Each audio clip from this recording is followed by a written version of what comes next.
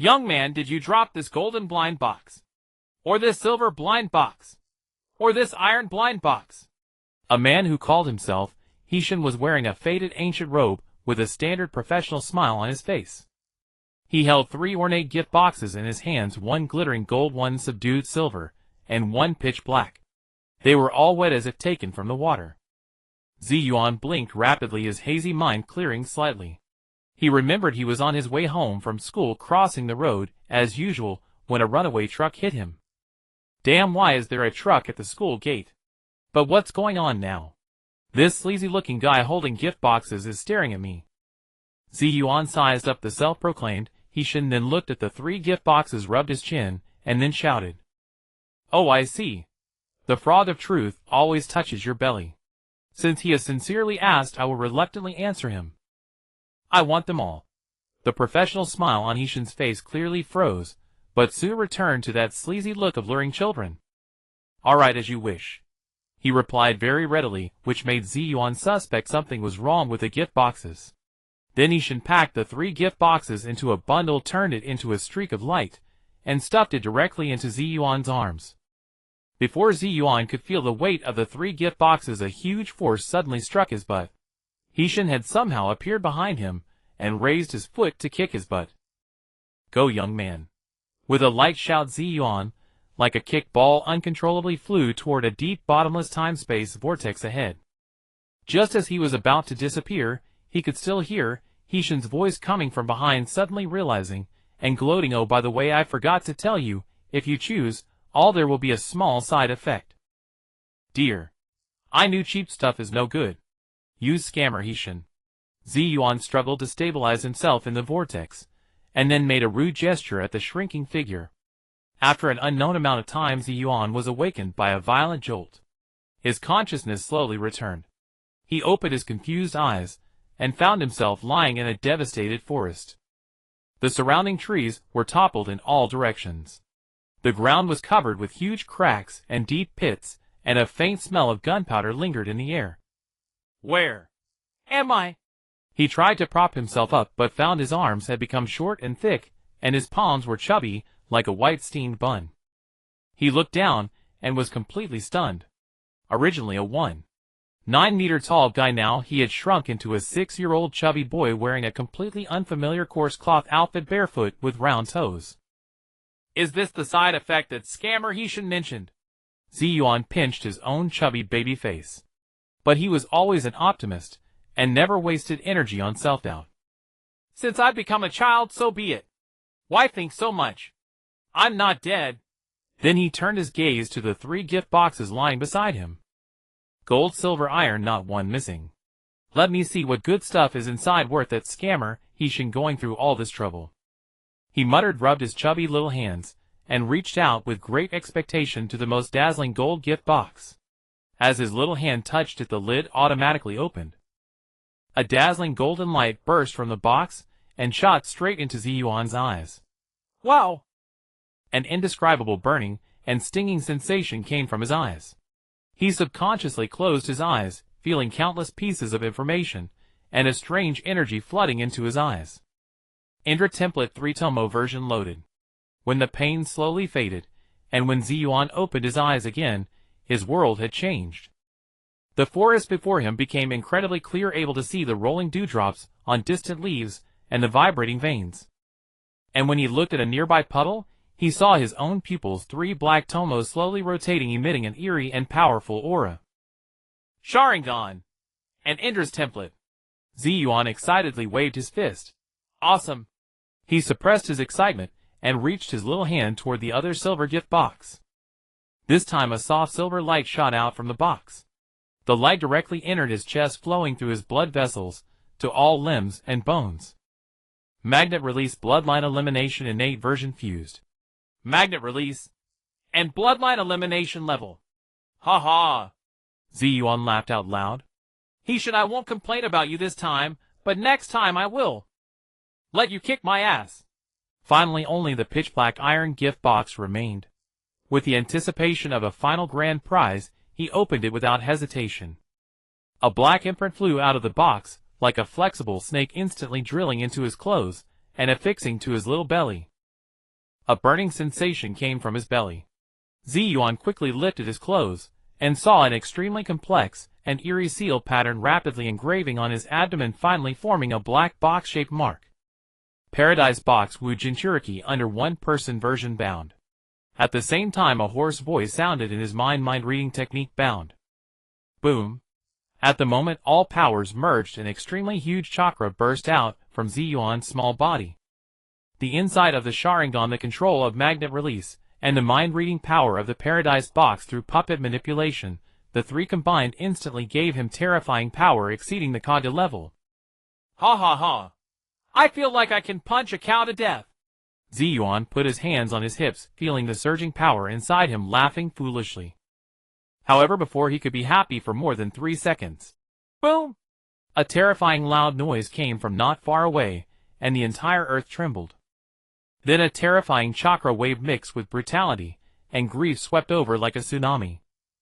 Zi Yuan quickly turned his head to look and saw a giant tree trunk as big as a hill falling from the sky, with a piercing scream heading straight for his position. Damn! Murder! Zi Yuan yelled, flailing his arms wildly. At this moment, the magnet release power inside him erupted.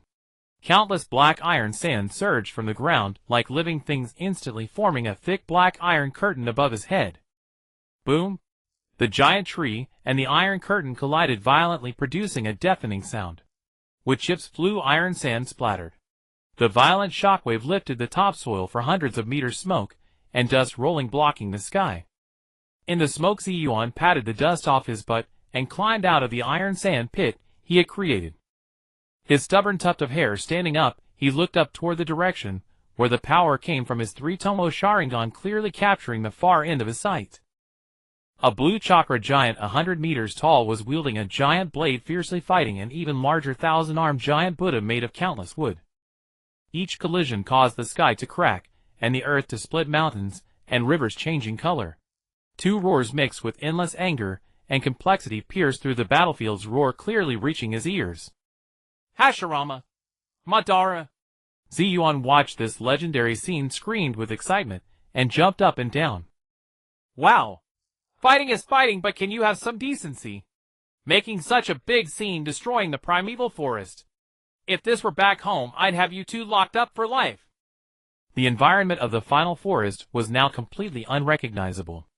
Madara Uchiha's complete Susanoo stood like a blue demon god returned from hell, its armor imposing, dual blades in hand, each swing stirring up storms that tore the atmosphere. Opposite, the giant wooden Buddha created by Hashirama Senju's wood release wood golem technique appeared majestic and solemn, yet its attacks were ferocious. Thousands of wooden arms, like raging dragons emerging from the sea, crazily clashed with the blue demon god. Each clash between them caused large-scale destruction. Mountains collapsed, rivers changed course, and the earth's surface was ripped up. The entire battlefield turned into a forbidden zone of life. The scattered chakra energy was enough to terrify any ninja below the Kage level. Hashirama! Standing within the crystal at the forehead of the Susanoo, Madara Uchiha's crimson eternal Mangekyo Sharingan reflected the wooden Buddha, filled with deep-seated hatred and madness. The death of his younger brother Izuna was like a knife that completely cut out his last illusion of peace. Madara! Hashirama Senju stood atop the wooden giant, his face filled with pain. He did not want to fight his beloved friend, but as the leader of the Senju clan, he had to protect his clan and his younger brother. At this moment both of them poured out their chakra without reservation. The battle had entered a white-hot stage. Both were bloodshot, as if they would not stop until the other was completely destroyed. At that moment both of them stopped moving almost simultaneously. Their extraordinary senses detected a new terrifying chakra completely on par with theirs, erupting like a volcano from a corner of the battlefield. That chakra possessed both the coldness of Uchiha's Yin release and a majestic power of all-encompassing nature. What? Madara Uchiha frowned, his scarlet pupils turning toward the source of that power. Hashirama Senju also temporarily stopped his attack, looking over with surprise and confusion. The ninjas of the Senju and Uchiha clans watching from afar were even more overwhelmed by this sudden burst of overwhelming world-dominating pressure. This chakra. Who is it? Tobirama Senju stood on a large rock, his silver-white short hair wildly blown by the air waves, his eyes extremely solemn, staring fixedly into the distance. In everyone's shocked eyes, a blue-white energy pillar rose from the ground and shot straight into the sky. The resulting air waves ripped up large areas of forest and soil, stirring up a vast cloud of dust covering 10 square miles. Within the dust, a huge skeleton rapidly constructed itself, first the ribs, then the spine, then the arms. Next, meridian-like chakra covered it. Finally, a set of materialized armor, even more ferocious and domineering than Madara Uchiha's Susanoo, appeared. When the dust cleared, a giant humanoid figure over 200 meters tall stood, revealed its entire body a strange blue-white, with a horned head, ferocious face, and 2 pairs of huge wings stretching from its back, exuding a brutal aura from an ancient era. Its size was actually a full head taller than Madara's complete Susanoo. All Uchiha clan members present, including Madara himself, had their pupils sharply contract. Is this Susanoo? And it's a Susanoo even taller than the complete form. But this color, this form. I'd never seen it before. I am the god! A childish and narcissistic shout amplified through the resonance of the blue-white Susanoo, spread across the battlefield like thunder. Only then did everyone see that in the rhombus crystal at the forehead of that terrifying Susanoo stood a chubby boy about 6 years old. That child had a stubborn tuft of hair standing up, hands on his hips, and with his Three-Tomoe Sharingan spinning, he arrogantly looked down at the blue demon god and the wooden Buddha below. This chubby boy was Zi Yuan. He looked at the 2 giant action figures before him, feeling the power surging within him, and an overwhelming sense of control arose. Not bad, they're pretty big, but still a tiny bit smaller than me. Zi Yuan pouted and commented, using his chubby hand to make a gesture in front of his eyes. But making noise and fighting in the middle of the night, that's not right. Before the words faded, he controlled the blue-white Susanoo, over 200 meters tall, to move at an extreme speed completely inconsistent with its massive size. The giant arms tore through the air with sharp sonic booms, reaching out to the left and right lightning fast toward Madara's Susanoo and Hashirama's wooden giant. Madara Uchiha and Hashirama Senju instinctively sensed danger and tried to control their giants to block or dodge. However, the 2 giant hands were even faster than them. Faster than their neural reactions. Slap. A crisp loud sound as if tearing the sky. Slap. Another equally loud sound. In the stunned eyes of all Senju and Uchiha ninjas, and in Tobirama Senju's eyes full of disbelief, that blue-white giant palm swinging left and right landed solidly on the faces of Madara's Susanoo and Hashirama's wooden giant. Time seemed to freeze at this moment. The Tengu-masked head of Madara's Susanoo was violently slapped to the side, a crack even appeared on the hard chakra armor, and the entire huge body stumbled uncontrollably. Hashirama's wooden Buddha was even worse off. Half of its face's wood was blown apart by the slap splinters flying, and the huge head tilted to one side, looking extremely comical. The entire battlefield fell into a dead silence. The wind stopped, the rain stopped, and everyone's mind went blank, like the harsh white light of a sunny day. Not only Madara was stunned, but Hashirama was also stunned. They, the 2 great warriors who roamed the Warring States era and were hailed as the pinnacle of the ninja world, had just been slapped in the face by a little brat who came out of nowhere in front of all members of both clans. How absurd. How humiliating. You 2 losers! Zi Yuan's voice, amplified by the Susanoo's loudspeaker function, shouted arrogantly. He controlled the Susanoo, using its giant fingers, pointing one at Madara Uchiha and the other at Hashirama Senju. Doing demolition work in the middle of the night. Don't you know this place is under my management now? And besides, did these trees provoke you? Bullying things that can't move, what kind of skill is that? Zi Yuan's voice grew more and more impassioned, convincing himself that he was the embodiment of justice, the guardian of the forest. If you've got guts, come fight me. He controlled the Susanoo, hooking its fingers at the 2 giant beings, the action extremely provocative. Not daring, you little bastards. And then, he continued shouting at them. Look at me! Cowards! Buzz! The next moment, an unprecedented sky-tinging murderous intent exploded from Madara's blue Susanoo. Madara Uchiha's chest heaved violently. He stared fixedly at the little brat ahead, who also had Susanoo, and the pinwheel pattern in his Mangekyo Sharingan began to spin wildly. The murderous intent in his eyes was overflowing. On the other side, Hashirama Senju was full of question marks. He looked at the little brat, then at the thoroughly provoked Madara, his mind struggling to process. This? Whose child is this? Uchiha? No, this chakra. In the distance, Tobirama Senju's heart was already in turmoil. This chakra. This Susanoo. Is it the Uchiha clan's hidden final trump card? Inside his heart, alarm bells were ringing wildly. Damn Uchiha. They really are a naturally evil clan hiding such a monster. In the Uchiha clan's camp, everyone was looking at each other, eyes wide with confusion. Hey, do you know who that is? Is he from our Uchiha clan? I don't know. When did the clan produce such a little ancestor? That Susanoo is stronger than Lord Madara's. How is that possible? No one could answer their questions because everyone was completely baffled by the insane scene before them.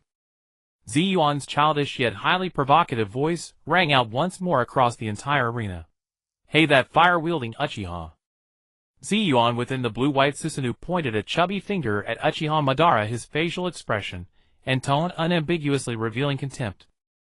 I must say you're quite something. In his mind, the true thoughts he had read from Madara's heart, layers of hatred wrapped around a core, played out as clearly as a film. Your brother died not long ago, and the murderer is the very brother of that wooden-faced man in front of you. Instead of seizing the moment to avenge him, you're here flirting with him. You shout Hashirama and want to kill him, but in your heart all you think about is skipping stones with him as kids and promising to build a village together. Zi Yuan's voice suddenly rose, his tone becoming extremely exaggerated. Could it be that the passion you had for skipping stones back then runs so deep? So deep that it makes you temporarily set aside the vengeance for your brother's death. Boom! Suddenly a violent surge of chakra erupted from Uchiha Madara's Susanoo. This brat, how does he know? No. Impossible. Madara's inner roar echoed clearly back into Zi Yuan's mind. He had been hit right on the mark. A 6-year-old boy had in front of everyone exposed the deepest truth that Madara himself was unwilling to admit, and even deliberately avoided acknowledging. Zi Yuan gave Madara no time to react. He pointed his finger toward the other side, at the dazed Senju Hashirama. And you? The one who plays with wood. Don't think I can't see through your disguise. Your inner thoughts are no less intense than his. Madara, stop Madara, we can go back to how we were. Madara, I don't want to fight you. Zi Yuan pinched his voice, mimicking Hashirama's inner cries, with perfect accuracy, his movements both ridiculous and infuriating. Good grief, your mental activity is even richer than his. Your head is full of wanting to be with Madara forever. I say you two should just stop fighting and get married right here. I'll be the wedding officiant. Today, if neither of you gets married, no one is leaving. The moment these words were spoken, the entire crowd was stunned. Senju Hashirama's face flushed from the base of his neck to the tips of his ears at a visible speed. I just want to fulfill our dream together. That stammering inner voice made Zi Yuan burst with amusement. As for Uchiha Madara, after the initial shock, what replaced it was boundless fury and humiliation. His most secret emotions laid bare, so publicly, were 1,000 times more insulting than the slap he had just received. Brat! I'll kill you! Uchiha Madara's raspy voice sounded as if it came from the depths of hell, each word dripping with icy murderous intent. He spun abruptly towards Senju Hashirama, letting out a thunderous roar. Hashirama, forget the grudges. Let's join forces and kill this insolent brat. Though Senju Hashirama felt that what Zi Yuan said made some sense, he saw that Madara was on the verge of losing control, and the mad chakra was even causing his own wood golem to tremble. He knew that if he didn't go along with Madara, this man would truly lose all reason. He let out a heavy sigh, his face full of helplessness. Fine, Madara. Let's take him out first. The two pinnacles of the ninja world at this moment formed a temporary alliance, born of shared shame. The blue Susanoo and the giant wooden Buddha simultaneously turned around. Two world-shattering auras, like two mountains, pressed down heavily upon Zi Yuan's blue-white Susanoo. Oh ho! Hit a nerve, have I? Zi Yuan was not intimidated. Instead, he grew even more excited. He spread his arms and shouted arrogantly. Come on, come on. Let me see how well this couple coordinates. Susanoo 8 Yasaka Magatama. Wood style with dragon technique. Uchiha Madara and Senju Hashirama attacked simultaneously. Madara Susanoo condensed Magatama in its hand, and hurled them at Zi Yuan. The Magatama ignited from friction, with the air rushing in with scorching heat. Meanwhile Hashirama's wood golem opened its massive mouth, and a ferocious wooden dragon crawled out coiling towards Zi Yuan Susanoo in an attempt to bind it. Yet just as the Magatama were about to strike, a sinister smile suddenly crept across Zi Yuan's face. He tore off the ill-fitting coarse cloth vest from his body, revealing his soft chubby belly. On his abdomen the black box-shaped seal pattern glowed with an ominous light. "Come out, my personal enforcer." Zi Yuan pressed his plump hand onto the seal, and twisted it. Open. Whoosh. The black seal mark instantly transformed into a bottomless vortex. A presence more evil, more chaotic, and more ancient than Madara's murderous intent surged violently from the vortex. Roar. A soul-rending howl erupted from the vortex. Then a pitch-black monstrous creature materialized. Its form: no head, no face, a massive maw in its belly with gleaming white fangs, jagged bone wings on its shoulders, a single spinal column dangling below. Wreathed in black mist, it exuded a fierce and terrifying aura. This was the monster from the box of bliss. Wu. I'm free at last. Wu's piercing, triumphant voice echoed across the battlefield. Shut up. Get to work. Zi Yuan snapped without hesitation. Wu, realizing that he now had a master, and had to obey the chubby boy's orders, complied. It immediately opened its cavernous belly maw to meet Senju Hashirama's wood dragon and Uchiha Madara's Agisaka Magatama. Boom! An indescribably massive explosion occurred in midair. Wu's figure was completely engulfed by the combined attack of the wood dragon and the Magatama. The violent energy shockwaves sent both the Susanoo and the wood golem stumbling backward. Is it over? Senju Tobarama squinted from afar, but a sense of foreboding rose in his heart. Before the dust had even settled, Zi Yuan's arrogant laughter echoed once more. Ha ha ha. Is that all? Through the smoke Wu's form reappeared. Though it looked much more battered, it was constantly regenerating. Moreover, it fixed its closed, lifeless eyes on Madara and Hashirama. Zi Yuan stood with his hands on his hips, inside the Susanoo, his face brimming with pride. You talk about joining forces, but in your heart you're scheming to betray the other. I hit the nail on the head, didn't I, Madara? Madara, weren't you just thinking that when the Magatama hit, you'd let the Susanoo's blade accidentally cut into the wood golem? These words struck Madara like a heavy hammer. Because what Zi Yuan said was exactly right, without a single error. That was a fleeting thought in Uchiha Madara's mind, a dark idea of betraying an ally, yet this brat had seen through it and exposed it to the world once again. Zi Yuan paid no attention to Madara's already livid face. He continued with his wildly exaggerated gestures and manic expressions, directing them at Madara, and even had Wu join in. Those two fools danced on the edge of a volcano with their lives on the line. No way. No way. No way. Is there really such an awkward existence now? He kept staring at Madara, not saying it outright, but his gaze said it all.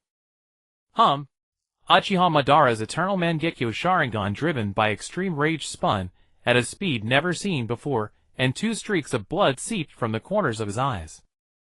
He was completely driven mad by Zi Yuan. Arg. With a roar of lost sanity, Uchiha Madara's Susanoo abandoned all targets, and swung its legendary blade in a berserk indiscriminate attack aimed at Zi Yuan, Wu, and even Senju Hashirama nearby. The battle erupted once more. But this time it was no longer 2 against 1 nor 1 against 2. It was a chaotic three-way melee. Zi Yuan and Wu, one predicting moves through telepathy inside the Susanoo, the other reading hearts with monstrous instinct, worked in tandem. For a moment, they managed to lock the two Ninja World pinnacles in a strange stalemate. However, a cold drop of sweat silently slid down Zi Yuan's chubby face. Damn, these two are way too strong. If we keep fighting once, they really get pissed, Wu, and I combined won't stand a chance. I need to figure out a way to escape. The chaos of the battlefield had surpassed the comprehension of all onlookers. 3 towering giants engaged in a ferocious slaughter upon this ravaged land, a scene of utter devastation. Madara Uchiha's blue Susanoo wielded its blade with sweeping, powerful strokes, each strike embodying the tyrannical ruthlessness of a Sengoku-era demon. Hashirama Senju's wooden giant accompanied by wooden dragons seamlessly integrated offense and defense. Sometimes the dragons coiled, sometimes heavy fists descended, each move reflecting the demeanor of the ninja god. Zi Yuan's blue-white Susanoo, however, presented a completely different fighting style. There was no order, no technique, and even the most basic blocks and parries appeared clumsy and inept. It was like a child possessing divine power, but only knowing how to swing fists, relying purely on instinct. Its only advantages were its blinding speed and its overwhelming irrational strength. Fire release, great fire annihilation.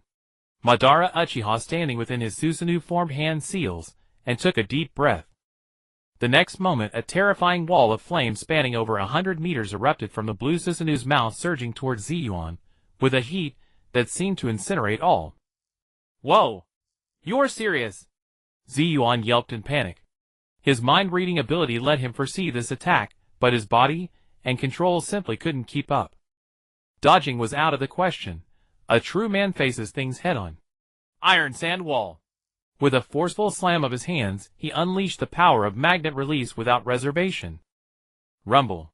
The ground churned violently as countless black iron sands burst forth, coalescing into a massive black shield wall dozens of meters thick before him. Flame and iron wall crashed together. The piercing sizzle of fire was incessant. The iron wall reddened, visibly began to melt and drip down as molten iron droplets. Yet in the end it withstood that cataclysmic blow. Uh-huh. Is that all you've got, Madara? Did you skip breakfast? Zi Yuan boasted loudly, while inwardly trembling. This is terrifying. The chakra consumption is insane. How does that old geezer's fire release feel like it's hooked up to a gas tank? Before he could catch his breath, another attack came. Would release aerial prison. Hashirama Senju, sensing the battle spiraling out of control, clapped his hands together. A gigantic wooden arm instantly extended from the wooden giant beneath him, like a predatory serpent reaching for Zi Yuan's Susanoo, with the intent to imprison it completely. Hermit! Bite him! Zi Yuan frantically manipulated his Susanoo, its twin wings suddenly flapping powerfully as it launched into the sky. The monster hermit shrieked, darting agilely through the air. Its rune-covered body continuously spewed black miasma, corroding the giant's sealing arm. However, Madara and Hashirama, who had roamed the ninja world for decades, possessed combat experience far too rich. The moment Zi Yuan ascended, Madara Uchiha's Susanoo rose simultaneously, its samurai sword carving a cunning arc that precisely predicted Zi Yuan's flight path. Meanwhile, though Hashirama's wooden arm was entangled by hermits, several wooden dragons followed like shadows, sealing off all of Zi Yuan's escape routes. This was the crushing superiority of the old generation. Zi Yuan was merely surviving on his mind-reading precognition and the raw power of the Susanoo itself. He was like a novice with a full map hack. He could see all enemy movements, but his own actions lagged behind, barely dodging lethal blows. Boom! The wooden palm broke through Hermit's defense and slammed solidly into the back of the blue-white Susanoo. The immense impact sent the Susanoo staggering, and Zi Yuan, inside the crystal at its forehead, was shaken senseless. Before he could stabilize, Madara Uchiha's samurai's sword descended with a whistling sound. Zi Yuan could only clumsily raise an arm to block. Clang! The metallic clangor resounded through the sky, sparks flying. A deep bone-visible gash was carved into the arm armor of the blue-white Susanoo. Damn it! 2 against 1. No honor! Zi Yuan yelled in fury, but his heart grew heavier. He could feel his chakra draining at an alarming rate. Yet those two monsters seemed to possess infinite chakra, their attacks growing fiercer with each wave. A brief lull fell over the battle. The three giants stood in opposition, the atmosphere around them oppressively tense. In the distance, both the Senju and Uchiha onlookers had grown numb from watching. This was a battle of gods they weren't even qualified to approach. Enough! Hashirama Senju's voice, tinged with fatigue and helplessness, came from atop the wooden giant. He stood there gazing at the unfamiliar blue-white Susanoo with a complex expression.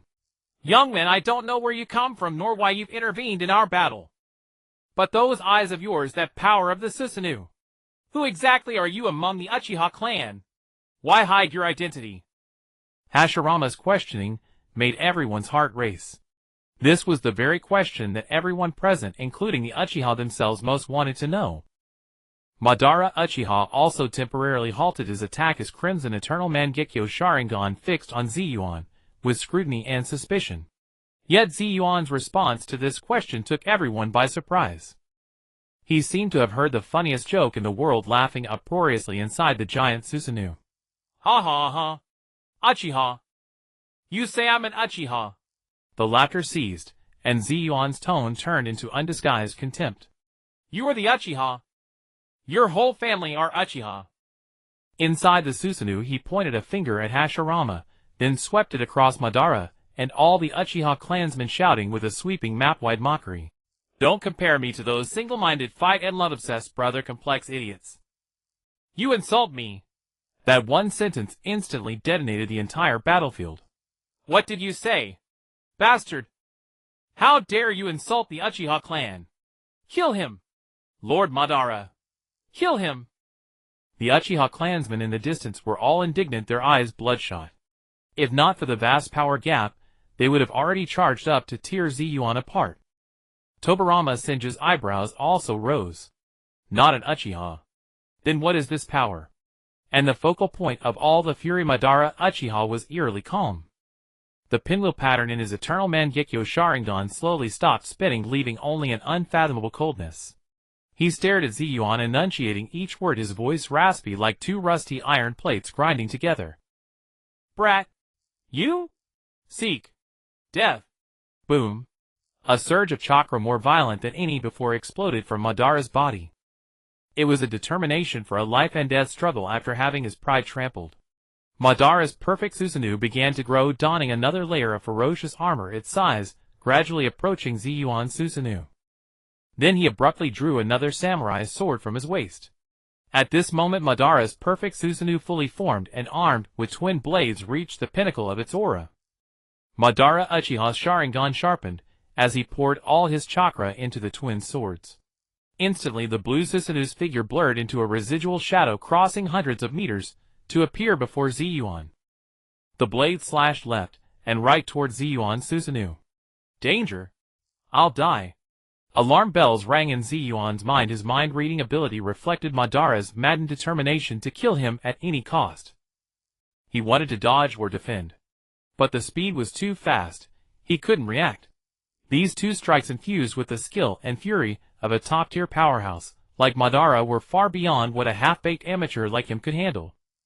Zi Yuan could only instinctively manipulate the blue-white Susanoo, folding both wings completely in front of it in an attempt to form the strongest defense. Riot! A teeth-grinding sound of severing. The divine weapon of Madara's Susanoo, the aim no Sakahoko, tore through the defense of the two wings with devastating force, then directly cut into the Susanoo's shoulder. Crack!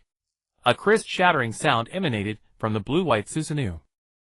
Before the horrified eyes of all, the right giant wing of Zi Yuan's once invincible blue-white Susanoo, along with a portion of its armor, was brutally severed.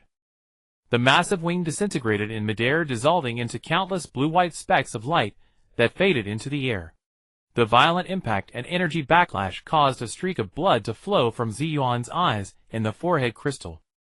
He could clearly feel the excruciating pain from the Susanoo. A tangible threat of death welled up in his heart. Zi Yuan's chubby face turned grim. Damn, I messed up. This old geezer really means to kill me. The excruciating pain of Susanoo's half-severed wing was clearly transmitted back to Zi Yuan's main body through the chakra link. At this moment Zi Yuan's blue-white Susanoo began to show spiderweb-like cracks, and the entire colossal body flickered unstably, as if it would disintegrate completely in the next second. Old man. He's serious.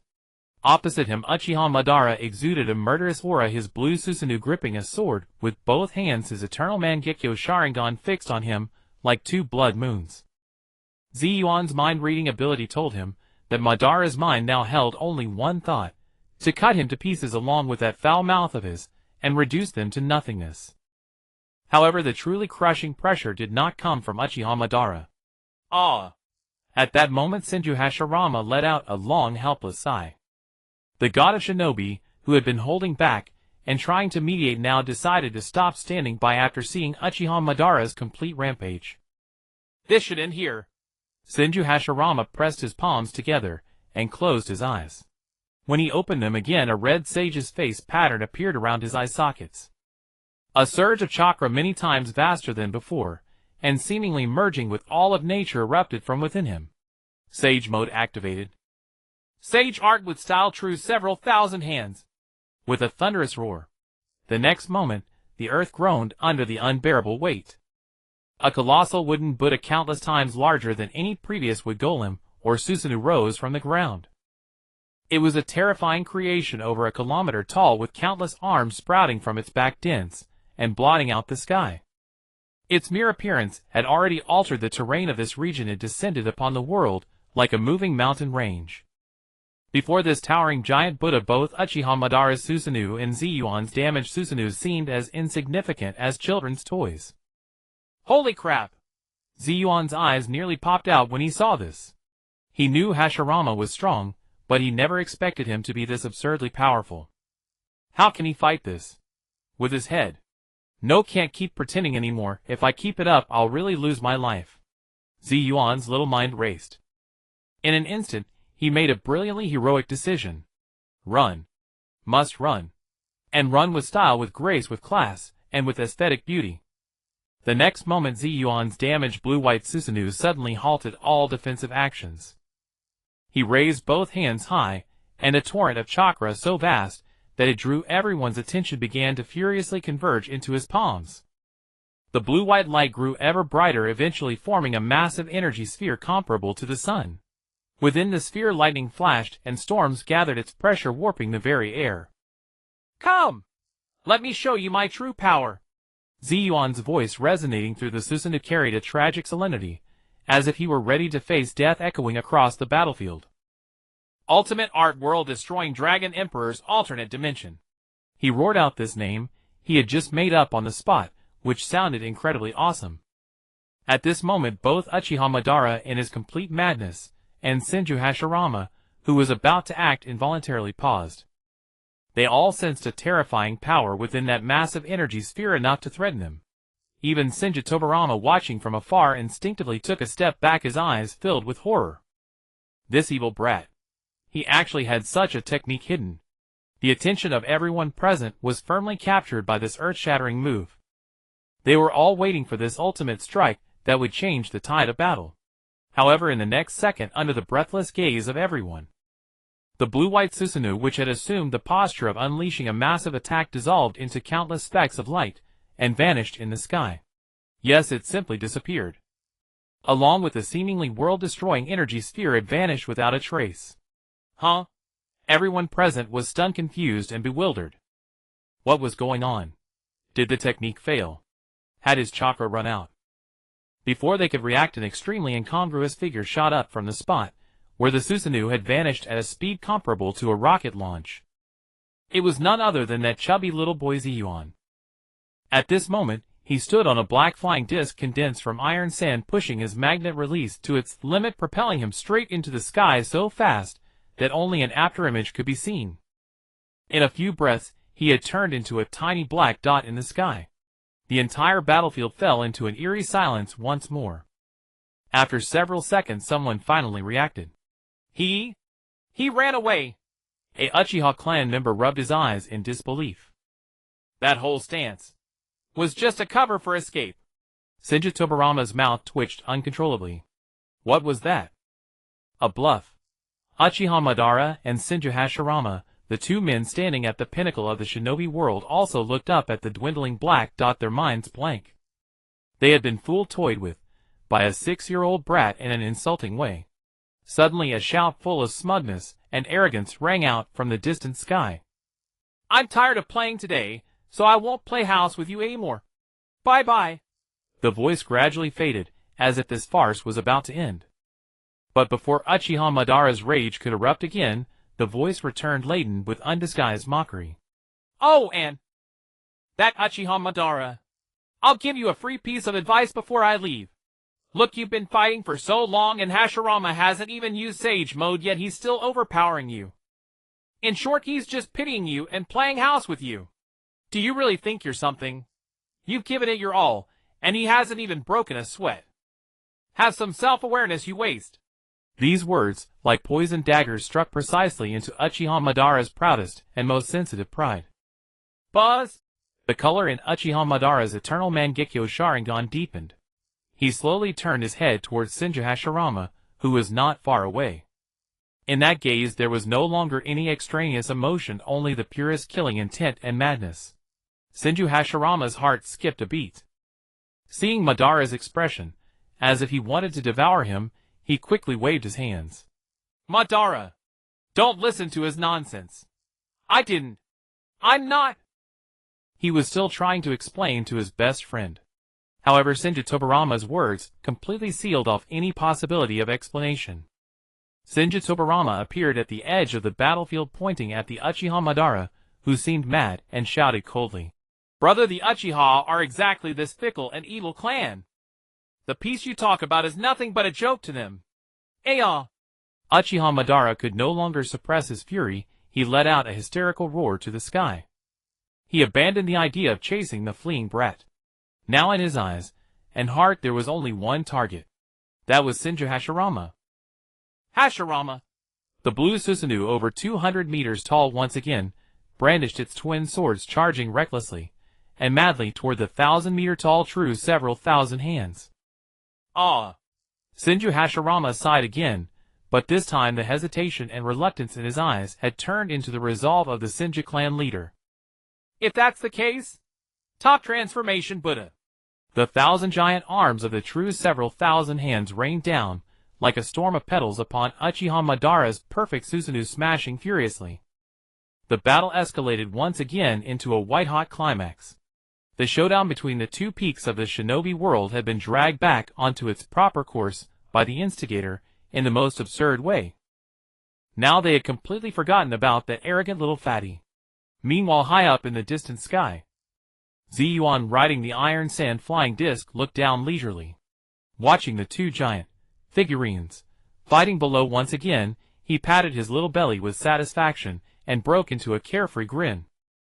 I give myself 100 points for this move. He hummed a tune, feeling immensely pleased. Fighting is tiring and risky, and it's life-threatening at every turn. It's not for someone like me who loves peace and life. Farming suits me better.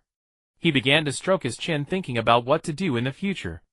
Besides, I can't waste my earth-shattering power. As the saying goes, with great power comes great responsibility. With such great power, I should go help those who need it most.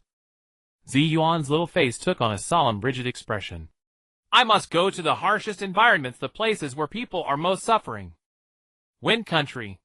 Full of deserts, dirt poor. All right. You're the one. Watch me, the Pharaoh, go save that barren land and its ignorant people. With high spirits, he adjusted his direction control, the iron sand flying disc beneath his feet, and turned into a shooting star heading toward Wind Country, disappearing into the horizon. The Wind Country? Yellow sand filled the sky, and the scorching sun blazed. A surfboard forged from pure black iron sand tore through the sizzling air, darting at high speed over the dunes. The sand it stirred up along the way churned the already barren Gobi into a haze of dust. Woohoo! This speed, this push, what supercar could compare? Zi Yuan's feet were rooted to the iron sand board like plants. Facing the blazing wind, he spread his arms wide and howled with abandon. Leaving the Valley of the End, that war-torn demolition zone, this boundless desert was a paradise to let loose. No lunatics chopping down trees, no psychopaths setting fires. Here the rules were dictated by these Three-Tomoe Sharingan eyes. The dunes ahead undulated like golden mountains. Zi Yuan was about to pull off a 360-degree Thomas spin drift when the iron sand board, at the moment of cresting a giant dune, abruptly slammed into a massive wall of yellow sand. Bam! Thud! A thunderous boom exploded across the desert. Zi Yuan bored and all embedded himself into that sand wall. Cough, cough. Who the hell builds a wall in the middle of the road at noon? Don't they know traffic laws? Zi Yuan spat out sand while pulling his short legs out of the pile. He casually kicked the sand wall before him. That kick caused the once dead wall to churn violently. The surrounding yellow sand rolled like a tsunami, the temperature plummeted, and a terrifyingly brutal destructive chakra surged into the sky. Zi Yuan looked up, his gaze piercing the swirling sand. That was no wall at all. It was a monster as massive as a mountain. Its body was piled with sand adorned with violet mystical runes. A thick tail swept wildly behind it, leveling every dune in its path. One tail Shoha. Shoha slowly turned its enormous head. Golden cross-shaped pupils reflected the tiny speck that was less than its toe. Being woken from a good sleep was an unforgivable sin to Shoha, who had severe morning rage. What ant dares disturb my afternoon nap? Shoha opened its gaping maw like a black hole, and its furious roar stirred up a gale that blew Zi Yuan's cowlick backward. Normal people might have wet themselves facing such a colossal beast. But Zi Yuan didn't know the meaning of fear. In this desert, the one who was never wrong was a noble pharaoh with a system and an invincible cheat. What are you yapping about? Don't you know you can't just lie on the road? You smashed my exclusive ride. Can you afford to pay for it? Zi Yuan planted his chubby hands on his waist, his short, thick finger pointing at Shoha's nose, his voice even louder than the tailed beast's. Shoha was stunned. What was with this kid? Not only did he not run, but he dared to curse and point fingers. The Sand Guardian, the invincible defense among tailed beasts, was being lectured by a 6-year-old. Courting death. Shoha didn't bother to argue. Its massive front claw tearing the air with a sharp screech crashed down like Mount Tai upon Zi Yuan. Yet Zi Yuan didn't even dodge. Mind reading activated successfully. In an instant, the true emotions hidden beneath Shoha's violent exterior flooded into Zi Yuan's mind like a tide. How annoying. All these humans in the ninja world either want to capture me, or are afraid of me. None of them can talk properly. I'm very reasonable too. That stinky fox always plays the boss. I'm one tail number one. Why does it look down on me? If only someone could recognize my greatness. The moment Zi Yuan caught these thoughts, he nearly burst out laughing. This giant war beast with its massive frame was actually a tsundere, with a severe lack of love and intense craving for recognition, and a stubborn mouth that refused to admit it. He suddenly thrust out his right hand, pointing at Shoha's suspended claw. Stop! You that tsundere fat cat who's been suppressed by the stinky fox, full of grievance, but misunderstood by everyone. Zi Yuan's voice echoed like a thunderclap over the desert. The giant claw halted half a meter above his head. The wind it stirred scattered yellow sand for 10 miles. Shoha's golden cross-shaped pupils sharply contracted, and its massive body froze for a moment. How does this kid know what I'm thinking? He even called me a fat cat. And he knows about the stinky fox. Don't be surprised. Zi Yuan put his hands behind his back, strutting with a swaggering gait under the claw that could easily crush him, while rambling. Your thoughts are written all over your forehead. Do you think throwing tantrums is impressive? You're just covering up your loneliness. Covering up your desire to be recognized and to interact with others on equal terms. Shoha's tail lashed out, whipping up a sandstorm, its voice frantic. Shut up. I don't need human recognition. I am the great Shoha. Anyone who provokes me gets buried in the sand. All right, stop pretending. Zi Yuan waved his hand to cut off the beast's roar, his tone turning earnest, like a seasoned elder teaching a lost youth. Look at your amazing build. You're full of artistic flair. These violet patterns, this rounded figure. You're definitely a once-in-a-lifetime guardian deity. And what's the result? You laze around in this godforsaken desert every day, napping and eating sand. Aren't you bored? The world is vast. Don't you want to see it? This barrage of nonsense completely baffled Shoha. It slowly withdrew its claw. In all its life, the humans it encountered either ran away at the sight of it or tried to seal it. Never had anyone dared to point at its nose and call it a fat cat, let alone compliment its patterns and its round figure. Who are you? Shoha bowed its head, bringing its massive body close to Zi Yuan, its hot breath almost melting the sand on the ground. Kid, your scent feels familiar but annoying. That was because of Indra's chakra, the aura of one of the Sage of 6 Paths 2 Sons. Zi Yuan immediately seized the opportunity. Wasn't this perfect material? Familiar is right, annoying is natural. Great souls always attract and repel each other.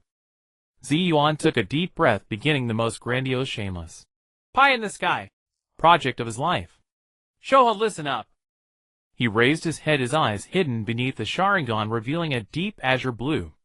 I am the man the nine-tailed beasts have been waiting 1,000 years for, the destined one. The azure-eyed boy who can call your names and play with you. Boom. Those words struck Shoha's mind like a thunderbolt. It seemed to have all its strength drained, its massive sand body swaying. Azure-eyed boy. A scene buried deep in its memory from 1,000 years ago was instantly awakened. That kind old man with a beard and horns, the sage of 6 paths. The father who created the nine-tailed beasts.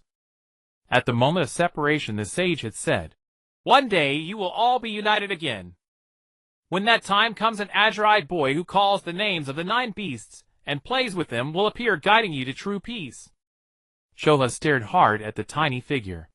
Although the kid's eyes weren't activated now in that moment, it had indeed seen a pair of azure blue eyes, as clear as the sky.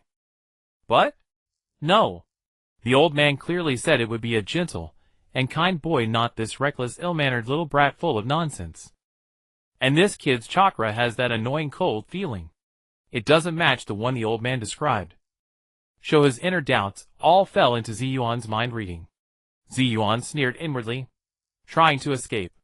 No way. A fat piece of meat in the mouth couldn't slip away. This golden leg must be clung to immediately.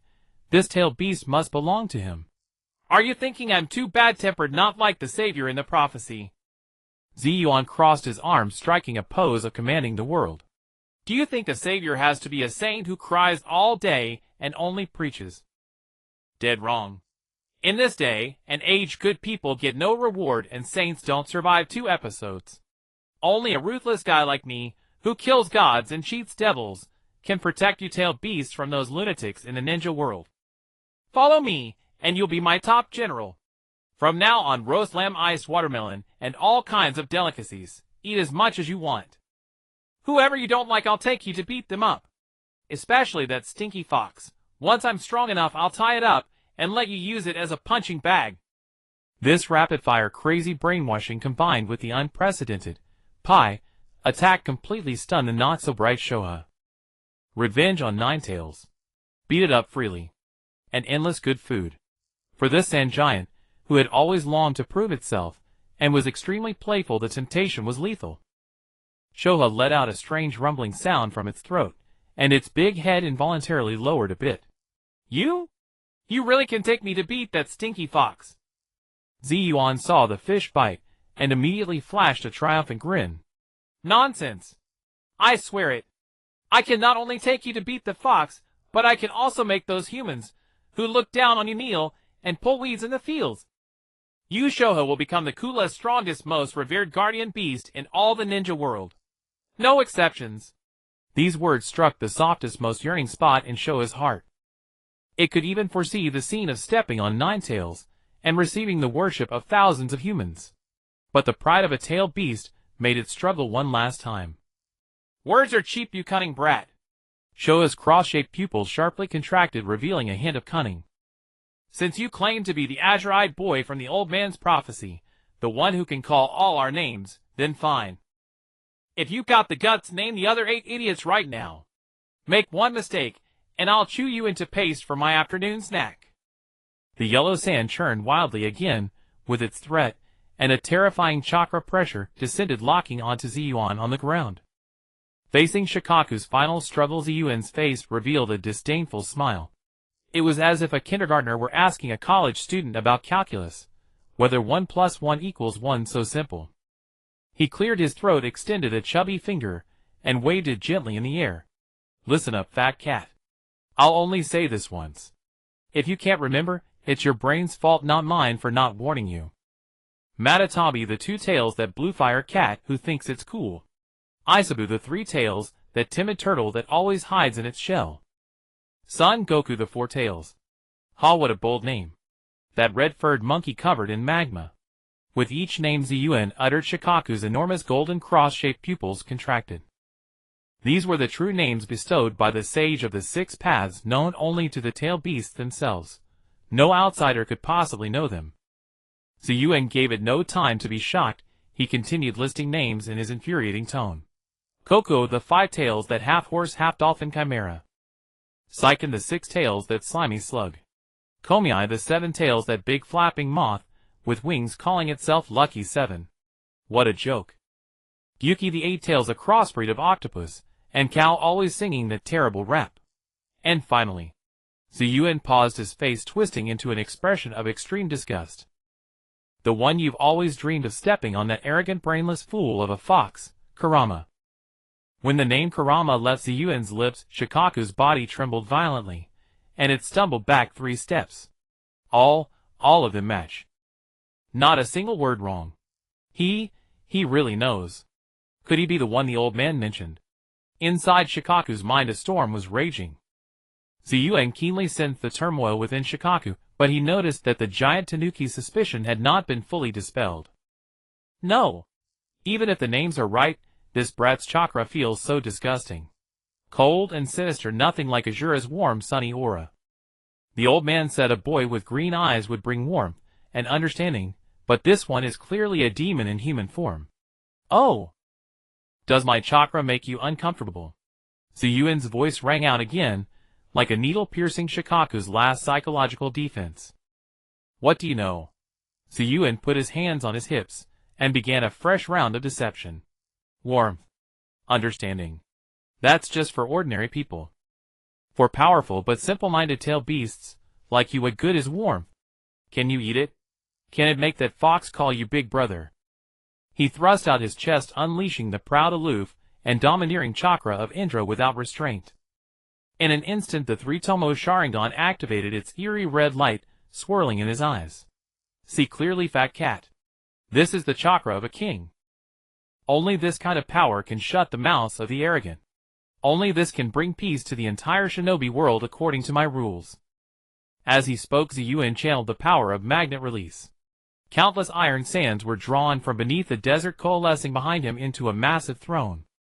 He swaggered over, sat down on the throne, crossed his legs, and looked down at Shikaku with the expression of someone observing a country bumpkin. Azura's saintly chakra only brings endless trouble and compromise. I, the descendant of Indra, the eldest son of the sage of the 6 paths, bring only peace and order. Follow me, and you will truly realize your worth. Now I'll give you one last chance. Submit or... Zi Yuan's smile suddenly became dazzling, but his words sent a chill down Shikaku's spine.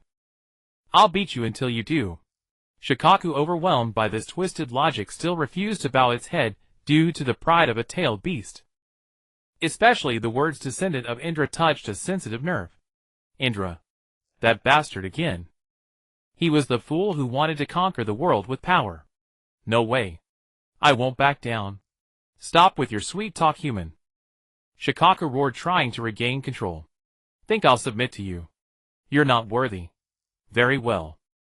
Zi Yuan's smile faded. Looks like you need a session of physical persuasion. He stood slowly from the throne, stretched, and his bones cracked. I wanted to reason with you, but since you don't understand, let's try a more direct form of communication. Before he finished, his figure vanished from the throne. The next second, he appeared atop Shikaku's massive head. Reacting swiftly, Shikaku swung its huge sand tail like an iron whip, tearing through the air with a sonic boom. But Zi Yuan merely leaped lightly, dodging the strike with ease. Hovering in midair, he beckoned to Shikaku with a finger. Come on, let me see what you've learned in these centuries besides sleeping. You're dead. Shikaku went berserk. Wind released drilling air bullet. Sand rain. Sand binding coffin. In an instant, countless air blasts, sand needles, and giant hands of quicksand surged towards Zi Yuan from all directions. Yet faced with this assault that would make any Kage-level shinobi's hair stand on end, Zi Yuan just curled his lip. Too slow. He didn't even activate Susanoo. The Three-Tomoe Sharingan's insight allowed him to see clearly the trajectories of all Shikaku's attacks, and the flow of chakra. His body danced through the air in impossible paths, like a butterfly weaving through a dense storm, strolling with ease. All the attacks grazed past his clothes, but didn't touch a single hair. How? Shikaku was utterly dumbfounded. Its proud attack seemed like a child's play before this brat. Is that all you got, fat cat? Zi Yuan's voice echoed like a ghost in Shikaku's ear. My turn. He formed hand seals so fast they were a blur. Magnet release, sand iron burial. Rumble, the entire desert seemed to come alive. Countless black iron sands burst from beneath the yellow sand, like a black tide engulfing Shikaku's massive body. These iron sands with powerful magnetic force clung to Shikaku's surface, squeezing inward relentlessly. Roar! Shikaku let out a pain howl, feeling as if its body was being crushed by this force. It struggled desperately to free itself, but the iron sands seemed alive. The more it struggled, the tighter they bound. Not done yet.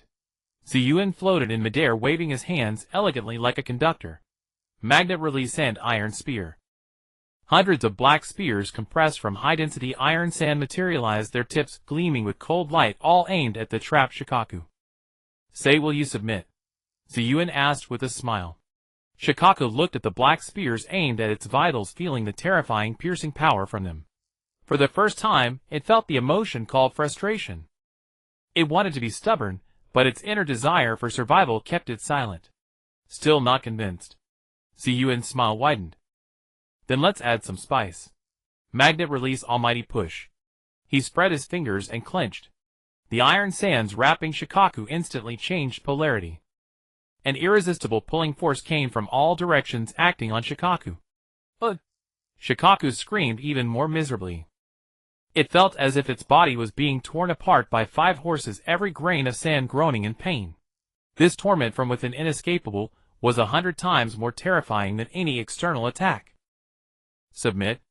Zi Yuan's voice came again. I submit.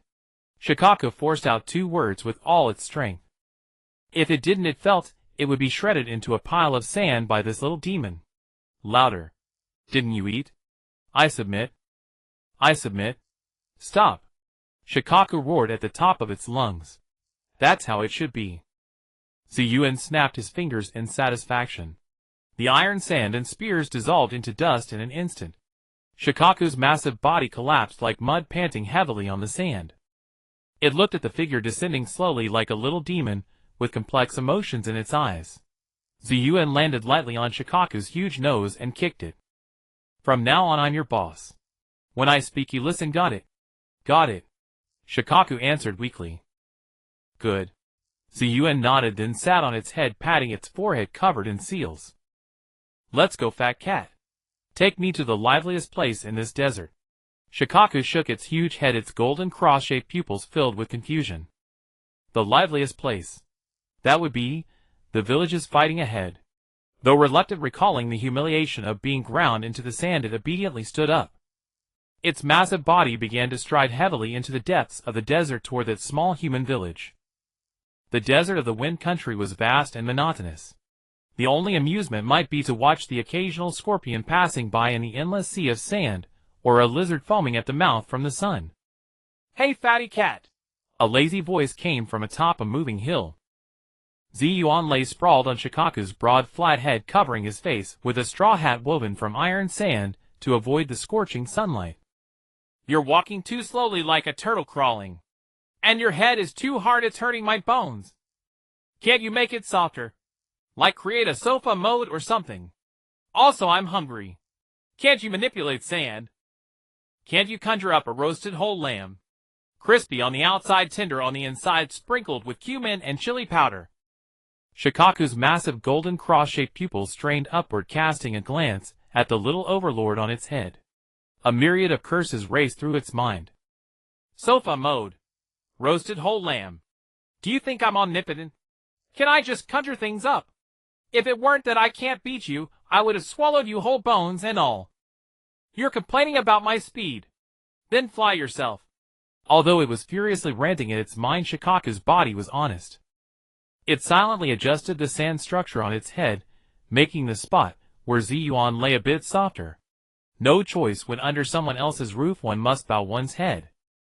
Moreover, the dark, menacing frying pan was still hovering above its forehead, spinning slowly, constantly reminding it who was the boss. That's more like it. Feeling the change beneath him, Zi Yuan grunted in satisfaction. Since you're being so obedient from now on, when I eat meat, I'll make sure you get the soup. Pa! Who wants your soup? Shikaku spat in its heart, but its steps involuntarily quickened. The one human and one beast thus maintained a strange harmony in the desert. Just as Zi Yuan was about to fall asleep in the jolting, the sound of shouting and fighting drifted faintly on the wind. Zi Yuan threw off the straw hat and sat up.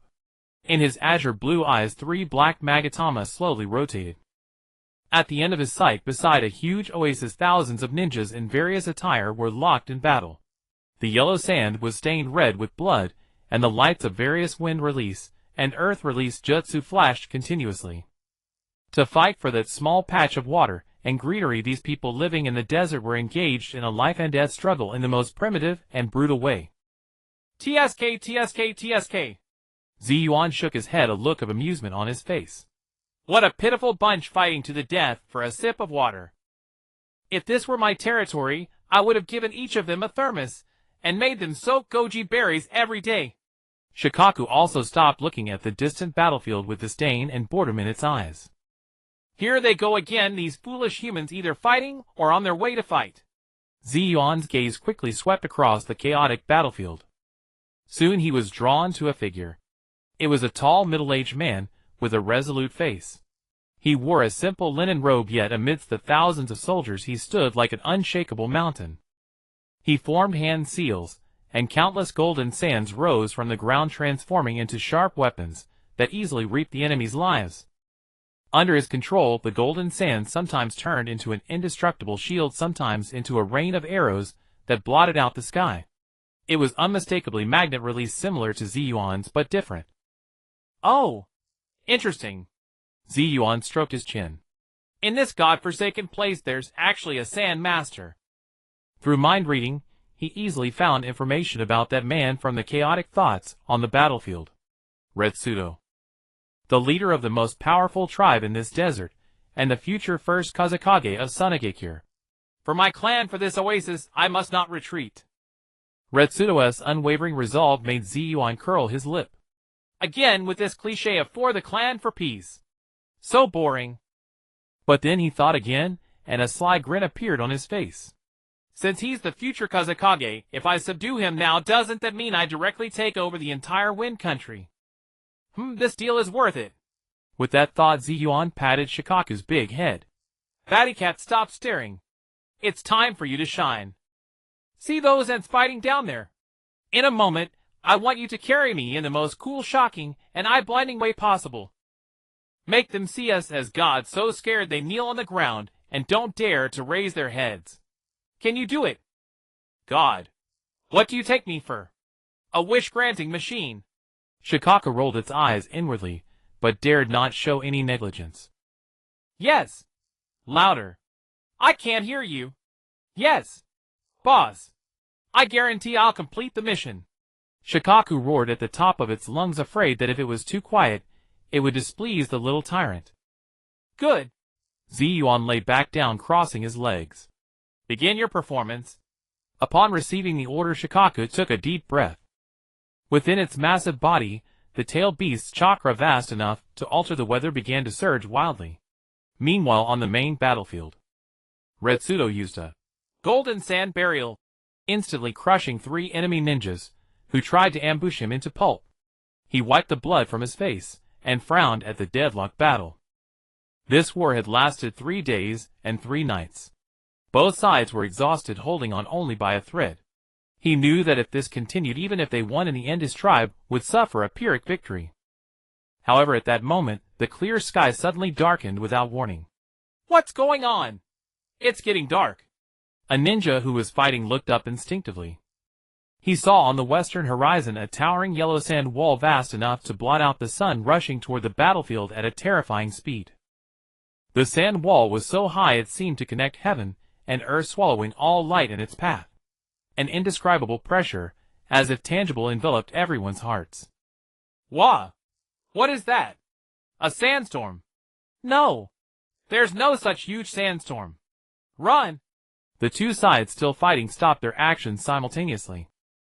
Before the overwhelming power of a natural disaster, the slaughter among humans seemed so insignificant and ridiculous. Everyone began to flee in panic, but how could their speed match that earth-sweeping sand wall? Retsudo stood still, not moving. He stared fixedly at the sand wall, sensing the terrifying chakra within it that made his soul tremble. That chakra was violent, ancient, and filled with an aura of destruction. He knew it was not a natural disaster. It was a power of gods and demons beyond human reach.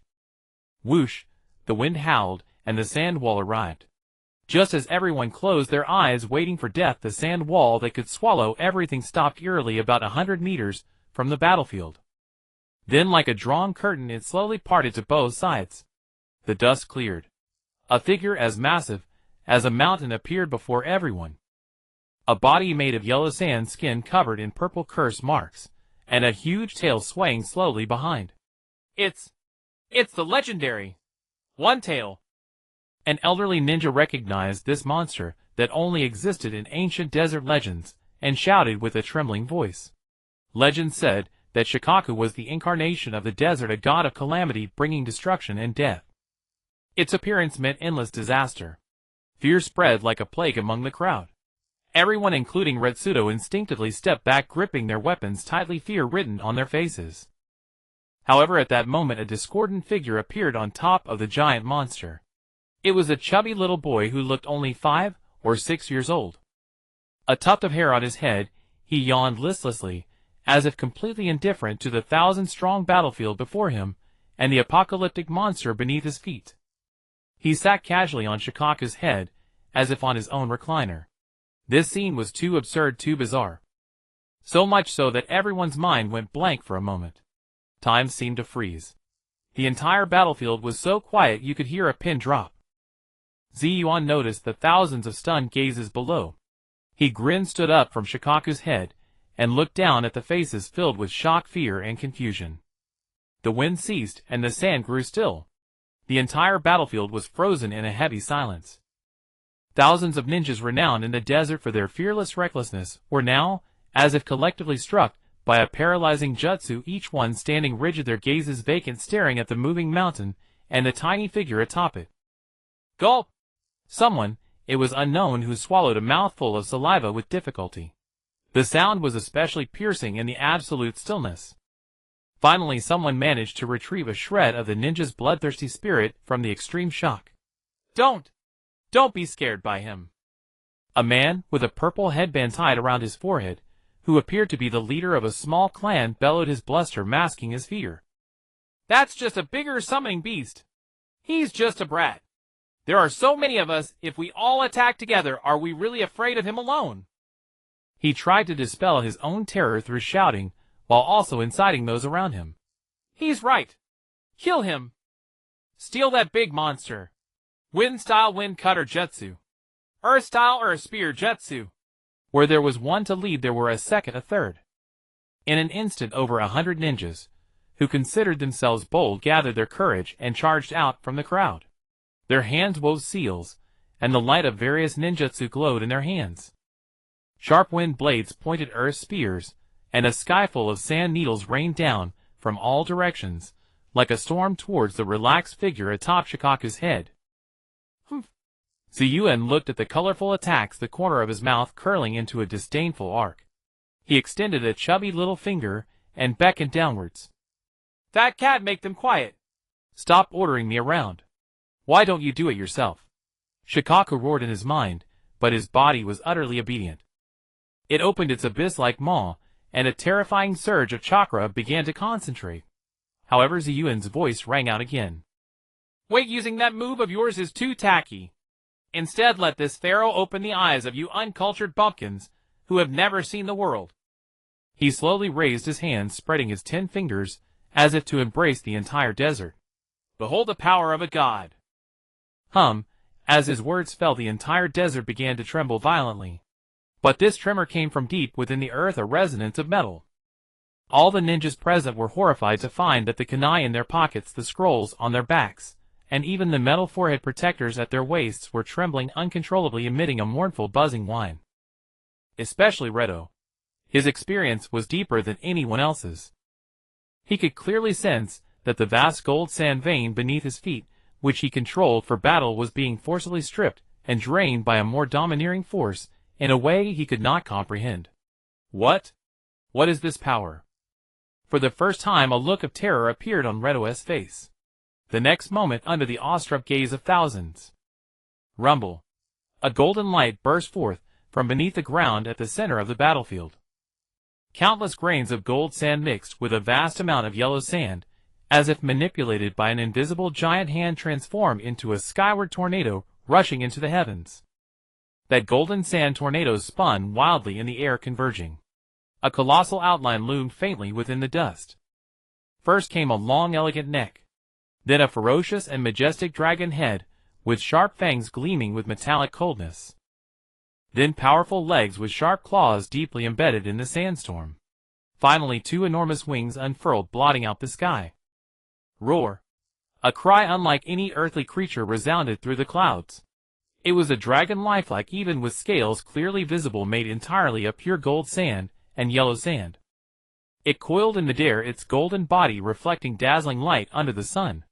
The majesty of its dominion over the world made even Shikaku beneath it seem insignificant. Do you see, mortals? Zi Yuan's voice carried a preacher's peculiar cadence, growing louder. The ancient guardian sleeping beneath this desert, responding to my summons descending here. Its name is Blue Eyes White Dragon. Everyone stood frozen in place, including those ninjas who had just been charging, aggressively launching attacks. Their ninjutsu, before even reaching halfway, were blown away by the terrifying airwaves stirred by the dragon's emergence. They gaped, their minds blank, staring at the mythical creature. Ninjutsu? Are you kidding me? This is divine magic. Redo's body trembled slightly. He looked at the dragon, entirely composed of gold sand, his eyes filled with fervor and awe. As a magnet-released ninja, he knew better than anyone how terrifying the chakra and unimaginable control would be needed to manipulate such a vast amount of gold sand and shape it into such a fine, colossal form. This was not within human power. This was a miracle. Yet the shock Zi Yuan brought them was far from over. It's not over yet. He grinned, showing a row of small white teeth. The Three-Tomoe Sharingan in his eyes spun wildly. Armor fusion. Boom! A blue-white chakra energy erupted from his small body, shooting into the sky. But this time the energy did not form a giant humanoid. Instead, like a living fluid, it covered the golden sand dragon. One by one, fearsome bone-like armor pieces covered the dragon's chest and back. A demonic, menacing helmet clamped onto the dragon's head. 2 pairs of energy wings radiating an ominous aura unfurled once more above the dragon's wings. In an instant, a sacred and majestic golden sand dragon transformed into a terrifying war machine, fusing the extremes of divine and demonic aura. Susanoo. Blue Eyes White Dragon. Zi Yuan looked at his creation, clapping his hands in satisfaction. The thousands of ninjas below had completely lost the ability to think. If the golden sand dragon earlier was a miracle, then this dragon clad in demonic armor was an apocalyptic calamity capable of destroying the world. Now! Zi Yuan turned his gaze to the ninjas below, who had been scared witless, the so-called unbelievers. He raised his finger and pointed into the distance. Offer a salute to your ignorance. Blue Eyes White Dragon. Use. Burst stream of destruction. Roar. The dragon covered in Susanoo armor raised its head and let out a roar. Blue arcs of electricity began to form on its body. It opened its massive mouth, and a pure white, continuously compressing and rotating energy sphere rapidly took shape. That energy sphere condensed the power of electromagnetism, radiating an extremely pure, annihilating aura of destruction. The next second, swoosh! A beam of white light, impossibly thick, shot from the dragon's mouth. Where the beam passed, space itself seemed to warp slightly. The beam did not strike the ninjas below, but instead targeted the massive cliff in the desert behind them.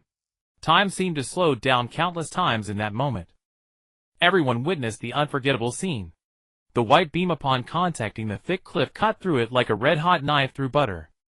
Silently it split the ancient cliff, which had existed for tens of thousands of years, cleanly in 2, parting it like a middle part. After a brief pause, a deafening collapse echoed, and the shockwave kicked up a sky-obscuring cloud of dust. Yet the beam continued without losing force, piercing the clouds, leaving a white trail in the azure sky that lingered for a long time. When the devastating light faded, the entire world fell into an even more profound silence than before. The ninjas who had been yelling to charge earlier now collapsed to the ground, their legs weak, their crotches warm with a pungent stench. They looked at the split cliff, then at the bottomless glassy trench. It was as if their very souls had been drained away. What kind of power is this? Redo stood motionless. His body trembled not from fear, but from an uncontrollable excitement.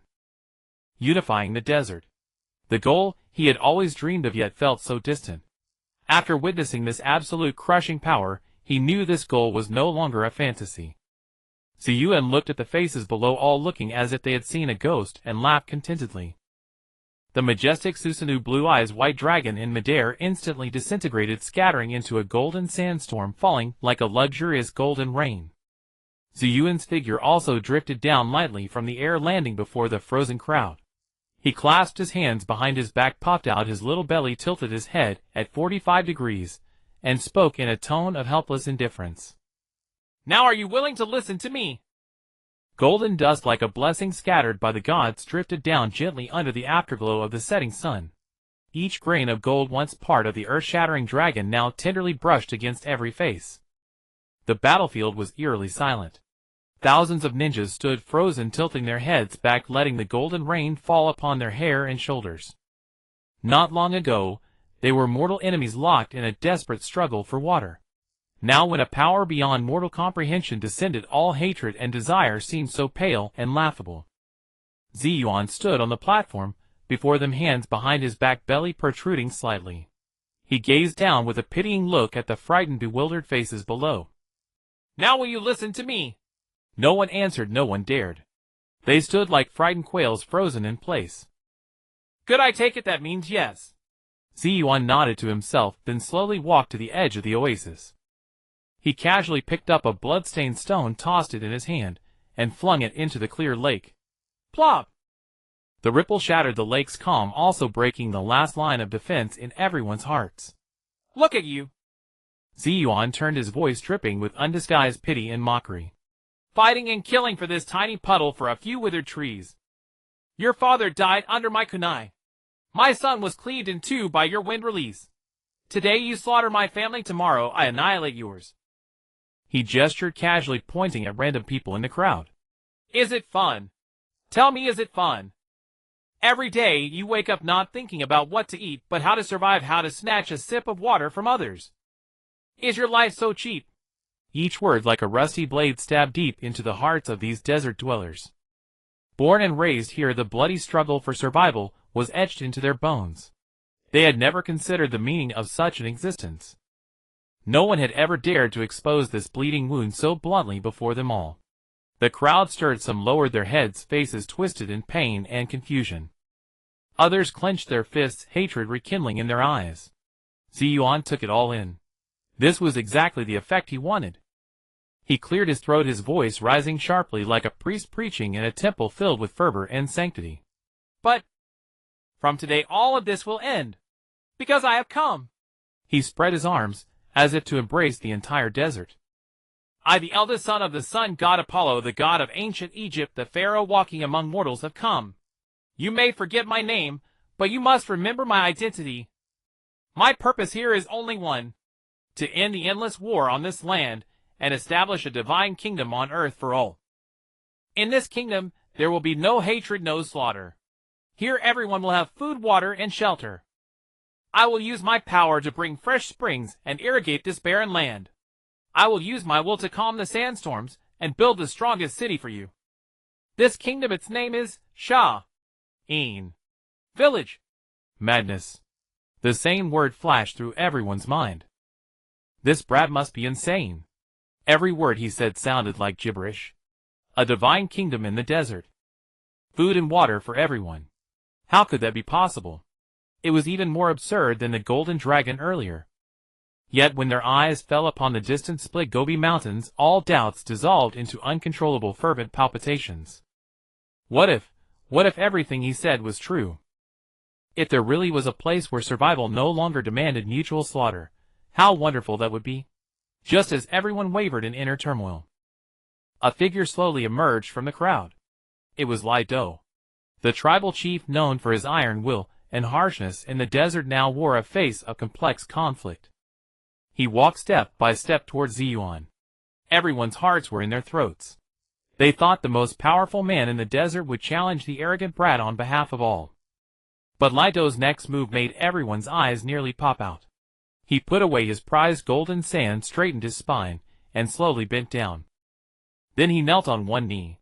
He lowered his head proud for decades, and swore allegiance in a hoarse but resolute voice. I Lido am willing to follow the pharaoh. Unite the desert, establish Sunagakure. Boom!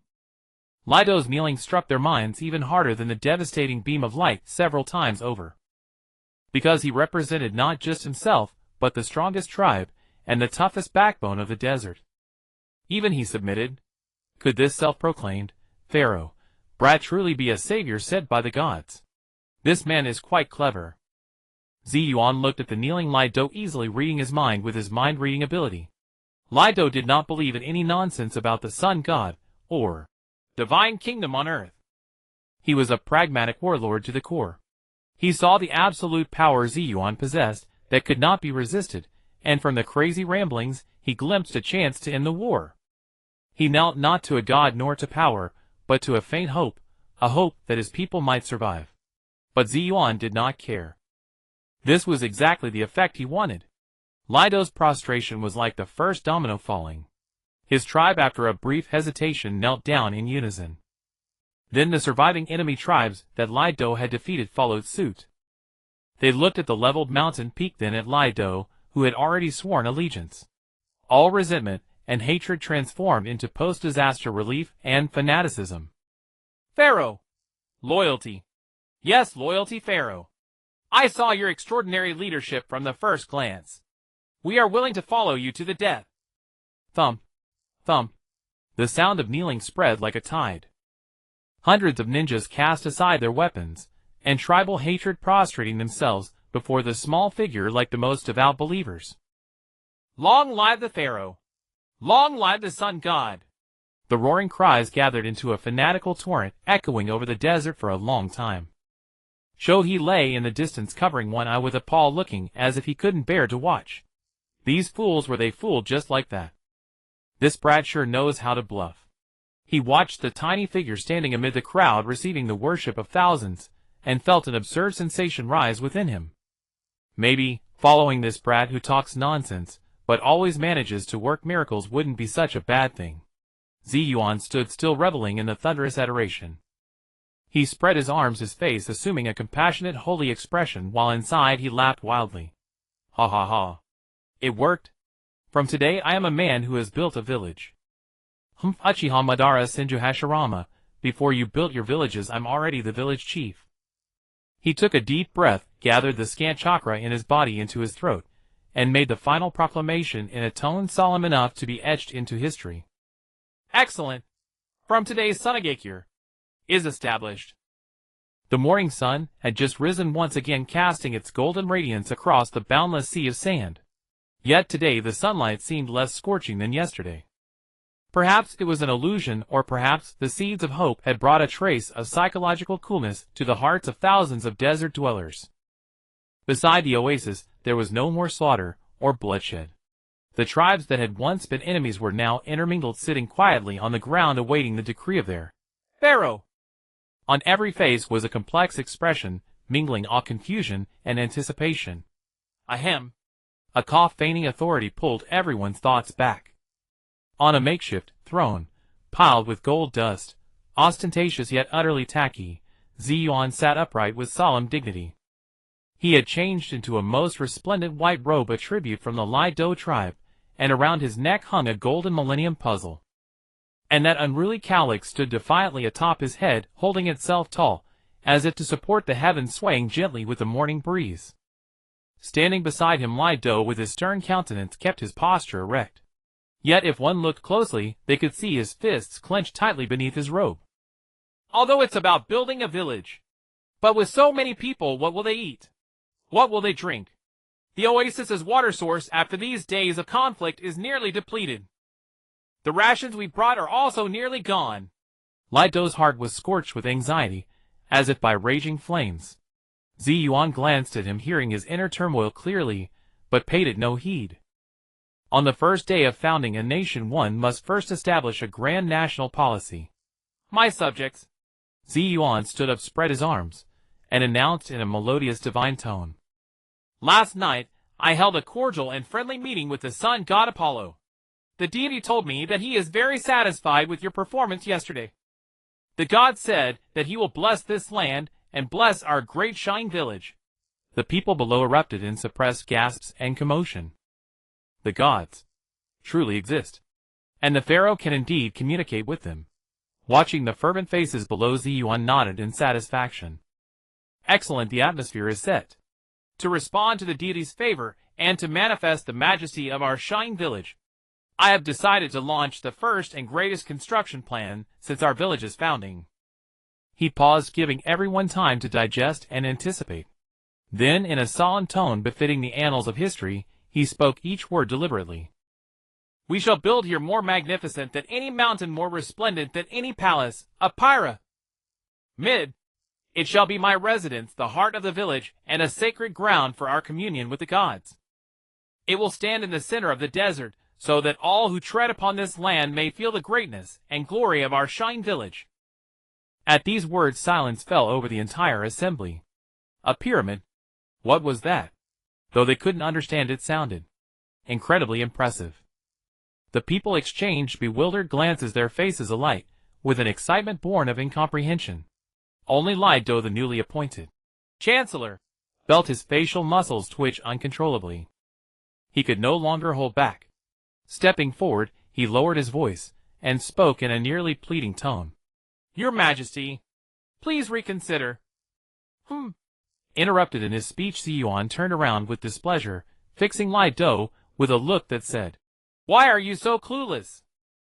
Li Do steeled himself and continued his remonstrance. Your Majesty, building that pyramid you mentioned is indeed a feat to showcase divine might. But, at present we simply lack the means. He raised his hand and pointed at the dense crowd below. You see, after days of continuous battle, everyone is utterly exhausted and many are wounded. Our food can sustain us for at most another day. This oasis's water is also nearly dry. We have no timber, no stone, nothing but sand and some worthless iron ore. The urgent priority is to solve the people's basic needs, not to what? Zi Yuan's face darkened. Li Do, I appointed you as Chancellor so that you could share my burdens and solve problems, not to present me with problems and pour cold water. A trifling matter like this has you stumped. Where is your execution? Where is your initiative? Li Do was rendered speechless by this barrage of incomprehensible but impressive-sounding words. He opened his mouth to say more, but Zi Yuan waved his hand, impatiently cutting him off.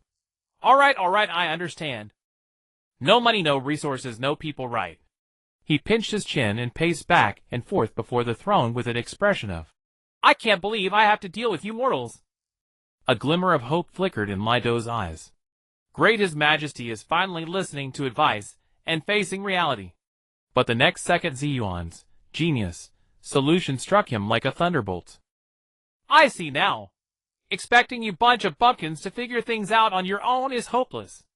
Zi Yuan stopped and suddenly clapped his hands. Since we don't have it ourselves, we'll just go and borrow from those who do. Borrow. Li Do was stunned. In his dictionary, this word was roughly equivalent to steal. Exactly, borrow. Zi Yuan's eyes sparkled with a light called cunning. Look at how unevenly resources are distributed in this world. Some people possess vast forests and rivers yet don't know how to cherish them. Some people wield great power, but only use it for fighting and destroying the environment. This is a tremendous waste. As a village favored by the gods, we have the duty and responsibility to help them and correct this error. He grew more excited with each word, as if he were truly carrying out a sacred mission. We are not stealing, we are conducting resource redistribution. We are helping those backward regions with industrial upgrading. Do you understand, Chancellor? Li Do's mouth hung open wide enough to hold an egg. At that moment, he felt his worldview being ruthlessly shattered by an unprecedented political sophistry. Could robbery be described so elegantly, and with such righteous indignation? But, Your Majesty, where are we going to borrow? Li Do asked with difficulty. He now only hoped that the little tyrant's target was not some tough nut like the Wushigua. Good question. Zi Yuan cast a probing glance at Li Do. Then from his bosom he pulled out a crumpled crude map, likely stripped from some corpse. He spread it on the ground and poked at it with his little finger. You see, the entire ninja world is currently busy imitating my village, setting up one country, one village. Everyone is busy building houses and networking. It's a time of rebuilding and also when defenses are weakest. He grinned, revealing a row of white teeth, his smile brimming with mischief. And most importantly, those big fellows are still wild now. Big fellows. Lido was momentarily confused. Idiot. Zi Yuan tapped the head of Shoha, who was dozing by the throne. Shoha grunted in displeasure, but obediently stayed put, not daring to move. The tailed beasts. Zi Yuan's eyes lit up like light bulbs. Think about it, one tailed beast represents a powerful force, a unique resource. Erway can breathe fire. Catch it, and we'll have a mobile boiler for winter heating and summer barbecues. Wu-Wei can run fast. Catch it, and we'll have a tailed beast express covering 1,000 miles a day, delivering goods to your door. As for Chi-Wei, it's even more useful. Zi Yuan grew more animated, as if already envisioning the blueprint of the future. It can fly and scatter scale powder. Capture it, and it will be our chief greeting officer and head of pollination department. Let it fly in the sky every day, spreading seeds and pollen over our desert. Within 3 years, I guarantee this desert will become a sea of green. We'll invite them all back, treat them to good food and drink, and make them willingly contribute to the construction of our Shine Village. By then, not just a pyramid, we could even build a floating city in the sky. This is what I call the sustainable overfishing development strategy. Lido was completely petrified. He looked at the 6-year-old chubby boy dancing and gesticulating excitedly, planning how to capture tailed beasts and assign them jobs, and felt his brain short-circuit. Capture tailed beasts, and several at once. Did this young master have any idea that tailed beasts were like strategic nuclear weapons? However, when his gaze fell upon Shoha, who was docilely lying nearby, and even yawned, all his doubts stuck in his throat. It seemed, in front of this young master, even a tailed beast didn't make any difference. How about it, Chancellor? Zi Yuan patted Lido on the shoulder with an expression of, I believe in you. Isn't this revenue-generating plan absolutely genius? Isn't it far-sighted? Lido's mouth twitched violently. What could he say? What else was there to say? In his heart, he could only silently mourn for those unfortunate, wild-tailed beasts for 3 seconds. Then, in a tone of utter despair, he forced out a few words. Your Majesty wise. On the 3rd day since the founding of Shine Village, the morning sun rose as punctually as ever, but the atmosphere in the oasis was no longer as fervent as the previous 2 days. Though the spark of hope can ignite people's hearts, empty stomachs and parched throats are the most effective ice water to extinguish the flame. Thousands of people gathered in this small oasis, and the daily consumption was astronomical. Although Lido had implemented the strictest rationing system to control the consumption of food and fresh water, everyone knew in their hearts that this was merely drinking poison to quench thirst. In at most 2 more days, they would face the dire situation of running out of water and food. Thus panic, like the shadow of a venomous scorpion in the desert, silently spread among the crowd. At this delicate moment of wavering morale there, Pharaoh finally ended his 2-day-long, secluded meditation, and summoned all the villagers again. It was still the tacky golden sand throne. Zi Yuan yawned lazily, looked at the faces below filled with anxiety and unease, and cleared his throat. Good morning, my subjects. The voice was not loud, but it reached everyone's ears clearly. Lido stood beside the throne, his expression solemn, but his hands hidden in his sleeves were already drenched in sweat. He had no idea what earth-shattering trick this little ancestor was going to pull today. Lord Pharaoh, please don't mention that pyramid anymore. If you do, there will be a mutiny. Lido's inner prayer was heard clearly by Zi Yuan. I know you've all been anxious these days. Zi Yuan cut straight to the point. What's there to panic about? It's just no food and no water. It's no big deal. He waved his hand, looking carefree. I declare that the great plan to build the pyramid is temporarily postponed. As soon as these words were spoken, the crowd below all breathed a sigh of relief. The heart that Lido had been suspending also relaxed halfway. Great, the Pharaoh finally recognizes reality. However, Zi Yuan's next words made his other half of the heart leap straight to his throat. Because Last night, I had another video call with the sun god. The god told me that the pyramid is just a small goal. The future of our Shine Village is the stars and the sea. And to conquer the stars and the sea, we must first have a sufficiently powerful team. Zi Yuan suddenly stood up from the throne, spread his arms, and his expression was impassioned. Therefore I decide to launch a plan more magnificent and more strategically significant than the pyramid. I name it the Tail Beast Strategic Resource Introduction and Reemployment Training Plan. The whole venue fell into dead silence. Tail Beasts. Strategic Resources. Introduction. Reemployment. Each word individually was understandable, but combined together they were more baffling than any sealing technique's incantation. Only Lidu upon hearing the words, Tail Beast, had his eyelids twitching wildly. He had a very ominous premonition. I know you don't understand, that's fine, because your vision is too small. Zi Yuan with a tone of frustration pointed at the bewildered faces below. What do you think tail beasts are? Are they just monsters that cause destruction? Disasters that need to be sealed? Wrong. Terribly wrong. They are resources. They are talents. They are walking treasure troves. You need to open your minds. He walked to the throne and stepped on the head of Shoha, who was dozing while lying down. Shoha opened its eyes discontentedly, about to flare up, but was glared back by Zi Yuan with a look that said, Move again, and I'll stew you. So it could only continue lying down pitifully. Look! Zi Yuan pointed at Shoha under his feet. The one-tailed Shoha. You only see that it can blow wind and play with sand. But have you seen its thick fur? Have you seen its powerful sealing ability?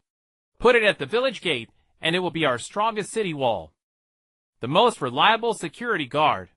From now on, if anyone dares to cause trouble in our village, we'll have Shoha seal him up and throw him into the desert to feed the scorpions. This is called making the best use of everything.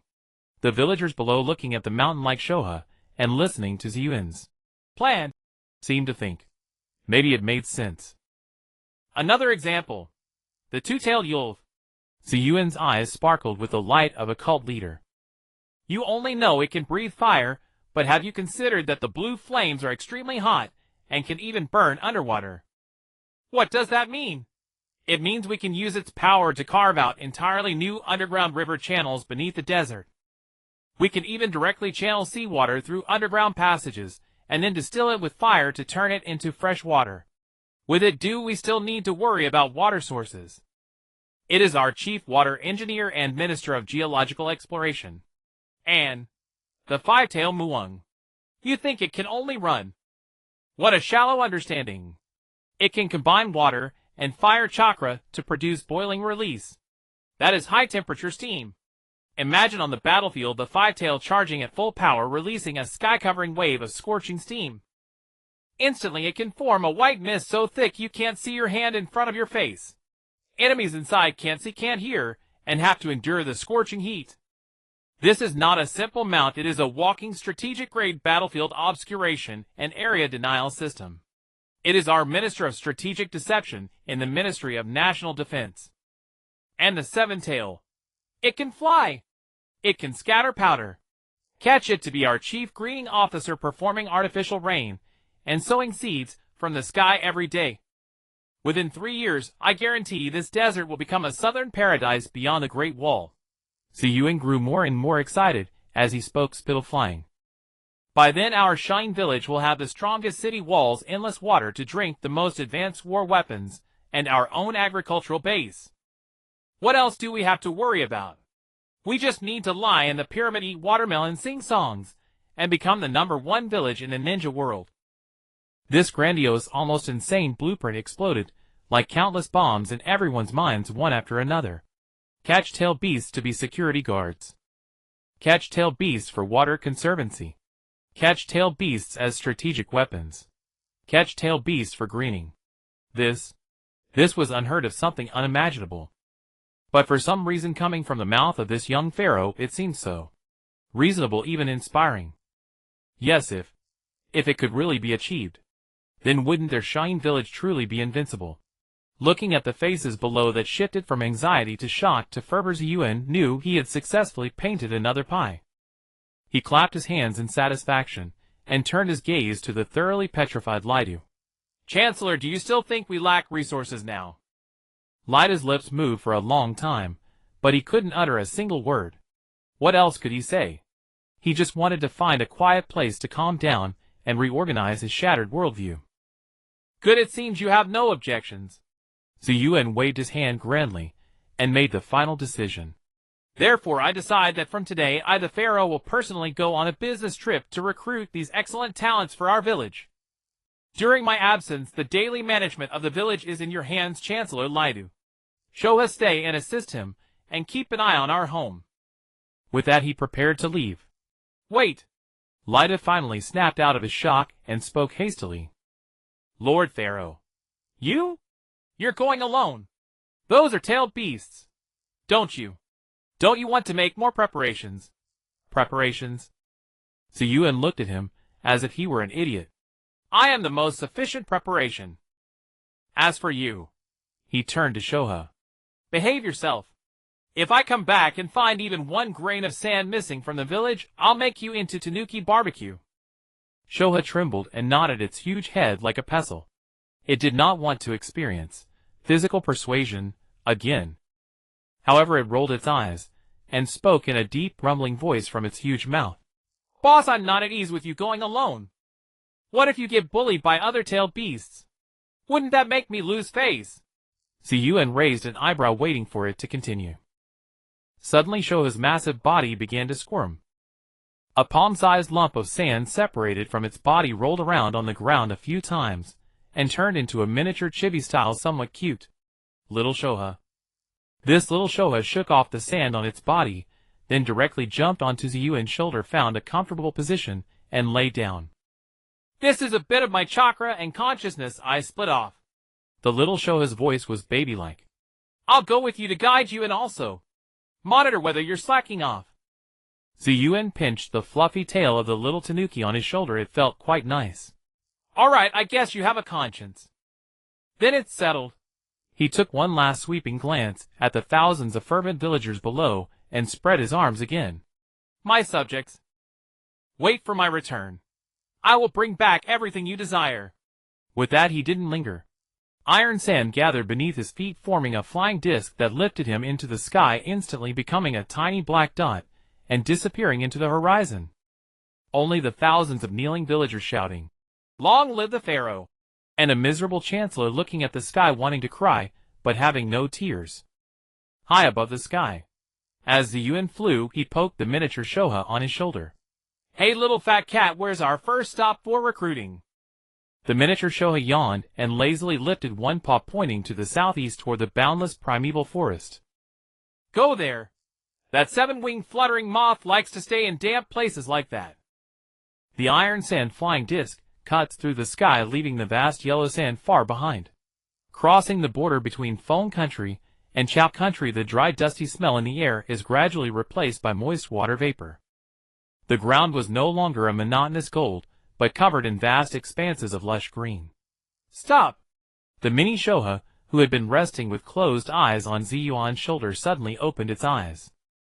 Zi Yuan understood immediately. The flying disc under his feet came to an abrupt halt, hovering in midair.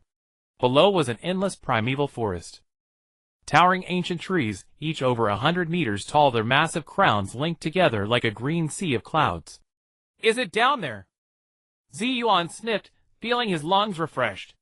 The mini Shoha raised a small paw, pointing toward a huge lake deep in the forest. That stink bug loves to splash around where there's water. All right, let's go down and take a look. Zi Yuan controlled the flying disc, descending silently through the layers of canopy, finally landing on the sturdy branch of a giant tree by the lake. The sight before him made him whistle involuntarily. It was a lake as clear as sapphire, its surface as smooth as a mirror reflecting the washed sky. Above the lake a huge creature was leisurely flying. It was a giant beetle the size of a small mountain. Its body was covered with cyan blue carapace, but the most striking feature was the 6 huge translucent wings, like colored glaze on its back, along with a tail of the same material. As its 7 wings flapped, they stirred a gentle breeze, and sunlight pierced through the wings, refracting a rainbow-like brilliant halo. Sometimes it dubbed its wingtips, lightly touching the water-stirring ripples. Sometimes it spiraled upward, playing among the clouds. Every flight was filled with freedom and agility. Seven Tails Chongming. Tisk, it's quite a unique look. Zi Yuan stroked his chin, his eyes shining with the gleam of a new toy. If I catch it and install some lights, I won't need candles at night. Boss, this guy is slippery and can fly, not easy to catch. The mini Shoha reminded quietly. And it calls itself Lucky 7, thinks it's the luckiest in the world, very narcissistic. Oh, narcissistic. A mischievous grin spread across Zi Yuan's lips. Then it's easy. He didn't conceal his aura, jumping down from the branch with a swagger, landing on the grass by the lake. Chongming, playing in midair, immediately noticed this suddenly appearing little one. It stopped flying, its huge compound eyes curiously examining the chubby human child below. It sensed no hostility. Instead, from the other it caught a scent of a kindred spirit, as well as an ancient aura that felt both familiar and somewhat repulsive. Hey, little one down there. A clear, pleasant, yet slightly mischievous thought echoed directly in Zi Yuan's mind. Who are you? What are you doing on my turf? This lord. Zi Yuan raised an eyebrow. A winged fluttering moth like you dares to call yourself this lord? Fluttering moth. Chongming's thought instantly elevated. You're the fluttering moth. Your whole family are fluttering moths. I am a beetle. The noblest, luckiest beetle. Oh, a beetle. Zi Yuan picked his ear, looking as if he suddenly understood. Then it's fine. He turned around, making as if to leave. Hey, stop right there. Chongming dubbed down its massive body, landing in front of Zi Yuan, the gust of wind flattening the grass on both sides. You haven't told me what you're here for. Me. Zi Yuan turned around, hands behind his back, looking up and down at Chongming with a tone of regret and anguish. I came originally to find a lost piece of art in the mortal world. Art? Chongming was bewildered. Exactly. Zi Yuan slapped his thigh, suddenly his voice rising with passion. A perfect work of art carved by the gods themselves, blending the essence of sky and earth, combining freedom and power. Look at you. Look at your carapace. This streamlined body. Especially these 7 wings. He pointed a finger at Chongming's rainbow-colored glass-like wings, his eyes filled with fervent admiration. These are not wings. They are 7 gems left by the gods. Solidified rainbows. Poems of the wind. Every flap is a hymn to freedom. Every flight is a praise to the sky. This sudden, unrestrained, crazy flattery completely stunned the narcissistic Chongming. It unconsciously flapped its wings, watching the refracted halo, its mind buzzing. Poems of the wind. Solidified rainbows. This guy has pretty good taste. But Zi Yuan's tone suddenly did a complete 180, filled with endless sorrow. Such a perfect work of art. Such wings that symbolize freedom. Yet imprisoned in this small, dark, damp forest. Look at the sky above you. Blocked completely by these wretched trees. Your flight can only circle among these branches. What a waste. What a pity. Don't you feel stifled? Don't you feel your wings weeping? Zi Yuan wept and wailed, beating his chest and stamping his feet, acting more grief-stricken than if his own father had died. Chongming, influenced by his words, began to feel that this forest he had lived in for hundreds of years seemed a bit small. Yet every time I fly higher I hit the tree canopy, so annoying. Seeing that the other had taken the bait, Zi Yuan immediately threw out his ultimate, invincible supreme pie. So, I came. He spread his arms, his expression solemn and sacred. Chongming, join me. In my kingdom, in my Shine Village, I will build for you a sky tree that reaches the heavens. It will be a sanctuary forged of gold and jewels. It will pierce the clouds and reach the firmament. You will have the entire sky as your domain. You can freely dart through lightning, play in the storms. The sun, moon, and stars will be your adornments. You will no longer be a beetle trapped in the forest. You will become the true, the only, the king of the sky. This magnificent blueprint, like the sweetest poison, instantly struck the softest part of Chongming's heart. King of the sky. Owning the entire sky. This sounds so cool.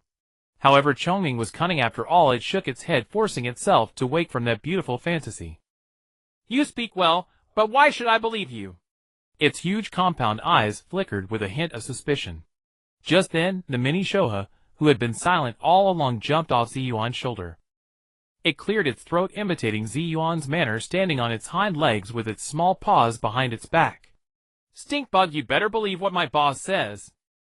I, Shoha, the One-Tail, give you my word on my honor. This guy is the chosen one from the prophecy of the old 6 paths. The pies he draws, though they sound ridiculous, are all true. Look at me, aren't I living well now? The boss said he'll build me a clean toilet when we get back to the village. Shoha's testimony gave Chongming a great shock. The One-Tail is following him and vouching for him. Could what he said be true? Words are not enough. Chongming rolled its eyes, thinking of an idea. How about this, little one? Let's play a game. If you can catch me in this forest, I'll temporarily believe you and go with you to see if your sky tree is just bragging. All right. Zi Yuan agreed readily, his smile bright. Game start. Chongming let out a joyful cry, its 7 wings flapping violently, instantly turning into a streak of colorful light, disappearing into the dense jungle. It knew the forest like the back of its hand, confident that no one could catch it here. However, it had barely flown a kilometer when... Shwa! Shwa! Shwa! Dozens of black chains formed from high-density iron sand shot out like venomous snakes from the ground and tree trunks on all sides, accurately predicting its every flight path, weaving a net that covered the sky and earth. What? Chongming was startled, trying to change direction, but it was too late. The iron sand chains instantly wrapped around its wings and body, binding it firmly in midair, unable to move. Zi Yuan's figure leisurely emerged from behind a tree, hands behind his back. I caught you. Chongming struggled a few times, but found the chains extremely strong, impossible to break free. It looked at the little one with a mischievous grin, not angry, but instead finding it more interesting. You cheated. All's fair in war. Zi Yuan shrugged. Now you should fulfill your promise, my mount. All right, you win. Chongming gave up struggling. It felt that following this unpredictable kid seemed much more fun than staying in the forest. Zi Yuan snapped his fingers, and the iron sand chains dissolved. He leaped onto Chongming's broad back. Feels good. He stomped on the hard carapace, nodding in satisfaction. All right, my airborne overlord. Let's set off to recruit the next unfortunate. Oh no, excellent employee. Target 2 tails Yolu. Chongming's massive wings flapped, stirring a gust of wind that rustled the bamboo leaves. Zi Yuan sat astride its broad back, looking like a mountain lord on patrol. Boss, the densest patch of bamboo up ahead is where Two Tails' lair is. The miniature Shoha on his shoulder raised a tiny paw, pointing forward. There was a hint of schadenfreude in its voice. That stinky cat's awfully proud. Hard to talk to. Proud? Zi Yuan grinned, revealing 2 rows of pearly white teeth. Funny, I'm a specialist in curing all kinds of pride. He patted Chongming's carapace. Big Ma, find a place to land. Keep it quiet. Chongming was annoyed, but obediently folded its wings and glided silently onto a clearing in the bamboo grove. Zi Yuan jumped off its back, then facing the empty bamboo forest shouted in a strange rhythmic tone, meow meow meow. Time to eat, little kitty. Today there's top-rate cat food and a freshly caught flying giant beetle to play with. As he spoke, he gestured with his finger at a grimacing Chongming beside him. Chongming's 6 wings burst open, the colorful aura radiating fury. Who's a toy? You're the toy. Your whole family are toys. Quiet. Zi Yuan waved a hand without looking back. Can't you see I'm fishing? In the depths of the bamboo grove all was silent. Only the sound of wind brushing through the leaves. TCH, pretty alert. Zi Yuan rubbed his chin, his eyes darting. Shoha, give her something exciting. You got it, boss. The miniature Shoha perked up, took a deep breath, and puffed its belly into a ball. Wind release air bullet. A highly compressed air cannon shot from its mouth, howling as it blasted into the depths of the bamboo forest. Boom! A large swath of green bamboo was instantly shattered into splinters. At that moment, a cold and haughty surge of chakra erupted from deep within the bamboo. Reckless intruders. An elegant, slightly lazy thought echoed in the minds of Zi Yuan and the 2-tailed beasts. Then a blue phantom flashed out from the bamboo shadows. It was a massive cat demon wreathed in blue flames, lithe and graceful. 2 slender tails swayed gently behind it, and its golden heterochromatic eyes stared at Zi Yuan as if he were a dead thing. Matatabi the Two-Tails. Oh! Finally decided to show yourself. Zi Yuan put his hands on his hips, studying it with interest. Not bad looking, but your eyes aren't too friendly. Matatabi didn't waste words. It looked at Zi Yuan like he was a bothersome insect. It opened its mouth, and a sphere of blue flames rapidly condensed. Fire release rat tail ball. The blue fireball trailing a long tail of flame, like a meteor shot straight at Zi Yuan's face. Choming, take the guest. Zi Yuan didn't even bother to move. Choming let out an irritated cry, but still flapped its wings and flew to meet the fireball. It wheeled in the air, using its hard shell to smash into the rat tail ball. Boom! Blue and colorful light exploded midair, forming a brilliant shockwave. A stupid tanuki and a clumsy beetle. Matatabi's thought was full of disdain. Looks like you've lived long enough. Its figure blurred, turning into a blue streak that moved at high speed across the ground, trailing sonic booms. Its target, Zi Yuan, standing still. Pretty fast. Zi Yuan's Three-Tomoe slowly rotated, easily tracking every move of Matatabi. But he still didn't plan to fight himself. He grinned, patting the black box at his waist. Wu, come out and stretch your limbs. The black paradise box opened at the sound. A chillingly evil aura surged forth. The pitch-black alien monster Wu appeared before Zi Yuan. It had no head, its belly bore a huge mouth with white fangs, and its shoulder blades sprouted ominous bone wings. At that moment, the charging Matatabi landed a claw strike on Wu. But there was no solid contact. Matatabi's claws met empty air. What is this? Matatabi was startled. The feeling was too bizarre. The huge mouth on Wu's belly split into a silent sneer. It swung a claw back, thick with miasma, aiming for Matatabi's back. Matatabi reacted swiftly, twisting midair impossibly to dodge, while firing another rat tail ball from its mouth. Wu seemed to read her mind, evading her attacks with ease. The battlefield descended into chaos. Choming traded fire and scale powder with Matatabi in the air. Wu on the ground harassed her with its uncanny dodging, driving her mad. What the hell is this thing? Can't kill it, can't touch it, and it reads my thoughts. The more Matatabi fought, the more frustrated she became. She had never encountered such a cheap fighting style.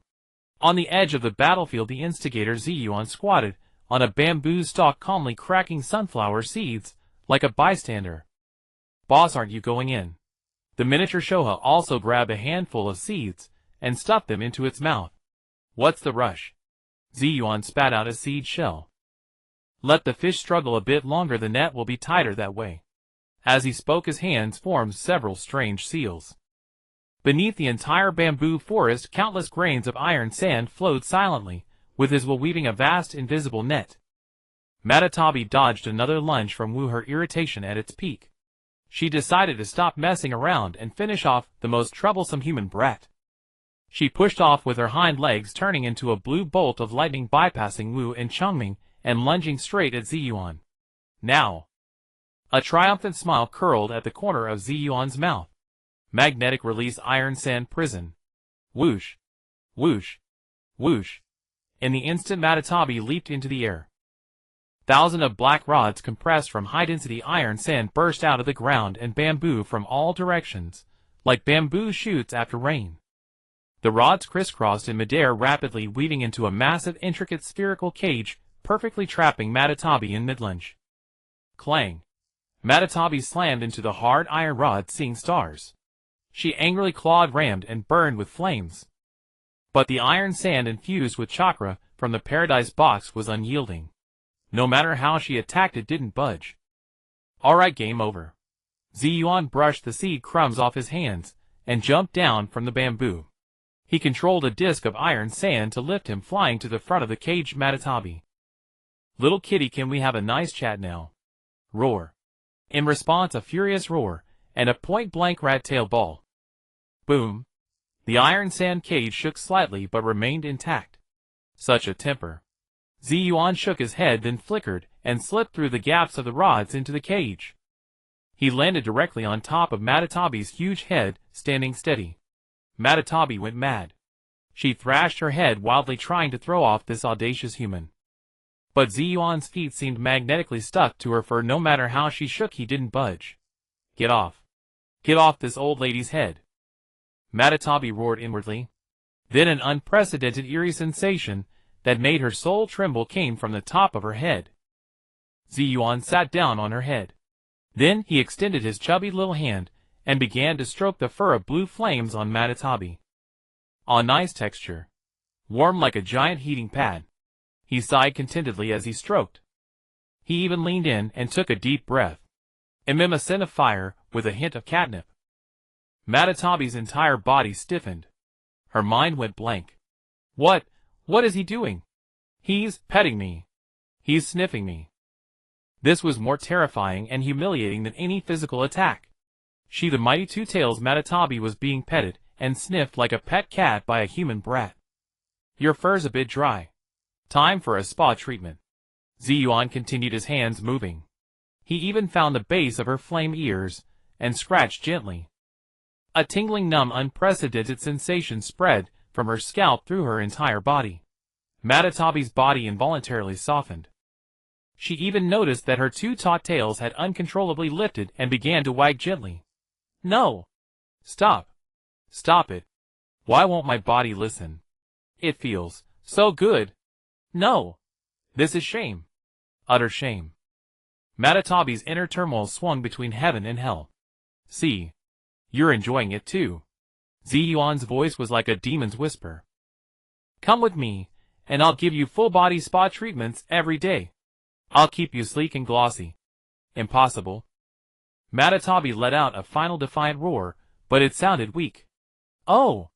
Zi Yuan grinned wickedly, and suddenly stopped stroking. MPH. In the end, Madatabi couldn't resist the temptation and silently agreed. That's right. Zi Yuan snapped his fingers with satisfaction, and the iron sand cage dissolved.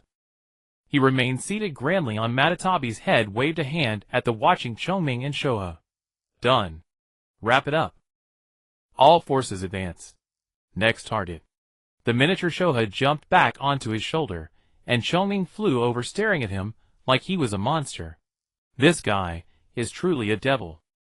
I say, Two-Tails, Zi Yuan said, lounging sideways on Yulu's broad back, picking his teeth with a bamboo shoot, looking as casual as if he were on his own Kong. Your running feels off. The suspension is too stiff. I'll need to upgrade you later. Yulu's blue figure swiftly dashed through the hills. Upon hearing this, it stumbled, nearly falling. Who are you calling Two-Tails? And what do you take me for? A means of transportation. It roared inwardly, but its body was obedient, silently adjusting the flow of chakra to reduce the bumps for the one on its back. Boss, are you sure Chongming is okay over there? That Five-Tails runs really fast. The mini Shohi on his shoulder, nibbling on a small bamboo shoot, asked indistinctly. Don't worry. Zi Yuan spat out the bamboo shoot bits, patted his belly. Against that simple-minded speedster, our big fluttering moth has a natural advantage. On our side, it's the tough nut to crack, he said, looking toward the horizon. The sky there was dyed an ominous dark red, the air thick with the smell of sulfur and charcoal. Warm currents rushed toward him, as if opening a giant oven.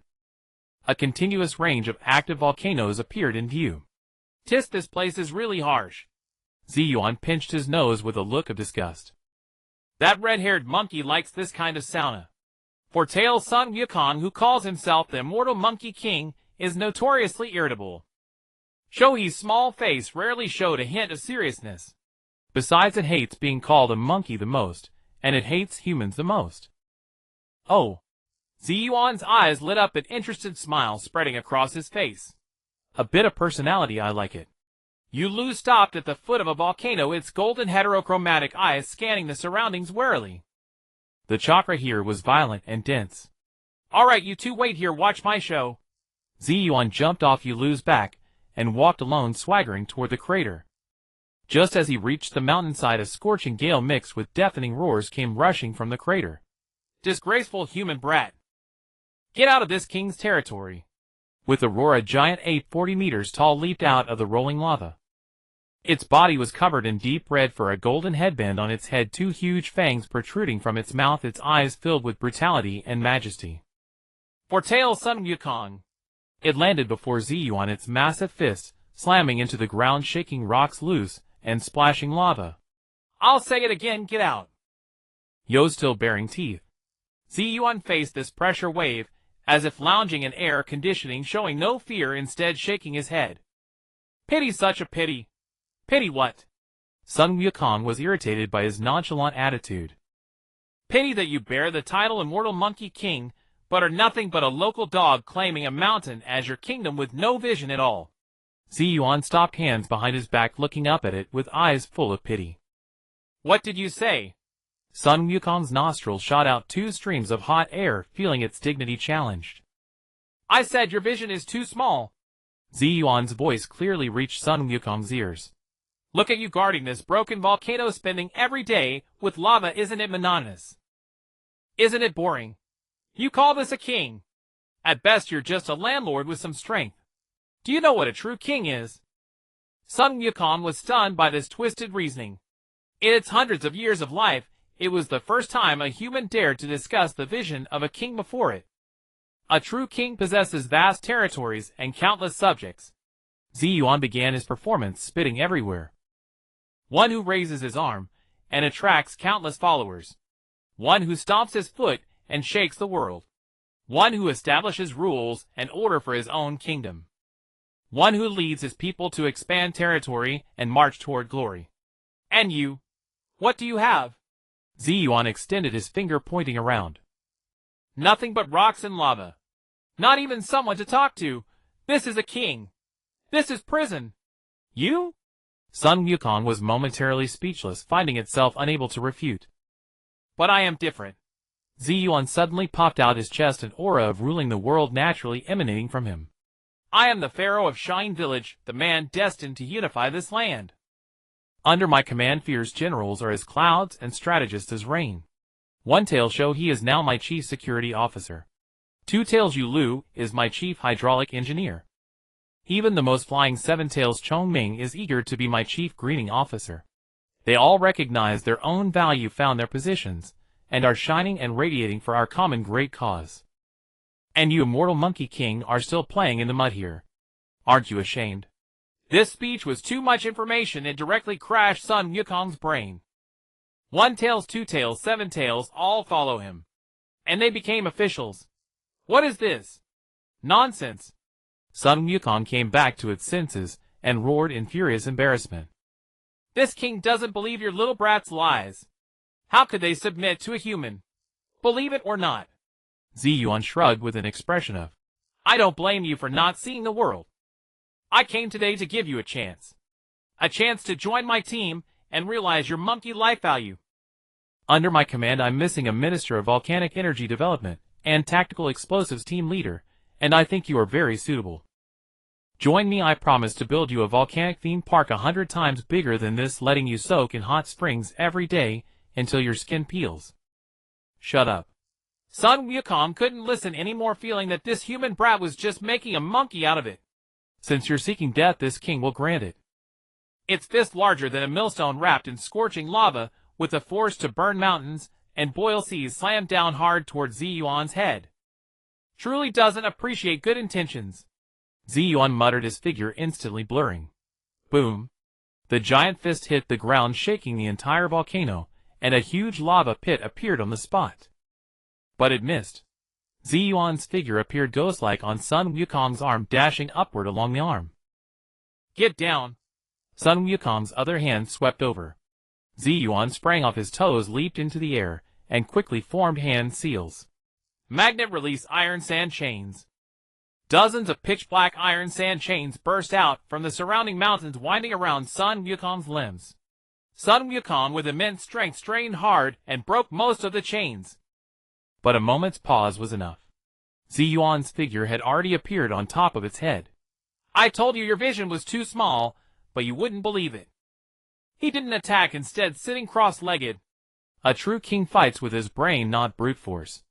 Get off. Sun Wukong shook its head wildly, trying to throw him off. But Zi Yuan was like a sticky candy firmly stuck on its head. See, your attack method is too simple, full of flaws. Zi Yuan dodged Sun Wukong's giant hand, slapping at his head, while still conducting a live teaching. Your strength is great, but you don't know how to control it, wasting at least 80%. Your lava release besides smashing, can't you use it for anything else? For example, make some ramen. Sun Wukong was about to go mad. It felt like it wasn't fighting but being lectured by a fly buzzing in its ear. It gave up slapping, and suddenly opened its mouth. Lava release Mount Wagwa. A huge lava ball shot out from its mouth, flew high into the sky, and then exploded in the air, turning into countless small lava meteors, pouring down indiscriminately, covering the entire mountain. Playing AoE. Zi Yuan curled his lip. He pressed one hand on Sun Wukong's head. Magnet release Iron Sand Dome. A huge dome of high-density iron sand instantly expanded above, blocking all the lava meteors, making a crackling sound. See. This is the brain. Zi Yuan's voice came leisurely. Sun Wukong's reason was completely consumed by rage. It no longer used ninjutsu but resorted to the most primitive and savage method, madly pounding its own chest and head with its fists, trying to shake the little one off. In the midst of this chaos, Zi Yuan's eyes remained in a Three-Tomoe state, calmly capturing every move of the opponent. Opportunity. Just as Sun Wukong slammed its right fist into its own left shoulder, causing a 0.1 second freeze in its body, Zi Yuan's sitting body instantly sprang up. Using Sun Wukong's head as a pivot, his right foot pushed off hard. His entire body dove down like a cannonball. All his chakra converged onto his right fist in an instant. Even a light blue bone-textured Shuzwa arm appeared on his right arm. A king should have the awareness of being blown away by a single punch. His fist precisely struck Sun Wukong's huge chin. Time seemed to freeze at that moment. Dong! A sound of extreme dullness, like a great bell, exploded inside Sun Wukong's skull. Its massive body, as if struck head-on by a battering ram, its huge head jerked backward. Its golden pupils instantly went blank, its mind empty, only countless stars spinning. Its huge body, out of control, fell straight backward, crashing into the lava lake on the mountainside, with a loud bang splashing up a huge wave of lava. The whole place was dead silent. In the distance, Yulu and Shohei watched this scene, their jaws nearly dropping to the ground. One punch. Just one punch, and he one-shot the Four Tails. Zi Yuan's figure landed lightly by the lava lake, dusting off his fist.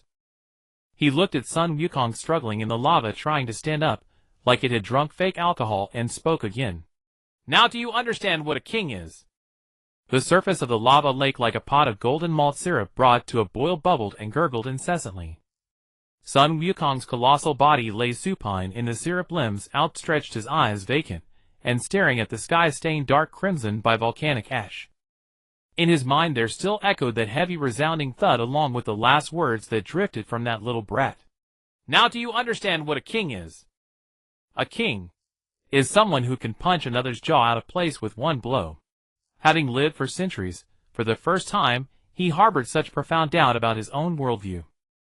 Zi Yuan stood by the lake, pulled out a banana he had somehow acquired, peeled it slowly, and took a bite. The flavor is mediocre, not enough sugar. He casually tossed the remaining half into the lava lake. The banana floated on the golden surface, quickly carbonized by the heat, turning into a lump of charcoal. See, even fruit can't grow properly in this place of yours. Such a failure. He shook his head, wearing an expression of disappointment. Just then a tremendous sound of tearing air came from afar.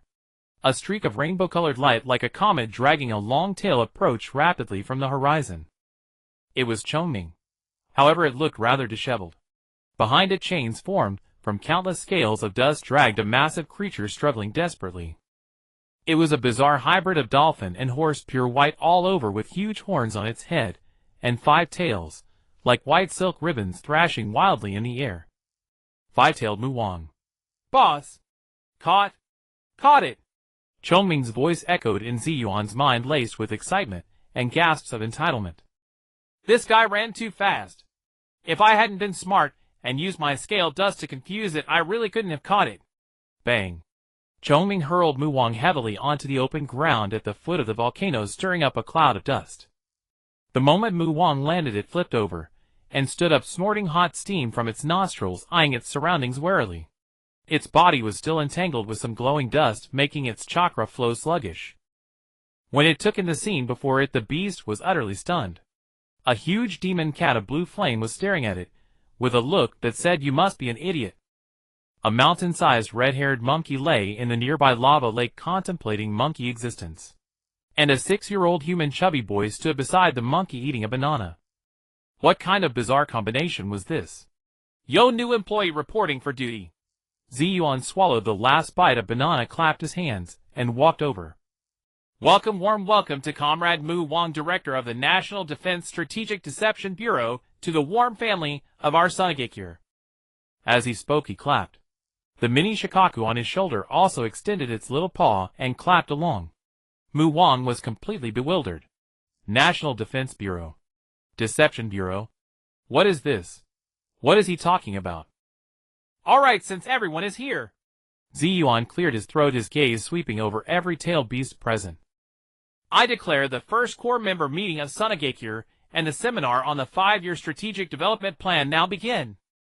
He pulled out a small trumpet made of iron sand from his bosom and shouted into it. The sound echoed endlessly across the desolate volcanic region. Madara silently turned its head away, covering its face with a paw, wearing an "I don't know him" expression. Sun Wukong in the lava lake slowly sat up, a huge question mark hovering over his massive head. First, let's again welcome our 2 new colleagues. Zi Yuan pointed at the still-dazed Mu Wang and the blank-faced Sun Wukong. Mu Wang, the 5-tails with excellent boil release ability and fast charge speed, will henceforth be our chief assault advisor and mobile humidifier, primarily responsible for improving the village's dry climate. Sun Wukong, the 4-tails with powerful lava release and thick skin, will be our chief energy officer and geothermal resource development project team leader. The village's energy supply and steelmaking will depend entirely on you. Everyone applaud. Pat, pat, pat. Only Shikaku and Choming were clapping symbolically with their paws and wings. Sun Wukong's mouth twitched. Geothermal. Development. Steelmaking. What are these? I am the immortal Monkey King. Not a boiler stoker. Mu Wang also snapped out of it, letting out an angry neigh as steam billowed around it. I don't care what you're up to. Let me go. Let you go. Zi Yuan picked his ear. Not possible, not in this lifetime. Our company does not accept voluntary resignations. You are now a formal employee of Sunagekure. Your registration form has been submitted. Want to run? He grinned. Unless I die. You're asking for death. Enraged, Mu Wang pawed the ground, aimed its huge horn at Zi Yuan, and prepared to charge. But before it could move, Sun Wukong, lying in the lava lake, suddenly spoke in a muffled voice. His tone carried an ethereal quality of profound enlightenment. It's useless, give up. Huh? Mu Wang was taken aback. You can't beat him. Sun Wukong slowly rose from the lava lake, gold-red magma sliding down his deep red fur. He pointed to his still aching jaw. His strength is extraordinary, and he doesn't play by the rules. Then he pointed to his own mouth. His mouth is even more unreasonable. Fight him, and you'll doubt your monkey existence. Talk to him, and you'll have your worldview reshaped. So just lie down. With that, he fell back into the lava lake with a loud splash, resuming his contemplation of the universe's mysteries. Mu Wang stared at this absurd scene, feeling its understanding being ruthlessly overturned. Was this still the hot-tempered 4-tails that would throw a punch at the slightest disagreement? It was actually advising him to give up. See, even the veteran employee says so. Zi Yuan spread his hands. Alright, second item on the agenda. To celebrate the first full team, and to enhance camaraderie and team spirit, I have decided to hold a grand homecoming team building activity. We will form a mighty and majestic team heading west all the way back to our base Sunagekure. Along the way, everyone can exchange feelings and get familiar with each other's professional abilities. Now I command. Zi Yuan jumped onto a high rock, his small frame exuding an undeniable presence. All units, westward, march. Not a single tailed beast moved. The scene was extremely awkward.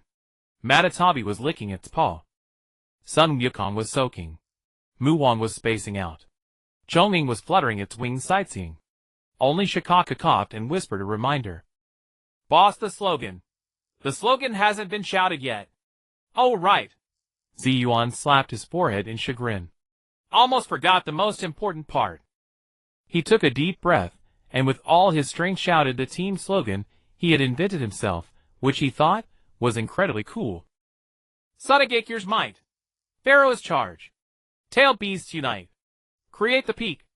After shouting, he looked expectantly at his employees. Still dead silence. The tail beast stared at him, as if he were an idiot. Zi Yuan's face couldn't hold its composure. He jumped off the rock walk to Sun Wukong, and patted his calf, which was like a cliff face. Old Sun, give me some face. You go first. Sun Wukong's huge eyeballs slowly rotated to look at him. What's in it for me if I shout? If you shout from now on, you can eat all the bananas in the village. I'll open a dedicated banana plantation for you. Deal? Sun Wukong's struggle crawled out of the lava lake, and with an expression of someone facing death, roared to the sky.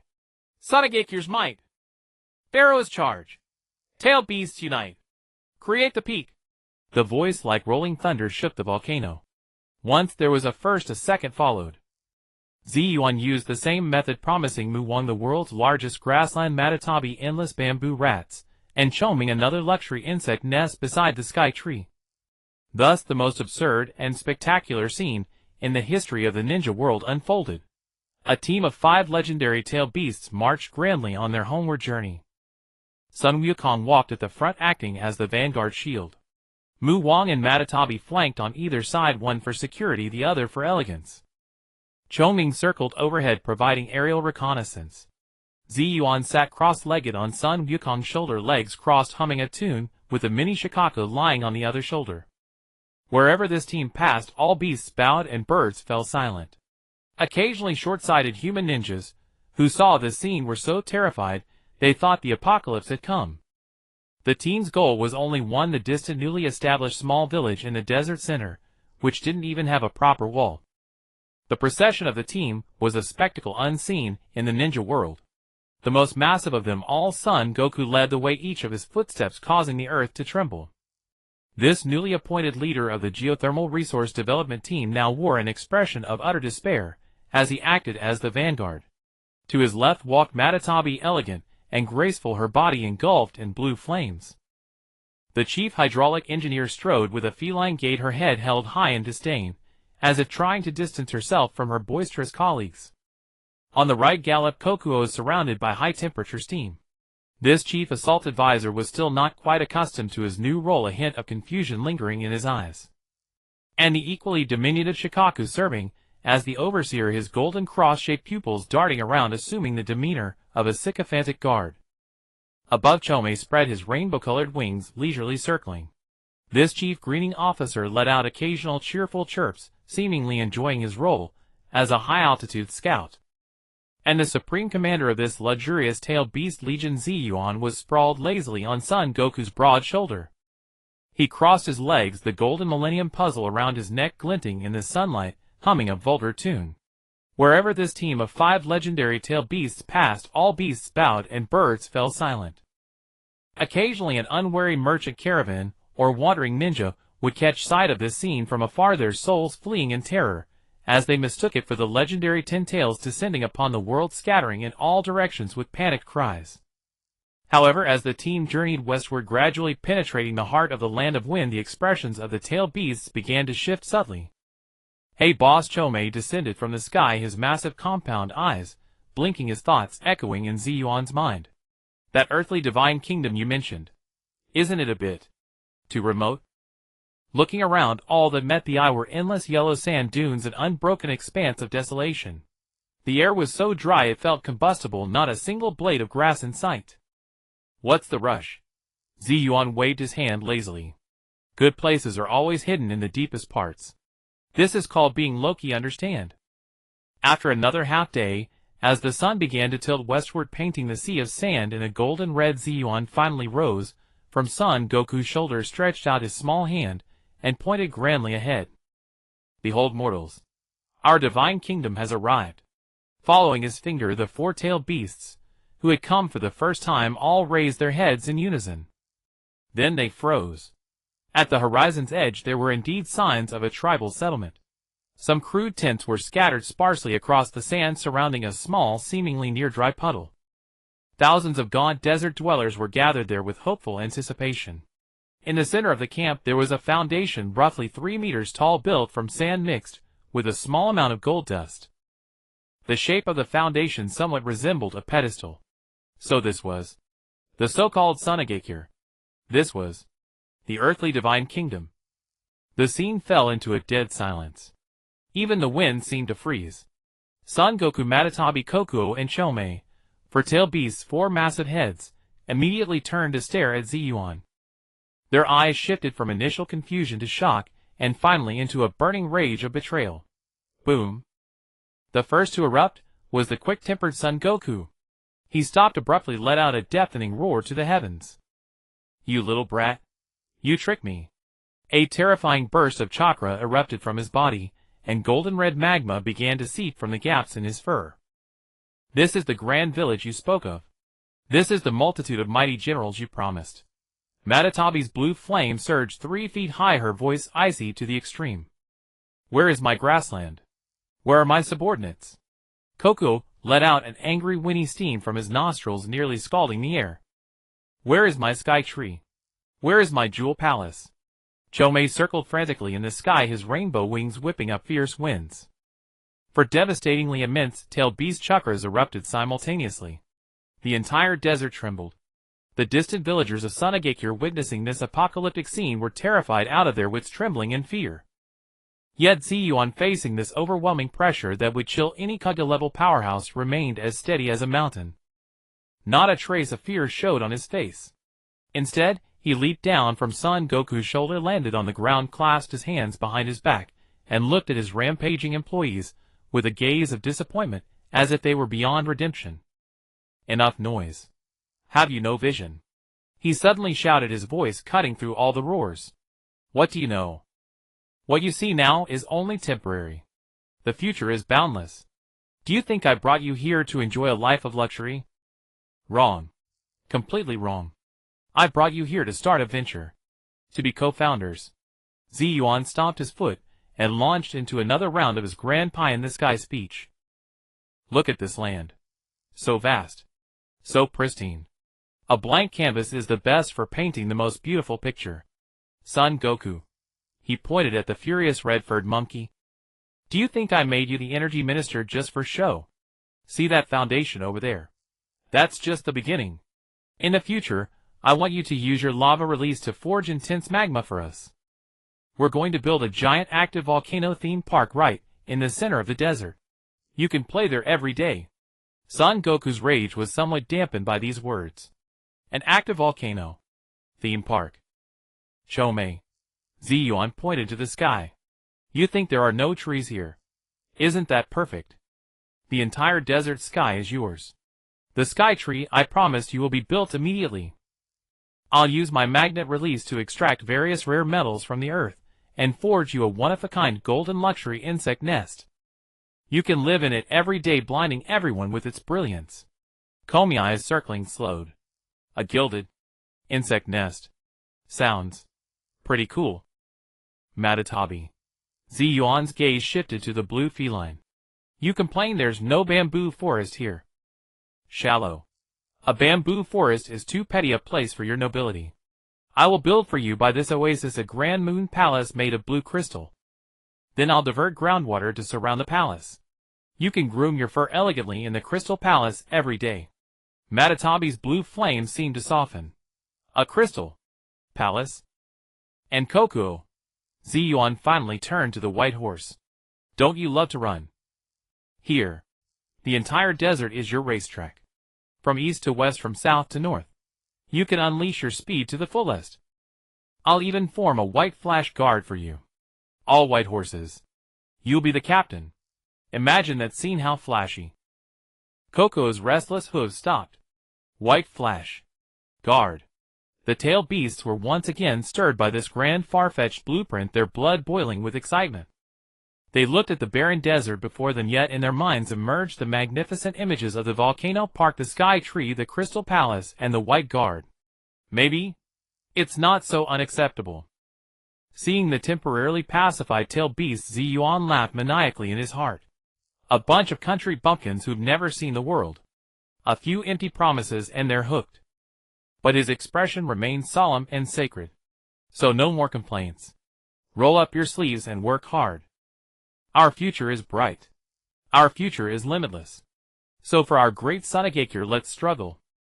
Just as the atmosphere reached its peak, a discordant figure ran from the distant camp. It was Redo. This ill-fated prime minister, his face now etched with despair, ran up to Zi Yuan and collapsed with a thud. His voice was choked with tears. Pharaoh. Forget the future. There's trouble now. Pharaoh, if we don't do something, we're really going to starve to death. Lido's wailing echoed desolately across the empty desert. The newly appointed Grand Vizier, stripped of all dignity, clung to Zi Yuan's leg, his face a mess of tears and snot. Pharaoh, see for yourself. These thousands of mouths need feeding, and now we've got 5 more lords to accommodate. Lido stole a furtive glance at the 5 colossal presences, his voice trembling as he spoke. The village's grain reserves won't last past tomorrow noon. The oasis water is nearly dry. If we don't find a way out soon, we'll be eating nothing but sand. The tailed beasts, who had just had their fervor ignited by the grand blueprint, felt their quelled tempers threatening to flare again. Sun Wukong, rubbing his growling stomach, cast a hostile glare at Zi Yuan. Words won't fill a belly, little one. Matatabi elegantly licked her paw, dangerous glint flickering in her golden heterochromatic eyes. This lady isn't accustomed to going hungry. Mu Wang and Chongming also shot questioning looks. What's there to panic about?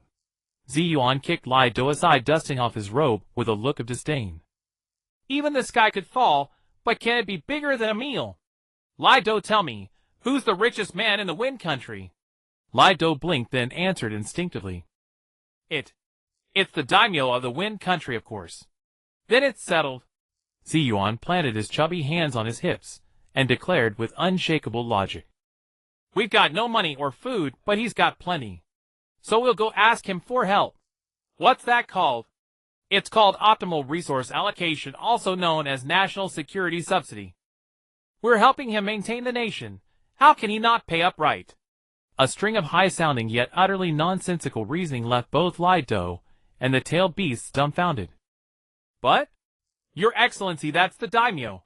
If we go like this, it's basically... Lido wanted to say robbery, but dared not utter the word. What is it?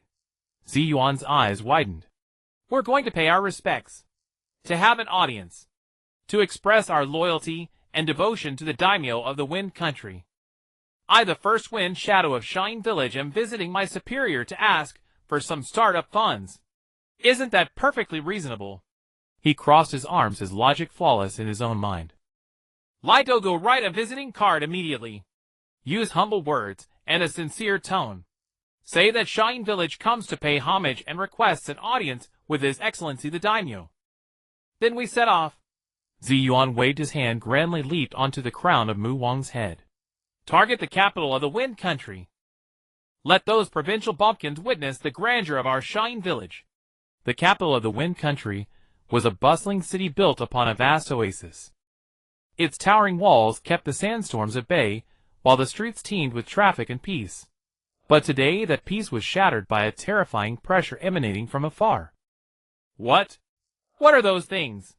The guards on the wall, seeing 5 colossal figures emerge on the horizon, were so terrified they could barely hold their spears.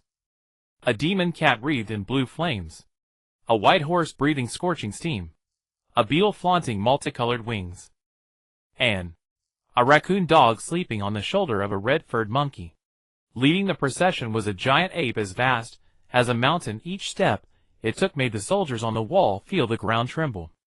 This procession of tailed beasts halted 5 kilometers from the capital. The intangible pressure was more suffocating than a direct assault. The entire capital's defense system instantly went into high alert. Countless ninjas rushed to the walls, their faces pale, as they gazed at the apocalyptic scene outside. At that tense moment, a figure clutching a scroll scrambled out of the tailed beast's camp and ran toward the city gate. It was Lido, on the verge of tears. He felt he had never been so humiliated in his life. Don't shoot. I'm here to deliver a visiting card. The general on the wall stared at this man who called himself the Grand Vizier of Shine Village. then at the 5 colossal beings behind him, feeling his worldview shatter. This is a visit. This is a declaration of war. Daimyo's Mansion Council Hall. The daimyo of the Wind Country, a pampered middle-aged man, sat rigidly, cold sweat soaking his ornate hat. Below him stood a dozen civil and military officials, their faces ashen and silent. The hall's door slid open. A 6-year-old chubby boy, barely a meter and a half tall, walked in, with his hands behind his back, swaggering with an air of arrogance. The golden building blocks around his neck glittered under the lavish lights. On his shoulder perched a miniature raccoon dog, yawning lazily. The scene should have been comical, but no one could muster a smile, because they could all clearly feel the 5 tangible, terrifying chakras outside locking onto the daimyo's mansion. Zi Yuan, the first wind shadow of Shine Village, pays homage to His Excellency the Daimyo. Loyalty. Zi Yuan walked to the center of the hall, stood at attention, and executed a flawless bow. His voice was childish yet laced with a deep-seated mischief. The daimyo of the Wind Country forced a smile even more bitter than tears. PH. Pharaoh, no need for formalities. Please have a seat. Zi Yuan didn't stand on ceremony. He plopped down onto the chair, far too large for him, that a servant had brought. Your Excellency, I come here today to represent our newborn Shine Village, to express our utmost respect and absolute loyalty to you and the Wind Country. Zi Yuan's voice was utterly sincere. Though our village has just been founded, we possess the power to transform the desert and the determination to protect the Wind Country. Excellent, excellent.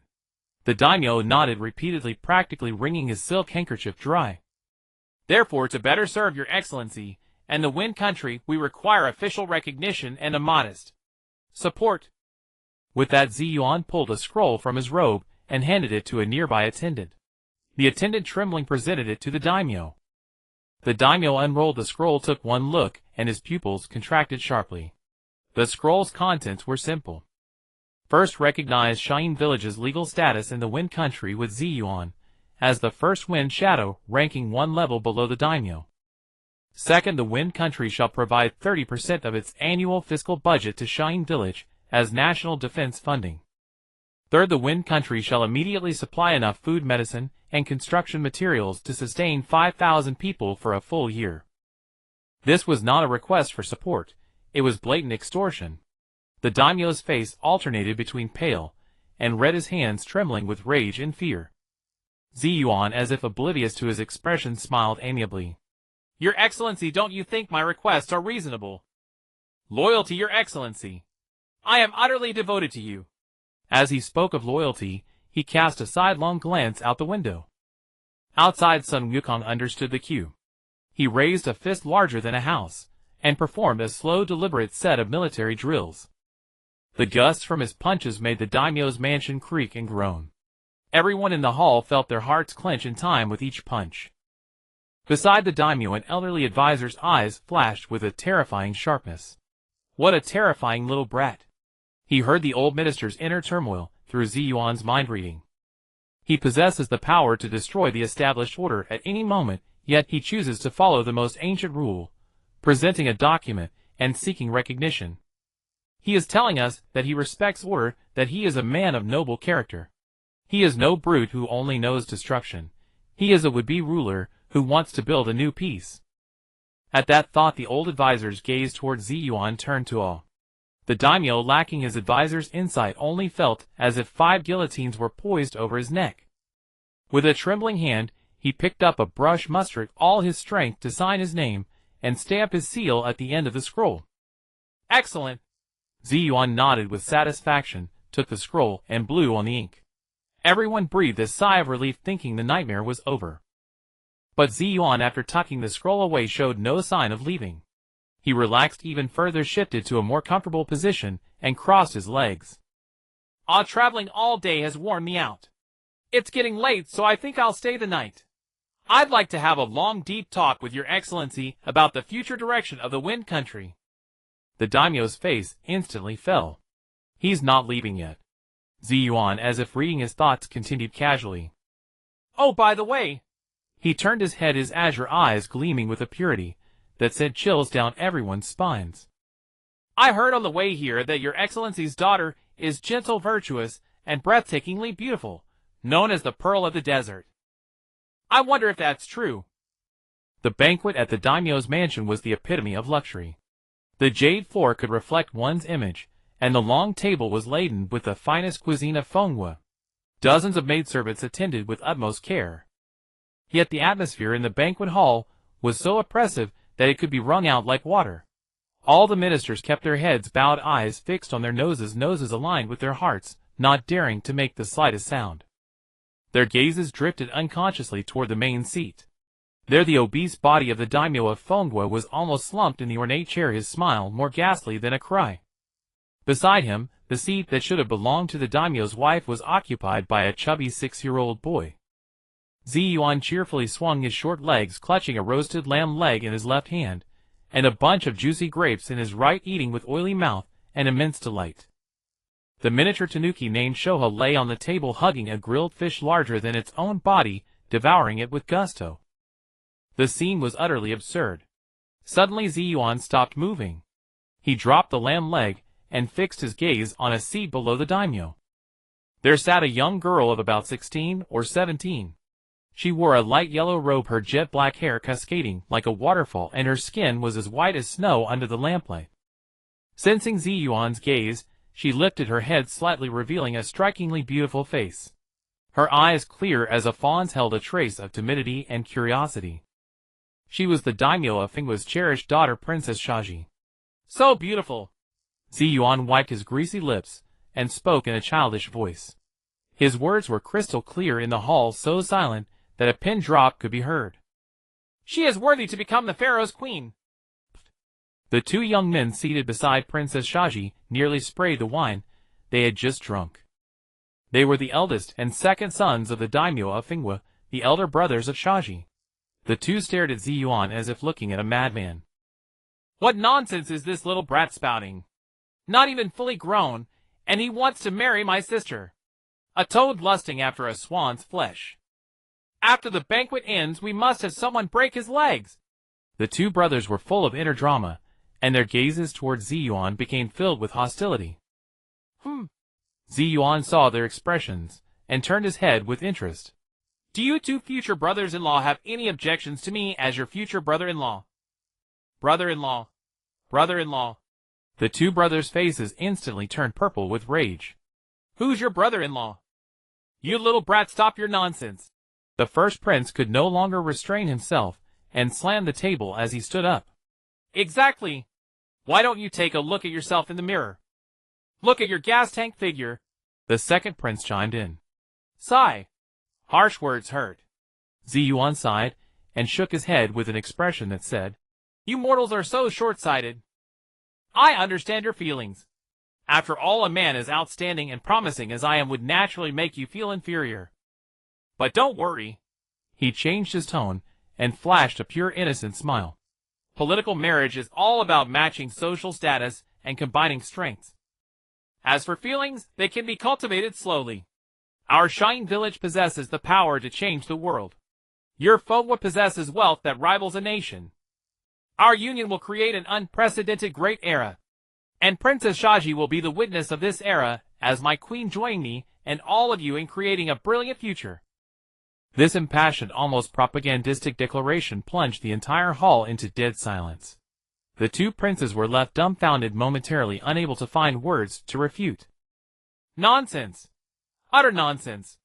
The first prince reacted quickly, pointing at Zi Yuan, trembling with rage. Guards! Take this arrogant brat in. Before he could finish his words, buzz! All the metal goblets and utensils in the hall began to vibrate violently, emitting a piercing hum. The wine on the table shook violently, as if boiling, splashing everywhere. An invisible, suffocating pressure enveloped everyone's hearts. Zi Yuan still sat on the chair, swinging his legs, smiling without a word. He even picked up a silver cup that was vibrating so hard it seemed about to fly, and held it to his ear, as if listening to beautiful music. The faces of the two princes instantly turned pale. They only then remembered that this seemingly harmless chubby boy was the little monster who could command the 5 legendary tailed beasts. Zi Yuan put down the cup and turned his gaze back to the main seat, where the daimyo of Fenghua was already foaming at the mouth.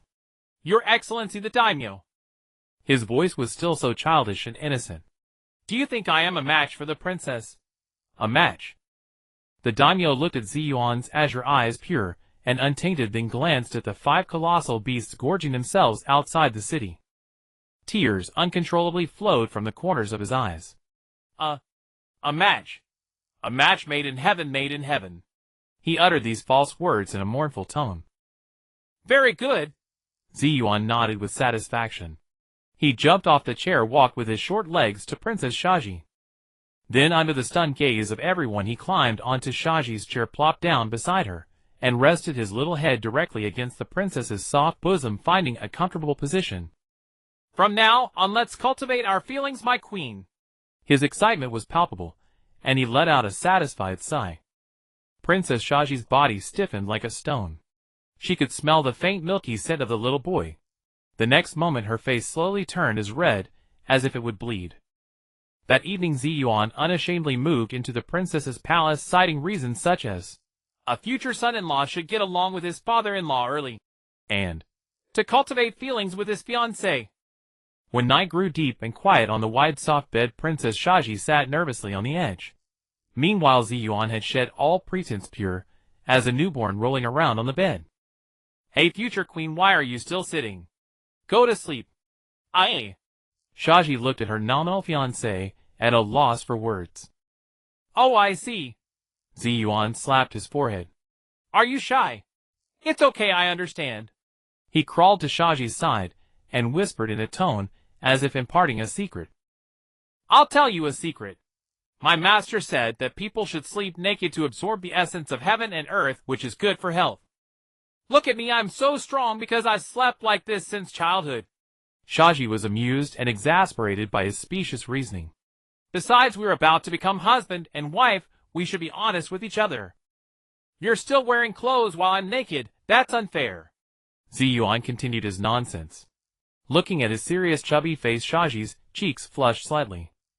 She hesitated, looking at this child who was a demon during the day, but now acted like a clingy little brother. The defenses and fear in her heart gradually melted away. In the end, she removed her outer robe, leaving only a thin undergarment, and lay down. Zi Yuan naturally rolled over to her side, like a little kitten nuzzling into her bosom to find a comfortable spot. Smelling the faint fragrance from the girl, he soon fell asleep, holding a baby bottle, and making even breathing sounds, occasionally sucking. Shaji looked at the little demon, sleeping soundly in her arms, drool at the corner of his mouth, her eyes filled with complex emotions. Is this really the same person? And he's quite strong. She reached out and stroked the stubborn cowlick on top of Zi Yuan's head, feeling an inexplicable tenderness in her heart. She gently patted his back, and before she knew it, she too fell asleep. Only the sound of smacking lips remained in the room. The next morning, as the first rays of sunlight shone into the palace, Zi Yuan climbed out of the princess's bed, feeling refreshed and rejuvenated. He took the supply convoy, sponsored by the daimyo, enough to fill half of Shine Village, and a marriage contract stating that the princess will officially marry into Shine in 10 days, and set off on the grand journey home. Lyda stood beside the endless convoy, watching his pharaoh, who was riding atop the blue demon cat, brimming with pride. He kept a straight face, trying to look serious.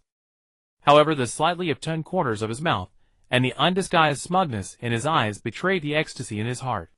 How could Shine Village not unify the ninja world? When the seemingly endless convoy of supplies, escorted by 5 legendary tailed beasts, returned to the oasis in a grand procession, the entire sand-hidden village erupted in excitement. Thousands of gaunt villagers, their eyes fixed on the mountains of grain, bundles of currency, and gleaming construction materials, shone with a radiance never seen before. They had never imagined the pharaoh would bring back such vast supplies, directly showering them upon their faces. Long live the pharaoh! A miracle! This is absolutely a miracle! The fervent cheers coalesced into a deafening wave that soared into the sky. Zi Yuan stood atop the mountain of supplies, arms outstretched, basking in the villagers' wild adoration. Then, he delivered a brief and powerful homecoming speech. My people, do you see? This is only the first step. Just follow me, and there will be bread, there will be milk, there will be everything. After speaking, he leaped down from the supply pile, handing over the reins to Lyda behind him, and quietly went to slack off. As for how to distribute the supplies, how to appease the people, how to plan the construction, all these tedious brain-requiring matters were of course to be dumped on that long-suffering Chancellor, Lido. Lido looked at the scene before him as festive as the new year, yet chaotic to the extreme, then glanced at that little ancestor who had already drifted off into a daze, and took a deep breath. Pain yet joy. This pragmatic desert warlord experienced this complex emotion for the first time. However, with the tangible supplies and wealth as a foundation, Lido's execution ability was displayed to the fullest. Under his command, the entire sand-hidden village turned into a bustling construction site. And the most dazzling figures on the site were undoubtedly the newly arrived iron technical talents. Old son, how many times do I have to tell you? Mining requires precision work. Not for you to level the entire mountain. Zi Yuan shouted, holding a loudspeaker made of iron sand at Sun Wukong, who was displaying his might in the mine. Sun Wukong at that moment was using his unparalleled monstrous strength to punch open an iron mountain, then directly using lava release to smelt the ore into molten iron with terrifying efficiency. However, his broad and unrestrained movements also caused massive waste. Sun Wukong scratched his head irritably, thinking, "This great sage is the king of the immortal apes, not your blacksmith forging iron." Though he thought that his hands still restrained themselves somewhat. On the other side, Shoho reluctantly used his bulky body to repeatedly compact the foundation of the pyramid, while manipulating sand to fill every crevice of the foundation tightly. He kept muttering under his breath, "What a lousy design, no aesthetic sense at all, not even as good as the sand pit I sleep in." In the sky, Changming leading a group of villagers circled above a test field, demarcated by Zi Yuan. From time to time it shook off some faintly glowing scales, which could improve the soil and promote plant growth. The villagers carefully planted some strange, never-before-seen seeds into the earth. The pharaoh said, "This is called three-dimensional ecological agriculture, which will allow us to grow watermelons even better than those in the land of fire right here in the desert." A villager said with eyes full of longing. At this moment, the entire sand-hidden village presented a scene both absurd and vibrant. Yet beneath this surface prosperity, the most core and fatal problem could not be concealed. "Pharaoh!" Lido entered Zi Yuan's tent, his expression extremely grave. "Although the supplies have temporarily alleviated the crisis, our biggest problem remains unsolved." He pointed to the oasis lake outside the tent, whose water level had already dropped by half due to thousands of people drawing from it. "There isn't enough water. Without water, we can't even last a month, let alone build a village. Oh, water!" Zi Yuan was lying on a constant temperature water bed, made of blue flame, sponsored by ULV, humming contentedly. Hearing Lido's words, he didn't even open his eyes. "What's the big deal?" He snapped his fingers. A massive ninja world map constructed of iron sand slowly unfurled before him. "Lido, look!" Zi Yuan extended his small chubby hand and drew a circle on the map. "Resources need to flow. Some places haven't seen rain for 10 years. While other places get so much rain, they're practically moldy." His finger landed on the land of rain, which was perpetually shrouded in dark clouds. "The land of rain. What are we going to do?" "We're going to do charity. Carry out international humanitarian aid. We're helping the people of the land of rain solve their severe flooding problems." Zi Yuan stood up, hands on his hips, sounding as if he believed it himself. "Lido, draft a diplomatic letter to the land of rain right now. Say that our sand-hidden village, based on the principle of neighborly friendship and win-win cooperation, has decided to selflessly help them build a large-scale transnational flood drainage pipeline. This is called the Cross-Border Water Infrastructure Integration and Regional Water Resource Rebalancing Strategic Cooperation Project." Vision. Chancellor. "You need to broaden your vision." Lido, mouth agape, stared at the 6-year-old brat spouting nonsense, with a straight face, feeling his mind being reformatted once again.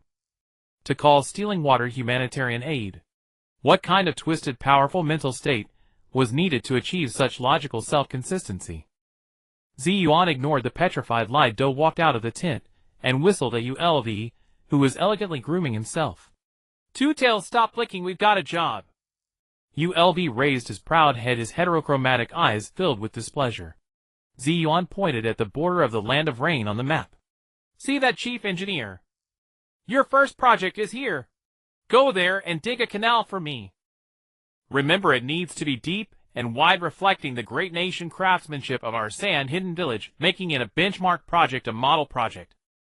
The blue flames all over ULV flickered. You want this lady to dig dirt? The cold haughty thought was filled with resistance. What do you mean, dig dirt? That sounds terrible. Zi Yuan pursed his lips. You're doing directional blasting infrastructure. Using your power to create miracles. To change the landscape. That's art, understand? And besides, who said you have to do it yourself? You just need to use your fire to melt the surface rock and leave the rest to them. Zi Yuan said, pointing to Shoha, who was directing the villagers, and Chongming, who was flying in the sky. One uses sand to build a channel, the other uses scales to plant trees and reinforce against leaks. Professional team assembly line operation. ULV looked at Zi Yuan's face that could fool anyone to death, then at the two companions, who had already fallen into employee roles, and finally with a haughty snort. Then turning into a streak of blue light, he dashed off towards the Land of Rain. Watching ULV's disappearing figure, Zi Yuan nodded with satisfaction.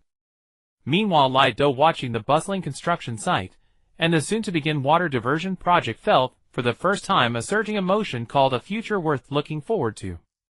But then, he remembered something, and excitedly reported to Zi Yuan, who was leisurely basking in the sun. Pharaoh. News from Konoha. Hashirama Senju has officially become the first Hokage. Zi Yuan's half-closed eyes snapped open, a sharp glint flashing in his blue pupils. He slapped his thigh and jumped up from the bed. Oh, my old friend has become the village chief. Such a big event. How can I not show my appreciation? A bright, sly smile spread across his face. Lai Do, go to my treasure vault and pick out the most lavish gift. I want to go to Konoha personally, to congratulate him, and see if there's a chance for our village to cooperate with them. At the temporary entrance of Shine Village, Lai Do watched the pharaoh, who was about to embark on a diplomatic mission. To Maya's face twisted into a bitter gourd. Zi Yuan was directing two villagers to tie a generous gift, wrapped in enormous red silk, onto his own back. The gift was a hollow shuriken forged from high-purity sand gold, larger than Zi Yuan's head. Its only virtue was its brightness. Its only flaw was that apart from being bright, it was utterly useless. Pharaoh, are you going alone? Lai Do was still uneasy.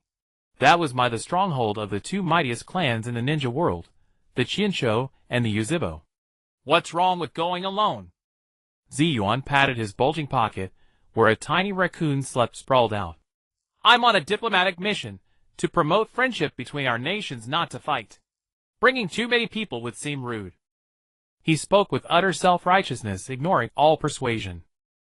Lai Do wanted to argue further, but Zi Yuan didn't give him the chance. A mass of iron sand rose beneath his feet, lifting his round body, and shooting toward the country of fire like a golden streak. Only an arrogant remark echoed in the wind. Don't worry, Chancellor. When I return, our village's green coverage will increase by at least 50%. Several days later, in the country of fire, my hidden village.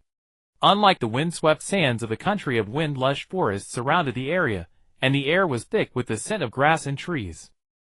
The newly built my gate, those still crude, witnessed villagers and ninjas bustling with the joy of settled peace. This tranquility was shattered by an uninvited guest. Halt! Who goes there? To my guard stopped a chubby boy carrying a giant golden shuriken on his back, a strange block hanging around his neck, striding in with a swagger.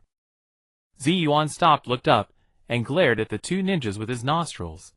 Are you blind? How dare you stop the pharaoh? I am Zi Yuan, the first Kazakage of Shine Village, here to pay a visit to your first Hokage, Chinsho Zhujian. Go announce me at once. His childish voice carried an air of overbearing pride. The two guards exchanged glances, both seeing confusion and absurdity in each other's eyes. Kazakage. This weaning brat. Shine Village. Never heard of it. Yet, sensing the oppressive aura beyond his age, they dared not delay. One of them sprinted toward the village center. In the Hokage's office, the atmosphere was tense. Qianshu Zhujian sat in the main seat frowning over a pile of village trivialities. Beside him Qianshu Feijian stood, with arms crossed, expressionless, radiating an icy aura that kept others at bay. On the other side Yuzhibo Ban leaned against a window, eyes closed, as if nothing around him mattered. But the occasional twitch at the corner of his eye betrayed his inner turmoil. Just then the office door was knocked. Lord Hokage, there's a child outside calling himself the Kazekage of Shine Village, who wishes to see you. Kazekage. Zhu Jian was taken aback, then broke into a hearty laugh. Ha.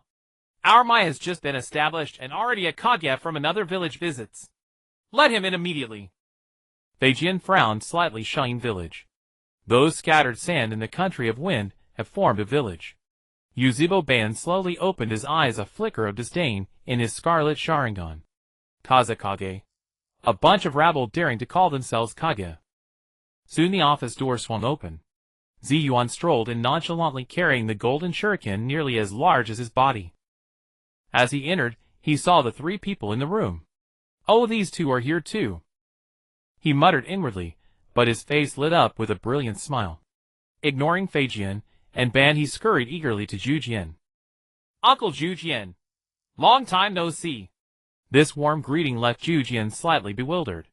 Uncle, do I look that old? Nevertheless, he responded warmly. Ha. So you are the Kazekage of Shine Village. Truly a young hero emerges. The moment he saw Zi Yuan, he recognized the brat who had turned the battlefields upside down not long ago. But with his natural magnanimity, he didn't dwell on it.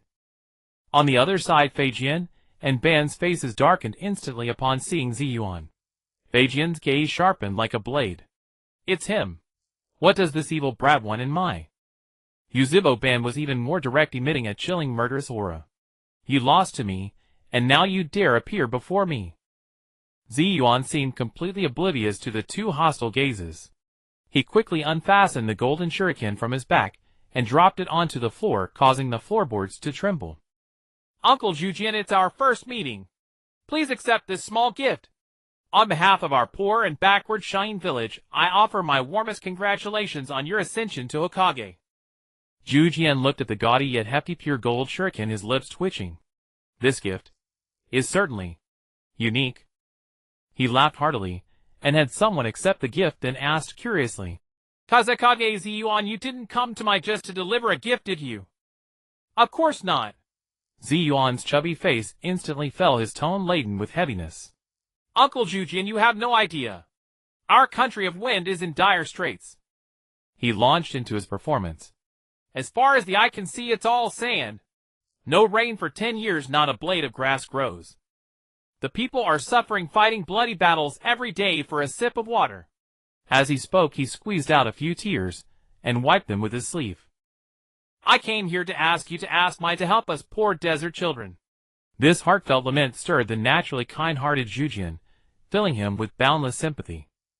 Tell me what help you need. If Mai can do it, we will not hesitate. Really? Zi Yuan's eyes lit up. I don't want money or food. He popped out his chest and looked at Zhu Jian with sincere eyes. I have only a small immature request. I would like to invite you to personally visit our Shine Village and use your unparalleled wood release to plant some trees. Even a small forest would give our people hope to survive. The office fell silent. Feijian and Ban stared at Zhu Jian as if he were an idiot. Is this kid out of his mind? Letting Big Brother go plant trees for them. Does he think Big Brother is a gardener? Suddenly a sound rang out. Slap. Qianshu Feijian struck the table, his icy voice cutting through. Preposterous. My brother's wood release is the power to protect the village, not a tool for you to improve the environment. You have ulterior motives. Who knows if you're trying to steal the secrets of wood release? Yuzhibo Ban sneered, arms crossed, his tone dripping with sarcasm. How ridiculous. You couldn't win on the battlefield, so you come crawling here begging. Mai doesn't take in useless trash. Facing their combined assault, Zi Yuan didn't even glance at them. He treated them as if they were air, his azure eyes filled with anticipation and sincerity fixed on Zhu Jian. Then he stretched out his small hand and waved it lightly, as if shooing away two annoying flies. I only speak with the Hokage. As for some narrow-minded brute force-only incompetence, and a gloomy fellow full of conspiracy theories, speaking with them would lower my standards.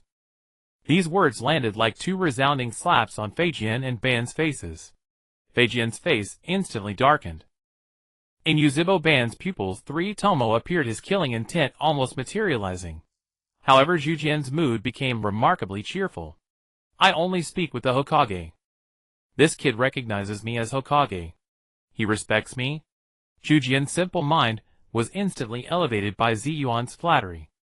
He looked at Zi Yuan with newfound appreciation and recognition. Then he thought of Zi Yuan's request, planting trees in the desert, turning barren land into an oasis. Wasn't this the best manifestation of his pursuit, using his power to create peace and connect hearts? How great, how meaningful. Excellent. Zhujian slapped his thighs, stood up, and looked at Zi Yuan excitedly. Your proposal is excellent.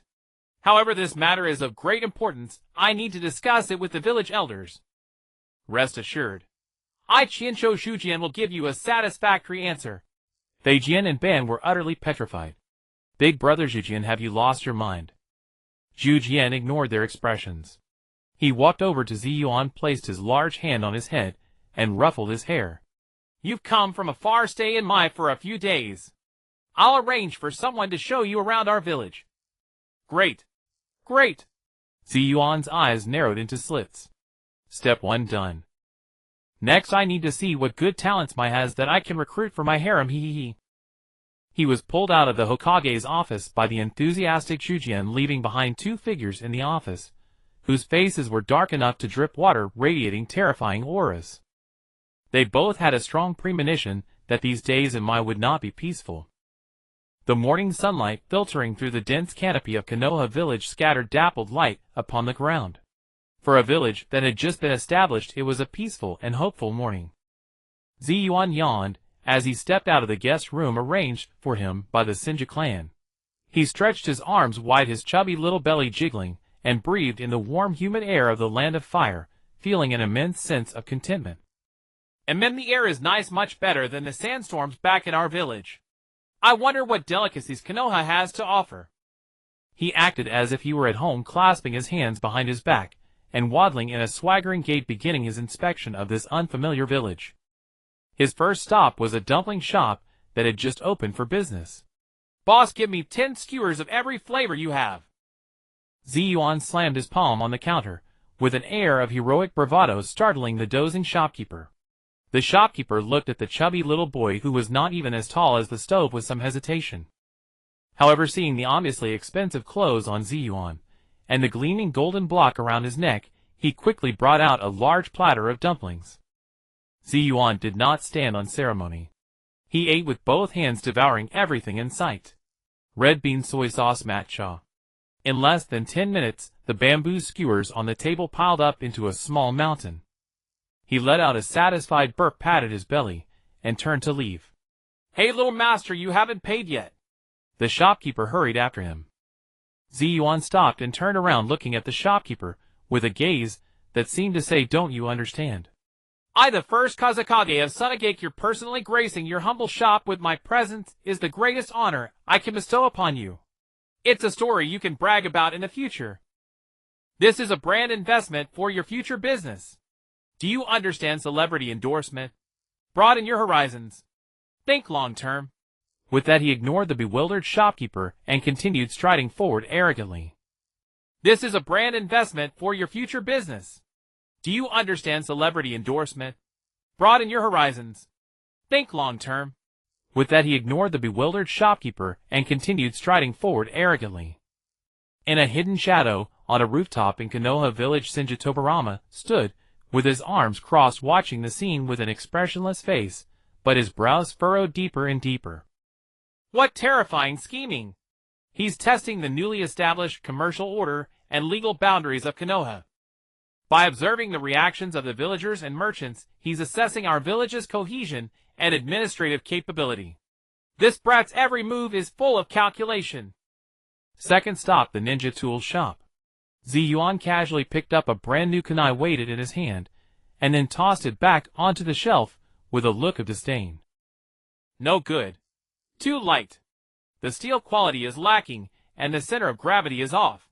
In actual combat, the accuracy would be off by at least 3 centimeters.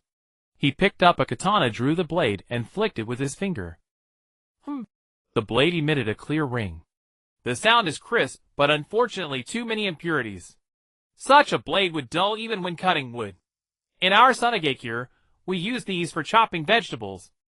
Shaking his head, he criticized every ninja tool in the shop as worthless, like an old master inspecting his own workshop. The shopkeeper, a hot-tempered burly man, was red-faced, and veins bulging from the nonsense. He clenched his fists, knuckles cracking, but dared not act against the brat, who seemed so unrestrained. In the shadows, Senju Tobarama's expression grew even more grim. He's assessing our logistics and military capabilities. From the material of the weapons to the forging techniques, in just a few minutes, he's roughly grasped our entire supply. Such insight, such ruthless judgment, no 6-year-old child should possess this. Behind him, there must be a vast intelligence network supporting him. 15 stopped the training ground of the Ninja Academy. A group of half-grown children were practicing the most basic throwing techniques under the guidance of a female ninja. Zi Yuan stood with his hands behind his back, watching like an old leader, then shook his head. He walked directly up to the female ninja, who was demonstrating. She was a young woman of about 16 from the Senju clan, tall and slender, with a pretty face. "Hello, teacher." The female ninja saw the adorable little boy and lowered her guard, smiling kindly. "Little one, can I help you? I've been watching your teaching, and there are serious problems," Zi Yuan said with a serious expression. "Your throwing stance is incorrect, and your technique for applying force is flawed. The students you teach will all have weak foundations and limited future potential." The smile on the female ninja's face froze. "What is this brat talking about? I am a specially trained instructor of the Senju clan." Zi Yuan ignored her thoughts and continued. "But it's not your fault. The education system of Konoha is flawed, too outdated, too rigid. A talent like yours wasted as a mere babysitter, it's a crying shame. How about coming to develop in Sunagekure?" His tone suddenly turned seductive. "I appoint you as the chief consultant of our village's Ninja Basic Education Reform Committee, and concurrently my future well-knight princess. I guarantee that within 10 years you will become the most renowned educator in the entire ninja world." The female ninja was utterly flustered by this combination of promotion, salary raise, and marriage proposal. Her pretty face flushed, and she stood there at a loss, since no one had ever spoken to her so directly. "I guarantee that within 10 years you will become the most renowned educator in the entire ninja world." The female ninja was utterly flustered by this combination of promotion, salary raise, and marriage proposal. Her pretty face flushed, and she stood there at a loss, since no one had ever spoken to her so directly. The female ninja was utterly flustered by this combination of promotion, salary raise, and marriage proposal. Her pretty face flushed, and she stood there at a loss, since no one had ever spoken to her so directly. In the distant shadows, Senju Tobarama felt a cold sweat trickling down his back. "How terrifying! This brat's target is the very foundation of Konoha, the cultivation of the next generation. No! I must not let him continue. I must report to my brother immediately. This brat is an S-class threat to Konoha."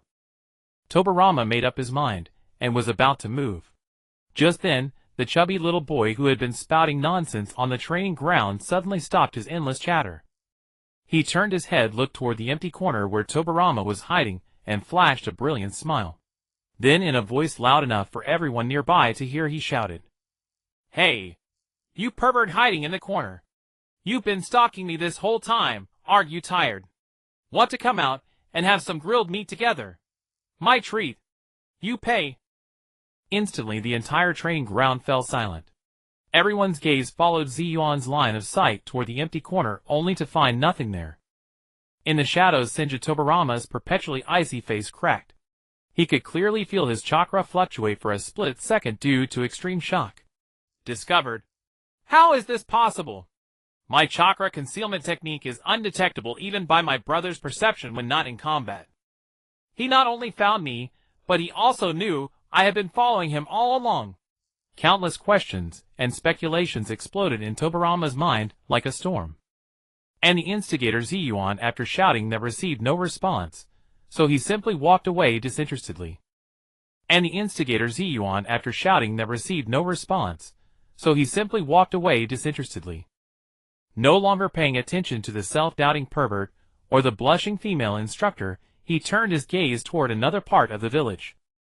That was the territory of the Uchiha clan, recently designated, and still exuding a tense exclusionary atmosphere. A playful smile curled at the corner of Zi Yuan's mouth. They say Uchiha produces beautiful women. But I need to find that Sundara loner first. Can't be poaching right under his nose, right? As night fell, a crescent moon hung over the sky of Konohagakure. Zi Yuan walked through the Uchiha clan grounds, which lay at the opposite end of the village from the lively and peaceful atmosphere of the Senju compound. Here, compared to other places, it was exceptionally cold and forbidding.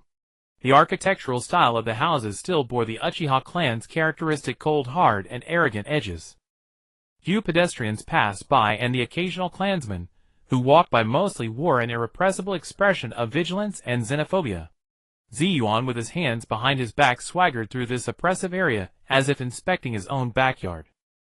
He ignored the glances from the Uchiha clansmen mixed with vigilance and hostility, and went straight to the deepest part of the clan grounds, to the largest and most desolate mansion at Uchiha Madara's home. Without a hint of hesitation, Zi Yuan kicked open the door that symbolized the highest authority of the Uchiha. Inside, a wave of cold and lonely aura rushed towards him. The mansion was large but empty, almost devoid of any extra decoration, like a giant tomb. In the deepest chamber of the mansion, Uchiha Madara sat alone in the darkness, cross-legged. Before him lay only a drawn katana, its blade reflecting the cold moonlight outside the window. He didn't even look up, but the terrifying aura of murder, as tangible as a physical force, instantly locked onto the uninvited guest at the door. Get out! His voice was hoarse, cold, and utterly devoid of emotion. Yet Zi Yuan seemed completely oblivious to it, nor did he feel the murderous intent that would make an ordinary ninja tremble with fear. He walked in with his short legs, acting as if he owned the place. Clang, clang. As he moved, bottles of sake were pulled out from the imprint of the joyous paradise on his round belly, as if from a bottomless pit, and tossed carelessly onto the cold floor. In the blink of an eye, dozens of fine sake bottles borrowed from the Konoha tavern formed a small mountain between them. What is this brat trying to do? For the first time, a flicker of incomprehensible confusion stirred in Madara's otherwise still and calm heart at the boy's behavior. Zi Yuan paid him no heed, taking 2 cups for himself, pouring a full cup for Madara, and pouring himself a cup of clear water. He raised his water cup and flashed a naive smile at Madara in the darkness. Madara, don't drink alone in silence. Let me keep you company and chat. We have nothing to talk about. Madara's voice remained cold and distant. No, we have so much to talk about. Zi Yuan wagged his finger, plopped down opposite Madara, his chubby face looking particularly mysterious in the moonlight. For instance, the true peace of the ninja world. Madara's eyelids twitched slightly. I actually completely agree with your view on peace. Zi Yuan's first sentence was like a deep-water bomb exploding a monstrous wave in Madara's dead heart. Agree with me? This little brat who opposes me at every turn and talks nonsense. Save your sweet talk. Madara snorted coldly, unmoved. See, you're so stubborn. Zi Yuan pouted, took a sip of water, and spoke in a tone that said, I've seen through you long ago. You think Hashirama's idea of mutual understanding and love-based reconciliation is a joke, right? You think in this chaotic world goodwill and compromise are the most useless things. Only absolute power, absolute unification can bring true order and end this endless war. Am I right? You want to establish a powerful singular will to rule the entire ninja world, eliminating all conflicts and borders. Even if it requires iron and blood, you'd do it without hesitation. Am I right? Every word from Zi Yuan seemed to dig out Madara's deepest, most obsessive thoughts from his mind, and lay them on the table. Uchiha Madara's hand gripping the sword hilt tightened unconsciously. His scarlet Sharingan in the darkness, for the first time, truly looked at the 6-year-old brat before him. Zi Yuan gave him no time to think, continuing his psychological assault. Hashirama doesn't understand you. He's too naive, too idealistic. He thinks as long as everyone sits down, drinks, and chats, peace will reign. Ridiculous. Only I truly understand your determination to protect everything with power. So come to this loneliness that no one else can understand. Cheers. Zi Yuan raised his water cup and spoke to Madara with utmost sincerity. Uchiha Madara looked at the little brat before him, at his clear blue eyes shining in the moonlight, and fell silent. Since Azuna's death, this was the first time he had heard recognition of his beliefs from another person, even if that person was a bizarre little brat. He picked up the cup of sake and downed it in one gulp. The liquor was strong, burning like fire down his throat, yet it brought a trace of long-lost warmth to his frozen heart. Drink up, don't stop. Zi Yuan, as if finding a kindred spirit, kept refilling Madara's cup while drinking water himself. As he poured, he continued to flatter Madara's grand vision. Madara, your ideas are at least 100 years ahead of this era. They are all mortals who cannot understand your greatness. That Tobirama only has conspiracy and cunning in his mind. His vision is too narrow. And Hashirama is too soft-hearted and indecisive. Only you are the true hegemon, the born king. Amidst the alcohol and Zi Yuan's unabashed flattery, Uchiha Madara's tense nerves began to relax slightly. He still spoke little, but the speed at which he drank grew faster. After an unknown time, more than half of the bottles on the floor were empty. An unnatural flush appeared on Uchiha Madara's face, and his eyes grew somewhat dazed. Yet his own aura of a powerful being remained undiminished. Zi Yuan, seeing the time was right, put down his water cup. A sly fox-like smile appeared on his chubby face. He cleared his throat, leaned forward, and spoke in a serious tone, as if discussing matters of state. Madara, your philosophy is correct, but the method has some minor issues. Huh? Madara's gaze sharpened again. Relying on one person's power to unify the ninja world is too difficult. You need allies, a more stable bond that ties everyone's interests together. And in this world, what bond is stronger than blood ties? Zi Yuan's voice was full of temptation. So for our shared great peace, I, the first Kazekage of Sunagakure, hereby decide to sacrifice my personal happiness and engage in deep marital alliance with the Uchiha clan. He suddenly stood up, puffing out his little belly, and solemnly announced in a tone of great righteousness, I have decided to marry 70 women of the Uchiha clan. For our friendly and peaceful development. For the eternal peace of the ninja world, I sacrifice myself. In that instant the air froze into ice. Uchiha Madara's alcohol-dulled mind took several seconds to process this explosive information. 70 Uchiha women as wives. He looked at the pudgy little boy before him, who was not even as tall as his leg, and wore an expression of I'm sacrificing so much for peace, and even with his temperament, he felt an unprecedented absurdity.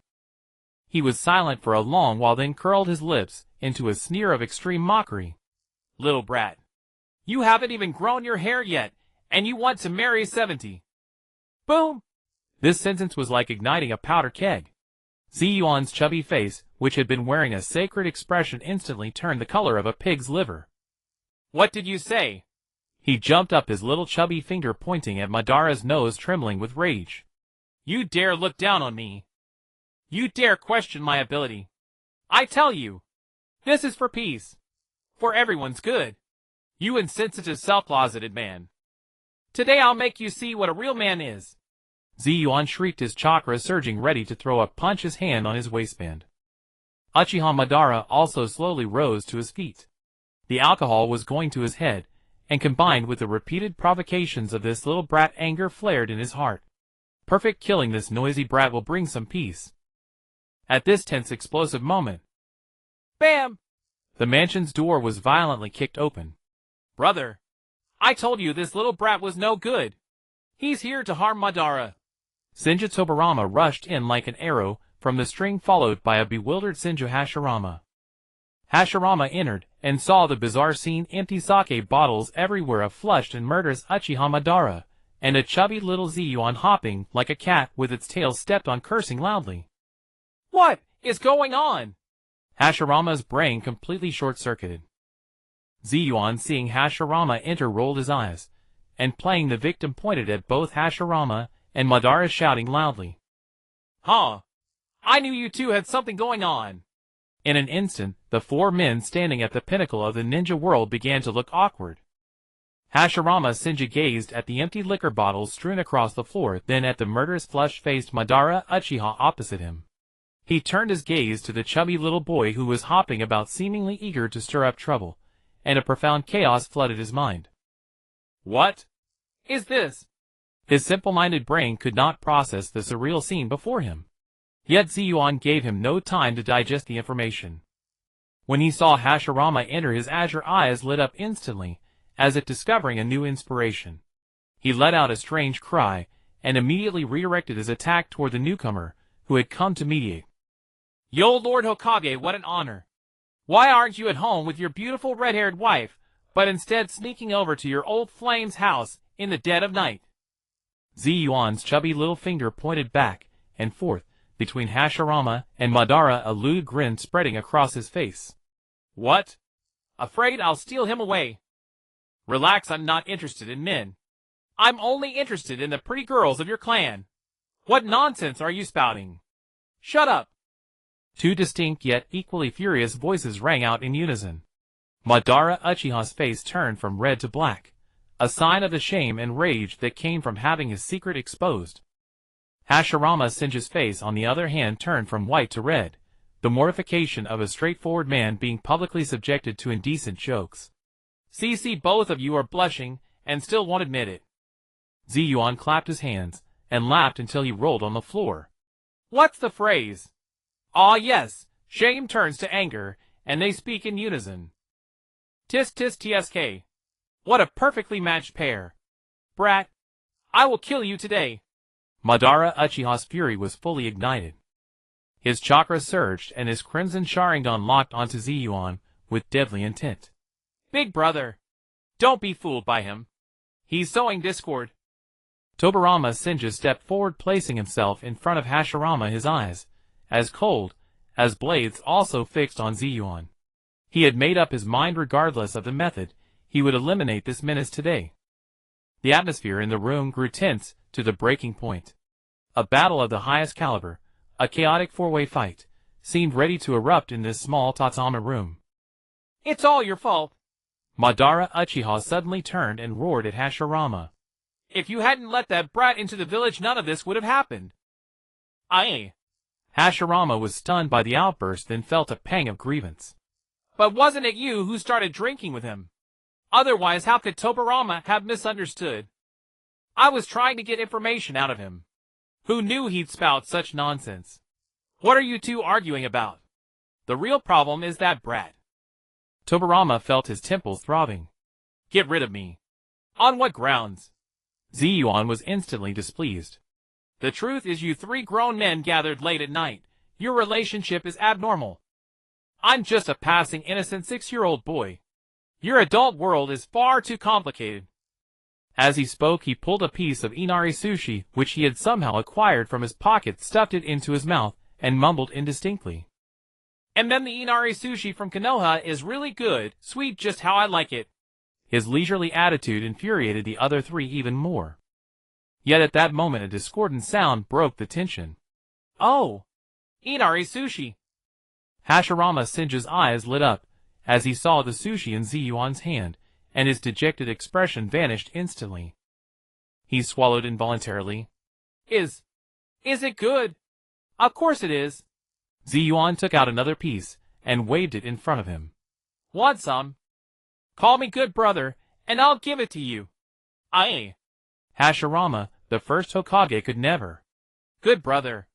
The words came out effortlessly. Zi Yuan handed him the sushi with satisfaction.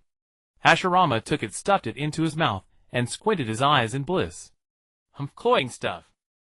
Madara Uchiha, watching the shameless display, let out a contemptuous snort.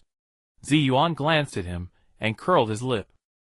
TCH, as if you don't like sweet bean paste cakes. Don't act so aloof.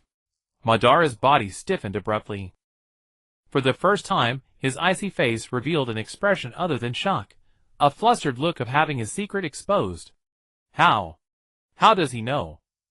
Even Azuna doesn't know I love sweets. What? Hashirama Senju, as if discovering a new continent, suddenly leaned in close to Madara, his eyes wide as saucers. Madara, you like sweets too? That's great. I thought I was the only one. You like sweet bean paste cakes. I tell you that new dessert shop at the village entrance makes the best three-color bean paste cake. Get away. Madara Uchiha, like a cat whose tail had been stepped on, shoved Hashirama's approaching face away, a telltale blush creeping up to his ears. Tobirama Senju was completely petrified. He stood there watching the abrupt shift in the scene, and felt his own mind failing him. Moments ago, they were sworn enemies, a dangerous unknown, a tense battlefield. A second later they had turned into a sweet-tooth club. How was this reasonable? Did it follow any logic? What had become of the world? Zi Yuan, watching this dramatic turn, cackled with glee. He pulled several bottles of sake and a heap of random snacks from his pocket. Come, don't just stand there. Fate brought us together. Fighting is so boring. Let's sit down, eat and chat. I'm telling you, when it comes to sweets, nothing beats the melons of Wind Country. So sweet and crisp. Nonsense. Fire Country's red bean yokon is the best. Hashirama countered immediately. A bunch of heretics. Only the union of mochi and red bean paste is the perfect art. Though Madara Uchiha's words were still Sundara, his body honestly sat down cross-legged. The three of them, a 6-year-old brat, the god of shinobi, and the Warring States demon, sat together amid the mess, launching into a fierce yet friendly debate about the orthodoxy of sweets. They argued about the sweet versus savory nature of inari sushi, the ideal ratio for three-color dango, and the craft of making yokon. The atmosphere became surprisingly harmonious. Only Tobirama Senju stood there like an outsider, isolated. He watched his older brother, the mortal enemy he loathed, and the brat he had classified as an S-class threat. Now they were arm in arm, calling each other brothers, arguing heatedly over trivial matters, like whether red bean paste should be chunky or smooth. He felt that the world held nothing but malice for him. He wanted to leave, but reason told him otherwise. What if this was that brat's scheme? What if Madara suddenly attacked? He could only stand there, arms crossed, his sharp crimson eyes fixed on these three abnormal beings, trying to extract any useful information from their nonsensical conversation. The night passed in this absurd bickering and eerie harmony, when the first rays of dawn light entered the mansion. The door to the tatami room slid open. Hashirama Senju, Madara Uchiha, and Zi Yuan walked out, arms around each other's shoulders. Their faces bore the fatigue of a hangover, and a mutual feeling of regret for not having met sooner. Madara, next time I'll bring you some specialty from our village. Definitely better than your bean paste cakes. I'll be waiting. But if you deceive me, I'll hang you from a tree. Don't worry. When I Zi Yuan speak, I mean every word. By the way, Uncle Hashirama, does that girl named Minkai Uzumaki in your village have a boyfriend yet? The three of them walked away, bickering noisily, leaving only Tobirama Senju standing in the cold morning breeze all night long. A few leaves clung to his hair. His eyes were hollow, his expression numb. He had listened to an entire night of sweet food debates, brotherly bonding, and utter nonsense. He felt his worldview, his values, his very philosophy, all had been overturned, crushed, reassembled, and then ground to dust in the span of a single night. Watching the silhouettes of the three good brothers in the distance, Tobirama Senju, the second strongest in the shinobi world, known for his calm and rationality, for the first time deeply doubted his own judgment. Maybe the world really had gone mad. Or maybe it was he himself who had lost his mind. The sun shines bright, the leaves wave at me, a beauty says good morning, welcome to my little boudoir. Zi Yuan, with her hands behind her back, swaggered down the street, humming a peculiar little tune. First stop, the Hyuga clan compound. The two heavy vermilion doors were tightly shut. Zi Yuan halted, raised her chubby right leg, aimed the sole of her foot at the door, and kicked with all her might. With a thunderous crash, the doorframe shuddered. Open up! Community warmth delivery. Creaking, the door cracked open. The current head of the Hyuga clan, Hyuga Tenjin, stepped out dressed in a pure white kimono, his hands firmly clasped within his wide sleeves. Zi Yuan tilted her chin up, pointing her nostrils at Hyuga Tenjin, and waved three short, stubby, fat fingers in the air. Old man, spare me the nonsense. I've taken a liking to the girls of your house. Pack me 3 pretty ones, and send them straight to the land of wind. Hyuga Tenjin's hands clenched abruptly within his sleeves, the cracking of knuckles echoing through the fabric. Zi Yuan, acting as if she heard nothing, continued her demands. They'll be my 32nd, 33rd, and 34th consort. We can discuss the bride price. I'll give you 10 tons of iron sand you can make walks yourselves. Hyuga Tenjin shoved the door shut with a force that sent a gust of wind brushing past Zi Yuan's nose, slamming it heavily. Zi Yuan brushed the dust off her clothes, her face full of disdain. Stingy. If you won't marry them, I'll fine. One day you'll beg this pharaoh for help. Then carefree she turned and headed to the next house. An old woman selling vegetables by the street put down her radish, covered her mouth, and muttered to the cloth vendor beside her. Is this kid's head filled with paste? She's from the land of wind. Maybe the desert dried out her brain. Second stop, the Yamanaka clan's flower shop. Zi Yuan pressed her hands on the wooden counter, jumped up with effort, and barely managed to show her head. Old Yamanaka, I've heard your girls have great figures, are beautiful, and know spiritual arts. Give me the 10 prettiest. This pharaoh has been having nightmares lately when sleeping. I need your girls to provide round-the-clock psychological counseling. Name your price. The Yamanaka clan head grabbed a large pair of pruning shears, vaulted over the counter, and the clacking of the blades echoed down the street. Zi Yuan fled like lightning, vanishing in a flash and darting a full street away. Third stop, the Nara clan. Zi Yuan ran to a shady spot and kicked the sleeping Nara clan head awake. Old dear, wake up. How can you sleep at your age? And your clan has sharp minds and good with accounts. Give me 50 girls. This pharaoh has already marked territory in the desert and needs some inner treasury managers to handle the books. Bride price 5 carts of high-grade sand iron. The Nara clan head let out a huge yawn, picked at his ears, rolled over, and turned his back to Zi Yuan. Troublesome. No marriage. The next moment, snoring started. 40th stop, the Akimichi clan. Zi Yuan stood at the door, hands on her hips, and shouted at the top of her lungs. Give me someone who can eat. The more the better. This pharaoh loves having a companion at meals. I won't mind how much you eat. 2 steaming hot basin-sized meat buns flew over the wall, landing precisely in Zi Yuan's arms. Dusk fell, and the sunset dyed the Hokage rock of Konoha a tangerine red. A clear river flowed slowly beneath the rock. Hashirama Senju crouched on the riverbank pebbles, his hands buried in his hair, clawing desperately. His mental state was teetering on the brink of collapse. Zi Yuan sat on a large round rock nearby, gnawing on the meat bun the Akimichi had thrown out, bite after bite, grease dripping down her chin onto her clothes. Hashirama turned his head, his eyes bloodshot, staring at the culprit. What exactly are you trying to do? I already have my hands full dealing with Mito alone. My head feels like it's splitting in two. And you, a 6-year-old kid, going around asking for girls, dozens at once. Can you handle it? Zi Yuan swallowed the pork filling, lifted her sleeve, and casually wiped the grease from her mouth. Old man, your vision is too small, way too small. Zi Yuan jumped off the large round rock, facing the afterglow of the sunset, puffing out her round little belly, hands on her hips. Do you think I'm after mere beauty? Wrong, completely wrong. I'm sacrificing my pure body for the peace of the entire shinobi world. Hashirama was stunned, slowly pulling his hands out of his hair, suspending them in midair. Peace? What does marrying wives have to do with peace? Zi Yuan extended a short stubby finger and wagged it vigorously in front of Hashirama. It has everything to do with it. You big guys fight all the time. What for?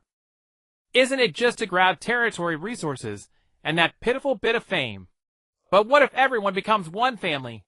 Zi Yuan walked up to Hashirama and patted his knee. Think about it. If I marry a girl from the Hyuga clan, the Hyuga patriarch becomes my father-in-law. If I marry a girl from the Yamanaka clan, the Yamanaka patriarch is also my father-in-law. And if I marry a girl from the Uchiha clan, even that reclusive lunatic Uchiha Madara would have to call me brother-in-law or son-in-law respectfully. When the new year comes, everyone brings a couple of boxes of fruit and snacks and gathers around a big round table. Old man Hyuga plays mahjong with Madara Uchiha, while old Yamanaka serves tea on the side. Everyone becomes in-laws connected by blood and bone, who would still dare to pull out a katana and slash each other. What do you call this? This is the community of shared destiny through blood integration in the shinobi world. Zi Yuan, spittle flying, gesticulated wildly, proclaiming this utterly absurd theory with righteous fervor. These words struck Hashirama Senju's crown like a thunderbolt from the 9 heavens. Hashirama remained crouched, his brain cells starting to race at full speed. He began to think following Zi Yuan's reasoning. If the Uchiha and Senju intermarried fully, with Madara marrying into the Senju clan, he would have a plump grandson and Madara would have one too. 2 old men, both nearly 100 years old, would quarrel every day at the village entrance over the right to babysit their grandchildren. In their hands would be no explosive tags or kunai, but bottles of warm milk and clean diapers. During festivals, Madara would carry a basket of Land of Wind specialty melons and knock on the Senju's door to visit relatives. This picture. So harmonious. So perfect.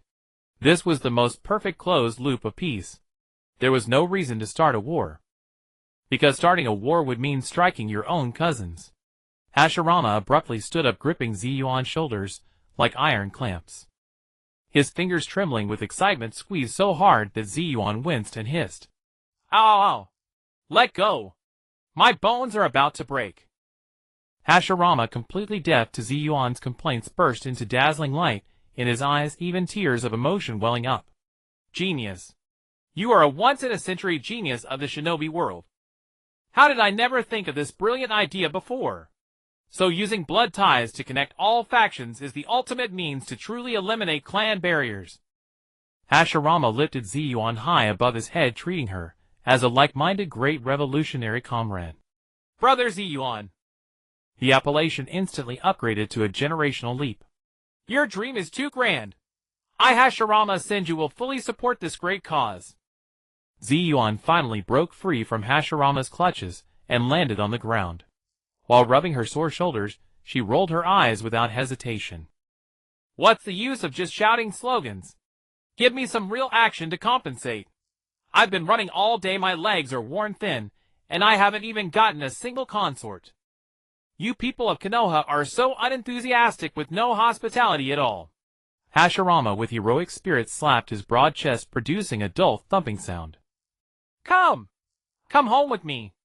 I'll have your sister-in-law cook you a table of her best dishes. My Mito is not only beautiful but also has the finest culinary skills in all of Konoha. And we can discuss it together. At the mention of Uzumaki Mito, Zi Yuan's big blue eyes spun a full circle. A glint of mischief flickered from the depths of her eyes. Go to your place. That sounds great. I've long heard of Sister Mito's illustrious reputation. The vast chakra bloodline of the Uzumaki clan, the prominent status of the Senju clan. This is a double dose of premium joy. Zi Yuan patted her round full belly and trotted on her short legs, closely following Hashirama's brisk strides. The 2 figures stretched long by the setting sun, cast shadows on the cobblestone road. One was overjoyed, believing he had found the guiding light to eternal peace in the shinobi world. The other was plotting secretly, her mind full of schemes to drain the beauties from this big fellow's family connections, the Uzumaki clan, the Senju clan, and maybe even through Hashirama alliances with other families. In the courtyard of Senju Hashirama's residence, the atmosphere was fresh and elegant. Inside the Japanese-style room, a low oblong table was laden with a sumptuous feast. Zi Yuan, utterly unconstrained, plopped her plump bottom onto the tatami and immediately began grabbing food with both chubby hands. In her left hand, she clutched a sizzling greasy poultry leg, in her right a piece of braised pork glazed with thick dark sauce. She tore off a large chunk with her teeth, letting the grease dribble down the corner of her mouth and onto the front of her robe. Uzumaki Mito knelt beside the table, holding a bowl of freshly ladled miso soup. This woman had a cascade of tomato-red hair and radiated an awe-inspiring immense life energy. Mito gently placed the soup bowl before Zi Yuan and handed her a warm, damp towel. Zi Yuan carelessly snatched the towel, roughly wiped it across her mouth, leaving a large dark smear of grease. Sister-in-law, this is amazing, Zi Yuan mumbled indistinctly while chewing her food. Much better than the sandworm skewer cooked back in our village. Hashirama sat opposite, holding a cup of sake, and gulped it down. Hearing this, he slapped his thigh heartily. Ha, if Brother Zi Yuan enjoys it, then eat plenty. Mito's cooking is second to none in all of Konoha. Mito nodded slightly, gently tidying the empty plates on the table. Her gaze fell upon the pure gold block hanging around Zi Yuan's neck, a flicker of subtle curiosity in her eyes. She hadn't expected that this 6-year-old child possessed such terrifyingly vast chakra reserves. Zi Yuan gulped down a large mouthful of miso soup, letting out a satisfied loud burp. Afterwards she picked up a thin bamboo toothpick, leaned back in her chair, and began to pick her teeth. Old man, I've eaten my fill. Let's talk business. Zi Yuan flicked the toothpick onto the table, crossed her short legs, and assumed a serious negotiating posture. Hashirama set down his sake cup and leaned forward. Speak, brother. That plan I mentioned by the river today, the Pan-Ninja World Bloodline Fusion Destiny Community. Zi Yuan tapped her fingers on the table, producing a rhythmic clicking sound. Since you fully support this great cause, as the leading figure of Konoha, shouldn't you show some concrete action? Hashirama nodded firmly, his expression turning serious. Indeed. For the sake of peace, Konoha must set an example. Straightforward. Zi Yuan slapped her thigh mightily, then burst into hearty laughter. Haha, I've done a rough calculation. To show sincerity, the Senju clan should first provide 10 eligible young women of marriageable age. Also, the Uzumaki clan as your staunch allies should contribute as well, another 10 women. Zi Yuan spread her 2 short stubby hands and gestured emphatically in the air. Make it an even 20. Pack them up and send them to the land of wind. I'll pay double the bride price plus a year's supply of windproof super large sand gold. The next moment the air froze, and the temperature in the room plummeted several degrees. The wooden tray in Mio's hand emitted a faint crack. A massive oppressive wave of chakra, like a tidal surge, slowly enveloped the entire room. Hashirama's back began to sweat, and his hands unconsciously rubbed against his knees. Brother Zi Yuan. Hashirama stammered, not daring to glance in Mio's direction. The Senju clan is manageable. I can decide. But the women of the Uzumaki clan are rather fiery-tempered. And isn't 10 a bit too many? Sensing the terrifying aura emanating from Mio, Zi Yuan shrank her neck slightly into her collar. This woman was not to be trifled with. If provoked, she might actually use a sealing technique to turn someone into a mummy. However, this pharaoh was a brave bull who feared no difficulty. How could a little setback make him retreat? Old man, has your vision shrunk again? Can't you hold your conviction? Zi Yuan stood up, hands on her hips, with an air of righteousness. This is a national policy, a great inter-clan marriage alliance. Think of eternal peace. Besides, Konoha is a big village. What's the harm in offering 20 women? If you lack this much resolve, how can you lead the ninja world to peace? Zi Yuan completely ignored Mito's murderous glare. From her wide sleeve, she pulled out a crumpled piece of paper. Actually, I'm not asking for your people for nothing. I conducted a thorough talent assessment near the medical department today. Zi Yuan slapped the paper on the table, her stubby finger pointing at the single name on it. Uzumaki Minkai. I've examined her bone structure. Her fate belongs to fire, and she is deficient in sand. She is a top-tier talent tailor-made for our land of wind. Zi Yuan was rambling again. I have decided to appoint her as the sole director of our Sunagekyo's National Sealing Technique Strategic Research Institute, and concurrently my 9th consort. Old man, you can take your time with the other women. But this Uzumaki Minkai, you must promise her to me today. This concerns the foundation of our 2 villages' strategic alliance for the next century. Hashirama looked at the name on the paper. In his mind, the image of that young kunoichi with red hair always bustling about in the medical department appeared. Then he glanced at Zi Yuan, who spoke with such conviction, as if discussing a matter of national survival. Hashirama's brain cells were once again swept away by this absurd logic. He even felt there was perhaps some truth to it. Minsai's sealing technique talent was indeed outstanding. If she went to Sunagekyo, she might truly shine. Moreover, using one person's marriage to secure an eternal ironclad alliance between the land of wind and the land of fire, this deal was simply too good. All right. Hashirama clapped his hands on the table, suddenly standing up, his resolve firming. Brother Zi Yuan, I agree to this. I will personally speak to Minkai about this. For the future of Konoha, she will understand. Mio stood to the side, the tray in her hands completely shattered in 2. Her red hair fluttered without wind. These 2 madmen. Do they treat the women of the Uzumaki clan as objects to be traded? Just as Mito was about to erupt using adamantine sealing chains to bind these two babbling fools and toss them into the Naka River. The sliding door of the room was violently ripped open from outside by a tremendous force. The wooden frame cracked, splinters flying. A cold night wind mixed with sharp killing intent poured into the warm room. Everyone turned to look. Senju Tobarama stood at the entrance clad in a black tight-fitting combat uniform, his face dark as thunder. Under his silver-white hair those crimson eyes were fixed deadly on Zi Yuan. His chest heaved violently, his breathing rapid, clearly having heard the conversation inside, and sprinted all the way. Brother! Tobarama's voice was like ice that had never thawed. Have you lost your mind? You want to hand Minkai over to this unknown demon? Tobarama stepped into the room, the wooden floor groaning under his weight. With a flick of his hand, a gleaming kunai slid into his palm. The Uzumaki clan is our most important ally. Minkai is the core backbone of the medical department. You're using her as a bargaining chip, sending her to that barren desert. How will you explain this to sister-in-law Mito? How will you explain it to the Uzumaki clan?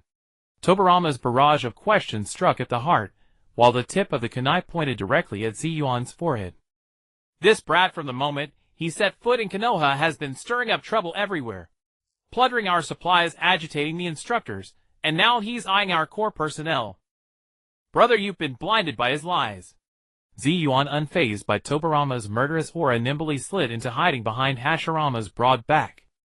Then she poked out a round head, with a tuft of unruly hair pinching her chin, with two fingers to put on an innocent expression. Second in command, that's unreasonable of you. I came with full sincerity to propose marriage. Besides, this is a cross-village alliance, a great thing for the prosperity of the ninja world. Zi Yuan, hidden behind her, Cover! Launched a fierce counterattack. How come in your mouth it turns into some shady deal? Are you jealous of your brother?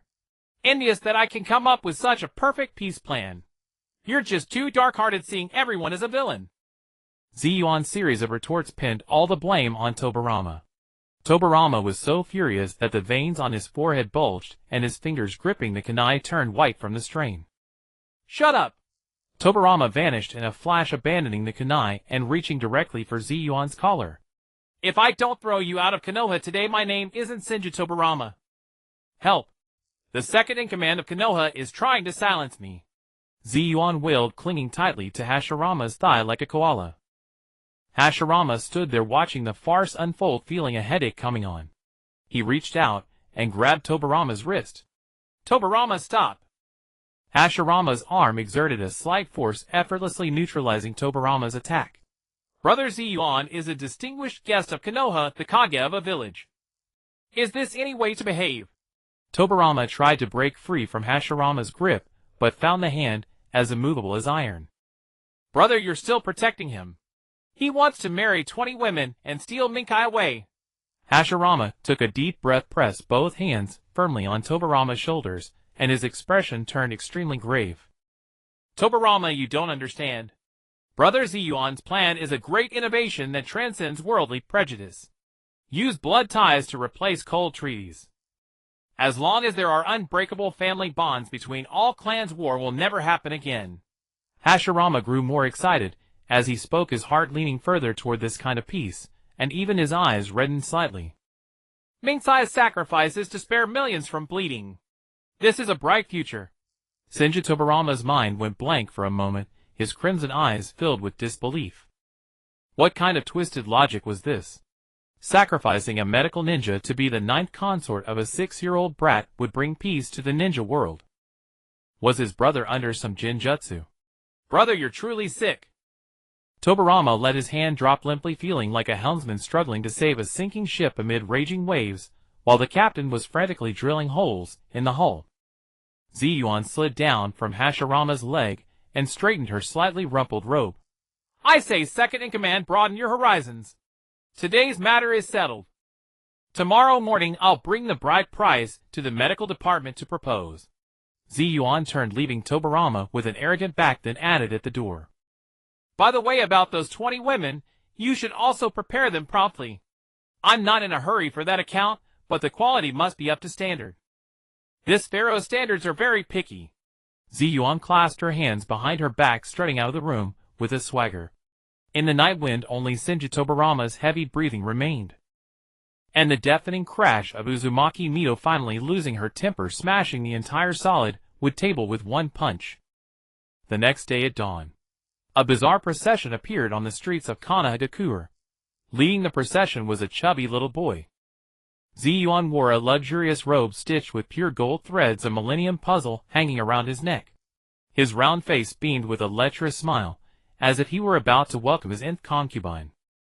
Behind him floated a dazzling pyramid over a meter tall, made of high-purity gold sand. On each side of the pyramid, crooked characters spelled out 4 words: bridal price here. This was the bride price that Zi Yuan had crafted overnight using his magnet release. Following behind this mobile mountain of gold was the first Hokage of Konohagakure, Hashirama Senju. Hashirama had 2 large dark circles under his eyes, his face bearing 7 parts embarrassment and 3 parts helplessness, but above all a tragic determination that said, for the peace of the ninja world I will sacrifice everything. Last night after Mito Uzumaki smashed the table, she hadn't used her adamantine chains on him. But her murderous glare and 3 hours of ideological education had inflicted a mental torment more terrifying than his 3-day battle with Madara Uchiha. Nonetheless, his brainwashed mind remained convinced that this was the only path to permanent peace. Mito, you will understand me. For the village, for the end of wars, what does it matter if I bear the infamy? This marriage proposal procession, consisting of a money god and a village chief, swaggered down the main street, drawing countless villagers and ninjas to stop and stare. Isn't that the Hokage? What's he doing following that little fatso? Haven't you heard? That little Kazekage from Sunagakure has taken a fancy to Lady Akina from the medical department. Today he's coming to propose. Propose? That 6-year-old brat. How could Lady Akina possibly agree? Should keep your voice down. Don't you see the Hokage is with him? I heard it's for the peace between the 2 villages. Amidst the murmurs, the procession arrived at the entrance of the Konoha Medical Department. It was the busiest time of day. Mito Uzumaki wore a clean white medical coat, her beautiful red hair tied into a neat ponytail, as she treated a ninja with a broken arm. Her movements were skilled, her chakra control precise, her expression focused and gentle. Just then a huge commotion arose at the entrance. Make way. Make way. The Kazekage has arrived. All idle people disperse. Zi Yuan's voice, amplified by an iron sand loudspeaker, echoed through the entire medical department hall. Everyone stopped their work, staring at the entrance in shock. There stood the legendary little Kazekage, hands behind his back, walking with a swagger, followed by a glittering golden pyramid and an embarrassed first Hokage. The scene was too surreal. Ignoring all the stunned gazes, Zi Yuan walked straight up to Mito Uzumaki, cleared his throat, and knelt on one knee. He comically pulled a ring from his pocket. The ring was made of pure gold sand set with a diamond-like gem, the size of a pigeon egg, refined from high-density chakra metal, sparkling brilliantly. Lady Mito. Zi Yuan lifted his head, staring at the stunned red-haired woman with his big blue loving eyes. From the first moment I saw you, I was deeply captivated by your exquisite medical ninjutsu, your beautiful face, and your soul. A soul yearning to display its talent, but buried in obscurity. You are like the brightest star in the desert, not meant to be confined by this small Konoha. So please accept my request. His voice suddenly rose, filled with passion. Marry me. Become my 9th concubine. Become the sole director of the Sunagakure National Seal Research Institute. I promise you will have the best research environment and the most generous funding. Your name will be carved at the top of the pyramid, revered for all eternity. This shocking proposal exploded like a bomb in the medical department hall. Everyone was petrified. 9th concubine. Research Institute director. The sheer amount of information caused everyone's brains to crash. Mito Uzumaki's mind went blank. She stared at the kneeling chubby boy, at the exaggerated ring in his hand, her pretty face blushing as red as blood. She felt both absurd and ashamed, but deep inside her longing for sealing techniques, and her vision for the future began to grow wildly like weeds. Is he serious? An institute. Eternity. Just as the atmosphere reached its most silent point, a cold roar broke the stillness. Absurd. Utter nonsense. Tobarama Senju appeared like a ghost among the crowd. He had clearly been there for a while, barely holding back. Now he could no longer contain himself. He took a step forward, the ground trembling under his feet, and unleashed an icy killing intent aimed at Zi Yuan. This is the medical department, a place to save lives, not a stage for a brat to run wild. Take your scrap metal, and get out of here. Scrap metal? Zi Yuan was immediately displeased. He stood up, dusted off his knees. Second in command, you don't know quality when you see it. This is 99.9% pure gold sand mixed with rare chakra conductive metal. Just this small piece could buy your life 10 times over on the black market. He winked at Tobirama as he spoke. But if you like it, I'll give you one later. Though first you'll have to call me brother-in-law. You're asking for death. Tobirama was furious. He formed a single-hand seal, and a massive amount of water vapor began to gather around him. Water release, water colliding wave. But just as he was about to strike Tobirama, stop! Hashirama Senju snapped out of his embarrassment, flashed in front of Zi Yuan, and clasped his hands together. Wood release tree wall. A thick wall of wood rose from the ground, easily blocking Tobirama's water release. Brother, you're still protecting him. Tobirama was incandescent with rage, pointing at Zi Yuan. Look at what he's done. This is an insult to our village, and to the Uzumaki clan. Tobirama, you don't understand. Hashirama said gravely. This is for peace. For the friendship between our villages. This is Brother Zi Yuan's sacrifice. Sacrifice. A cold yet infinitely dignified voice came from the entrance. Mito Uzumaki, dressed in a beautiful red kimono, walked in slowly. Behind her were several Uzumaki clan members, all emanating powerful chakra. With each step the air seemed to grow heavier. Her beautiful red eyes swept calmly over everyone present, finally settling on Hashirama Senju. Lord Hokage, I would like to hear what you mean by sacrifice. Her voice was calm, but beneath that calm lay a fury that could topple the entire village. Hashirama's forehead immediately broke out in cold sweat. Mito, let me explain. Explain? Mito walked up to him, looking up at the man a head taller than her, eyes devoid of their usual gentleness. To explain how you turned a daughter of the Uzumaki clan into a bargaining chip for your ridiculous peace. Or to explain how you, as the Hokage, allowed a 6-year-old to stage a farce that insults my clan. Her accusations struck like daggers. Hashirama was speechless, helplessly rubbing his hands and stammering. Mito ignored him, turning to look at the culprit hiding behind Hashirama, peeking out curiously. Kid, you've got guts. But the women of the Uzumaki clan are not toys for you to play with. As she spoke, several golden adamantine chains shot out from behind her like striking vipers, instantly wrapping around Zi Yuan tightly. Oh, I've gone too far. Zi Yuan was tied up like a dumpling, but he wasn't panicked at all. He looked at the red-haired beauty exuding overwhelming aura, and found it even more challenging. He was about to activate his magnet release to break the chains, but before he could, Mito Uzumaki, the red-haired woman, who had been silent at the center of the storm, suddenly stepped between Zi Yuan and Mito. Lady Mito, please stop. Her voice carried an unprecedented determination. She bowed deeply to Mito. Then she lifted her head, meeting Mito's majestic gaze directly. In fact, I am willing. I did it willingly. Uzumaki Akina's voice, like a pebble dropped into a still lake, stirred 1,000 ripples in the silent lobby of the medical department. Time seemed to press the pause button at this moment. All eyes were fixed on the red-haired woman, who stood upright, shielding Zi Yuan behind her. Her gaze now held a resolve that would sacrifice everything for the pursuit of her dreams. Uzumaki Mito, whose red eyes brimmed with authority, saw unprecedented turbulence in her own gaze for the first time as she looked at the woman before her. She looked at the clansman she had watched grow up, feeling an indescribable surge of emotion. Akina, do you know what you're saying? Mito's cold voice carried a barely perceptible tremor. Of course I do. Uzumaki Akina bowed deeply, again solemnly facing Mito. Lady Mito, please forgive my willfulness. She raised her head, and on her delicate face was an almost obsessive fervor. The Uzumaki clan is born with the most supreme talent in sealing techniques. This is our glory and also our curse.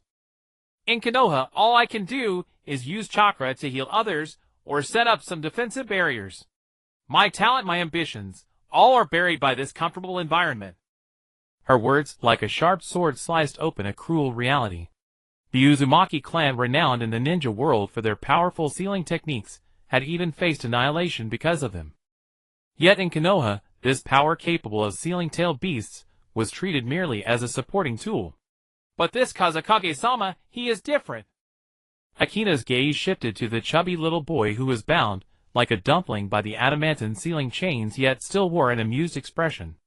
In her eyes, there was no romantic affection, only the appreciation of a chess player encountering a kindred spirit. He promised me a research institute, ample funding, and even real-tailed beasts to verify and perfect my sealing techniques. Lady Mito, can you understand? This is a temptation that a sealing master could never resist in a lifetime. For this opportunity, even if I only become his nominal princess, or even if I have to give my life, I would not hesitate. These words also made every Uzumaki clansman present wear complex expressions. They understood Akina's choice, because it was the deep-rooted craving for power and knowledge embedded in their bloodline.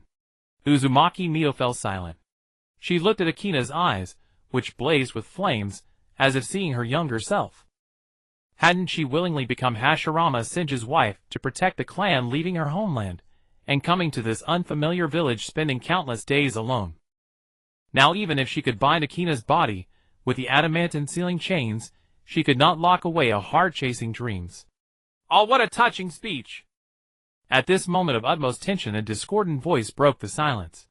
Zi Yuan twisted his bound body, wriggling like a caterpillar, and spoke in an infuriating tone. My little Akina, well said. But there's one thing you got wrong. You're not my nominal princess, you're my solid ninth princess. Don't worry, not a single ceremony will be missed. When we get back to Sunagakure, I'll throw you the grandest wedding in the entire desert. Akina's face, which had been radiant with sacred light, instantly turned the color of a pig's liver. She choked, almost fainting on the spot. What in the world is this guy thinking? Shut up, brat! Tobirama Senju felt his sanity being eroded bit by this little brat. He stepped forward, his icy killing intent locking onto Zi Yuan again. Even if Akina agrees, I won't let you take her away. She is an important member of Konoha, not a commodity you can trade at will. Second in command, that's just being unreasonable. Zi Yuan pouted. This is called free exchange between villages, understand? Our Sunagakure offers better treatment, and it's for good development. Besides, she's voluntarily jumping ship. What right do you have to stop her? Then he looked at Tobirama with an even more contemptuous gaze. Besides, I'm talking to the person involved and her direct supervisor. What qualifications do you have to butt in, you who's in charge of public security? Overstepping your authority, Deputy Sama. You? Tobirama was rendered speechless, his chest heaving violently. At this moment, the ever-silent Hashirama Senju finally found a chance to interject. His face, full of embarrassment, now overflowed with a wild joy of, my theory has been confirmed. He strode to Mito, placed his hands on her shoulders, and spoke with intense emotion. Mito, do you see? This is the true path to peace I've been talking about. This is not coercion, not a transaction. It's a bond formed voluntarily based on shared dreams and pursuits. Brother Zi Yuan, with his personal charm and grand vision, has moved Akina. This is 10,000 times more solid than any cold alliance. Hashirama grew more excited, as if he could already see the bright future of a unified ninja world. Tobirama, set aside your prejudice. Embrace this great revolution. He turned and shouted at Tobirama. This is a historic moment. It's the first step for Konoha toward true peace. We should be proud of this. Tobirama Senju and Uzumaki Mito simultaneously looked at the god of shinobi, who had completely fallen into self-hypnosis, with expressions of disbelief. Brother Hashirama, he is really sick. The same thought flashed through both their minds.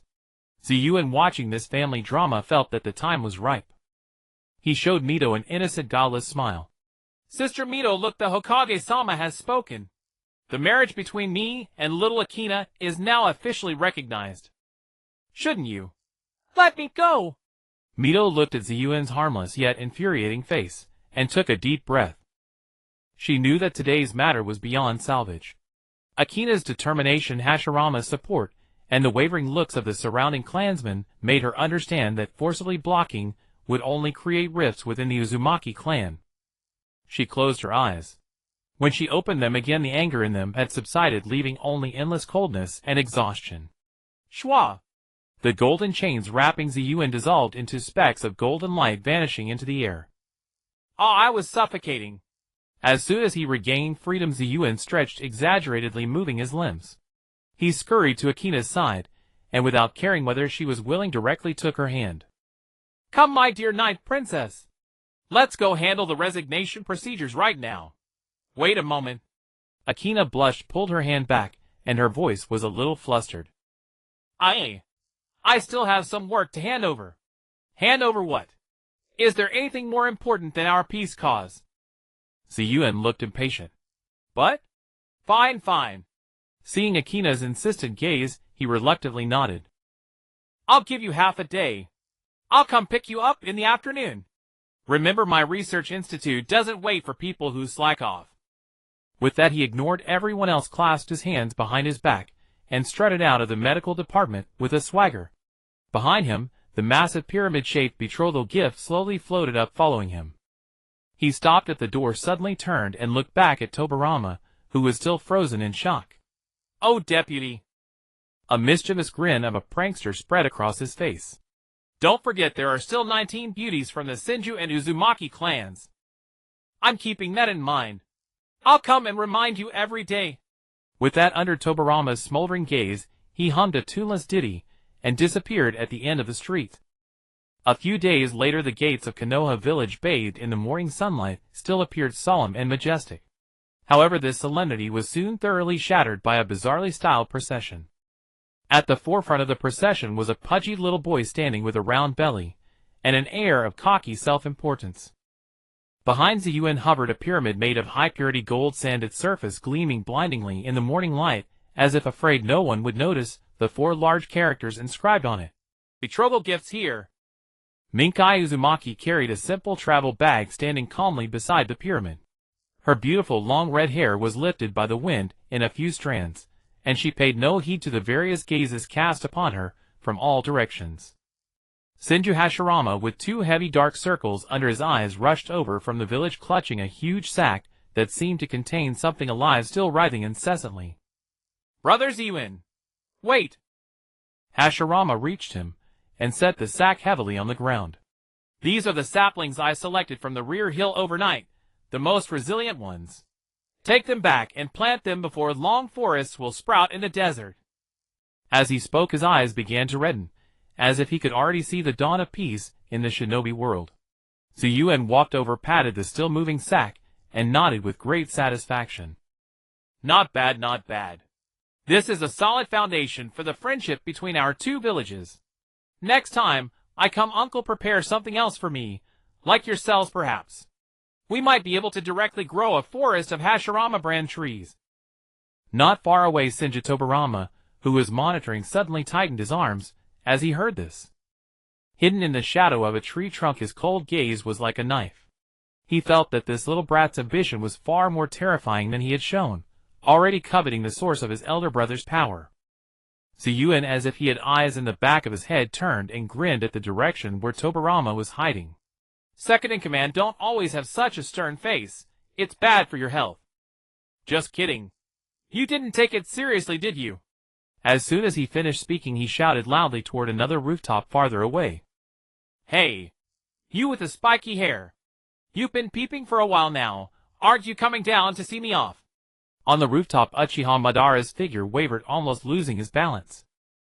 He hadn't expected that despite hiding so well, the little brat had still discovered him, and in such a manner. Zi Yuan, completely indifferent to his reaction, continued shouting at the top of his lungs. Madara! Don't miss me too much. Next time I'll bring you the latest bean paste cakes from the land of wind. I guarantee you've never tasted them. Uchiha Madara's face darkened completely. With a flicker, he vanished from the rooftop, feeling that if he stayed any longer his blood pressure would spike. Zi Yuan snorted triumphantly, then grabbed Mingsai's hand with a smooth, natural motion. Let's go, my beloved 9th princess consort. Our great enterprise awaits us ahead. The iron sand beneath his feet surged, lifting him, Mingsai, and the massive golden betrothal gift slowly into the air, heading toward the land of wind. Only his arrogant words echoed over Konoha. Uncle Hashirama, Uncle Tobirama, I'll be back. And don't forget, there are still 19 girls waiting for me. And everyone, especially the Uchiha clan, remember to send 20 young ladies over. On the ground, Senju Hashirama waved goodbye, moved to tears, while Senju Tobirama's eternally frozen face had darkened to the point of dripping with gloom. High in the sky, the golden sand platform flew steadily. Zi Yuan showed no sign of discomfort from his first flight. He was gesticulating excitedly, painting a grand future for Minkai. For our research institute, I've already chosen the location, right on top of the pyramid. A panoramic view showcasing our transcendent status. The first step is a comprehensive analysis of the tail beast's chakra. Zi Yuan counted on his chubby fingers, assigning tasks. I'll have Shikaku spit sandballs every day for you to practice sealing precision, and have Son Goku cooperate with you in developing heat-resistant sealing runes. We also need to study how to combine Mu Wang's steam power with sealing techniques to create a boil-release steam-powered sealing net. At first, Minkai Uzumaki was a bit bewildered by his wild imagination, but as she listened further, a brilliant light burst from her eyes. She quickly took out a scroll and a brush from her bag and began writing rapidly. A very interesting concept. Regarding the steam-powered sealing net, we need to consider the stability of chakra conduction and pressure thresholds. Also, the blue flames of Matatami carry a special soul-burning property. Conventional sealing materials will likely be eroded. The questions Minkai raised were highly professional, hitting the core. Zi Yuan was momentarily stunned, but then he popped out his little chest and put on an air of profound leadership. Details. These are all minor issues. My dear director, I hired you precisely to solve these technical problems. My job is to point out the direction forward. Minkai looked at his self-righteous expression, and far from being annoyed, found it somewhat amusing. She lowered her head to continue refining her thoughts, her anticipation for the future growing even more. After a long flight, an endless yellow sea of sand appeared on the horizon. In the midst of wind and sand, a massive pyramid, whose foundation had just been laid along with a few crude tents, formed the entirety of Sunagakure village. Several huge tail beasts were lying lazily on the sand, basking in the sun. Minkai looked at the desolate scene before her, then compared it to the prosperity of Konoha. A crack finally appeared in her calm face. This is Sunagakure. Exactly. Zi Yuan spread his arms, his tone brimming with pride. Do you see? This is a virgin land waiting for us to create. A blank canvas for you to unleash your talent. Doesn't it feel full of infinite possibilities? Just then a figure came scrambling from a distance.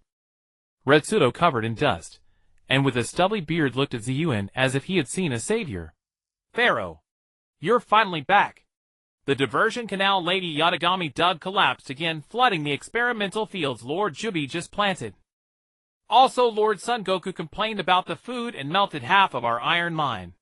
Before Retsudo could finish his lament, Zi Yuan shoved him aside and pulled Minkai forward. Chancellor, don't mind those trivial affairs. Look at what I've brought back. Zi Yuan pointed at Minkai as if showing off a priceless treasure. Tada! This is the sole director of our future National Sealing Arts Strategic Research Institute, Lady Minkai Uzumaki. She is also my 9th princess consort. With her, the problems of unruly tailed beasts and resource shortages will all be solved. Retsudo stared blankly at Minkai, then looked toward the iron mine still billowing black smoke. He felt the world spin and nearly fainted on the spot. He had gone out and brought back nothing but a woman, no food, no water. Zi Yuan, completely ignoring Retsudo, who was on the verge of collapse, clapped him firmly on the shoulder. Don't just stand there. Go arrange accommodations for our chief scientist immediately. Use the gold I brought back to build her the most luxurious laboratory. He pointed at the floating pyramid of betrothal gifts. Also prepare a welcome banquet at once.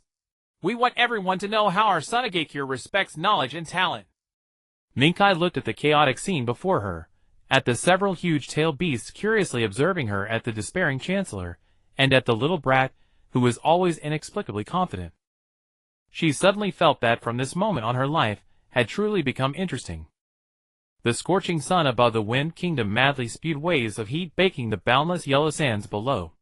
The pure gold spire pierced through the blistering air currents, hurtling straight toward the heart of the basin. Zi Yuan sat cross-legged at the edge, clutching half a honey melon from his own homeland, devouring it in large bites. Uzumaki Akina grasped the outer edge of the pyramid, her crimson hair whipping in the gale, her gaze fixed on the desolate land below that kept growing larger. A mountain-sized dark red giant ape swung its arms, pulverizing several boulder-sized rocks into dust fragments bursting outward like a rain of stone. A plump sandy-colored tabby cat lay nearby, waving its paws to gather the rubble. A torrent of clear water was forcibly extracted. The underground river water mixed with sediment, turning into sticky mud, and under the crushing force of the tailed beast, it was flattened into a wide level foundation. Zi Yuan spat out melon seeds, rubbed his juice-stained chubby hands casually on his clothes, then grabbed a large horn made of condensed iron sand, brought it to his lips, and took a deep breath. Get a move on, all of you! He roared down, the sound waves shaking the air. Sun Wukong stopped his work, looked up at the half-empty sky, bared his teeth, and pounded his broad, sturdy chest with both fists. Monkey no slacking. If today's demolition quota isn't met, I'll deduct 2 roast whole lambs from your evening meal. The colossal pyramid descended steadily onto a towering sand dune. Zi Yuan jumped into the sand heap, climbed to the highest point in 2 steps, and pointed his stubby finger at the bustling construction site below. See this? He said. This is the empire your pharaoh has built for you. It changes by the day. Uzumaki Akina pulled out a piece of parchment she carried, gripped a charcoal stick, and began recording the incredible surreal scene before her. Matatabi transformed into a blue flame, darting back and forth through a pile of clay, the intense heat instantly firing the mud into hard blue bricks. Countless Suna villagers, bare-chested, pushed wooden carts, running back and forth between the kilns and the foundation, their sweat glistening under the sunlight. Redo scrambled up the sand dune with disheveled hair, clutching a thick stack of ledgers to his chest, gasping for breath. The old man looked like he was about to fall apart. Pharaoh, the brick production speed is too fast. The sand supply can't keep up. Redo wiped the sweat from his brow with his sleeve and shoved the open ledger under Zi Yuan's nose. Zi Yuan didn't even glance at it. He pushed the ledger aside. Let Mu Wang tread the water wheel and increase the pumping volume. The machines must never stop. He planted his hands on his hips, striking the pose of a ruthless capitalist. Implement a 3-shift system. People rest, but the tailed beasts never stop. Run 24 hours straight. Such a brutal exploitation method made Redo gasp several times. His fingers trembling as he held a pen, he tried to offer a few words of persuasion. The iron ore in the surrounding mountains is almost depleted. Without steel we can't build the high-rises. Zi Yuan kicked a small stone at his feet, looking at the first Kazekage with contempt as if he were an idiot. No iron ore. Go dig in the neighboring land of Earth. Move at night, and don't get caught. Before you leave a few wooden stakes in the mine to make it look like the Senju clan did it. Redo swallowed his saliva and scribbled the wicked instruction crookedly on the paper. Uzumaki Akina stopped her pen, her clear eyes shimmering with curiosity. She crouched down to level with the chubby little boy who was talking nonsense. Where is my research institute? Right on top of this tower. Zi Yuan replied, slapping the pure gold wall behind him, producing a crisp metallic clang. You start work today. Your first project is to research how to carve sealing techniques onto bricks to make a wind sand energy shield. Akina nodded, grabbed a few blueprints, and walked alone into the pyramid to set up the instruments. The village was expanding madly every day. Rows of neat earthen houses rose from the ground, and wide flat bluestone streets replaced the loose, hard-to-traverse sand dunes. Komi circled overhead, scattering countless glowing scales, spurring patches of windbreak forests. The greening efficiency was astonishing. The scene shifted to the heart of Konohagakure, hundreds of kilometers away. Hashirama Senju crouched on the wooden chair in the Hokage's office, holding an urgent intelligence scroll, his eyes wide as saucers. Tobarama Senju leaned against the bookshelf, arms crossed, his gaze cutting through the papers like a blade. Sunagakure is in the midst of massive construction, Hashirama said, slapping the scroll onto the desk, raising a thin layer of dust. That evil little brat is definitely up to some scheme. Tobarama stepped forward, snatched the scroll, and scanned the details of the intelligence at lightning speed. Madara Uchiha pushed open the door and stepped inside, holding a freshly sharpened longsword, its blade reflecting the light from the window. We need to help, Hashirama said, leaping from the chair and starting to stuff various tree saplings and seeds into a hemp sack. Have you lost your mind? Tobirama grabbed the edge of the sack, desperately stopping his brother's insane action. Hashirama pulled the sack back with force, his eyes showing an unyielding stubbornness. The alliance between the two villages must show the utmost sincerity. I promise to go plant trees. Madara snorted coldly, and slammed the longsword heavily onto the wooden floor, producing a dull thud. Visiting is fine. I want to see what that arrogant fatty can really do. Tobirama felt he was about to be driven mad by these two lunatics. He rubbed his throbbing temples and gritted his teeth to pack his belongings. The scene shifted back to the seething sea of sand in the Wind Kingdom. Zi Yuan wore a giant straw hat woven from palm leaves, sitting in a grand armchair assembled from magnet release. Two lightly dressed Sunakunoichi stood beside him, vigorously waving large palm leaf fans to dispel the sweltering air. Not far ahead, a massive modern-style tower was rising at a visible speed. Shikaku controlled the quicksand like a giant 3D printer, stacking building materials layer by layer. Extend the left side another 2 meters outward. I want a suspended balcony to watch the sunset. Zi Yuan grabbed the large horn and bellowed. Shikaku gnashed its teeth in fury, but intimidated by the terrifying black box, had no choice but to comply. Redo, holding the latest statistical data sheet, pushed through the busy crowd and arrived beside the grand armchair. Pharaoh, the land of Earth has sent a protest note saying several of their border iron mines vanished overnight. Protest denied. Tell them to go ask Konoha for an explanation. Didn't we leave wooden stakes at the scene? Zi Yuan crossed his legs, shaking his feet nonchalantly. Tell the foreign ministry to take a tough stance.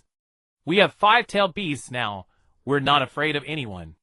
Redo wiped the cold sweat beading on his forehead. He felt that working under this young leader would shorten his lifespan by at least 20 years. Uzumaki Akina, holding a bluestone brick covered in dense black ceiling scripts, walked briskly from the research lab at the back. The first energy shield sample is ready.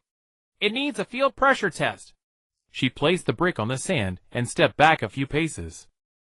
Zi Yuan jumped up from his chair and drew a kunai hanging from his belt. I'll inspect it myself. He channeled his chakra, and 3 black tomos spun rapidly in his eye sockets. The surface of the kunai was instantly coated in a layer of azure lightning. A blinding bolt of lightning left his hand, in an instant shooting straight at the bluestone brick.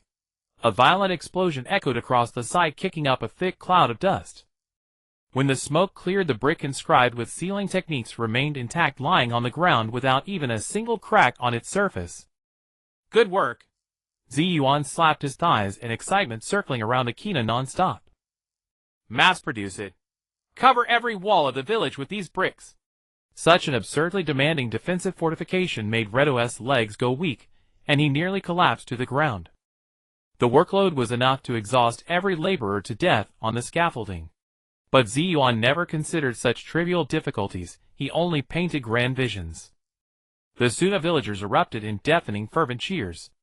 They had never lived in such sturdy houses, nor had they ever eaten such hearty meals, or had an endless supply of water. Now even if Zi Yuan pointed at the moon and called it a pancake, they would eagerly build a ladder to take a bite. The entire village was caught in a fanatical blind trust. Only by offering their loyalty to the great pharaoh could they find peace of mind. 20 days had passed since the diplomatic mission to Mai. The group from Mai trudged through the desolate desert of Feng country, where the scorching daytime air shimmered and distorted their vision. After less than half a day's journey, Qianshou Zhujian crossed the last towering dune, his heavy boots sinking deep into the sand. Zhujian unslung his canteen, tipped his head back, and gulped down large mouthfuls of warm water. A few droplets trickled down his rugged chin, staining the fabric of his chest. Uzibo-ban, draped in a gray-brown windproof cloak, stood, with his arms crossed, exuding an aloof and unapproachable pride. Qianshou Feijian followed behind, clutching a thick notebook. The tip of his pen scratched rapidly across the paper, recording the extremely arid meteorological data of the surroundings. Behind the 3 men stretched a massive convoy. Dozens of heavy wagons laden with lumber and iron ore crawled slowly across the sand, while the draft horses snorted heavily. Even more striking were the several specially widened carriages in the middle of the procession. Inside sat 24 young women of varied appearances. 10 Shinsho clan members wore simple functional clothes. 3 Uzibo girls had cold elegant expressions, wariness flickering in their eyes. 4 crimson-haired Schwanhua girls huddled together whispering. In a corner sat a quiet Bikugan girl from the Rishiang branch family. 2 women each from the Shanzhong Neilang and Chiodao clans plus 1 representative each from the Yuanfei Yanchuanzhong and Anma clans. These 24 women bearing high-level bloodlines represented the utmost marital sincerity offered by Mai. Zhu Jian casually wiped the moisture from his lips with his sleeve, then raised his head, his gaze piercing the last veil of heat haze. Suddenly his pupils constricted sharply. In the basin ahead stood a magnificent giant city. Beneath the cascading sunlight, 100-meter-high pure gold tower spire pierced the sky, its dazzling radiance searing the retina. Beside the pyramid rose a colossal yang tree of equal height, its trunk so thick it would take dozens of people to encircle. Its lush canopy spread, like a sky-supporting umbrella casting a vast swath of shade. Moreover, the ground below was no longer loose sand but broad flat bluestone merchant roads, numerous and interwoven between the 200-meter miraculous structures. A throng of foreign merchant caravans pushed heavily laden carts jostling forward along the trade routes. Within a clear lake reflected countless glints of sunlight. Inside the city abundant water flowed through man-made channels gurgling past every row of neat new 2-story houses. Numerous green trees were tastefully scattered along the streets swaying with crisp rustling sounds. Zhu Jian's mouth fell open, his jaw nearly unhinged, and the canteen clattered to the sand. Ban's breath caught. His tense body began to tremble slightly, and the Mangekyo Sharingan spun wildly in their sockets, searching for traces of Jinjutsu. Feijian's charcoal pencil snapped with a crack. This earth-shaking miracle of infrastructure shattered all common sense of the shinobi world.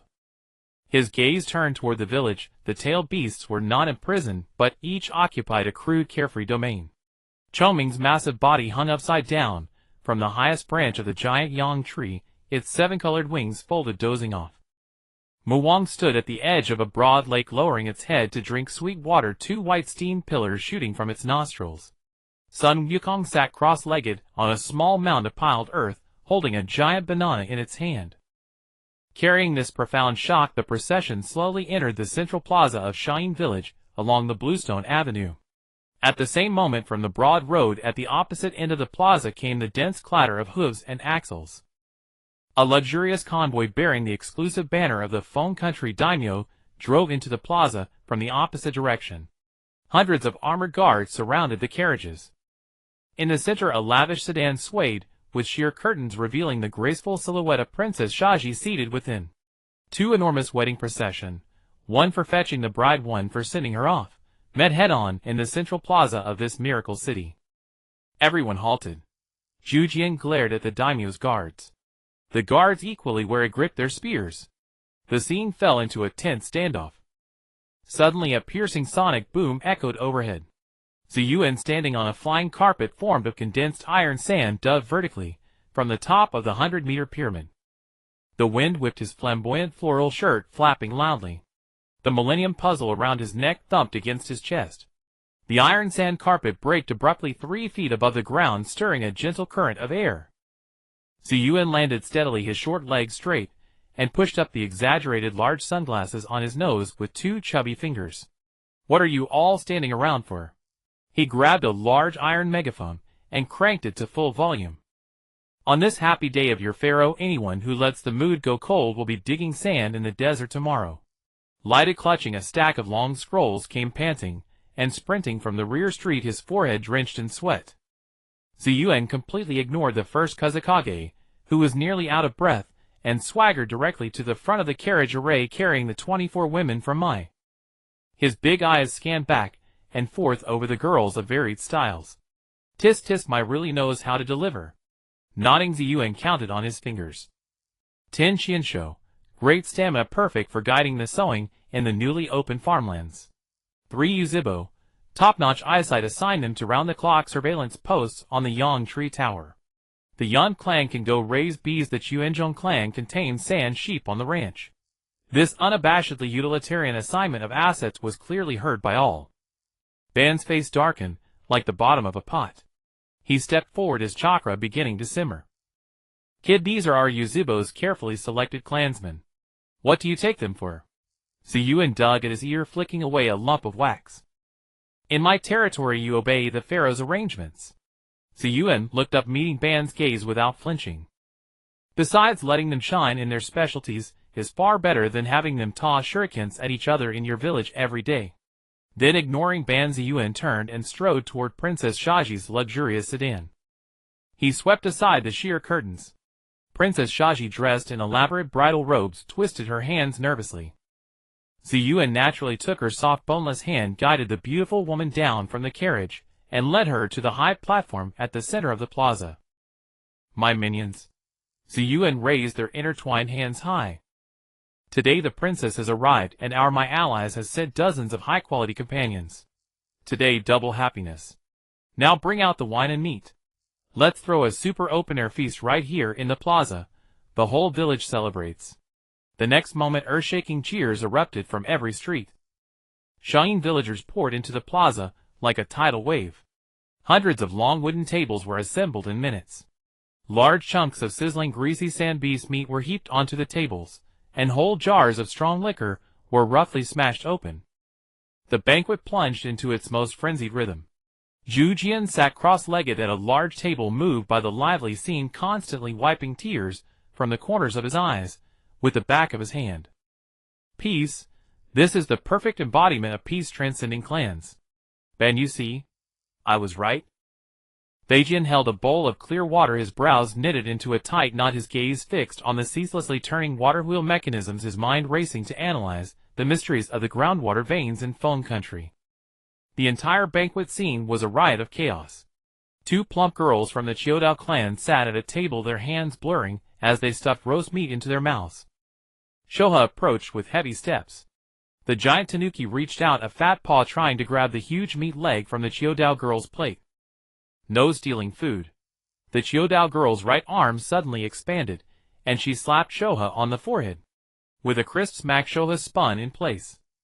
The giant tanuki flew into a rage, opening its mouth wide to gather wind nature chakra.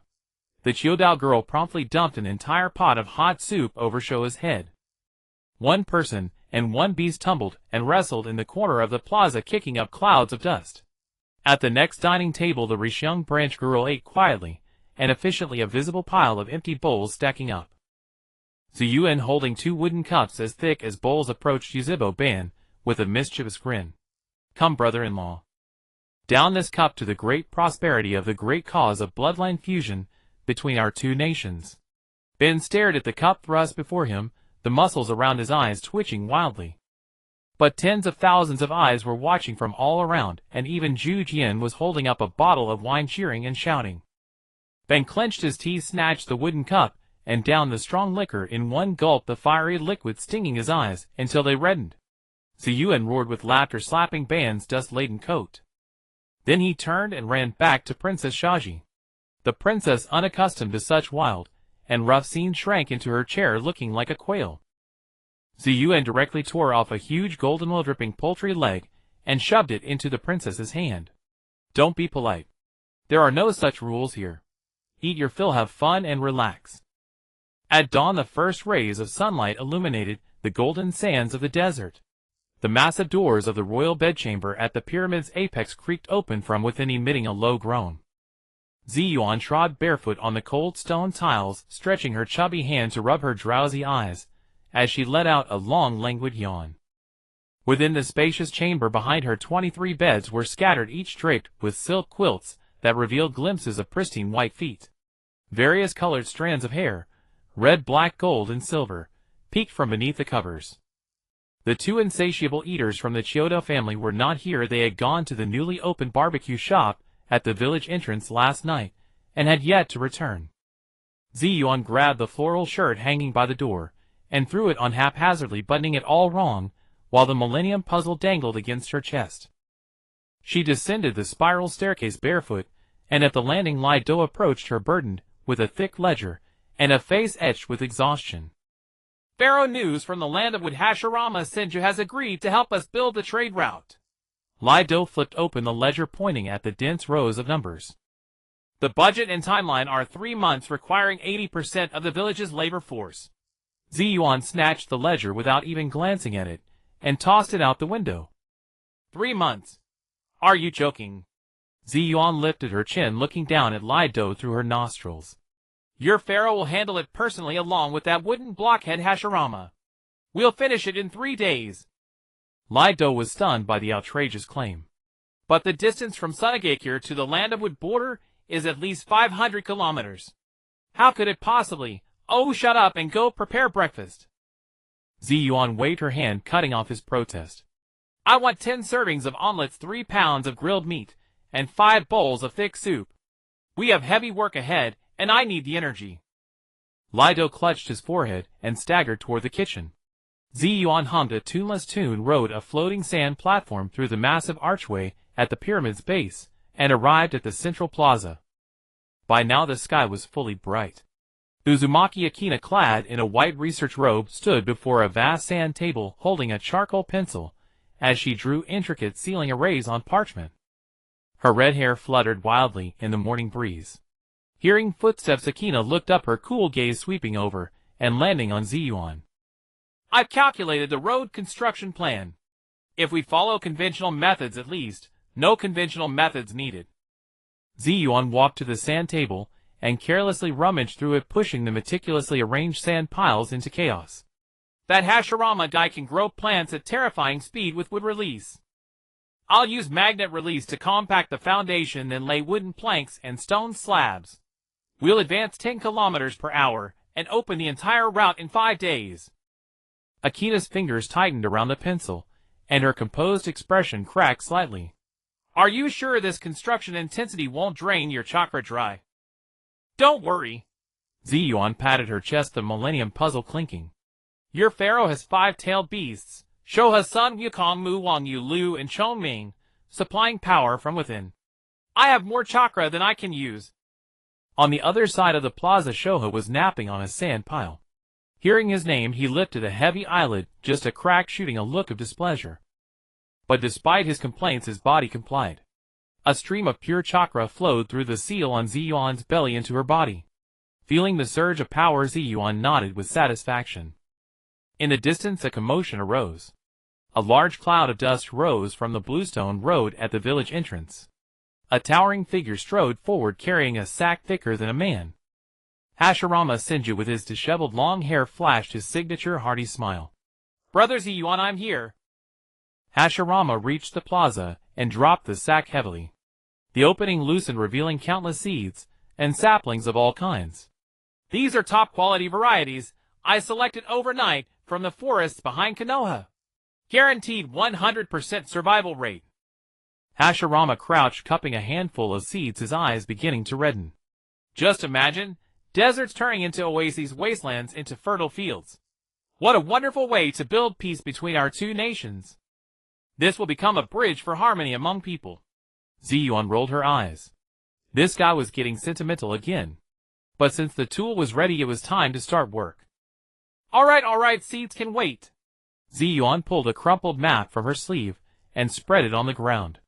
First, we build the road so trade caravans can come in. Once caravans arrive, people will naturally follow. It's called a virtuous cycle, get it? Hashirama nodded vigorously, completely captivated by Zi Yuan's grand vision. Just as they were about to set off, another set of footsteps came from the side. Uchiha Madara, draped in a dark cloak, carried an exquisite wooden box. The lid was half open, revealing neatly arranged, colorful, delicate pastries. Red bean paste, matcha flavored chestnut cream. Each piece exuded an enticing sweetness. Madara walked up to Zi Yuan and set the wooden box on the ground. Eat. His voice was cold and hard, as if someone owed him 8 million ryo. Zi Yuan's eyes lit up as she crouched down, grabbed a piece of bean paste cake, and stuffed it into her mouth. The sweetness exploded on her palate. Delicious, delicious. Brother-in-law Madara's skills are truly the best in the world. Zi Yuan mumbled praises, while grabbing 2 more pieces and shoving them into Hashirama's hands. Hashirama took the pastries, his smile growing even brighter. Ha ha, Madara, you can make these too. Amazing. Madara turned away, an imperceptible blush creeping up his ears. Just a boring pastime. Despite his words, he obediently pulled out a small cloth pouch from his robe and handed it to Zi Yuan. This is a new recipe. The flavor should be better than last time. Zi Yuan took the pouch and opened it to find over a dozen exquisitely shaped candies, each carved with different patterns. Brother-in-law, if you opened a shop, every dessert store in the shinobi world would go out of business. Zi Yuan lavished praise without restraint. Though Madara remained outwardly indifferent, he felt immensely pleased inside. As the three were enjoying the pastries, Tobirama Senju approached from afar. His silver-white hair was as immaculate as ever, and he carried a heavy tool bag on his back. Tobirama stopped 5 meters away from the trio, his cold red eyes scanning over Zi Yuan, Hashirama, and Madara. Brother, I've finished the blueprints for the infrastructure upgrade. Tobirama pulled several sheets of drawings from his tool bag and handed them to Hashirama. While the road is being built, I'll simultaneously set up water supply points and defensive watchtowers along the route. Hashirama glanced at the drawings casually and nodded with satisfaction. Good, Tobirama. We'll rely on you this time. Tobirama didn't respond. He turned and walked away, but in that moment a glint of cunning calculation flashed in his eyes. After finishing the last piece of pastry, Zi Yuan clapped her hands and stood up. All right, enough talk. Let's start working. The three of them walked out of the village gate and arrived at a flat expanse of desert, the starting point of the trade route. Zi Yuan took a deep breath, brought her hands together, and chakra erupted from within her like a volcanic explosion. Magnet release activated. Within 100 meters, every grain of sand trembled, then surged toward the center like soldiers obeying a command. Black iron sand burst forth from deep underground, mixing with ordinary sand, compressing and solidifying under the powerful magnetic force. In less than 10 seconds, a jet-black foundation 20 meters wide and half a meter thick extended 100 meters straight ahead. The surface was as smooth as a mirror, as hard as refined steel. Hashirama's eyes lit up, but he was not to be outdone. He made hand seals, aiming his palms at the ground. Would release birth of dense tree world. A rumbling vibration came from underground. Countless thick roots burst from the earth, growing wildly along both sides of the black foundation laid by Zi Yuan. The roots twisted, wove, and merged in the air, eventually forming a 5-meter-high wooden guardrail that securely protected both sides of the road. The trees continued to grow upward, their branches and leaves lush. In less than a minute, 2 rows of towering, sky-obscuring trees lined the road. The shade cast a massive, cool area, instantly transforming the scorching desert into a pleasant, refreshing environment. Zi Yuan and Hashirama exchanged a glance, then grinned widely. Great teamwork. Let's keep going. The two of them advanced rapidly along the planned route, one ahead of the other. Zi Yuan took the lead, compacting the foundation and shaping a solid road surface with magnet release, while Hashirama handled the greenery, using wood release to plant windbreak forests and set up rest stops along the way. They advanced over 10 kilometers per hour. The villagers of Sunagakure watched in awe. Truly the son of the gods, our pharaoh. Several days later, at the boundless desert bordering the wind country and the fire country, a scene that seemed like a divine miracle stunned all the merchants and travelers passing through. A broad and flat pitch-black road, like an ink line drawn by the hand of a deity, cut straight through the entire sea of sand connecting Cheyenne and Mai. Flanking the road were towering ancient trees, stretching for hundreds of kilometers, their lush branches interwoven high above to form a natural green canopy, shielding the scorching sunlight and casting cool, deep shade. Countless tiny streams followed the roots, murmuring along both sides of the road, nourishing this miraculous forest that had been forced to grow amidst the desert. A few bold children were frolicking barefoot in the streams, their clear laughter echoing through the woods. Their parents, with faces full of joy, stroked the mirror-smooth road surface and the thick trunks beside it. Is this the path of peace jointly created by Lord Pharaoh and Lord Hokage? I can hardly believe it. Not just hard to believe. I've lived most of my life and never thought I'd one day walk through a desert without sandstorms. At the end of the road, a colossal stone tablet 10 meters high stood on the border between the wind and fire countries. Engraved upon it in 2 distinctly different styles was a line of large characters. My Cheyenne-friendly ecological road. Zi Yuan stood on a high platform of sand and stone raised by his magnetic release, holding a megaphone as he delivered a completion speech. My friends, my comrades, Today we stand here not to celebrate the birth of a road but to witness the dawn of a new era. This road will carry our friendship, our trade, our future. It will tell everyone in the ninja world that cooperation is far more powerful than confrontation. Below the platform, Qianshou Zhu Jian was already sobbing uncontrollably, constantly wiping his ceaseless tears with his broad sleeves. How magnificent! Brother Zi Yuan's vision is truly magnificent. To have the fortune of building this avenue of peace alongside Brother Zi Yuan is the greatest joy of my life. Beside the stone tablet, Yuzhibo Ban stood, with his arms crossed, eyes closed in meditation, though the slight upturn of his lips betrayed a flicker of inner emotion. Qianshou Feijian meanwhile held a small notebook, constantly recording various data about the road, from the hardness of the surface to the chakra reactions of the trees on both sides, yet his eyes occasionally revealed admiration. After the speech, Zi Yuan leaped down from the platform and ran to the stone tablet. Come, Uncle Zhujian, stop crying. Get over here and do something real. Zhu Jian wiped his tears and strode quickly to the stone tablet. Zi Yuan extended his chubby little hand and pressed it against the tablet. Golden sand grains surged from his palm, instantly coalescing into a shimmering handprint. Watching this, Zhu Jian followed suit, pressing his palm beside it. The wood release activated, and a lifelike handprint formed from intricate vines emerged. The two handprints stood side by side, one representing the resilience of the desert, the other the vitality of the forest.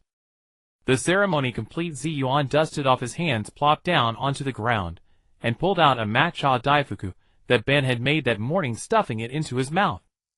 Zhu Jian also sat cross-legged on the ground, eating a three-color cake Ben had made, gazing at the masterpiece before them with a look of satisfaction. Zi Yuan chewed on the daifuku and spoke in a muffled voice. Uncle Zhujian, look. The two of us working together managed to create something this big in just a few days. If we called over the leaders of the other villages to discuss infrastructure together, wouldn't we be able to connect the entire ninja world with high-speed rail in no time? High-speed rail? Zhu Jian blinked in confusion. It's faster, more powerful roads. Zi Yuan improvised. Hearing this, Zhu Jian's eyes lit up instantly, and he slapped his thigh. Exactly. Why didn't I think of that? If we can unite the power of all 5 great nations and work together for peace, there will be no more war in the ninja world. The more he thought, the more excited he became, on the verge of tears again. Zi Yuan quickly interrupted him. All right, don't just think. Someone has to actually do it. If we just send out invitations ourselves, they might not show us any respect. His eyes darted around, landing on Ban and Feijian not far away. So I've decided. Zi Yuan stood up, like a grand marshal commanding the nation, beginning to deploy his troops. The 4 of us will split up and deliver the invitations. He pointed first at Yuzhibo Ban. Brother-in-law Ban, you go to the water country. Those guys in the Wuyin village are all sly and sarcastic. They need someone with your commanding presence to keep them in line. You don't need to say a word. Just stand there, and they'll obediently come to the meeting. Ban slowly opened his eyes, a cold, proud smile curling at the corner of his mouth, tacitly accepting the mission. Zi Yuan then pointed at Zhu Jian. Uncle Zhujian, you go to the Earth Country. That old geezer in the Yanin village is stubborn as a rock. Go use your specialty. Reason with him, move him with love. Zhu Jian nodded solemnly, his face wearing a sacred expression of mission assured. Finally, Zi Yuan walked over to Feijian and patted his thigh. As for me, I'll reluctantly go with you, second chief, to the Lightning Country. Feijian frowned, his icy gaze filled with reluctance. Those muscle-bound fools in the Yanin village have lightning in their brains and the worst tempers. We need to play good cop, bad cop. I'll do the talking, nonsense mostly, while you stand there radiating cold air to cool them down. Zi Yuan gave Feijian no chance to refuse, making the decision on the spot. All right, to boost efficiency this time, I'll only bring one person. Oh, no, one beast. He snapped his fingers, and in midair a plume of steam rose, as the massive and agile figure of the Five-Tails Mu Wang appeared instantly. This guy is fast, only consumes a ton of water per 100 kilometers, energy efficient, and eco-friendly, perfect for long-distance sprints. Feijian stared at the legendary tail beast, then at the little rascal, who talked a mile a minute, feeling his worldview, and the admiration he had just developed, shatter into nothing. In the end, he sighed and accepted this absurd errand. Alright, mission assignment complete. Zi Yuan clapped his hands announcing the final decision. 5 days. I'm giving you just 5 days. After 5 days, whether you brought anyone or not, you must return to Shine Village and gather under the big yang tree in front of my house. Anyone who is late will be punished by having to bathe all 5-tailed beasts for a month. With that he said no more, and leaped directly onto Mu Wang's back. Mu Wang let out a low whinny, steam boiling from its 4 hooves, and transformed into a white phantom racing toward the lightning country in a cloud of dust. Left behind were 3 men, each distinct in style, yet all swept into the tide of this era. Zhu Jian hoisted his sack of saplings over his shoulder, and strode boldly toward the earth country. Ban let out a cold snort, his figure dissolving into a shadow that vanished over the sea toward the water country. Only Feijian remained quietly putting away his notebook. He cast one last glance at this green road leading to the future, then vanished in a flicker. The land of lightning, with its endless steep mountains and sharp peaks piercing the clouds, was far more perilous than the flat sand seas of the land of wind. After half a day's swift march, the 5 tails Matatabi displayed astonishing speed, transforming into a white phantom, leaping and weaving between steep cliffs, each landing sending up clouds of boiling steam, the scorching heat blackening the surrounding rocks. Zi Yuan lay sprawled on Matatabi's broad head, chewing a stalk of grass he had picked from somewhere, hands behind his head, swinging his short legs leisurely. Not far below him, Hashirama Senju kept a steady pace, his figure flickering between rocks and trees. His silver-white hair leapt after images in the high-speed movement, his cold crimson eyes maintaining the highest level of vigilance, scanning the surroundings like a precision instrument. Hey Chief Deputy, aren't you tired? Zi Yuan's voice drifted down, with the wind carrying a lazy, teasing tone. You've been running with that deadpan face for ages. Aren't your muscles stiff? Come up here. The view's great, scenery's awesome, and you don't have to run yourself. Hashirama didn't look up or respond, only quickening his pace. He didn't want any unnecessary interaction with this crazy brat. Just then Zi Yuan suddenly sat up on Matatabi's head, let the blade of grass be blown away by the wind. He narrowed his azure eyes and gazed at the horizon 100 miles away. The next moment, his Three-Tomoe Sharingan slowly rotated, drawing the distant scene into focus. On the horizon, dark figures gathered like ants, banners bearing the character lightning fluttering in the wind. Hundreds of burly, dark-skinned cloud ninja had already formed battle lines. They exuded an undisguised, almost tangible murderous intent. The violent aura mixed with lightning-released chakra even stirred the clouds above, causing faint flashes of lightning. Oh ho! They already know this fast. Zi Yuan, far from nervous, excitedly patted Matatabi's horn and pointed at Hashirama. Look at the reception they've prepared. Much better than those stingy folks in Konoha. Since they sent such a grand gift, we should reciprocate. Hashirama's figure paused on a large tree branch, looked up at Zi Yuan, and a sense of foreboding flashed in his mind. What are you planning? Don't do anything reckless. This is the land of lightning. Relax, I never act recklessly. I'm the most measured person. Zi Yuan grinned, showing his white teeth, a seemingly innocent smile that sent a chill down Hashirama's spine. I just want to say hello to them. Before the words faded, Zi Yuan stood up, spread his arms, and let out a vigorous cry to the sky. Ikakushu. He lifted his floral shirt to reveal the black box-like seal on his belly. He pressed his chubby hand on the seal, then yanked outward. Pleasure box space expansion. The black seal transformed into a swirling black vortex, emitting an indescribable suction. Then an unbelievable scene occurred. Endless sand and earth, like a burst dam, gushed out from the small vortex, coalescing into a sky-obscuring yellow sand cloud. Matatabi, lend me some of your power. Matatabi let out a low roar, pouring its massive chakra unreservedly into Zi Yuan. Zi Yuan's body blazed with golden light, his magnet release pushed to the extreme. The iron, sand, and metal veins in the surrounding mountains, drawn by the strong magnetic force, burst out of the ground, merging into the huge sand cloud. Take shape. Zi Yuan clasped his hands, his Three-Tomoe spinning wildly. Boom! The sky changed color in an instant. The once clear sky was quickly covered by thick thunderclouds. Countless thick purple lightning bolts danced within, emitting deafening roars. The sky filling dust and iron sand gathered compressed and shaped in the thunderclouds. The outline of a colossal being began to appear. First a crimson dragon body winding like a mountain range. Then a ferocious two-headed dragon head that seemed to devour the sun and moon. Finally the sky-obscuring dragon wings. Roar! Roar! A roar unlike any earthly creature came from deep within the thunderclouds, as if containing the supreme majesty of the primordial creation, suppressing even the thunderclaps. The thick purple lightning bolts in the sky like maddened silver snakes exploded around the giant creature, but couldn't even move a single scale. 10 seconds. Just 10 seconds. A terrifying dragon over 10,000 meters long, dark crimson, with a long neck, two ferocious mouths, and a serpentine body coiled in the thunderclouds descended upon the world. The legendary Slifer, the Sky Dragon.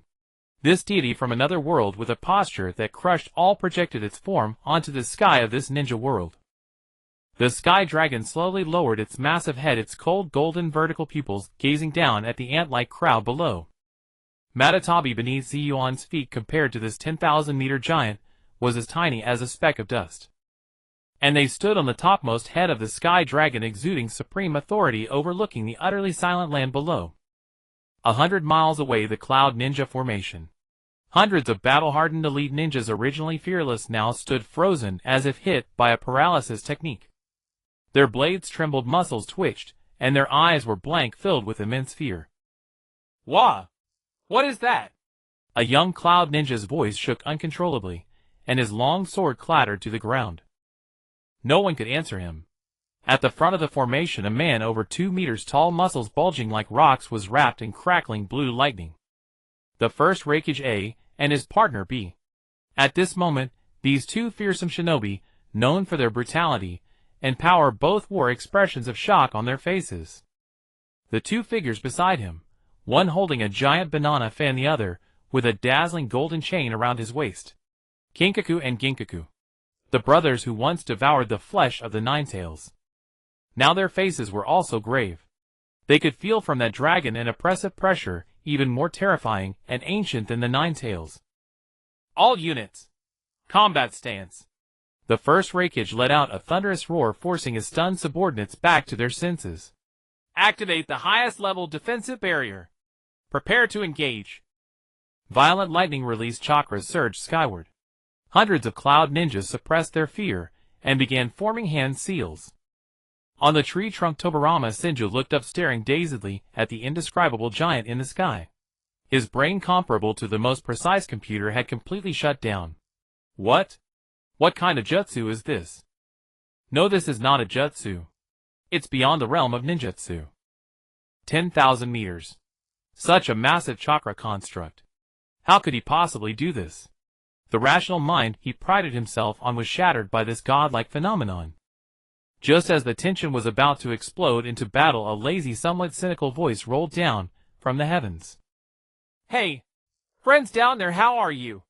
The voice, amplified by the Sky Dragon's resonance, reached every ear below. Zi Yuan stood on the dragon's head, grabbed a huge megaphone formed from iron sand, and waved vigorously at the people below his face, wearing a brilliant smile. Don't be nervous. We're all civilized people, no need to fight and kill. I came here with no other intention. I just want to invite your leader to our village for some tea chat, have a tea party, and discuss the future. Upon the head of the 10,000-meter Sky Dragon, Zi Yuan's invitation, delivered through a loudspeaker of iron sand, echoed like a divine decree through the valley where thunder and silence interwove. Below, the cloud-hidden formation stood silent, no one responding. The first Raikage A, whose body was like an iron tower, trembled slightly. Yet it was not from fear, but from the extreme fury of being underestimated. Chat. A's teeth ground audibly, each word forced out through clenched jaws. On my cloud-hidden territory, you make an entrance like this, then invite us for tea. He jerked his head up, his eyes blazing with violent lightning, locking onto the tiny figure atop the dragon's head. Brad, are you looking down on the land of lightning? Boom. Before his words faded, the first Raikage's body erupted with blinding blue electric light. Lightning released chakra mode maximum output.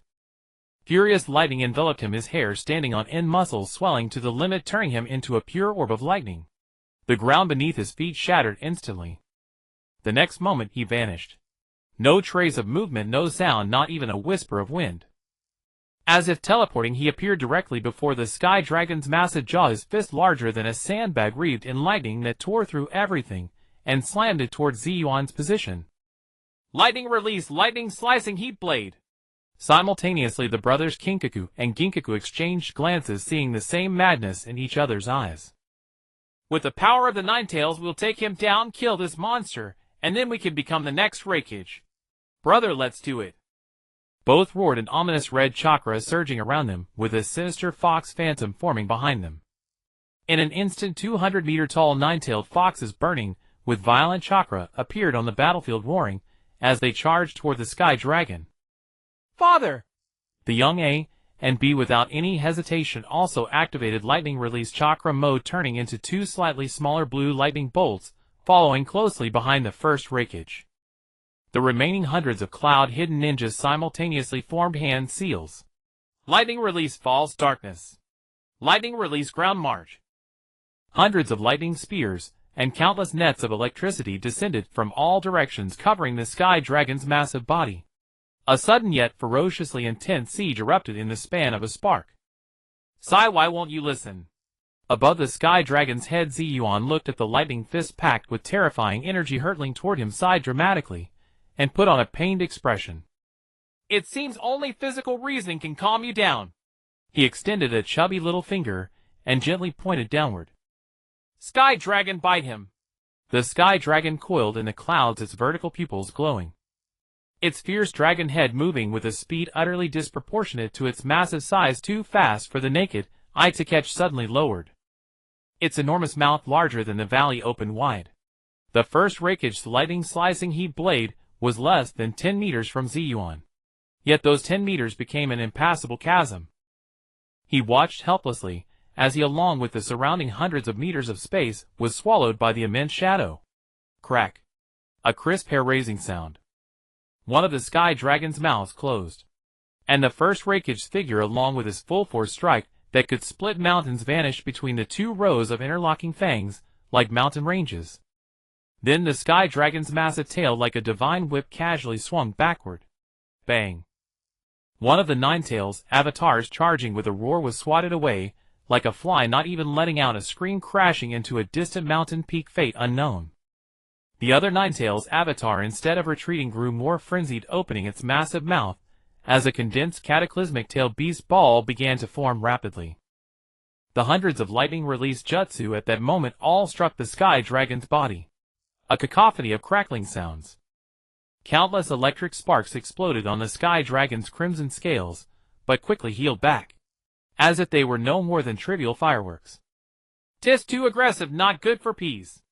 Zi Yuan shook his head, lifted his floral shirt again, and pressed his small hand onto the black box seal on his abdomen. "Seems I need to find you some playmates of equal level. Blessing box open. Woo, come out and greet." The black vortex reappeared. The headless, faceless black monster with a huge mouth on its belly, exuding a nauseating evil aura, roared out of the seal, directly meeting the soon-to-be-launched tail beast ball. A violent explosion occurred midair. Wu's figure was blown apart, but the next second the black fragments quickly reassembled unscathed. Simultaneously, Zi Yuan quickly formed hand seals. Summoning jutsu. Bang. Bang. Bang. 3 massive white smoke clouds exploded simultaneously above the battlefield. A giant raccoon dog swinging a fat sand claw, looking extremely displeased. A cat demon covered in blue demonic flames, elegant and proud, with heterochromatic eyes. A mountain-sized dark red ape radiating intense heat. Shikaku Matatabi's son Goku. 3 true-tailed beasts were forcibly summoned by Zi Yuan. "Fighting again! How annoying!" Shikaku complained loudly as soon as it appeared. Matatabi elegantly licked its paw, glancing with disdain at the cloud-hidden ninjas below. Son Goku was the most direct, seeing the Ninetales' avatar confronting Wu. It wasted no time and hurled a lava-release flower mountain, smashing it fiercely. In that instant the situation spiraled completely out of control. For true-tailed beasts plus an immortal monster against hundreds of cloud-hidden ninjas and a crippled Ninetales avatar. An unprecedented godlike super melee erupted without warning in the heart of the land of lightning. On a distant mountain peak, Tobirama Senju tightened his grip on his kunai. He saw more cloud-hidden ninjas rushing in from all directions, including powerful elites. He knew he could no longer stand idly by. With a flicker, Tobirama joined the battle, but his aim was to minimize casualties on both sides. Above the Sky Dragon's head, Zi Yuan nodded with satisfaction at the chaotic battlefield below.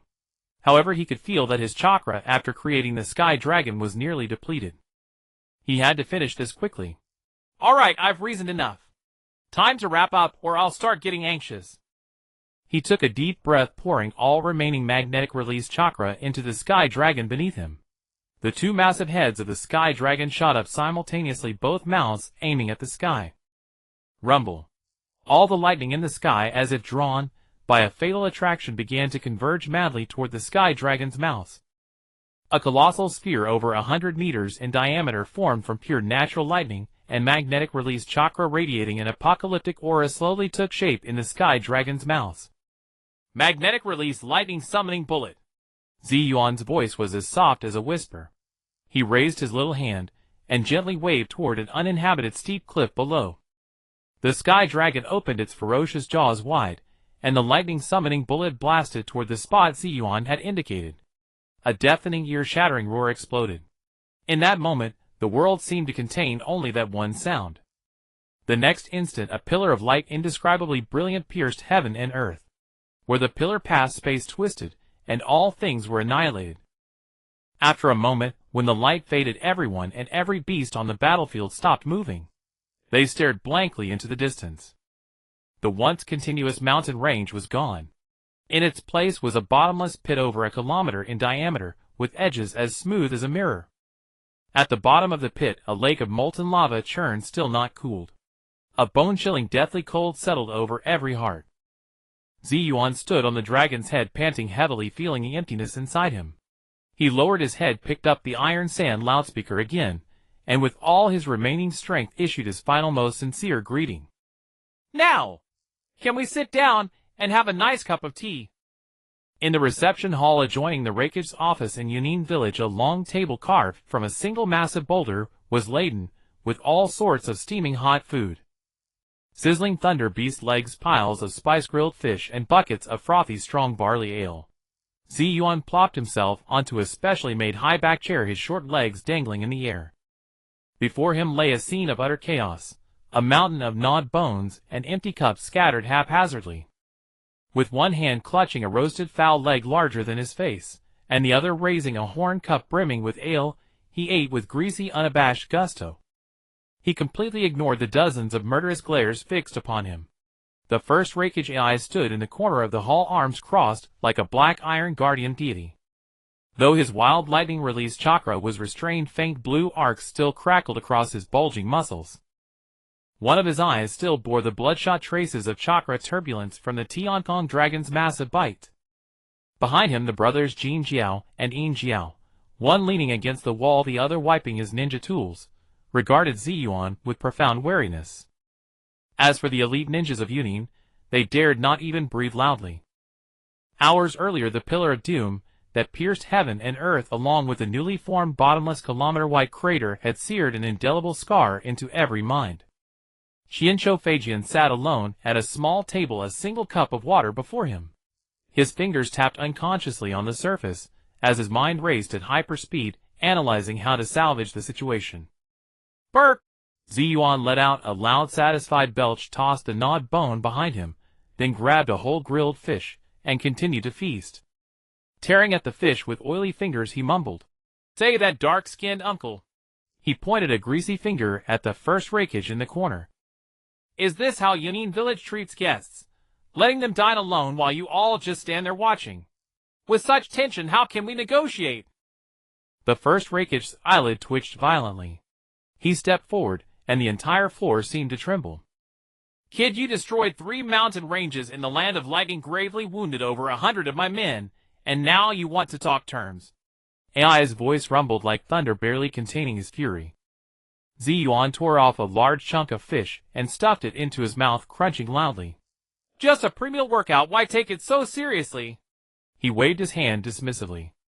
Besides, if you hadn't rushed at me without a word insisting on sparring, would I have made such a fuss? I am a man of peace. If others don't strike first, I never do. This shameless inversion of truth made every Yunin ninja tremble with rage. Even the usually calm Jinchuriki's hand, holding his water cup, trembled slightly. Zi Yuan, ignoring everyone's reactions, gulped down a mouthful of ale, and slammed the horn cup onto the table. Enough, let's not dwell on the past. Let's talk business. A grin spread across his face, utterly sincere yet utterly infuriating. I come here on behalf of the Sha'in village to formally invite you, First Raikage, to attend the first 5 Kage summit at our village. He paused as if the name lacked grandeur, then added, The full title is Ninja World Peace Development and Global Infrastructure Construction Win-Win Roundtable Summit. Doesn't it sound utterly prestigious? The First Raikage AI stared at the 6-year-old boy spouting nonsense, veins bulging on his forehead. Dream on, he roared like a beast. You want me to come to your turf just to be at your mercy like before? Zi Yuan stopped eating. He put down the fish, took a clean napkin, and meticulously wiped his small hands and the grease from his lips. Then he looked up. His azure eyes no longer held any mischief or mockery, only a tranquil, all-seeing calm. Dark-skinned uncle, are you mistaken about something? His low voice carried clearly to every ear in the hall. If I truly wanted to kill you all, I could have wiped you and your village off the face of the earth earlier, back outside. Do you think I need to wait until you come to my turf to make a move? A deathly silence fell over the hall. No one could refute that statement. The kilometer-wide crater was the most direct, brutal proof. The First Raikage's breathing grew heavy. His once proud strength and speed seemed laughable powerless before such godlike might. Just as the atmosphere froze to an icy point, Jinchuriki, who had been silent, slowly stood up. Cup of water in hand, he walked before the First Raikage. Raikage-sama. Feijian's voice, as always, was cold and devoid of emotion. Though I hate to admit it, the kid speaks the truth. He turned his gaze to Zi Yuan, who had already picked up a roasted chicken and was about to take a bite. The power he displayed has surpassed our current understanding. It is not ninjutsu, but rather a new level of existence. To be hostile to such a being benefits neither Yunin nor Konoha. The First Raikage's fists clenched with a crackling sound. Feijian continued his calm analysis in a monotone. Moreover, as far as I know, the summit was not initiated by him alone. My elder brother Jinchuriki has already departed for the land of earth to invite the first Raikage. And Yuzhibo Ban has gone to the land of water. This news struck the First Raikage's heart like a hammer. Konoha Sha'in, the Senju, the Uchiha, the most powerful forces in the ninja world, had somehow united behind this one child.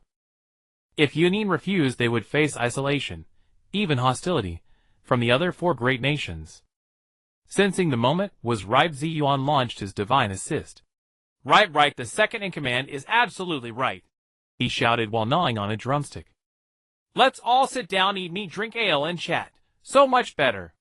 Our Sha'in village has recently developed several new tourism projects.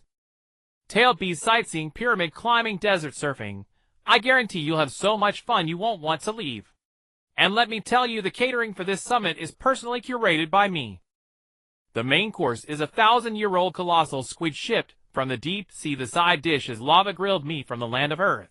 And the dessert is limited edition 3-color dumplings made by brother-in-law Ban himself. Miss this and you'll have to wait another year. Hearing this nonsense, AI closed his eyes, took a deep breath, and when he opened them again, the violent lightning in his gaze had faded. Fine. The word was squeezed out through gritted teeth. We'll go. With a loud smack, Zi Yuan slapped the table and tossed the chicken bone into the air. Excellent. Decisive. He jumped off the chair, grabbed an unopened bucket of ale, and smashed the seal with his chubby hand. Come on, don't just stand there. He lifted the bucket over his head and announced, to celebrate Yunin's successful joining of the Ninja World Peace Development family. And to celebrate dark-skinned uncle finally seeing the light. Today we drink till we drop. Let the banquet begin. With that, he poured the entire bucket of ale over his own head. Golden liquid mixed with foam drenched him like a drowned rat, but he didn't care. Instead, he spread his arms and let out a deafening mad laugh. The entire reception hall echoed with his joyful laughter. The Yunin ninjas exchanged bewildered glances, the first Raikage's face as dark as the bottom of a pot. Only Jinchuriki silently took a sip of water, then, with all his might, wrote a line in his already water-stained notebook. Target Zi Yuan. Threat level national annihilation. Suggested countermeasure? None. Inside the Raikage's office, the atmosphere was as oppressive as the sky before a storm. The first Raikage sat like a black iron statue at his desk made of a single block of dark wood. He rested his forehead on one hand, veins bulging on the back of his hand, as if he was exerting immense self-control. Meanwhile, Zi Yuan sat on a luxurious leather chair that was half a head taller than him, his feet dangling and swinging idly. His chubby little hand reached unceremoniously into an exquisite wooden box on the Raikage's desk, grabbed a handful of nuts that were a specialty of Kumogakure, and crunched them loudly, the crisp sound echoing sharply. "Say, dark-skinned uncle," Zi Yuan said, swallowing the food and pointing with his nut-crumb-covered fingers at a map hanging on the wall. "Your Kumogakure has a pretty good location, easy to defend and hard to attack, and the mineral resources look quite abundant. But," he changed his tone, injecting a hint of disdain, "sitting on a gold mine, but begging for food, going around with your hand out, isn't that embarrassing?" The first Raikage jerked his head up, his eagle-sharp eyes instantly flashing with dangerous electricity. "What are you saying, brat? What am I saying?" Zi Yuan jumped off the chair, walked with a swagger to the desk, and slammed his small hand heavily on the surface. "Is there a single word of mine that isn't true? Your village is located in a prime position. By all rights it should be wealthy, but what's the result? The village is dirt poor. And every year you have to beg the Land of Lightning's daimyo for funding to keep going. Don't you see a problem? Don't you feel ashamed?" Zi Yuan's voice suddenly rose, full of the scorn of someone disappointed in a lazy student. "Besides, as the leader of the village, if you lead the villagers into poverty, when word gets out, where will you, the first Raikage, hide your face?" These words, like the sharpest daggers, stabbed precisely into the first Raikage's most cherished pride. A's face visibly flushed a deep purple. "The way of survival for Kumogakure is none of an outsider's business. Tisk tisk tisk, see how upset you are." Zi Yuan shook his head, pointed a finger at him mockingly. "Actually, it's not impossible for you to become independent and extremely wealthy." He climbed back onto the chair like a business tycoon commanding the world and began his long-winded speech. "Look at this natural thunder field of yours. This isn't just for building muscle. It's energy, pure, natural, inexhaustible energy. If you collect this lightning, convert it into electricity, and sell it to other countries. Charge them 100 ryo per kilowatt-hour. Guess how much you'd earn in a year?" Zi Yuan's eyes sparkled with the light of money. He then looked at the Raikage with disgust. "With your brain so small, you probably can't even imagine how much money that is. Let me give you an example. See how much the entire Land of Fire's revenue is. By then, it won't even be a fraction of what your village earns." The first Raikage was stunned by this wild idea. Electricity? Selling electricity? He had never even heard of such terms. But when he heard, "richer than the entire Land of Fire," his breathing became noticeably heavier. Seeing the bait taken, Zi Yuan immediately turned up the persuasion. "Truth be told, our Sunagakure has already started on new energy. We don't have such good thunder weather here, so we have to use wind. My wind turbine generators are already supplying electricity for nearly half the village's daily use. Next step, my goal is to build a super grid covering the entire ninja world." He spread his arms, as if already seeing the future. "Then electric lights, telephones, air conditioners. These things will completely change everyone's way of life. And Kumogakure can absolutely become the first and most important partner in this grand plan. Imagine in the next few decades, every single kilowatt-hour used in the entire ninja world will have to pay tribute to Kumogakure. What immense wealth is that? What immense power!" The first Raikage's Adam's apple bobbed uncontrollably. He was completely shaken by the blueprint Zi Yuan had painted. Money, power, status surpassing the Land of Fire. All of it struck the deepest desires in his heart. "Cooperation." A's voice was a little hoarse. "Of course, cooperation." Zi Yuan pulled out a thick pre-prepared 100-page letter of intent for cooperation, written in the most ornate language. He unrolled the scroll with a loud whoosh on the desk, revealing a mess of charts and curves that even he couldn't understand, deliberately obfuscating. Look, this is Sunagakure's sincerity. He pointed at the scroll, talking a mile a minute. We provide the initial technology. We provide the equipment blueprints. We handle the marketing. All Kumogakure has to do is provide the people the land, and your endless supply of lightning. The profits will be split 3 to 7. You get 70, I get 30. What do you think? Pretty generous, right? The first Raikage looked at the seemingly professional contract, heard the incredibly favorable terms, and the last shred of doubt in his heart began to waver. Seeing that he was almost hooked, Zi Yuan immediately shoved a pre-prepared brush into the first Raikage's hand. Come on, dark-skinned uncle, sign it. From today on, we are brothers of different blood kites on the same string, strategic partners, making a fortune in silence. Dazed by this barrage of tactics, the first Raikage picked up the brush and stared at the signature line at the end of the scroll, hesitating. Seeing this, Zi Yuan added another spark.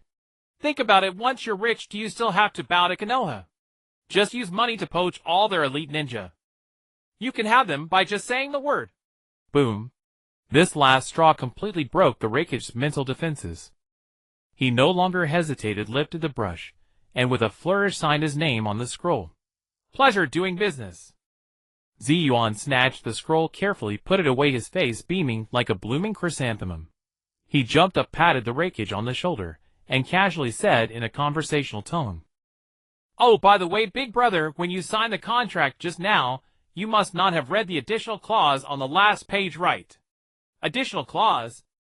The Raikage was taken aback. Yeah, Zi Yuan said matter-of-factly. It's just some trivial little things. To enhance the friendly relations between our two villages and promote deep integration of bloodlines, as an additional condition of the cooperation, your Kumogakure needs to send a batch of technical exchange personnel to our Sunagakure every year. He started counting on his fingers. It's not many, just one person from each clan of your village. They must be young, beautiful, healthy, and of pure bloodline. Oh, and your Yuki clan must also send one. Otherwise, it wouldn't show that our relationship is tight enough. The first Raikage's expression instantly froze. He finally realized that he had fallen into a huge trap. You? Hey, don't get excited. Zi Yuan quickly tried to calm him down. This is all for the long-term success of our cooperation. Think about it, once your girls marry into our village, we'll be in-laws. Who would cheat their own in-laws. And if you don't want to, that's fine too. Zi Yuan pointed at a line of text on the scroll smaller than an ant. According to the contract, unilaterally breaking it would require paying a penalty of 10 gold mines. See, I'm a very reasonable person. The first Raikage stared at Zi Yuan's innocent yet utterly infuriating face, feeling a surge of blood rush to his head, his vision darkening. He wanted to lash out, but at the thought of the apocalyptic beam of light and the kilometer-wide crater outside, he swallowed his anger. With his simple mind under Zi Yuan's twisted logic of business prospects, bloodline binding, he actually found it somewhat reasonable. Good. Good. Good. He said, good, 3 times, unable to tell if it was out of anger or self-hypnosis to accept the situation. That's right. Zi Yuan happily jumped off the chair, grabbed the Raikage's arm, and pulled him outside. Let's go! Let's go! In-laws, to celebrate the grand achievement of our great cooperation. Today I'll treat you pay. Let's drink until we drop. Let's continue the party. The first Raikage was half pushed, half pulled arm in arm out of the office. All that remained in the empty room was the thick contract to sell out, its pages flipping in the wind. The carnival feast at Cloud Hidden Village had been going on for another day and night. When the first rays of dawn on the third day pierced through the thick clouds of the land of lightning, the entire village was still immersed in the tranquility and headaches of a hangover. At the village entrance, the first Raikage AI, with 2 enormous dark circles under his eyes, wore the symbol of his status, a robe stained with wine and unidentified grease. With one hand, he vigorously rubbed his throbbing temples, while the other hand, like an iron clamp, rested on the shoulder of a short figure beside him. Shinsho stood there expressionless. However, his slightly trembling eyelids and the tight-fitting training suit emblazoned with a giant thunder character, which he had been forced to wear, betrayed his inner turmoil that was on the verge of eruption. Brother Zi Yuan, won't you stay a few more days? Rakich's AI's voice was a bit hoarse from the hangover, but his enthusiasm was undiminished. The thunder beasts in the mountains behind our village have the most delicious meat. I'll take you hunting a few. I guarantee you'll never forget it once you've tasted it. Zi Yuan, the instigator, who had turned the entire cloud-hidden village upside down, was now full of energy, his floral shirt spotless. He slapped away Rakich's large hand on his shoulder, and shook his short stubby finger. No, Uncle Dark Skin. I'm a busy man with several multinational projects waiting for my ribbon cutting. He turned to look at the petrified Jinchuriki beside him. Second in command, you'll stay here for now. In a few days, follow Uncle Dark Skin's team to our sand-hidden village. By the way, you can exchange feelings on the road. And help me keep an eye on whether they've hidden the beauties they promised to give me. Feijian's eyelids twitched fiercely again. Leave him alone in this hostile village full of violent muscle men. He instinctively pressed his hand to the ninja tool pouch at his waist, and a cold chakra began to gather within him. Though he was not afraid of battle, this situation of placing his own safety in the hands of others was absolutely unacceptable. Zi Yuan seemed to read Feijian's mind at a glance. Oh, why so tense? He circled around to face Feijian, and patted his thigh, which was clearly outlined under the tight suit. Do you think everyone is like you, with a mind full of conspiracies, and always thinking about stabbing people in the back? He pointed at Rakich's AI and shouted loudly. This big brother of mine is a man of honor. Every word is a nail. He said he'll keep you safe, and he won't let a single hair of yours fall off. Our relationship is solid. It's a bond forged through physical exchange. How can it compare to that hypocritical political marriage of your Leaf Village? Exactly. Rakich's AI, elated by the flattery, slapped his chest, producing a drum-like thud. Feijian, rest assured. As long as you're in Cloud-Hidden Village, anyone who dares to touch you is going against me. AI. He grabbed Feijian's neck and pulled him close, almost sending the future second Hokage to his death. From today on, you are my brother of different blood. What relation? Brother-in-law's little brother. Zi Yuan shouted from the side. Right. Brother-in-law's little brother. Let's go, little brother.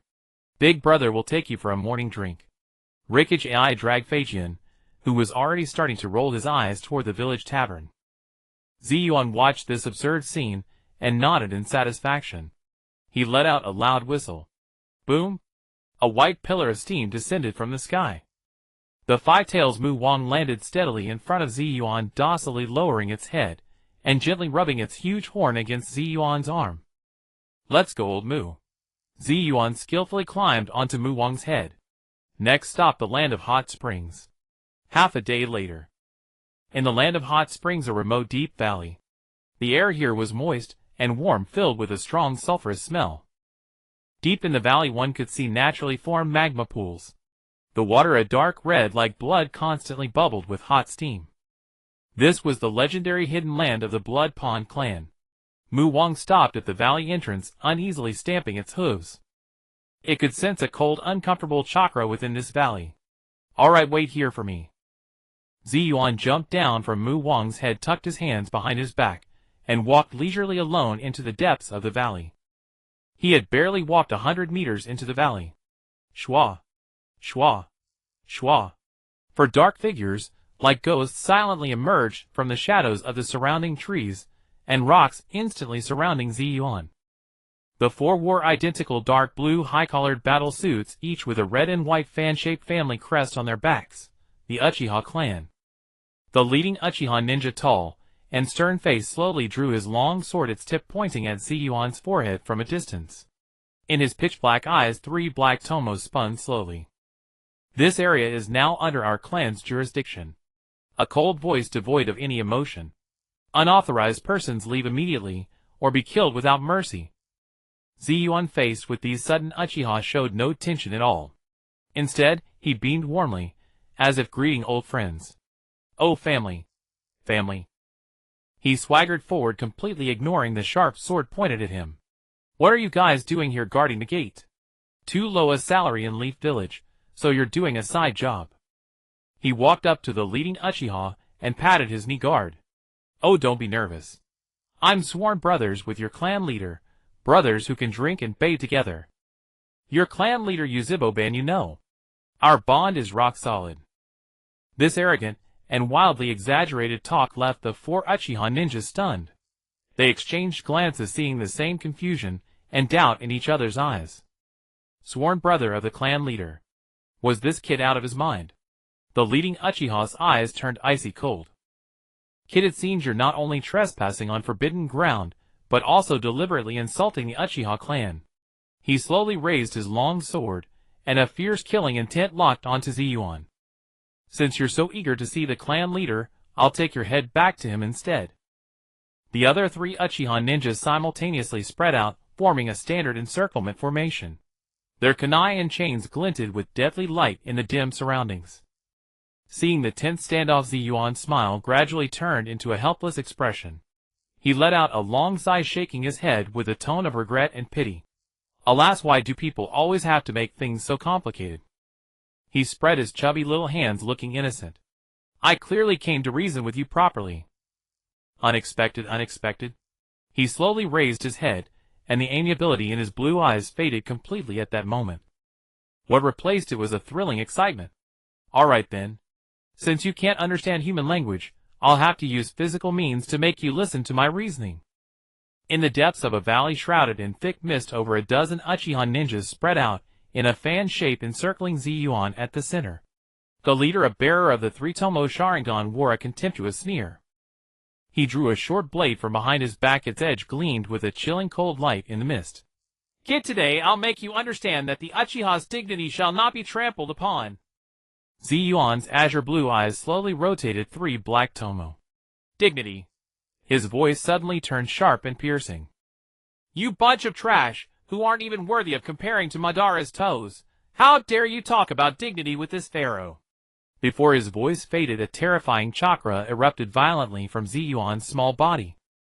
The raging energy, like a tangible hurricane, blew away the surrounding mist, and the gravel on the ground began to tremble violently. Watch closely. Zi Yuan suddenly stretched out his arms. Rumble. Instantly, a blue-white chakra pillar shot up into the sky, piercing through the entire valley's airspace. Skeleton muscles armor. A complete Susanoo 100 meters tall rose from the ground under the horrified gazes of everyone. The short blade in the Uchiha ninja's hand clattered to the ground. Susanoo. And it was a Susanoo even larger than that of the clan leader Lord Madara. But this kid's eyes, they are clearly Three-Tomoe. Impossible. One of the Uchiha Jonin let out a scream. How can Three-Tomoe activate Susanoo? That's the divine power of the Mangekyo. Jinjutsu. It must be Jinjutsu. Several Uchiha ninjas frantically formed hand seals, trying to dispel the unbelievable sight before them. Release! Release! Release! Yet the colossal figure still stood there, and even emitted a more ferocious aura because of their doubts. Inside the diamond-shaped crystal at the Susanoo's forehead, Zi Yuan stood there with an air of superiority, arms crossed, a sickly maniacal grin on his face. Jinjutsu. This pharaoh's eyes are the genuine Indra bloodline. You trash who haven't even awakened the Mangekyo, how dare you question me? He raised his finger and gently pointed downward. The Susanoo's giant hand grasped the void, and a chakra katana tens of meters long slowly took shape. Since you don't believe, then experience it yourselves. Susanoo drew the blade and the edge fell.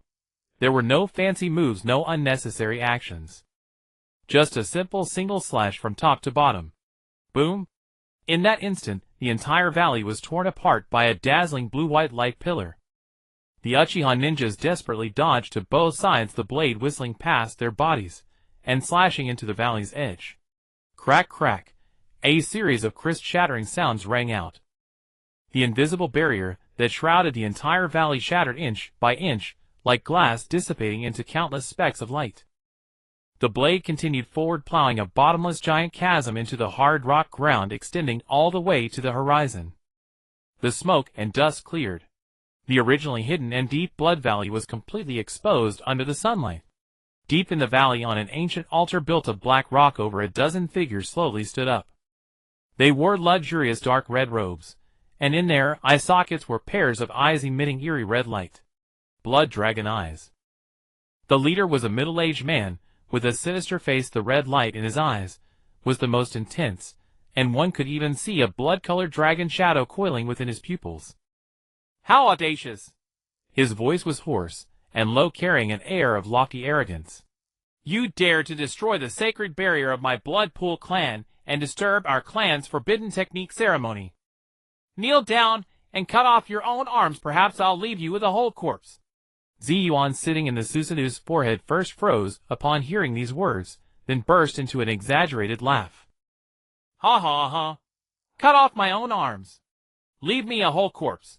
He laughed so hard that tears almost came out, slapping the crystal surface of the Susanu forcefully. I say, you blood pool clan, have you been hiding in a mountain ditch so long that your brains have gone bad? Can't you see this 100-meter Susanu beneath this pharaoh's feet? Or is it that the vision of your blood dragon eyes is worse than a dog's eyes? The blood pool clan leader's face instantly darkened. He raised his right hand and made a strange gesture. Around the altar the ground began to tremble. Hundreds of humanoid figures, wearing tattered clothes and covered in rigor mortis spots, crawled out from the soil. Their eye sockets were hollow, their movements stiff, but they emitted an ominous chakra fluctuation. Dragon life reincarnation technique. The blood pool clan leader stuck out his tongue and licked his lips. These are all the loyal warriors of my clan from past generations now, become undying warriors. Kid, let me show you what true divine power is. His finger waved forward. The hundreds of corpses, like soldiers receiving orders, charged towards Zi Yuan's Susanu with claws and fangs bared. The smile on Zi Yuan's face completely vanished. In its place was a pure disgust that was utterly nauseating. Using your own clansmen as puppets. His voice turned extremely cold. And you act as if it's perfectly natural. You bunch of madmen, you are truly disgusting to this pharaoh. The Susanu's hands simultaneously gripped the katana. On the blade, blue-white chakra began to compress, madly condensing into a dazzling light. I originally wanted to reason with you and discuss cooperation. But now it seems that trash like you doesn't deserve to live in this world. He swung the blade fiercely. Go to hell. The first slash horizontal. The hundreds of corpses charging in the front were instantly cut in half, at the waist, limbs flying like scattered flowers. The second slash vertical. The enormous blade chi tore through the earth, plowing a 10-meter wide fissure around the altar. Over a dozen blood pool clan members, who couldn't dodge in time, were crushed into blood mist by the terrifying chakra shockwave before they could even scream. The third slash diagonal. The entire black altar broke in the middle and collapsed with a loud crash. Anyone else? Zi Yuan stood in the Susanu's forehead, hands on his hips, scanning the terrified blood pool clan members below with a gaze that looked down on ants. Weren't you just so arrogant? Didn't you want this pharaoh to kneel? Come on! Let this pharaoh see what other skills you scum have. The blood pool clan leader staggered up from the ruins, blood trickling from the corner of his mouth. The arrogance in his eyes had completely vanished, replaced by deep fear. Stop! We surrender. We are willing to surrender. Zi Yuan interrupted him, a sickly smile spreading across his face. Too late.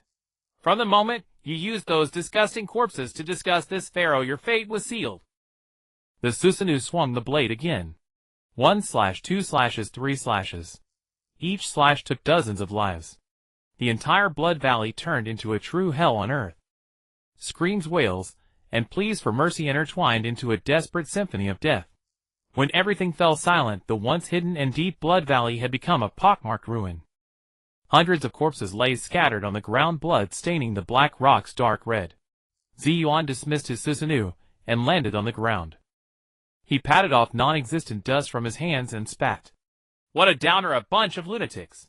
He kicked aside a corpse at his feet and began searching through the ruins. Where are the blood dragon eyes? Where are the blood dragon eyes? This pharaoh came all the way here. I have to bring back some souvenirs. In the distance, the Uchiha ninjas, who had been lucky enough to escape, were already paralyzed on the ground, trembling all over. They finally understood. The chubby 6-year-old in front of them was not bluffing. He might really know Lord Madara. Moreover, his strength might be even more terrifying than Lord Madara's. In the air of Shueji grew a thick, nauseating stench of rust, and the foul odor of burnt corpses permeated. Once a forbidden ground, it was now a scene of utter devastation. The broken altar, shattered rocks, and scattered mutilated corpses together painted a hellish tableau. Zi Yuan, with his hands behind his back, like an old man inspecting a garbage dump, strolled through the ruins. He kicked aside a skull that rolled to his feet, a look of utter boredom on his face.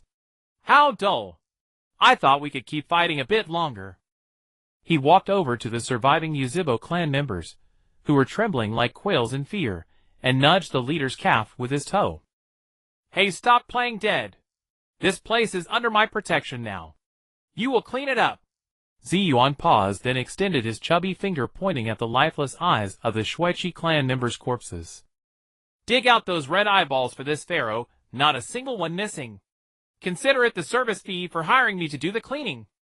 This devilish speech made the Yuzhibo ninjas tremble even more. Zi Yuan ignored their reaction, his gaze scanning the crowd, as if picking vegetables at a market. Suddenly his gaze froze. At the back of the crowd, two figures stood side by side, seemingly out of place amidst the surrounding disarray. They were a pair of young girls around 15 or 16 years old, tall and slender, with delicate features. Most importantly, they looked exactly alike. Like twin blossoms carved from the same mold. The girl on the left had her long black hair loose, her expression cold. Her dark eyes held an aloofness beyond her years, like a lone plum blossom on a cliff. The girl on the right tied her hair into a simple ponytail, her head slightly lowered, her hands nervously twisting the hem of her clothes, appearing timid and shy. Yet when Zi Yuan's glance swept over them, the timid girl mustered the courage to secretly lift her head and take a look, her eyes filled with complex curiosity. You too! Zi Yuan's voice rang out. He walked through the crowd straight up to the twin girls. What are your names? The cold-faced girl stepped forward, shielding her sister behind her, meeting Zi Yuan's gaze with icy eyes. Ling! One word sparing as gold. She. The girl behind her added her own name in a voice as faint as a mosquito's buzz. Ling Shi. Nice names. Zi Yuan rubbed his chin like an experienced treasure appraiser, circling around the two girls twice. From today you two are with me. He reached out to grab their wrists. No. The leading Yuzhibo ninja from before gathered his courage and rushed forward, blocking Zi Yuan from the girls. My lord! You cannot take them away. His voice trembled violently with fear. They, including all of us, are descendants of the Yuzhibo sinners. Our ancestors committed unforgivable sins hundreds of years ago, and were exiled here by the main family to guard this cursed valley for generations, never to leave. This is the fate engraved in our blood. Zi Yuan picked his ear, an expression of extreme impatience on his face. Sinners! Fate! He kicked the Yuzhibo ninja to the ground. Bullshit! That's a stupid rule set by your Yuzhibo main family. What does it have to do with me? He walked up to the sisters, and without any explanation grabbed their cold wrists with each hand. I'm taking them today. If there's any problem, talk to my brother-in-law, Lord Ban. Besides, even if anything goes wrong, this pharaoh alone will bear the responsibility. The dozen or so Yuzhibo clan members stared blankly. In their eyes, there was fear of breaking the taboo, but more so an unacknowledged longing and hope to escape this century-old cage. Ling tried to break free, but Zi Yuan's small hand was like an iron clamp, unmoving. She, on the other hand, stiffened, letting Zi Yuan drag her at a loss. Let's go, my 35th and 36th prospective princess consorts. I'll take you to a nice place to relax. Zi Yuan pulled the two sisters with contrasting expressions, and under the gaze of all the Yuzhibo clan members, left the blood-soaked valley without looking back. That evening, the most renowned hot spring inn in Wenquan was extravagantly booked by Zi Yuan, with a small pouch of gold sand. In the backyard, an open-air hot spring pool surrounded by bamboo groves steam rose and water murmured. Zi Yuan lay naked on the rocks by the pool, humming with contentment. Ling and she also completely unclothed, soaked in the warm water. This was the first time in their lives they had ever enjoyed such luxury. In Shuichi, they had only been able to hastily wash off blood and dirt with cold stream water. Come here, scrub my back! Zi Yuan called out to the still-dazed sisters. She's cheeks instantly flushed like a ripe apple.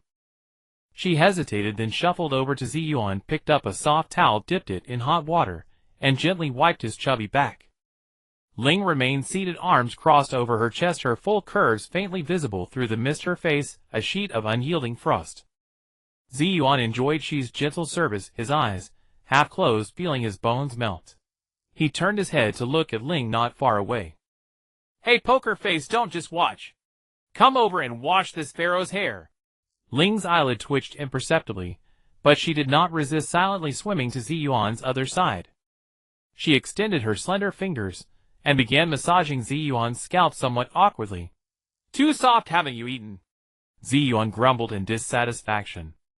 He suddenly flipped over, splashing a huge spray of water, and like a slippery loach darted right in front of Ling. Ling instinctively retreated, but was blocked by the rocks at the pool's edge. Zi Yuan chuckled and dove underwater. The next second Ling felt her ankle grasped by a warm hand. She froze. Ha ha! Zi Yuan did a somersault in the water, surfaced, and laughed heartily. Got a reaction. Got a reaction. I thought you were really a poker-faced woman. She watched this absurd scene, her face, so red it seemed ready to bleed. She quickly swam over and hugged Zi Yuan from behind. Master, your body isn't clean yet.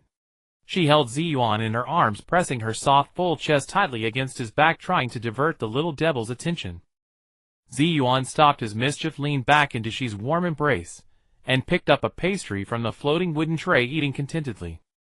Ling, on the other hand, hid far away in another corner of the hot spring, submerging her entire body, except for her flushed head, watching the two frolicking figures with complex eyes.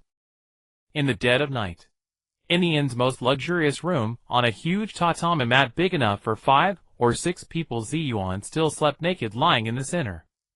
On his left was Shi, curled up, instinctively hugging him for security. On his right was Ling, her back to him, her spine rigid. At that moment a small chubby hand quietly reached out. The galloping hooves of Mu Wang came to a halt at the edge of the vast oasis before him along the Peace Avenue of the Wind Country. Zi Yuan stretched lazily, leaping down from the top of Mu Wang's head. Behind him Ling and Shi, the two sisters, followed closely, their eyes filled with curiosity about this newly born city. Almost at the same moment 3 other teams, each with a distinct style, arrived at the entrance of this miraculous city from different directions. From the east came the team from Konoha. Senju Hashirama led the way, his signature cheerful smile on his face, though a hint of undeniable fatigue lingered between his brows. Behind him, the first Tsuchikage, a short stout old man, with a nose like a garlic clove, was grabbing Hashirama's collar and roaring furiously, spittle flying. Senju Hashirama, don't play dumb with me. The best iron mine on our border of the Earth Country was stripped clean overnight, leaving only a pile of your damned wood release wood chips. How dare you deny it? Hashirama, forcing a smile, tried to pacify his enraged counterpart. A misunderstanding, Lord Shura. This is absolutely a misunderstanding. Behind him stood the Tsuchikage's guard, a mysterious figure completely wrapped in bandages, with only a pair of eyes exposed. This was Mu, the future second Tsuchikage. He watched silently, his gaze devoid of emotion, as if calculating something. From the north came the team from Kirigakure. Uchiha Madara walked in the lead, arms crossed over his chest. His iconic deep red armor gleamed with a cold hard light under the setting sun. The first Mizukage Byakuren, a man with a feminine face and eyes as treacherous as a viper's, followed Madara closely, keeping a distance of no more than 3 meters and no less than 2 meters.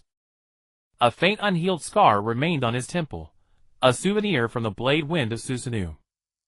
Madara did not even deign to glance back at him. His arrogant demeanor suggested that the figure behind him was not the first Mizukage, but a fawning lapdog wagging its tail for scraps. The Mizukage's guard, the future second Mizukage Hozuki Jinjetsu, wore a cynical expression, whistling and studying this desert city that had risen from the sands with keen interest. From the south came the team from Kumogakure. The first Raikage, a muscular brute, was enthusiastically hooking his arm around Senju Tobarama's neck with an arm as thick as another man's waist, while in his other hand he held a huge gourd of liquor, trying to force it into Tobarama's mouth. Come on, young Tobarama. Don't be so formal. Let me tell you, the sand fruit wine brewed by my brother Zi Yuan is potent. One sip and you'll feel great all over. Senju Tobarama's perpetually icy face was now as black as the bottom of a pot. Every muscle in his body was taut, as if he were using all his chakra to restrain himself from unleashing a water-severing wave to slice the noisy dark-skinned giant in half. The future second Reikige's son walked beside them, shaking his head helplessly at his father's presumptuous familiarity. The four factions, each bearing vastly different sentiments, converged at last in the Grand Plaza at the heart of Sunagekure, a space capable of accommodating tens of thousands. They gazed upon the 100-meter-tall golden tower, and the tree of life, the artificial canal flowing endlessly, and the massive pure gold statue of a pharaoh at the center of the plaza. Everyone's worldview was shaken to its core at that moment. Welcome. Welcome. A warm welcome to all our business partners for attending the Sunagekure Cooperation Symposium. Zi Yuan stood atop the head of the pharaoh statue holding a loudspeaker made of iron sand, and addressed the crowd below in an official tone. You've all had a long journey. This pharaoh has prepared a feast to welcome you. Today let's not discuss state affairs, only pleasure. Tomorrow we'll hold a meeting. As his words fell, the entire plaza ignited.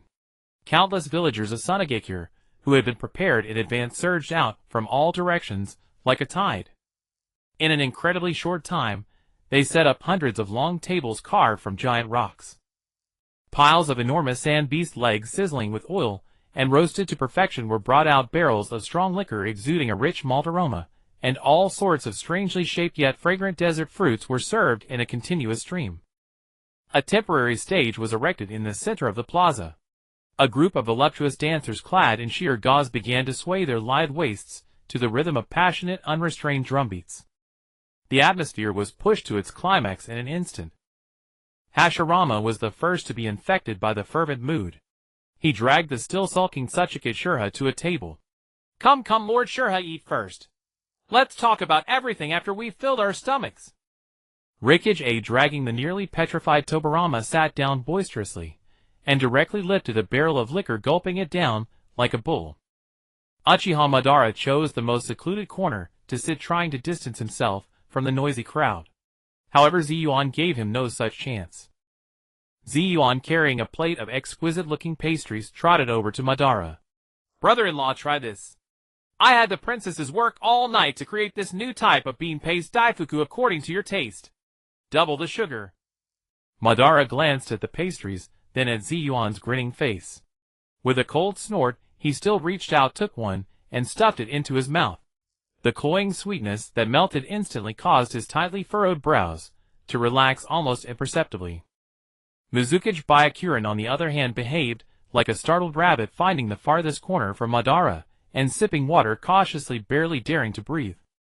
The banquet atmosphere grew increasingly heated. Hashirama and Reikage were already arm in arm playing drinking games. The loser had to guzzle straight from the barrel. Tsuchikage, after downing several large cups of strong liquor and devouring half a roasted lamb leg, temporarily forgot about the mine incident. He began boasting to the nearby Kumogakure ninja about how in his youth he had withstood the first Reikage's lightning blade with a single earth-release mountain splitter.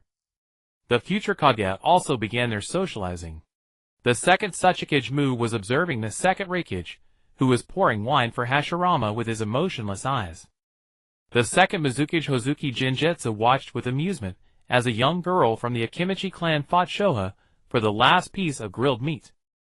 When the meat was snatched from his mouth, Shoha screamed in rage and opened his mouth to unleash a wind release, only to be sent flying by the girl's human bullet tank, rolling several times on the ground. The entire scene was chaotic, absurd, yet brimming with a strange, vibrant vitality. Zi Yuan stood on the high platform, looking down at these rulers of the ninja world, who had temporarily set aside their identities and grudges, immersed in fine food and wine. A supremely satisfied and sly smile spread across his face. Eat and drink your fill. Once you're full, tomorrow will be easier to sign than denture. He raised a glass of fruit wine and downed it in one gulp, a calculating gleam shining in his eyes. The morning sunlight pierced through the stained glass panes at the apex of the pyramid, casting dappled shadows within the vast circular conference hall. A round conference table forged from a single colossal meteorite stood at the center of the chamber. The 5 founding Kages of the great nation sat in their respective positions, with their chosen successors standing behind them. Jian Jujian sat upright, though his slightly vacant gaze, a result of his hangover, betrayed his wandering mind. The first Sachikid sat with his arms crossed and eyes closed, his elongated face pulled longer than a donkey's, still seemingly brooding over the theft of his mind. The first Mizukage Bailan did his best to shrink into the shadows, occasionally casting terrified sidelong glances at the man who sat across from him, silent as a mountain, Uchiha Ban. The first Raikage AI was perhaps the only one who appeared spirited. He was enthusiastically trying to discuss with the aloof Jinsho Feijian, who stood beside him, radiating an aura of keep away, whether Feijian could come up with some more daring ideas to liven things up tonight. The entire atmosphere of the gathering was such that only the Raikage's hushed whispers echoed in the silent room. Just then, the heavy golden doors of the conference hall slowly swung open with a low rumble. Zi Yuan, clad in a well-tailored pharaoh's robe with a millennium puzzle hanging around his neck, stepped into the hall with steady strides, escorted by a squad of sand shadow Anbu. He did not walk toward any empty seat, but went straight to the head of the enormous round table where a throne of pure gold, taller and more ornate than all the other chairs, was placed. Zi Yuan agilely settled into the throne, adjusted himself into a comfortable position, and let his short legs dangle in the air. He picked up a cup also made of gold from the table, took a sip of the fresh juice inside, and then cleared his throat. Ahem. Good morning, esteemed elites and leaders of the various villages. His voice resonated through every corner of the hall. First of all, on behalf of the Sand Hidden Village and myself, I extend the warmest welcome to all of you. Welcome to our first, and the first in the history of the Shinobi world, Cross-Border Cooperation Roundtable Summit of the 5 Great Nations. A string of incomprehensible yet impressive-sounding terms tumbled from his lips, causing the assembled Kages to pause momentarily. Zi Yuan gave them no time to ponder, diving straight into the topic. With a wave of his small hand, a massive map of the Shinobi world slowly unfurled on the wall behind him.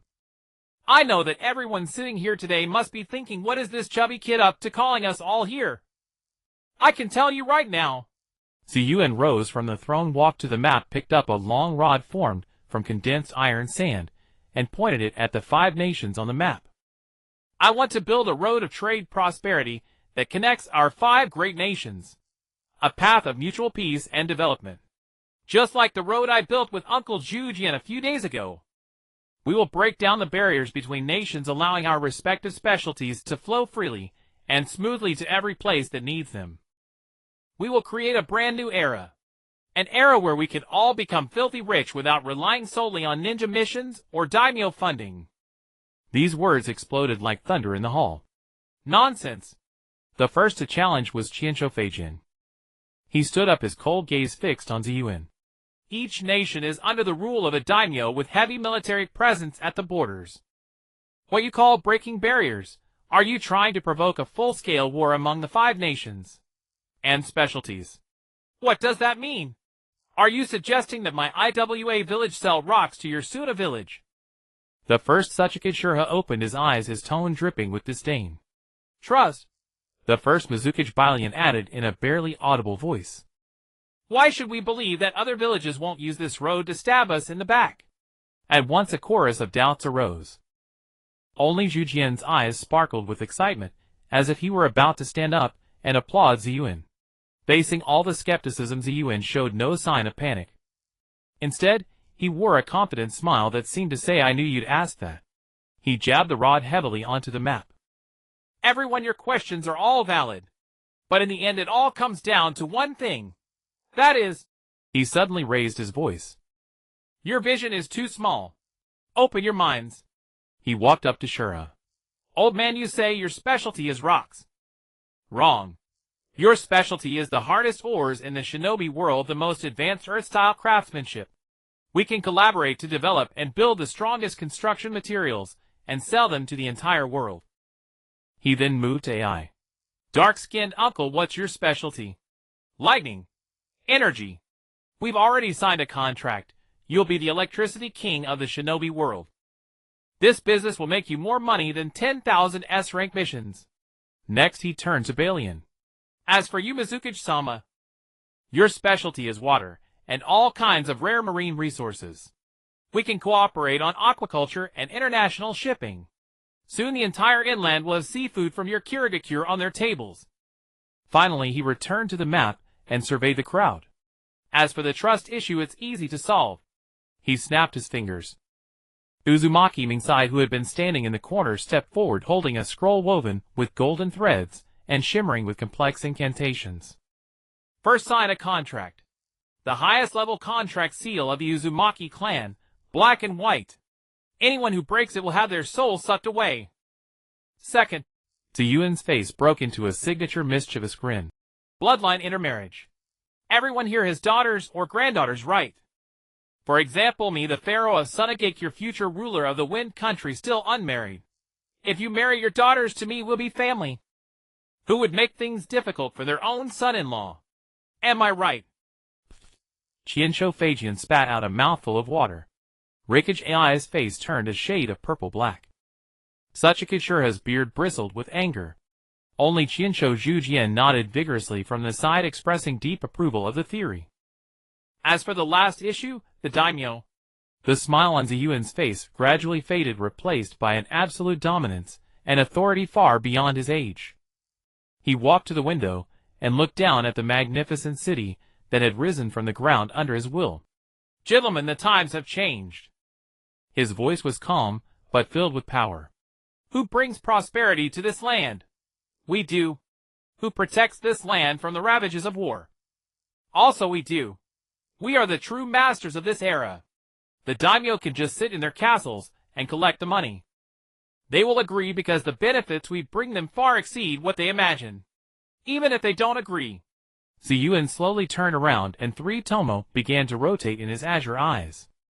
So what? An aura of terrifying dominion over the world instantly enveloped the entire hall. Every Kage present felt a shiver that came from the depths of their souls. The conference hall fell into a deathly silence once more. All the Kages were digesting the mad speech that could be recorded in the annals of history.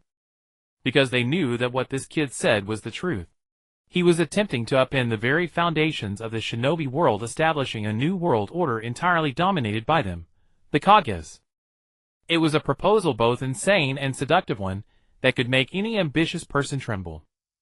Inside the council hall, the round meteorite table was cold and hard, perfectly reflecting the atmosphere of the moment. The shadows of the supreme leaders of the 5 great ninja villages were silent, uncomprehending, and steadfast in their own beliefs.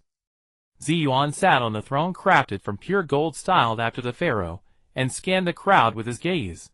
So regarding my proposal for the Ninja World Expressway Network and transnational economic integration, do any of you have further questions? Absolutely preposterous. The first to lose his patience, slamming the table and rising, was the first Suchikachuri. His short stature erupted with fury completely disproportionate to his size, his mustache quivering violently with agitation. Open borders. Resource sharing. Kid, are you asking our Wagakure to hand over the hard-earned ores to those lazy sand players? He spoke, glaring at Zi Yuan without concealment. And before we talk about cooperation, shouldn't you first return the several iron mines you stole from my land of Earth? That's right. Qianshou Feijian's cold voice rang out as he closed the notebook in his hand, every page of which recorded risk assessments of Zi Yuan's plan. Your so-called path of peace is militarily an unobstructed path of invasion. It will render our nation's border defense systems built over many years completely useless. Once exploited by malicious individuals, the consequences would be unimaginable. The future second Suchikage was standing behind his father, swept his emotionless eyes over everyone present as if calculating the odds of war. Trust is the biggest issue. The first Mizukage by Lian spoke in a soft, sinister tone, his voice eerie. Behind him, Guiding Huanyue wore an expression of someone enjoying a show, whistling, seemingly indifferent to the argument. Except for our Kumogakure, I think none of you here are sincere. The first Reikage AI, this newly minted strategic partner, slammed the table violently, the immense force making the meteorite surface tremble. That's right. Brother Zi Yuan's plan is for our shared future. You guys, you need to understand each other. Qianshou Zhujian also stood up, trying to use his chakra full of love to inspire everyone. The entire venue instantly became a chaotic market. Accusations, doubts, and quarrels rose one after another. Only Yuzebo Ban remained silent from beginning to end. He sat there quietly, eyes closed, as if none of this concerned him. However, the increasingly cold chakra revealed his inner impatience. Stop! Zi Yuan slammed his hand heavily on the table, producing a piercing noise that instantly drowned out all sounds. He rose from the throne, looking down, and swept his gaze over the so-called Kage below with a look as if they were fools. A bunch of useless wastes who only care about their own little patches of land. His voice reached each person clearly. What fills your minds besides fighting and killing is your own sorry assets caring only about petty profits. I'm talking to you about the stars, and the sea, about the global landscape of the next 100 years. You're bickering with me about who lost 2 broken stones, who is afraid of being spied on while bathing. Childish. Ridiculous. This merciless sarcasm made the faces of all the Kage present turn extremely ugly. I know you don't trust me, and you don't trust each other. Zi Yuan spread his chubby little hands. It's fine, this pharaoh is not begging you to join. I am definitely going to build the road. He walked to the massive map of the ninja world, picked up a long iron sand rod, and drew a thick line across the continent on the map. This road will connect from Sunagakure to Konoha, and from Konoha extend to Kumogakure. As for you, Awagakure and Kirigakure, if you want to join, find your own people and build the branch lines to connect. If not, then keep guarding your piles of broken stones and rotten dried fish and live your poor lives. My Ninja World Common Prosperity Express train has limited seats, first come first served. After saying this, he threw the rod to the ground, plopped back onto the throne, crossed his legs, and assumed an attitude of take it or leave it. These words completely closed off any room for negotiation. Suchikage sure he trembled with rage, while Mizukage by Lien's face alternated between gloom and uncertainty. In the end, under Qianshou Zhujian's almost pleading mediation, the so-called 5 Great Nations Summit hastily changed the subject. The rest of the time devolved into meaningless bickering among the major ninja villages. Awagakure demanded that Konoha compensate for the mines, while Konoha claimed it was a false accusation. Kirigakure questioned Kumogakure's right to export lightning-release chakra, arguing it would break the military balance. Kumogakure mocked Kirigakure for only hiding in the mist to assassinate, saying they were unworthy of the stage. Yuzebo Ben watched this chaotic scene. He watched those so-called Kage argue vehemently over petty profits, their faces flushed. He watched Qianshou Zhujian, his one-time, only close friend, run around futilely like a good-natured man trying to bridge the cracks that could never be bridged. His gaze gradually turned cold. He had once believed that establishing ninja villages was the first step toward peace. But now, he realized that villages were merely magnified clans. The cycle of conflict, suspicion, and hatred had never ceased, it had only shifted to a larger stage. This path had been a dead end from the very beginning. This so-called path of peace, relying on mutual understanding, was nothing but an illusory fantasy from the start. He must seek a new path. A path of absolute peace that could end all these conflicts at their root. It was at the moment Ban made this decision in his heart. He felt a gaze fall upon him. That gaze held no concern, no hostility, only a calm tinged with a hint of regret. Ben turned his head and met Zi Yuan's azure blue eyes.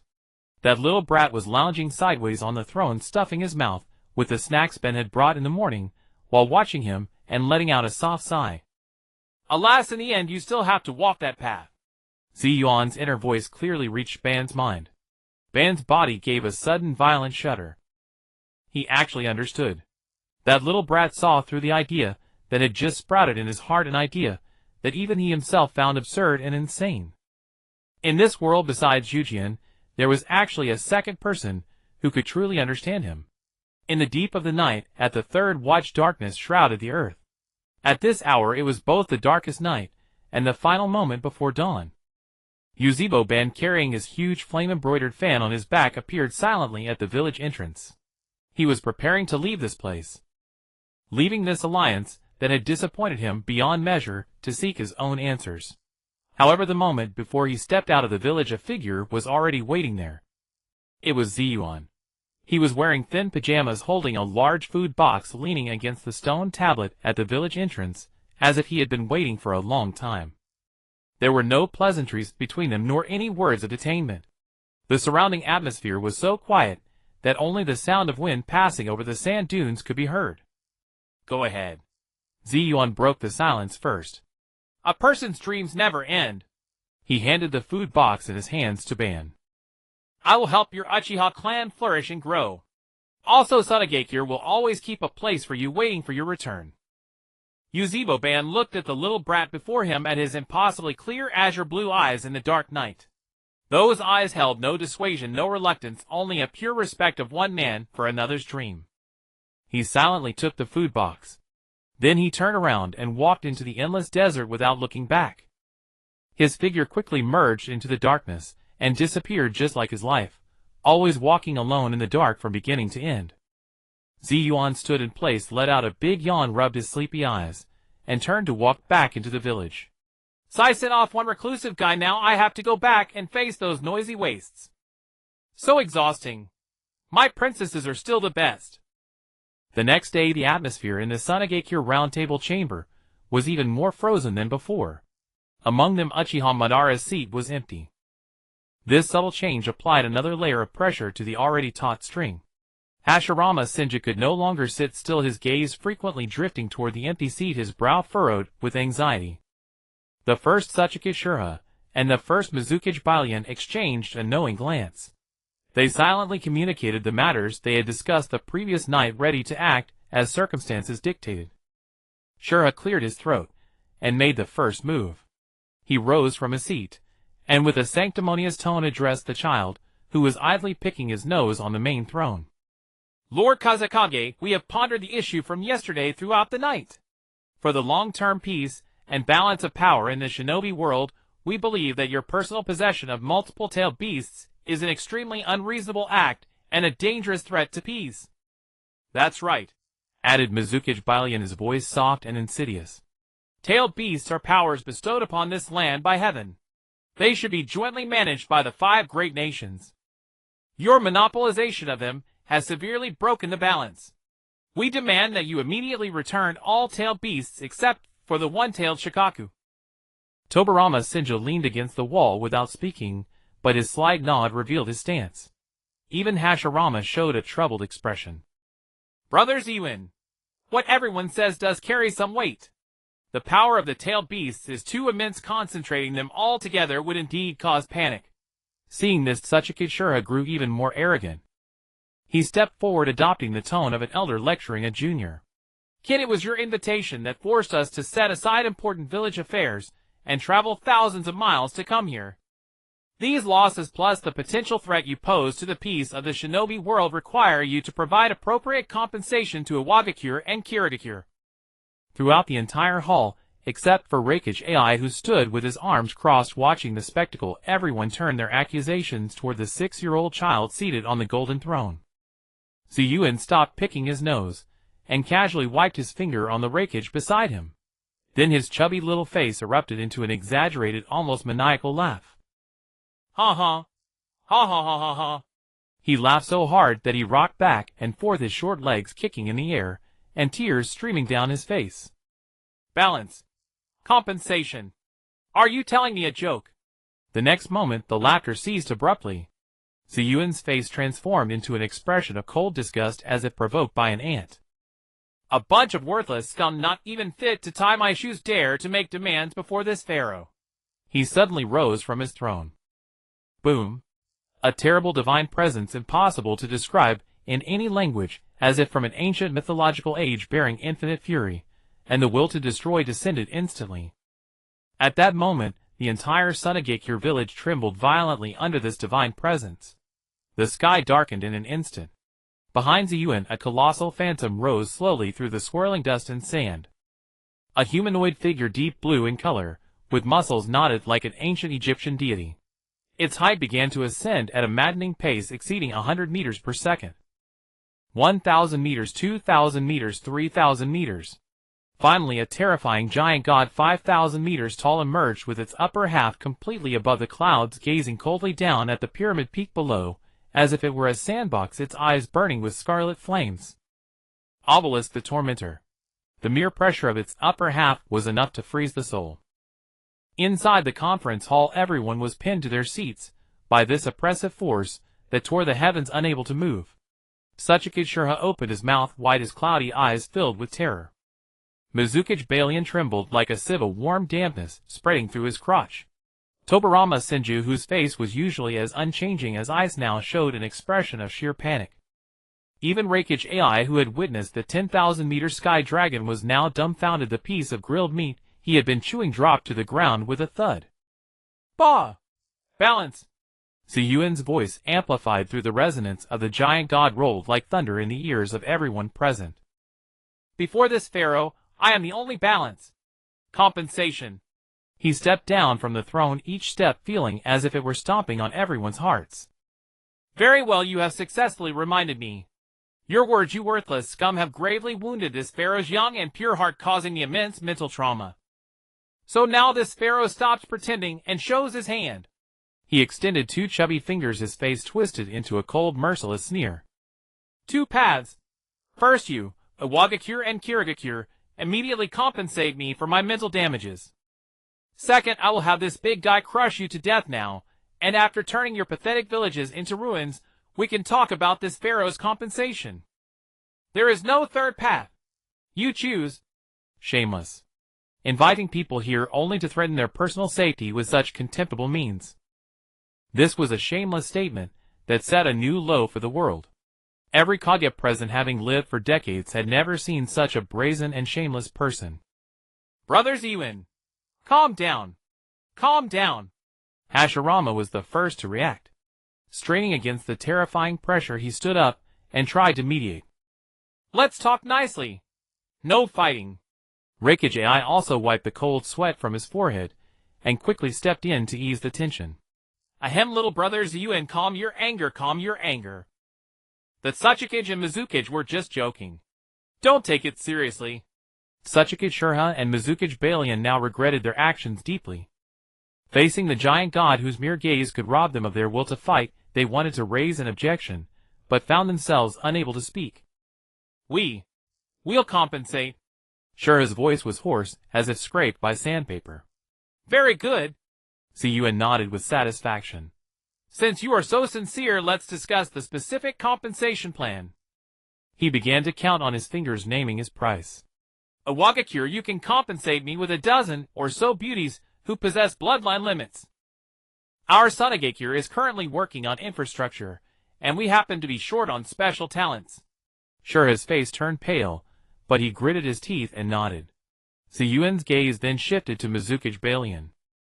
As for your Kirigakure, you have quite a variety of bloodline limits, like ice release, bone pulse, boil release.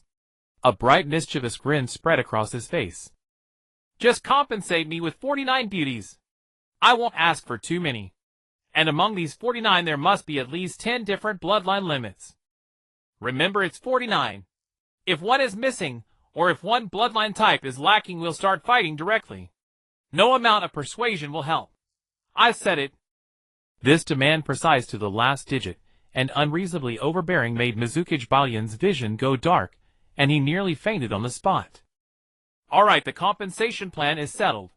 Zi Yuan clapped his hands and waved them away like flies. Now get lost, and quickly.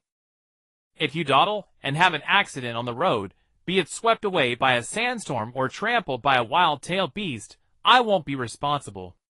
The Tsuchikage and Mizukage, supported by their guards, scrambled out of this place that would forever haunt their memories. As for my two good brothers, Zi Yuan turned to Hashirama and the Raikage with a warm, friendly smile. Stay here tomorrow, and let's discuss the grand plan for tripartite cooperation and shared prosperity. In the evening, at the open-air bath on the top floor of the pharaoh's pyramid, it had been transformed into an extravagantly luxurious grove of wine and flesh. In the warm pool water, fresh fruits and silver platters laden with fine wine floated. Zi Yuan leaned against the edge of the pool, surrounded by over 20 graceful and voluptuous concubines with diverse charms. Some massaged his shoulders, some fed him crystal grapes, while others submerged themselves to wash his body. Uchiha Ling and Uchiha Shi were also among them.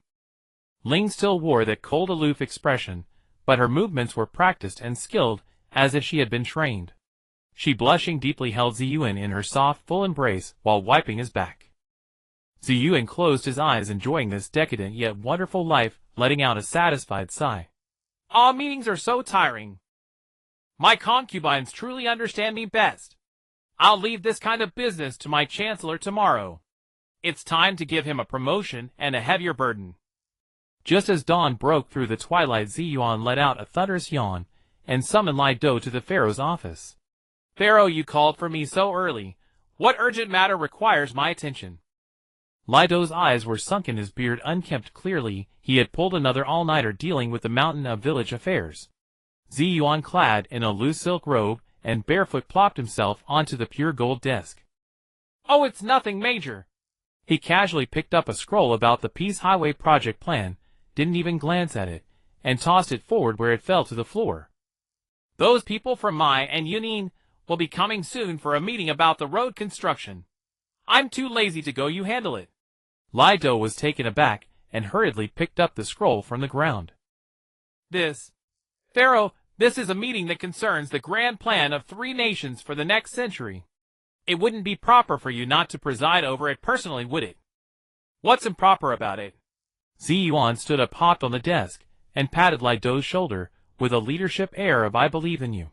You know the nitty-gritty of the bickering better than I do. I'll just set the general direction. He raised a chubby finger. First, our Sunagakure village and the entire phone country will not collect any tariffs on this road. Not a single coin. What? Lai Do was shocked. Pharaoh, this is absolutely unacceptable. Building the road is already a huge expense. If we give up the tariffs, we'll lose everything. Zi Yuan looked at him as if he were a fool. Chancellor, your vision, after all this time following me, why is it still so narrow? What's our situation now? We're dirt poor. We have nothing but sand.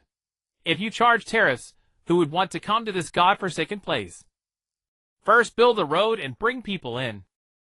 Once they get used to using our road and can't do without our service areas, then we can just make up some parking fee road where charge night state tax, and we'll earn the money back. This is called playing the long game. Use the smallest power to accomplish the biggest things, understand? Lai Do listened in a daze, feeling as if a door to a new world was slowly opening before him. All right, it's settled. I'm going back to sleep. Don't bother me with anything, no matter how big. Zi Yuan dismissed the already contemplative Lai Do and strolled to his extravagantly luxurious palace. Inside the vast room, lying scattered in disarray, were his more than 20 concubines, all in deep slumber, after a night of wild revelry, completely unclad. The air was thick with a sweet, tantalizing fragrance mixed with various body scents. Like a cub seeking its mother's milk, Zi Yuan precisely located a petite figure with snow-white hair who was sleeping soundly.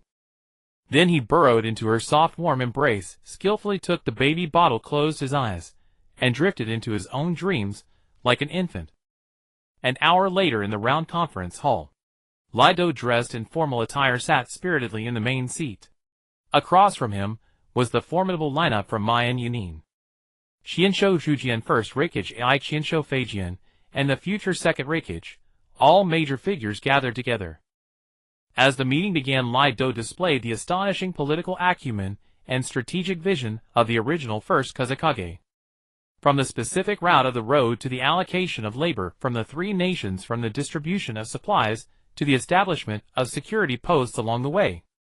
He spoke with clarity and precise planning, even considering the amount of iron sand needed for each roadbed section, and the types of trees to plant in the windbreak forests on both sides. Qianshou Feijian nodded repeatedly, and for the first time a hint of recognition and appreciation flickered in his cold crimson eyes for this chancellor of Sunagakure. However, the demeanor of the 2 big brothers beside him was entirely different. Qianshou Zhujian, after listening for less than a quarter of an hour, began to zone out, lowering his head, lost in thought. First Reikage AI was even more restless, his muscles twitching as if ants were crawling on him. If not for the occasion, he would have started doing push-ups right there. Finally, when Lai Do reached the several suggestions on the unified management of ninja meal standards during road construction, Zhu Jian and the Reikage simultaneously erupted. Ahem. Zhu Jian abruptly stood up, interrupting Lai Do's speech. With a solemn expression, he said to his younger brother and the second Reikage, Feijian An. Well, little AI, I think Lord Lai Do's plan is perfect. However, the specific implementation details still need you young people to participate more. It's also a form of training. Exactly. Rikage AI also immediately stood up, his large calloused hand heavily patting his son's shoulder.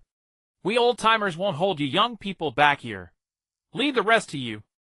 With that, the two irresponsible first-generation Kage under Phaeton's murderous glare hooked arms, and walked out the door laughing. Watching them leave, a sharp glint flashed in Lido's eyes, and he let out a long sigh filled with grief and helplessness. Alas! For the peace of the ninja world, for the friendship of the three nations, our Sunagakure has set an example by giving up all tariff revenue. For the next 100 years, the people of my phone country will probably have to tighten their belts. His voice was not loud, but it clearly reached the ears of the two men about to step out the door. Zhu Jian and the Rikage both halted their right feet simultaneously. They exchanged a glance, seeing deep guilt in each other's eyes. Lord Lido. Zhu Jian turned around abruptly, his face filled with emotion. We see your sacrifice. I will never let an ally feel disheartened. I decide that I will provide an additional 100 tons of the finest timber and 1,000 tons of grain to Sunagakure as compensation. Yunin won't be stingy either. Rikage AI also thumped his chest in assurance. We'll add 1,000 tons of our special thunder stones and 500 of the fattest thunder oxen. Big brother! Father! Phaeton and the second Rikage both called out, trying to stop them. But it was too late. After making their promises, Zhu Jian and Rikage AI felt immensely relieved, laughed heartily, and ran out of the conference hall to find their more interesting brother Zi Yuan to play with. Leaving behind a crestfallen Phaeton and a bewildered second Rikage facing the wily old fox Lido, whose lips curled into a sly smile of triumph. At the pyramid, the pharaoh's bedchamber. When Zhu Jian and the Rikage pushed open the door, this was the scene they saw. Zi Yuan was lazily resting his head on Princess Shaji's lap, who was dressed in a gorgeous kimono, enjoying the astonishing softness. Beside them, a Hyuga girl with pure Byakugan knelt on the floor, using her slender yet strong fingers to massage Zi Yuan's shoulders. The air was thick with an intoxicating fragrance that made one's bones melt. What are you two doing here? Zi Yuan asked with half-closed eyes, not particularly pleased. Meeting over. Too boring. Rikage AI strode in casually and plopped down on the floor. Your place is more fun. Zi Yuan let out a long sigh and sat up from Princess Shaji's lap. I really can't do anything with you two. He stretched, walked barefoot to the window. Come on, since you're bored out of your minds, I'll take you to a great place. He pulled out 3 luxurious fishing rods made of pure gold and encrusted with various gems from the corner. Today your pharaoh will show you what true aristocratic sport is. Fishing. The artificial lake of Sha'in village shimmered with rippling light. This oasis, forcibly excavated by Matatabi's chakra and fed by an underground river, had become the most beloved leisure spot in the village. By the lake, 3 luxurious lounge chairs forged from pure gold and embedded with colorful gemstones were lined up in a row. Zi Yuan, Senju, Zhu Jian, and the first Rikage AI each occupied 1 chair holding fishing rods, also made of pure gold, engaging in what they called a refined and elegant aristocratic pastime. At least, that was what Zi Yuan had told them. Rikage AI, his bronze torso bare, revealing a body of explosive muscles, was gleefully locked in a struggle with a fish in the water, muttering incessantly. Bite! Bite already! Let me see if your desert fish are as big as your sand scorpions. Zi Yuan meanwhile lounged leisurely in his sunglasses, one leg crossed over the other, exuding the air of a patient angler who waits for the fish to come to him. Only Senju Jujian, the god of the ninja world, seemed utterly out of place. His eyes stared blankly at the lake, his entire being radiating a listless aura of a man who had been drained of all purpose. A dark cloud seemed to hover over his head, and from time to time he would let out a long drawn-out sigh that would sadden anyone who heard it. Ah! This was already his 28th sigh in half an hour. Hey, Uncle Jujian! Zi Yuan finally lost his patience. He took off his sunglasses and spoke irritably. Can you stop sighing? Your gloomy aura is scaring away all my fish. Exactly. Rikage AI chimed in. What's the big deal? Just because they don't understand Brother Zi Yuan's peas. Isn't it just that Ban ran away? Isn't it just that your own brother doesn't get you? Jujian heard these words, each cutting into his heart like a knife, deepening his sorrow. You don't understand. His voice was filled with endless confusion and pain. I can't figure out why everyone can't just sit down and have a proper talk. Isn't peace something we all desire? Zi Yuan upon hearing this looked at Zhu Jian from head to toe, as if he were a rare and protected species. I say, uncle, do you have some misunderstanding about the word everyone? He sat up from the lounge chair, counting on his chubby little fingers, ready to give him a lesson. Not everyone is like you, strong enough to defy everything and still live in a fantasy. Ordinary people have to struggle to make a living. Villages have to scheme for resources.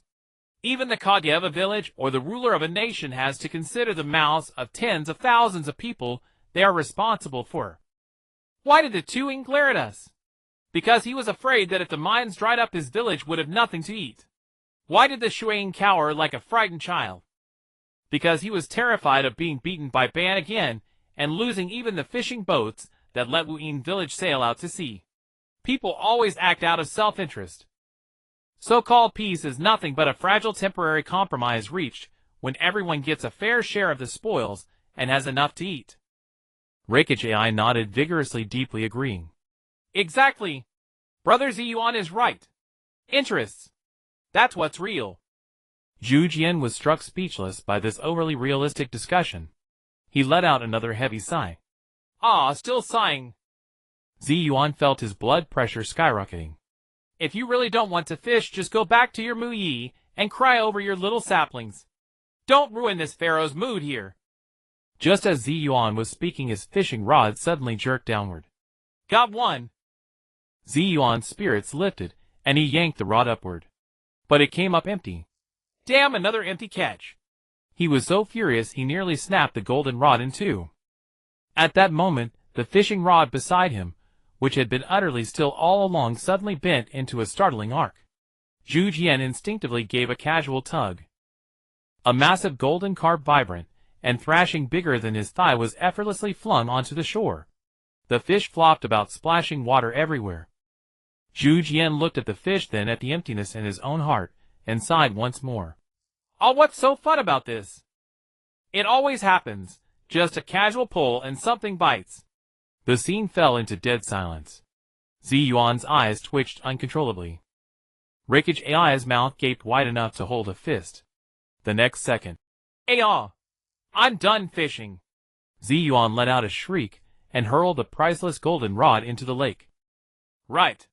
Who wants to play this stupid thing anyway? Rakic AI roared in agreement, flinging his own rod into the water until it vanished. Zhu Jian was startled by their sudden outburst. What? What's wrong with you two? Zi Yuan glared at Zhu Jian's innocent face, his anger flaring. Suddenly a thought struck him, and a glint of mischief flashed in his azure eyes. Fishing is boring. Let's do something more interesting. From his four-dimensional storage robe, he pulled out a set of shiny playing cards made of some special metal. Come, I'll teach you the most popular game from my homeland. Bombing gold flowers. Half an hour later, by the lake, a small mountain of rare ores, ninja tools, and even several land deeds had piled up. And Senju Jian, the god of the ninja world, was now sitting in nothing but a pair of shorts, staring tearfully at the last item before him, his Hokage imperial robe. I don't believe it. One more round. I refuse to lose every time. With red-rimmed eyes, he slammed the robe, the symbol of the Hokage's highest honor, onto the gambling table. I'm all in. Across from him, Zi Yuan, a blade of grass dangling from his mouth, sat before a stack of chips taller than he was. He glanced at his three cards, then at Zhu Jian's face that screamed "I'm doomed," and broke into a devilish grin. Show your cards, uncle. Zhu Jian's hands trembled as he revealed his hand. 3 kings, a set of triplets. It was the best hand he had drawn all afternoon. Hope flickered in his eyes.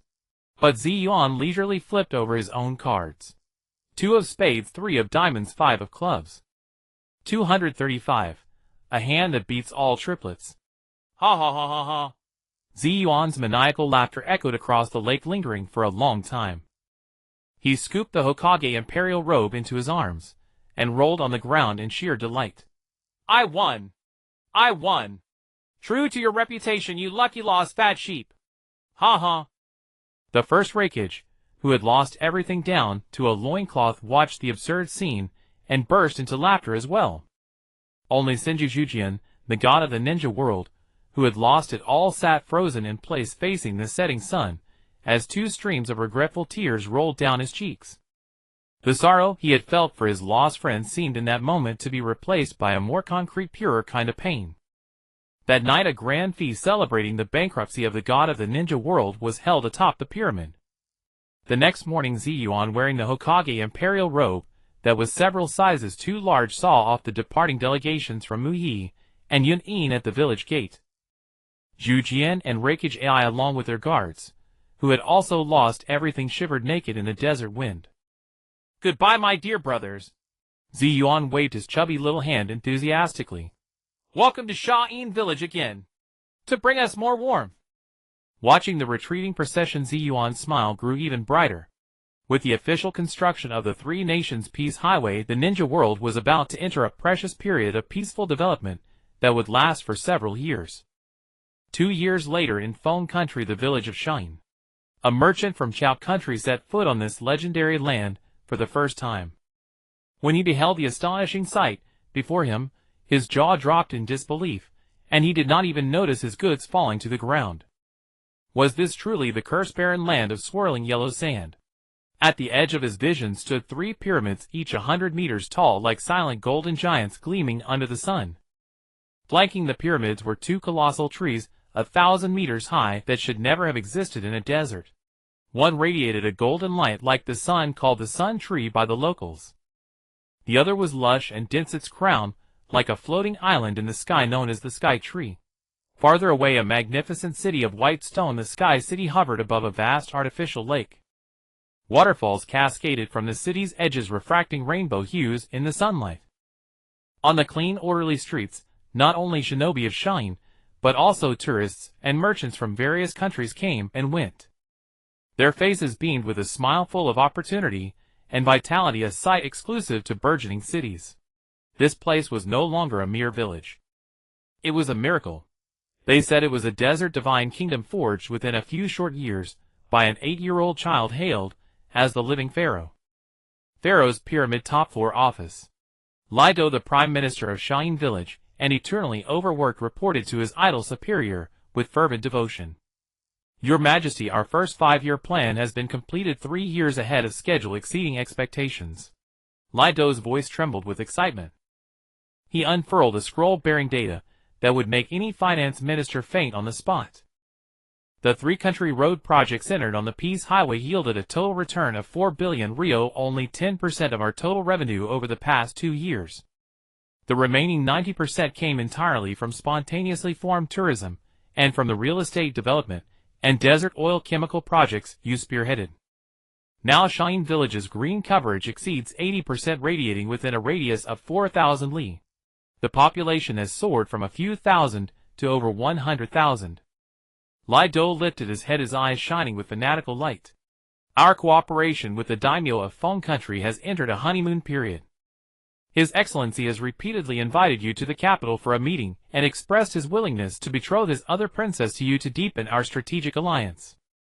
And there is something else. Lido's old face flushed slightly. Princess Shoji and later Lady Uchiha Ling, Lady Hyuga Mena, Lady Yeyuezhu, Lady Kagaya Naisheng.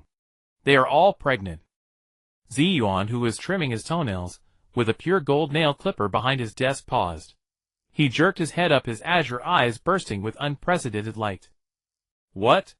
All of them? He tossed away the clipper, flipped off the chair with a somersault, rushed to Lido, grabbed his collar, and shook him wildly. Is it true? Your pharaoh is going to be a father. And a father of 5 at once. Yes, your majesty. Lido was dizzy from the shaking. Ha ha ha. Excellent. Zi Yuan released him, hands on his hips, and burst into wild laughter in the office. As expected of your pharaoh. My genes are outstanding. He laughed for a while, then looked at his own belly with a plaintive gaze. Sigh, I really envy them. Every night they drain me dry. Now that they are all pregnant, I almost want to try being pregnant myself. Hearing such outrageous words, Lido's eyes twitched wildly, but at the same time he felt deep concern for the pharaoh's physical condition. I hear there is a natural 10,000-year snow lotus in Snow Country that can nourish the kidneys. I should have the bewildered bring it to nourish our pharaoh, or his small frame might not hold up. By the way, Prime Minister Zi Yuan suddenly remembered, what else did you say earlier?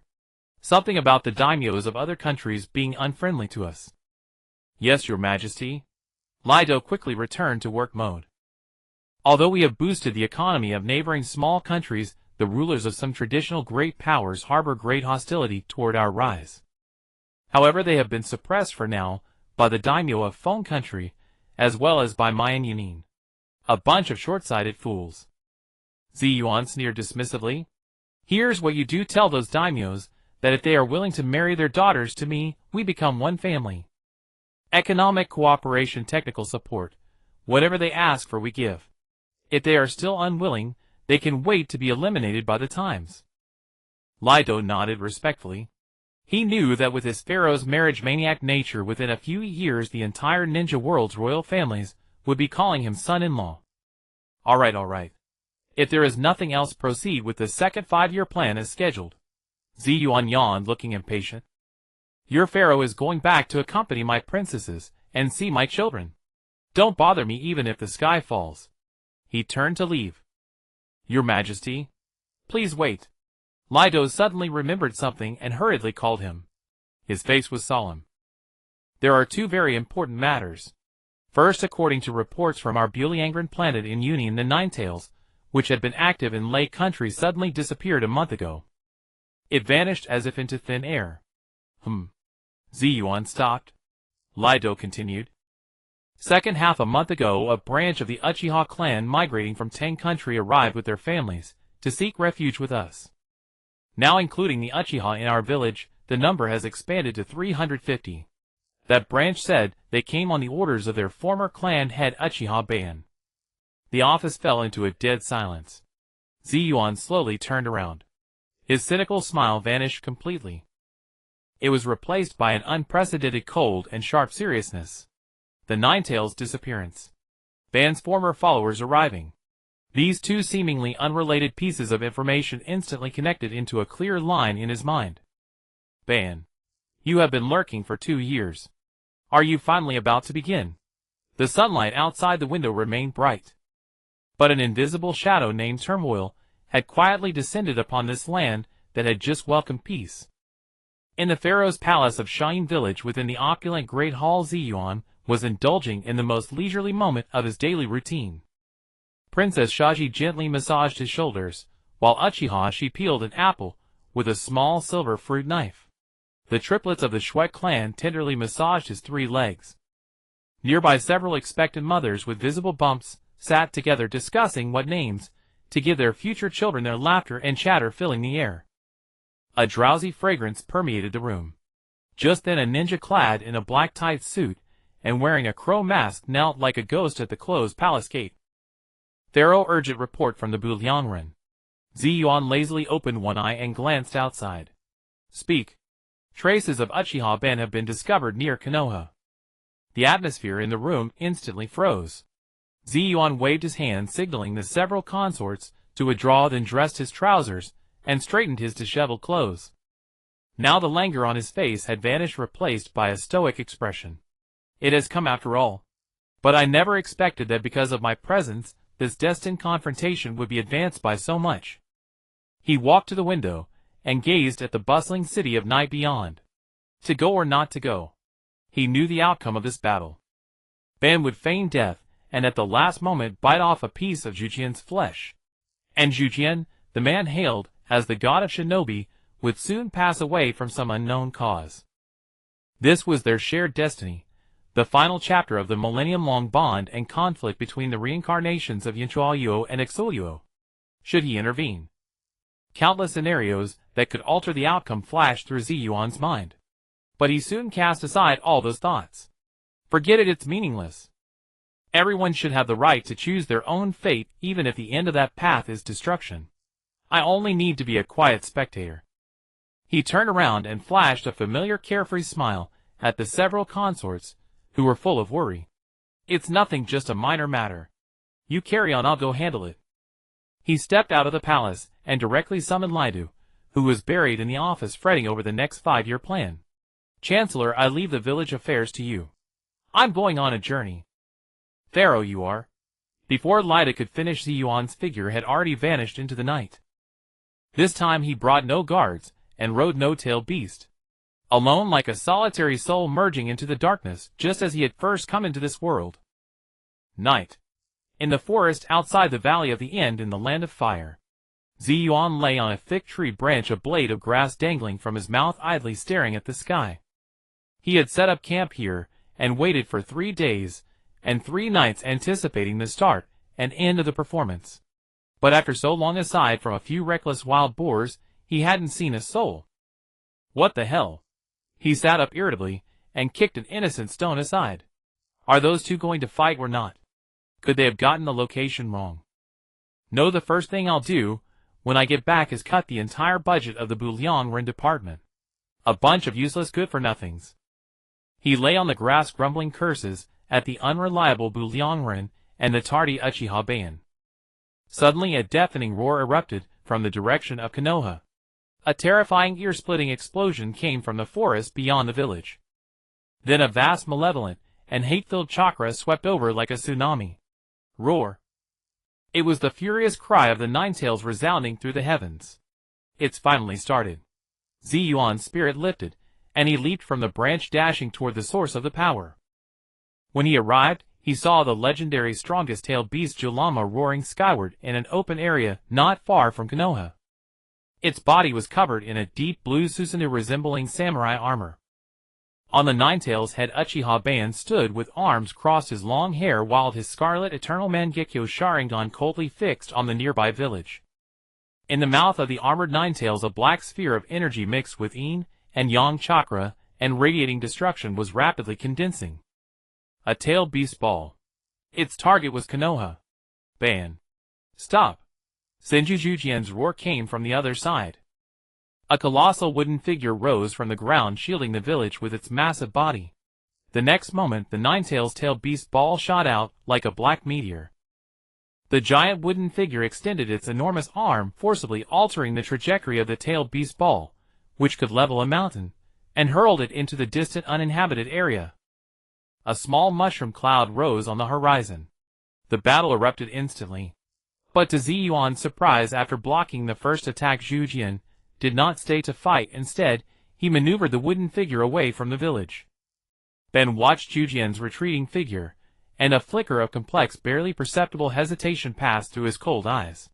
He still could not bear to destroy the dream they had once shared. He snorted, controlled the armored Ninetales, and followed closely, chasing toward the sea. And Zi Yuan, like a phantom, followed far behind, passing through forests and valleys, until he reached the destined place that had witnessed countless grudges and loves. The Valley of the End. Sage Art would release true several thousand hands. With Jujian's earth-shattering roar, a colossal cannon statue, with 1,000 arms vaster than a mountain, rose from the ground. The many-armed cannon.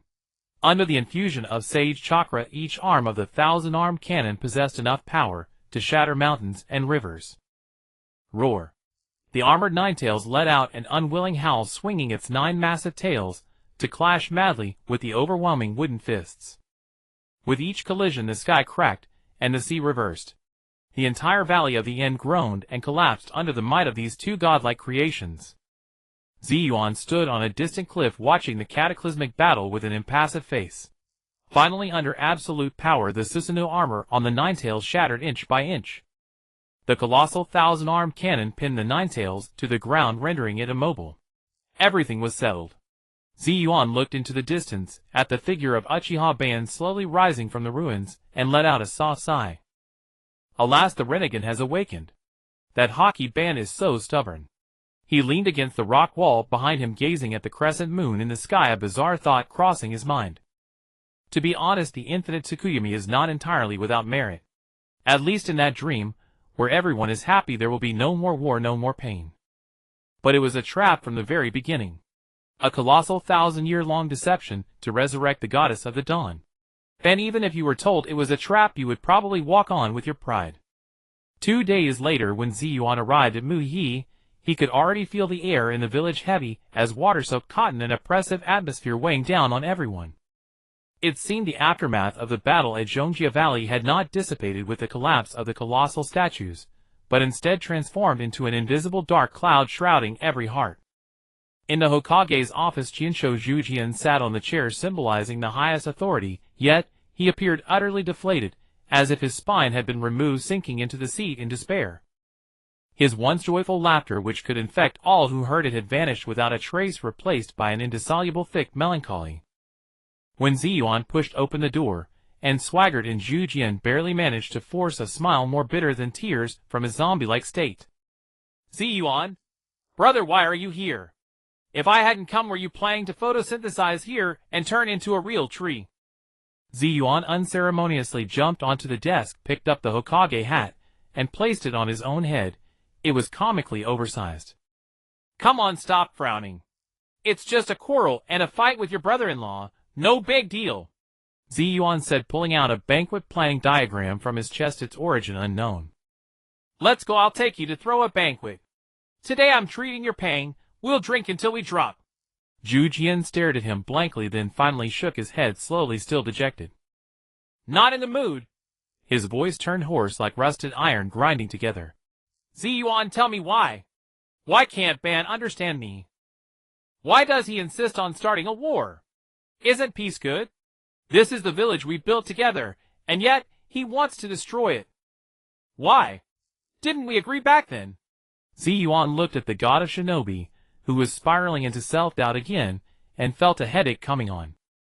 Of course he knew why.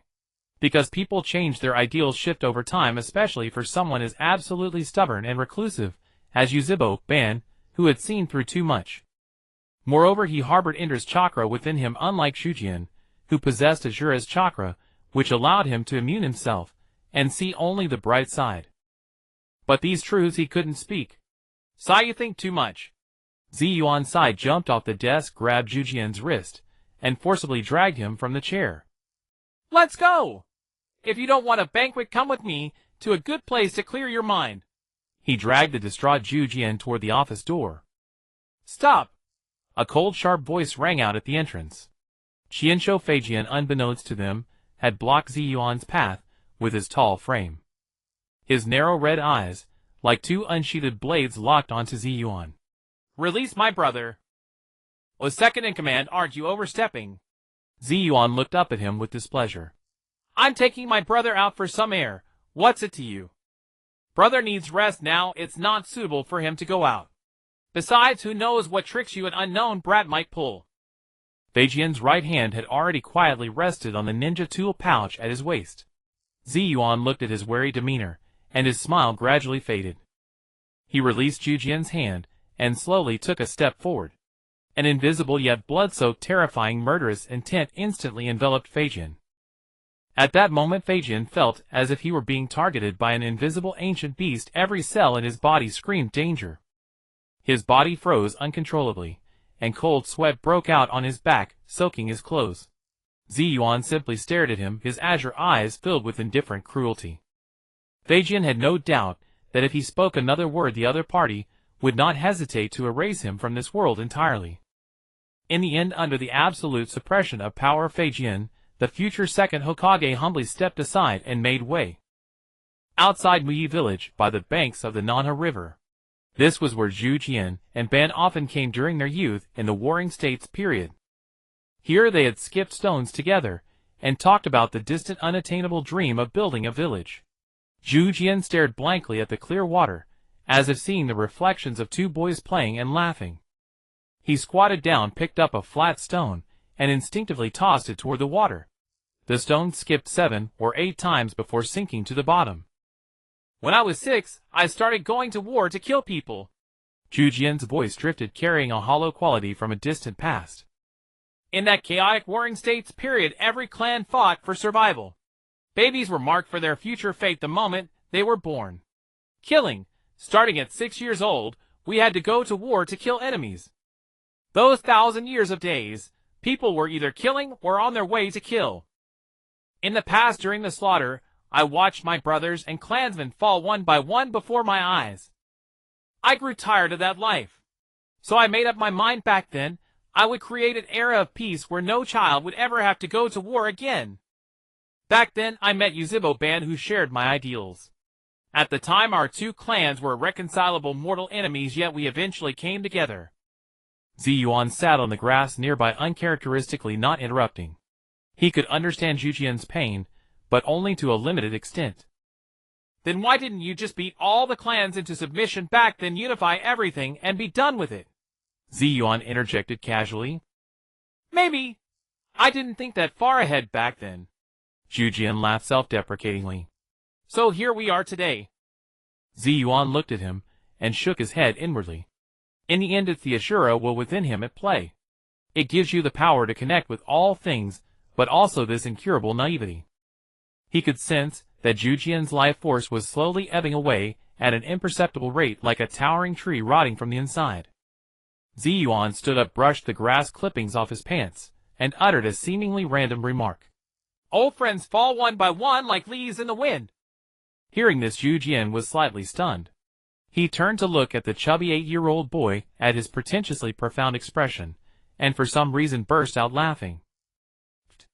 Ha ha. Ha ha ha. He laughed, but tears unconsciously streamed down his cheeks. After a long while the laughter ceased, leaving only suppressed silent sobs. After a long time, he wiped away his tears, raised his head, and looked at Zi Yuan, with a solemnity never seen before.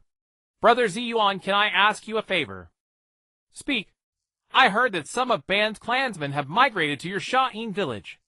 Zhujian's voice carried a plea. So I want to ask you to take in some of my Senju clan as well. I hope that under your protection our two clans can achieve true peaceful coexistence. Also, I hope you can agree to an unreasonable request. For the next 10 years, Sha'in village should not take the initiative to attack Mu Yi. Zi Yuan listened and picked his ear. Fighting or not depends on you. If you don't cause trouble, I won't bother with you. If you dare make a move, I'll flatten Mu Yi, I guarantee it. As for your clansmen, however many come, Sha'in will take them all. I'm short of labor there. Hearing this, Zhujian burst into laughter again, this time filled with relief and satisfaction. I knew I wasn't wrong about you. Meeting you, little brother, is one of the luckiest things in my life. He stood up, looked at the setting sun in the distance, and suddenly said, as if casually, I think Ban might not be dead. I can still sense his presence, very faint, very distant. As if a part of me is left inside him. Zi Yuan's heart skipped a beat. This guy. He knew everything all along. It seemed what crushed him was not Ban's death, but the complete rupture of their ideals, the endless disappointment after the dream was shattered. Zi Yuan was silent. Zhujian seemed to realize he had let something slip and fell silent as well. The two stood quietly by the river, watching the sunset stretch their shadows long and long. Finally Zhujian broke the silence. He scratched his head, revealing a rare shy smile. Don't rush off. Stay and play with me for a few more days. The hot spring inn of Konoha village steam filled the air. Zi Yuan floated on the water, like a stranded white whale, limp splayed only his round belly, and a gigantic showing while humming a tuneless song. Senju Hashirama sat by the pool, a rare heartfelt smile of relaxation on his face. These past few days had been the happiest since the battle at the Valley of the End. During these days, he had not dealt with any official duties, but instead took Zi Yuan around everywhere, revisiting familiar places. However, this leisure was destined not to last. What? You actually plan to abdicate now, and go find Madara? Don't you care about your Mito? Zi Yuan leaped out of the water, splashing everywhere, drenching the nearby Hashirama. Hashirama helplessly wiped the water from his face, looking at Zi Yuan with a relaxed expression. The village is guarded by Tobirama. He is more suited to be Hokage than me, and Mito will understand. These past few days I've figured it out. I want to see Madara one last time, so I won't have any regrets. Zi Yuan looked at him speechlessly, not expecting Hashirama to be so heartless. Hashirama, I'm kindly reminding you, have you always kept Mito alone at home like this? What's the difference between this and abandoning your wife and daughter? Hashirama panicked upon hearing this, and quickly waved his hands. No, I've already had several children with her, and even my grandson is about to be born. How could I abandon her? Besides, I don't have much time left. Oh right, brother Zi Yuan, damn, if you're so willing to go, how about? Can you take Mito? Zi Yuan pointed at him in horror, never expecting this honest-looking fool to suggest such a thing. What are you thinking? Even if I were desperate, I wouldn't touch my brother's wife and daughter. What's the difference between that and making me unjust? Seeing Zi Yuan's misunderstanding, Hashirama quickly explained. No, it's Mia's granddaughter in the land of whirlpools. I just want you to take care of her. It's not what you think. And what exactly are you thinking? And don't I know you? These past few days you've been poaching from several bloodline clans at our village, and I've been turning a blind eye. Zi Yuan had nothing to say, whistling, as if he hadn't heard anything. You started the misunderstanding first, so don't blame me for misunderstanding. Besides the Hitaki clan, the Kurama clan, the Inuzuka clan, they willingly married into my clan. But Hashirama, I've told you, why does your brother Tobirama keep following us? I'm not going to do anything to you, and you outnumber me. He doesn't even dare to come alone. What is he afraid of? Zi Yuan shouted towards the building above. Up there, an icy gaze was always following them. These past few days, Senju Tobirama, like a husband ready to catch a cheater, kept a close watch on Zi Yuan's every move. Whenever Zi Yuan started his sweet talk, Tobirama's face would darken. Every time another clan was swayed, the chill around him grew heavier. Zi Yuan and Hashirama naturally noticed the gaze, but neither paid much attention. After all, for Zi Yuan, being watched like that made it more thrilling. At this point, Hashirama also realized that his brother following them was indeed too much. So he used a gaze of absolute indifference, as if devoid of any emotion. He precisely locked onto Tobirama, spying from above. Senju Tobirama's body stiffened, feeling as if he were being stared down by a primordial beast from the ancient times, his blood instantly freezing. Tobirama, go back. Don't make me say it again. No. Big brother, how could you treat me like this? A few days later, at the entrance of Konoha village, Zi Yuan stretched and waved to Hashirama, who came to see him off. All right, old man, no need to see me off any further. If you keep going, your brother might try to kill me. There was a hint of reluctance on Hashirama's face. Zi Yuan, these past few days with you have been the happiest and most relaxed time for me. Enough, say the cheesy words. Zi Yuan interrupted impatiently. Remember your promise, send your fertile clan members to my Suna in batches. I guarantee within 10 years, I'll return to you an enhanced version of the Senju clan. With that, he set off with the beauties he had charmed from Konoha, and the first batch of over a dozen willing Uzumaki clan members embarking on the journey back to Suna village in a grand procession. When the group reached the border of the land of fire, Zi Yuan seemed to sense something and looked back. On a distant hillside, Senju Tobirama's iconic silver-white figure stood alone, like a stone of longing. Zi Yuan's Three-Tomoe Sharingan clearly captured the complex look in the other's eyes. Within it, there was envy for his elder brother having such a close friend, wariness for the future, and a hint of hesitation, unnoticed even by himself, about not wanting to become enemies. Zi Yuan's lips curled slightly, as he silently mouthed the words, "Farewell, brother-in-law." At the border of the land of wind, when the familiar yellow sands appeared again, in the distance, a massive procession was already waiting there. Retsudo, the chief steward of Suna village, was leading over 1,000 elite ninjas in formation to welcome their pharaoh's return. Welcome back, Lord Pharaoh. The deafening shouts echoed through the sky. Those from Konoha, who had come to Suna for the first time, were all deeply shaken by the sight of this majestic and spirited army. Zi Yuan nodded with satisfaction, and jumped onto a giant puppet set to greet him, lying down comfortably. Chancellor, has anything happened in the village while I was away? Retsudo followed closely beside the puppet, still looking weary. Lord Pharaoh, nothing major, just some minor conflicts. He handed over a top-secret intelligence report sent back by the Buliangren.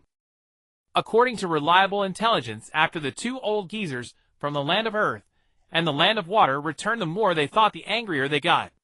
They have secretly allied and are preparing to gather forces to launch a surprise attack on our Suna.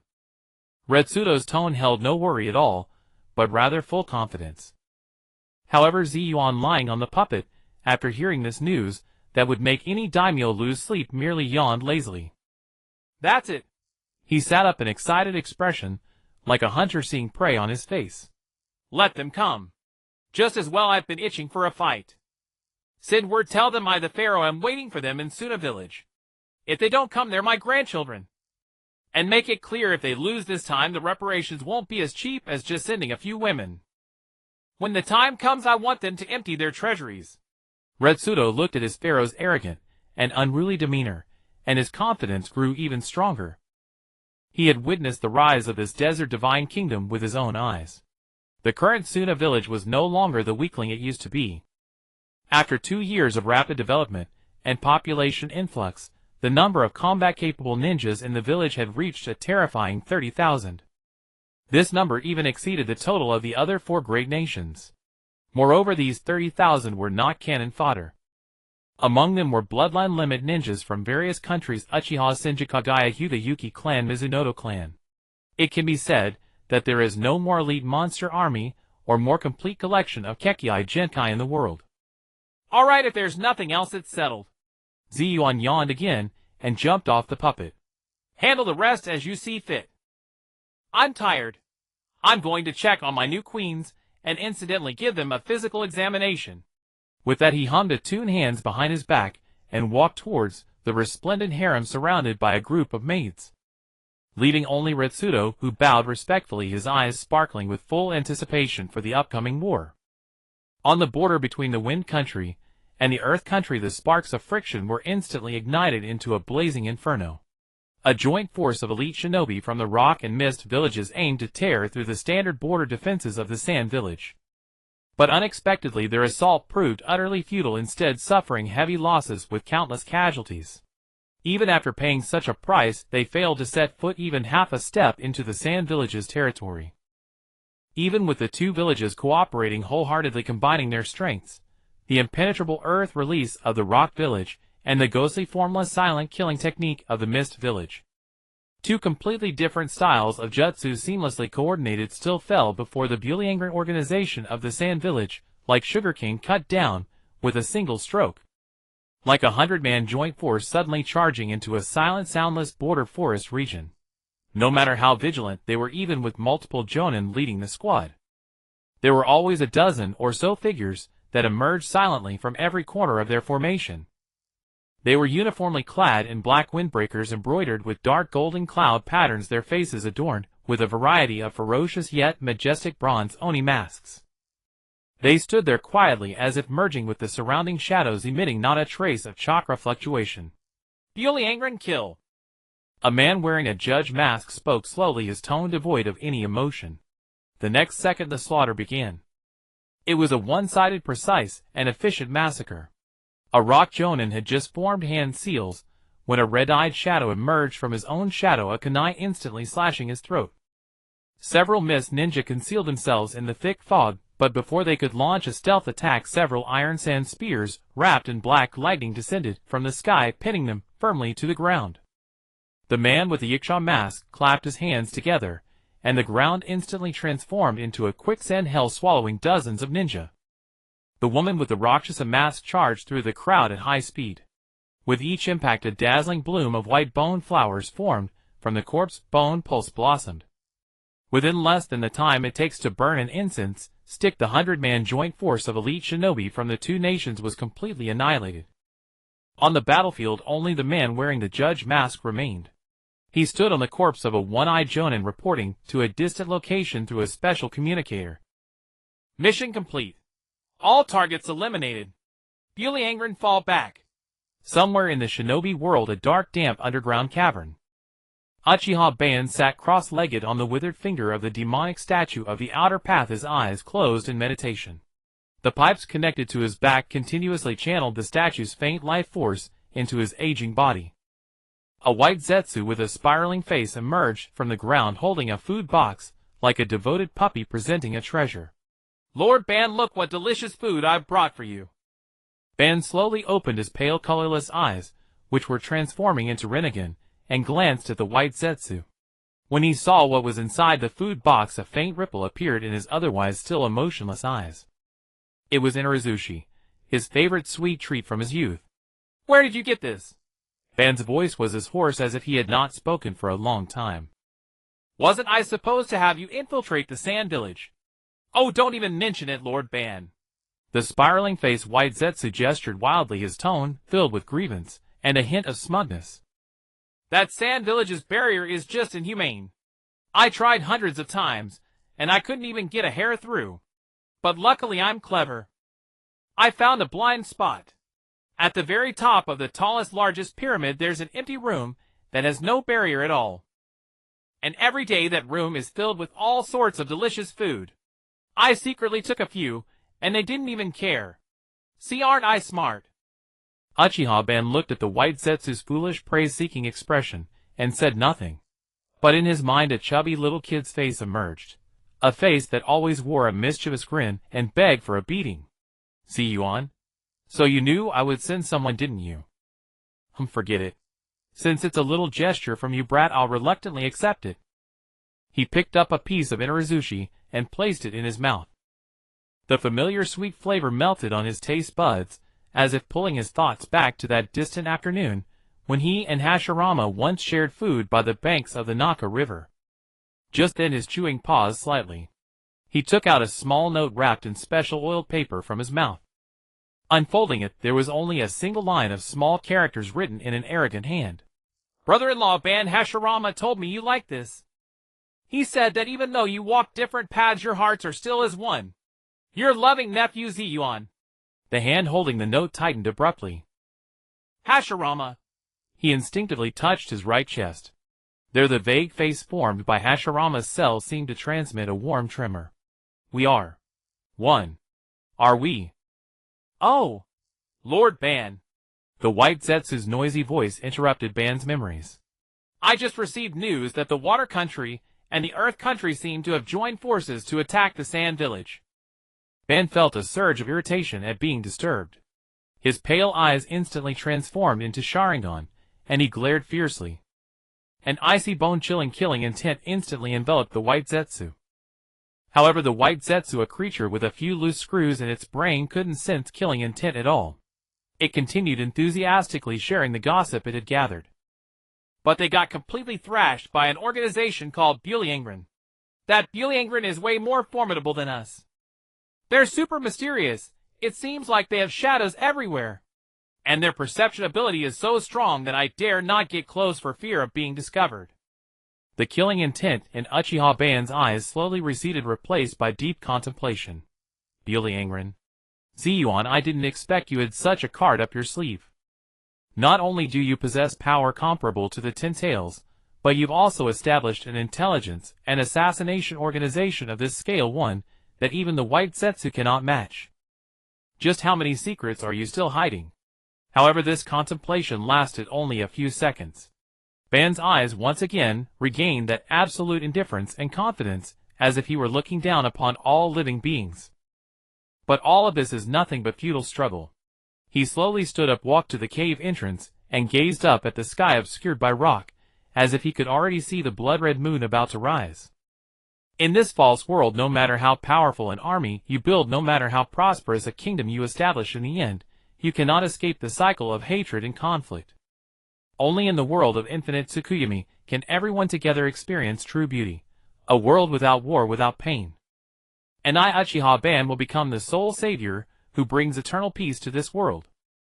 In the land of Earth, the hidden rock village. Inside the Earth Shadow's office, the second Earth Shadow, his face perpetually wrapped in bandages, revealed no expression. Yet the air in the entire room was suffocatingly oppressive. A battle damage report from the front lines lay silently on his desk. What it recorded were not casualty numbers, but names crossed out one by one. Those names had once been the elites of the Hidden Rock Village, the pride of their respective clans. Now none of their remains had been recovered from the battlefield. Worthless! Wu squeezed out the two words from between his teeth. He did not know whether he was cursing those fallen subordinates, or himself for devising that foolish plan, or the first Earth Shadow, who was still wary of the Sand Village's strength, and had advised him against it. Meanwhile, in the village's council hall, a political storm was brewing. Again! Every time! Every single time! An elder from the Shangshwilia clan slammed his fist heavily onto the stone table, his eyes bloodshot. Our clan's three most outstanding children died so inexplicably on the border. Without even an explanation. Our Shikam clan as well. The elite squad we sent out was completely wiped out. The Earth Shadow must give us an account. The representatives of various clans were in high agitation. This failure in attacking the hidden sand was not only a military disaster, but also a resounding slap across the face of everyone in the Hidden Rock Village. At that moment the door to the council hall was pushed open. The second Earth Shadow who appeared before everyone as silently as a bodiless ghost. His emotionless eyes swept over everyone present. Account. His voice lacked any trace of human warmth. War entails sacrifice. This is a truth that ninjas should understand from birth. Questioning the Earth Shadow's decisions is to shake the village's foundation. From today onward all discussions about this defeat cease here. Violators will be punished for treason against the village. Having said this, he ignored the expressions of silent fury on the faces of the crowd, flickered and vanished from the spot. This high-pressure rule temporarily suppressed overt discontent. But the undercurrents had already begun to surge. At night a ninja of the Shikong clan, after finishing his patrol, wearily returned to his cramped and gloomy home. The moment he pushed open the door his body tensed abruptly. In the dark room, a figure sat quietly at the table, its back to him. Who? He instinctively moved to form hand seals. Third uncle, it's me. The figure slowly turned its head, revealing a young yet exceedingly familiar face. Xiao Che. The Shikong clan ninja's voice trembled. Aren't you? Weren't you 3 years ago in a mission? I didn't die. The young man called Xiao Che stood up. He wore a black trench coat embroidered with dark gold cloud patterns, and a Yasha mask, with a cyan face, and fangs on his face. I have gained a new life in the Hidden Sand Village. He gently pushed a scroll onto the table. This is a recruitment order for the bewildered. It is also a chance that the Pharaoh gives to your Shikong clan. Pharaoh. That 8-year-old brat. Address him as Pharaoh. Xiao Che's voice carried a fervent worship. The Pharaoh is a god who can make the desert bloom with flowers and make the sky rain nectar. He is also the true god who brings peace and hope to the world. He unrolled another scroll on which were imprinted with the special ninjutsu scenes, as vivid as if one were there in person. They showed the bustling streets of the Hidden Sand Village, a giant dragon soaring in the sky, children playing in an oasis, and the genuine smiles on the faces of every Sand Village villager. Third uncle, look at this place. Then look at our hidden rock. The place we live in is like a dungeon. The food we eat is always mixed with sand. We struggle and fight only to get a cold sacrifice from the Earth Shadow. But in the Hidden Sand, as long as you have ability, you earn respect. Our Shikong clan's wind control technique is called the Artist of the Sky there. We are responsible for maintaining the ecology of the sky tree, enjoying treatment even more generous than that of the daimyo. The Pharaoh says a wise bird chooses its tree. This withered tree of hidden rock won't last much longer. The same story was also unfolding in the Land of Water, a country perpetually shrouded in thick fog. The first Mizukage by Lien, after experiencing defeat, became even more suspicious and irritable. In particular, the scandal of him being publicly scared into incontinence at the 5 Kage summit had somehow spread through unknown channels throughout the entire Hidden Mist village. Now everyone looked at him with strange eyes, which made him even more irritable and violent. Especially after a great defeat, he vented all his rage on those bloodline clans that outwardly complied, but inwardly defied him. In particular the Hui clan and the Shuyu clan. Because his intelligence indicated that the harem of that little pharaoh in the Hidden Sand included women from these two clans. In a meeting filled with heated debate, Bai Lian immediately executed 2 Hui clan members, who dared to talk back to him, and declared that all ninja from bloodline clans would be sent to the front lines. Since you are so fond of flirting with that brat, then go to the border and prove your loyalty to the Hidden Mist with your lives. His roar echoed in the cold meeting room. Late at night in the clan compound of the Shuyu clan. Inside a secret chamber built of ice crystals, several clan elders surrounded a bewildered, wearing a judge's mask. The situation is as I have said. That bewildered removed his mask, revealing a delicate face belonging to the Shuyu clan. Bai Lian has gone mad. He will drive all of us bloodline clans to our deaths. An elder said worriedly. But what can we do? Are we really going to betray the village and defect to the Hidden Sand? This is not betrayal. The bewildered shook his head. This is coming home. He took out a box carefully preserved with ice released from his bosom. When he opened the box, a sweet fragrance of fruit instantly filled the air. Inside the box was a cluster of glistening translucent grapes, as if still bearing dewdrops. This is fruit from the Sun Tree. Lady Niceong, the princess our Shuyu clan sent to the Hidden Sand, specially entrusted me to bring this back. In the Hidden Sand, our Shuyu clan's ice release is no longer a feared killing tool. The pharaoh with his magnet release built for us a massive never-melting ice palace. And our children can play and study there to their heart's content instead of living in fear and discrimination like we did when we were young. Lady Niceong said that both she and that woman from the Hui clan are already pregnant with the pharaoh's child. She also said that she hopes when her child is born they can see more of their clansmen living under that sun free of prejudice. Just as the two great ninja villages were on the verge of internal strife, due to their defeat, the instigator of this storm, Zi Yuan, was leisurely soaking in his extremely luxurious outdoor, hot spring bath, which could accommodate hundreds of people. The pool water was specially treated hot spring water mixed with various rare herbs. Floating on the surface were petals freshly picked from the sky tree emitting a strange fragrance. Zi Yuan was surrounded by a bevy of beauties.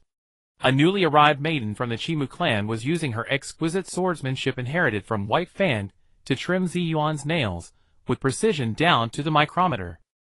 A maiden from the Anma clan with her eyes closed used her illusion techniques to project a brilliant starry sky above the bath, with meteors streaking across from time to time, magnificent and beautiful.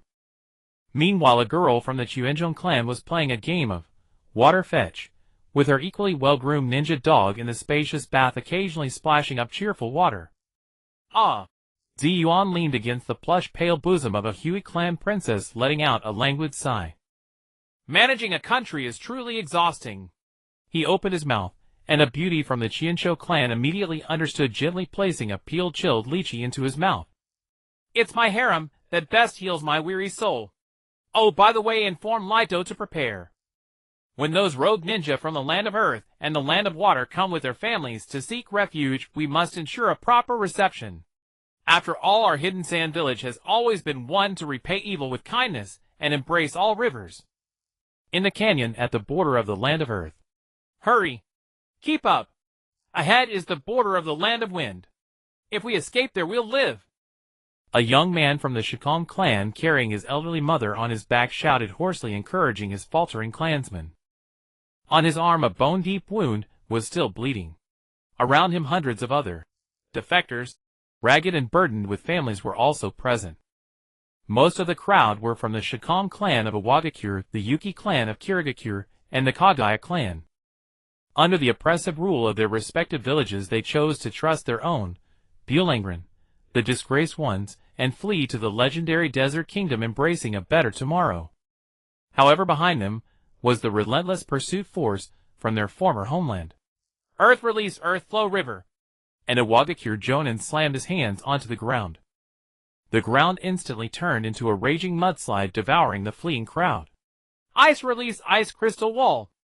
A ninja from the Yuki clan forcibly channeled his dwindling chakra to create a thin ice wall, attempting to block the attack.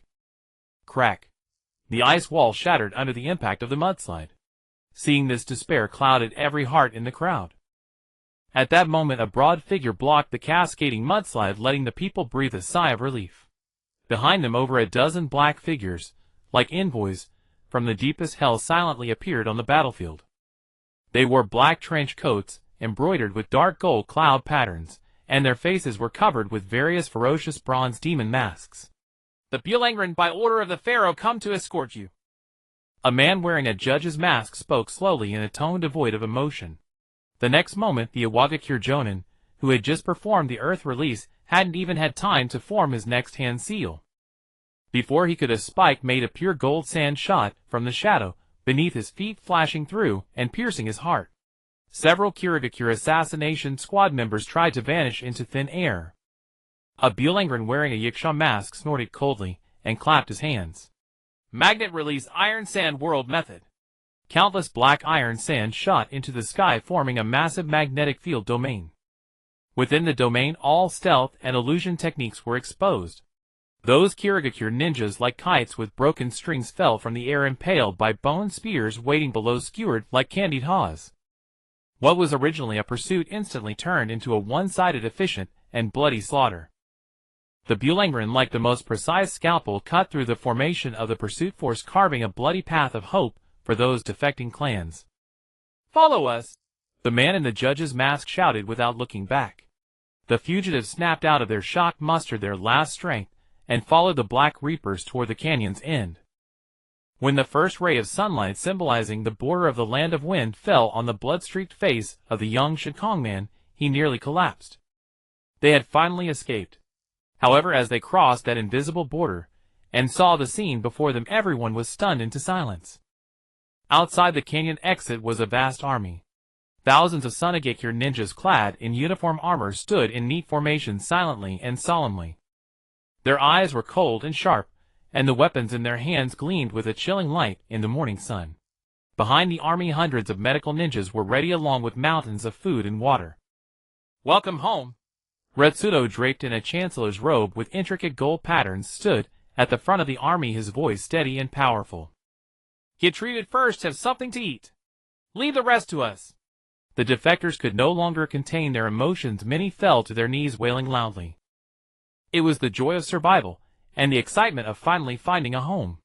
Just then, the pursuing Iwagakure and Kirigakure forces also arrived at the canyon mouth. When they saw the magnificent and imposing Sunagekure army before them, everyone instinctively stopped in their tracks. Two figures appeared like phantoms in front of the pursuit force. The second Tsuchikage Mu, and the second Mizukage Jinjetsu Hozuki. Retsudo! Mu's voice was like lifeless rock. Hand over the traitors of my village. Oh! Jinjetsu Hozuki, with a cynical demeanor, whistled and said, Since when did Sunagekure start harboring such scum? Retsudo stepped forward, meeting the gaze of the two Kages calmly. From the moment they set foot on the Land of Wind, they became my Sunagekure citizens. Looks like there's no room for negotiation. Mu's aura became dangerous, and he began to form a laser in his hand. Jinjetsu Hozuki's body also started to coalesce dangerous water bubbles. A great battle was about to erupt. However, at that moment, two terrifying roars that shook heaven and earth suddenly erupted from behind the Sunagekure army. The giant Tanuki Shikaku and the blue flame demon cat Matatabi, their massive bodies, like two moving mountains, appeared before everyone's eyes. Their chakra, filled with brutality and destructive aura, crashed like a tsunami onto the faces of the Iwagakure and Kirigakure allied forces. All the ninjas involuntarily stepped back, their faces filled with terror. Mu and Jinjetsu Hozuki also stopped their actions, their expressions turning extremely grave. He he he. A laugh filled with mockery and disdain came from above. Everyone instinctively looked up. Their Zi Yuan was lazily sitting on a throne made of pure gold sand, suspended in midair. He looked down at the two village Kages with a gaze like they were trash. And I thought who it was. Turns out it's two useless pieces of trash, who can't even manage their own homes. His voice, amplified by chakra, reached everyone's ears clearly. What? Can't keep your own people, so you come begging to me. Besides, it's your people who are crying and begging to come to my paradise. I'm a kind-hearted person. I can't bear to see others suffer, so I reluctantly took them in. Instead of asking for them back, you should reflect on yourselves. How incompetent you are, how unpopular, and how shabby your villages are. You? Jinjetsu Hozuki's face turned livid with rage. Zi Yuan looked down from his throne with an arrogant expression and hooked his finger at Jinjetsu Hozuki and Mu below. What? Want to fight? Fine by me. Very well, brat. Goitu Huanyua's cynical smile completely vanished, replaced by a frigid expression. You successfully made me take this seriously. Wu said nothing. However, his body, which had begun to turn translucent, and the rapidly surging chakra around him seemingly capable of tearing space apart, already indicated his stance. Summoning technique. Goitu Huanyua formed hand seals and slammed his hands onto the ground.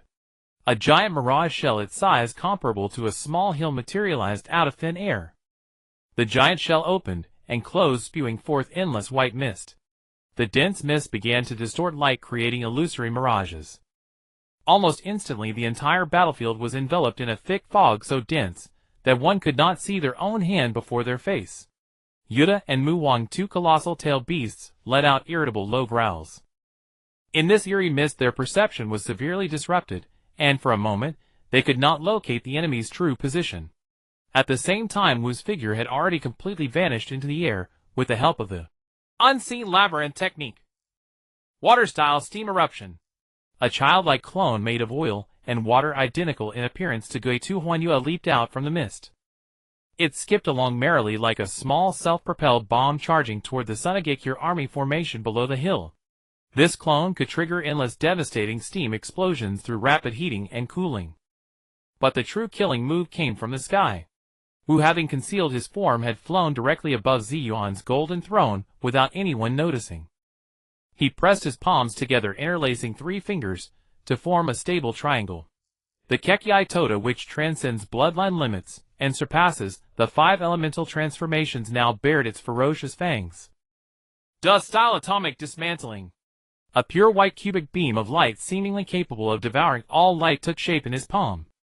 This created bloodline technique. Anything touched by the beam would be completely disintegrated at the molecular level, leaving no trace behind. And the target was directed straight at Zi Yuan on the throne below. Zi Yuan, lounging on his throne, glanced lazily. TCH, finally showing some real skill. But still too slow. He casually raised a finger and lightly pointed at the steam eruption, charging toward the army below. Gold sand wall. Boom. The earth rumbled as a golden wall of high-density sand, gold 10 meters thick, rose, abruptly, precisely blocking the steam eruption in its path. Boom. The next moment a violent explosion occurred, unleashing a terrifying steam shockwave. The scalding blast was enough to easily melt steel. However, the golden wall merely trembled slightly, its surface not even bearing a single scratch. As for the deadly dust style from the sky, Zi Yuan lifted his eyelids and glanced. I've been playing along with you for so long. It's time to show you what real power means. A cruel smile spread across his face. He extended his small hand to his navel and released the already condensed monster from the box of bliss. Descend, Blue Eyes White Dragon. The moment the Chunibu incantation ended, a sacred pillar of light pierced through heaven and earth, surging up from before Zi Yuan and directly meeting the destructive white cube. Within the pillar of light, a legendary creature unfurled its wings that blotted out the sky. It was a colossal dragon over 300 meters in length. Its scales shimmered like purest diamonds, reflecting a sacred radiance. Its posture exuded elegance as well as a sense of power. Blue Eyes White Dragon opened its massive maw, a work of art in itself, facing the absolute annihilation of the atomic dismantling. A white energy sphere composed of pure destructive plasma, super electromagnetic cannon, rapidly condensed in its mouth. Burst stream of destruction. The next moment a torrent of pure white energy blasted forth. Wherever the torrent passed, space itself seemed to be erased. The white light collided with the cube of dust style. Time seemed to be put on slow motion at that moment. The atomic dismantling, capable of decomposing all things, and the pure white energy torrent clashed like 2 streams of molten lava, melting, devouring, and even erasing each other. But Wu's chakra was no match for the virtually inexhaustible energy supply of Blue Eyes White Dragon. The energy torrent showed no sign of diminishing in its later stages. It grazed the edge of the hill where Wu and Huanyua stood, shooting straight into the distant sky. Seconds later, a massive peak 30 meters tall in the distance vanished from the horizon as if bombarded by cannon fire. As the dust cleared, only a huge circular gap, smooth as a mirror, remained. The entire battlefield fell into an unprecedented, suffocating silence. Whether it was the pursuers from Iwagakure and Kirigakure, the vast army of Sunagekure, or the defectors who had just escaped death, everyone's mind completely froze at that moment. What had they witnessed? A miracle. The second Tsuchikage Wu and the second Mizukage Huanyua, these 2 powerhouses known for their audacity, now stood rigidly on the edge of the leveled hill, feeling the wind of destruction blowing from the gap behind them. Their faces were etched with a fear they had never known in their lives. How boring! Zi Yuan's sigh, filled with disappointment, came from the sky again. I thought it might make me a little serious. But it didn't even count as a warm-up. He jumped down from the golden throne, landing on the head of the giant Blue Eyes White Dragon, looking down at the 2 Kage below like ants. Now can you get lost?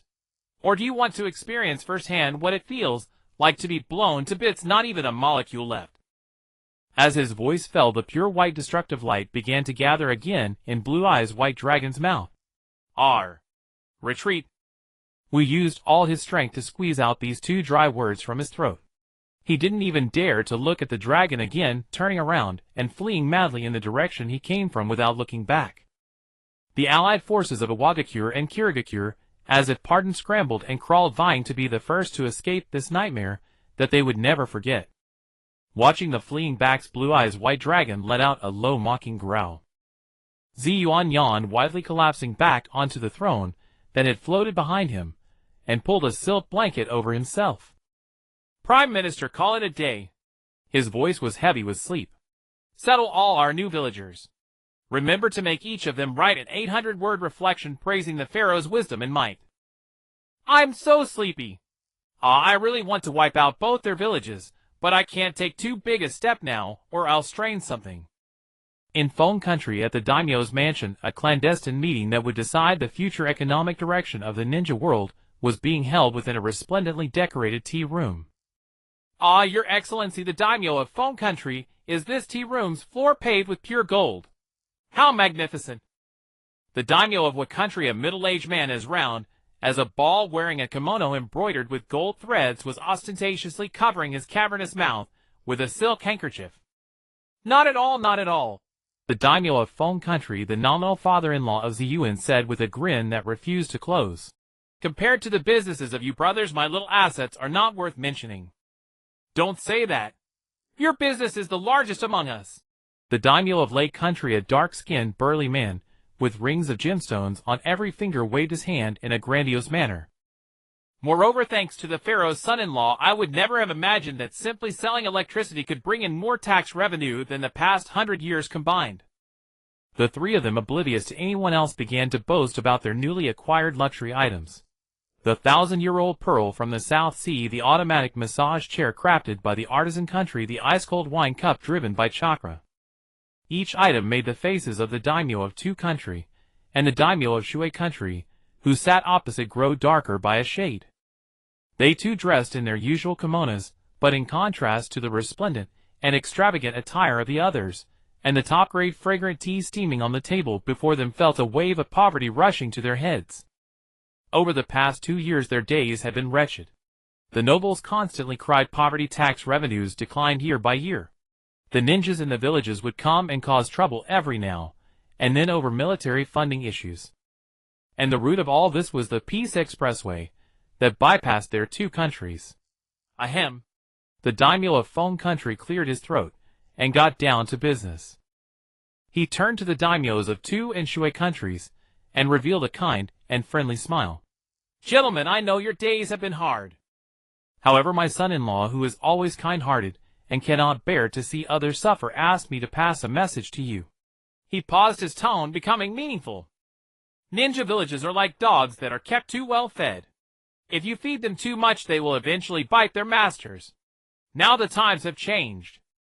What truly brings wealth to a country is trade cooperation, not relying on those brutes who only know how to fight and kill. My son-in-law said that as long as you two are willing to reduce the military support for your respective ninja villages and invest that money into our pan-continental economic community, within 3 years, I personally guarantee that the treasuries of your mansions will be so full that you'll need to rebuild them. The daimyo of Two Country and the daimyo of Shui Country exchanged a glance, seeing in each other's eyes a fierce struggle and an undeniable greed. But cutting military funding, those ninjas will rebel. The daimyo of Two Country said worriedly. What are you afraid of? The daimyo of Lei Country snorted disdainfully. If they dare to cause trouble, let Zi Yuan's son-in-law take that. Qingyan Bailong Tian Kong long for a spin over their village. I guarantee they'll be more obedient than anyone. That's right. The daimyo of what country chimed in. And this is a good thing. I heard that Zi Yuan's son-in-law is currently expanding his harem. If you two can send your most beautiful princesses over, then we'll be one big family from now on. Money will make it together. He even added with a wink. To be honest, I'm already planning to pack up my youngest daughter and send her over. In this day and age, is there any thicker thigh to cling to than the Pharaoh of Shine? This speech, like the final straw, completely crushed the psychological defenses of the two impoverished daimyos. Wealth, status, and the opportunity to marry into the godlike powerful man. They had no reason to refuse. Count us in! The daimyo of two countries slammed the table, as if making the most important decision of his life. The day after the banquet, the daimyos of two Inshui countries made an extremely decisive decision. They jointly announced that due to the national financial strain, they would drastically reduce the financial support for their respective ninja villages. The Yanin village and the Ween village directly had half of their budgets slashed. Especially for the Yanin village, which had always relied on the daimyo's financial transfusion to survive, this cut was almost like a direct slash to the main artery. As for the Ween village, it faced an even more direct and bloody revolution. The first Mizukage by Lien was hacked to death by a dozen disgruntled Bloodline limit ninjas in his gloomy office. Blood stained the seat, symbolizing the power of the Mizukage. Guiding Huanyue stepping over the corpses of his colleagues, and the blood of his clan sat down on the position he had coveted for so long. His first order upon ascending was a great purge. All clans that had been loyal to Bai Lian or harbored hostility towards Shine were uprooted overnight. The entire Ween village descended into a blood-soaked terror. Meanwhile, the instigator, who had stirred up the entire ninja world, Zi Yuan, was enjoying his dull and monotonous yet unadorned pharaoh life. In his bedchamber, large enough to accommodate a football field, there was a white jade bed capable of accommodating over 100 people frolicking at the same time. At this moment, graceful and charming enchanting beauties surrounded him. They were the most outstanding peace emissaries from the two rival clans, the Yuzibo and the Chinsho. Tonight was also the unofficial consort selection night of the pharaoh's bedchamber. For a moment, the bedchamber was filled with 100 flowers in full bloom. Zi Yuan leaned against the headboard, stuffing grapes into his mouth one by one from Yuziboshi's hand, like a seasoned connoisseur of lewdness, who had watched countless films, helplessly lying flat in the face of this lively and erotic scene. Alas for the peace of the ninja world, for the fusion of bloodlines, this pharaoh has truly sacrificed too much. He let out a satisfied sigh, then extended his finger, casually pointing at the most frenzied Chinsho consort. You performed well today, very creative. Tonight you will be the one to serve me. Several months later, the village hidden in sand welcomed two special guests. On the border of the land of wind, two massive caravans, one behind the other, advanced with trepidation and reverence, slowly entering the golden thoroughfare known as the Highway of Peace. Leading the way was the delegation from the land of Earth. At the center of the procession, a palanquin carved from solid rock yet draped in soft furs appeared particularly cumbersome. Seated within was the most beloved youngest daughter of the daimyo of the land of Earth, Princess Shirshu. Following behind was the fleet of the land of water, splendid ships constructed from giant coral and pearls suspended in midair by special techniques. The newly appointed second Mizukage of the village hidden in mist, Gui Deng Huanyue, personally escorted them. Deep within the cabin lay the renowned beauty of the land of water, the pearl of the water country, Princess Paoying. They had come to fulfill their promises, or rather to pay tribute. The closer they drew to the village hidden in sand, the more stunned the expressions of those visiting for the first time became. The road that cut through the desert, as flat as could be imagined, stretched like a black dragon. Along both sides, every 10 li stood a towering windmill slowly revolving. Further away, patches of green windbreak forests tenaciously took root in the yellow sands, forming barriers of life. When the three colossal pyramids resembling the dwellings of gods, and the two unimaginably towering trees, finally appeared on the horizon, the entire delegation fell into dead silence.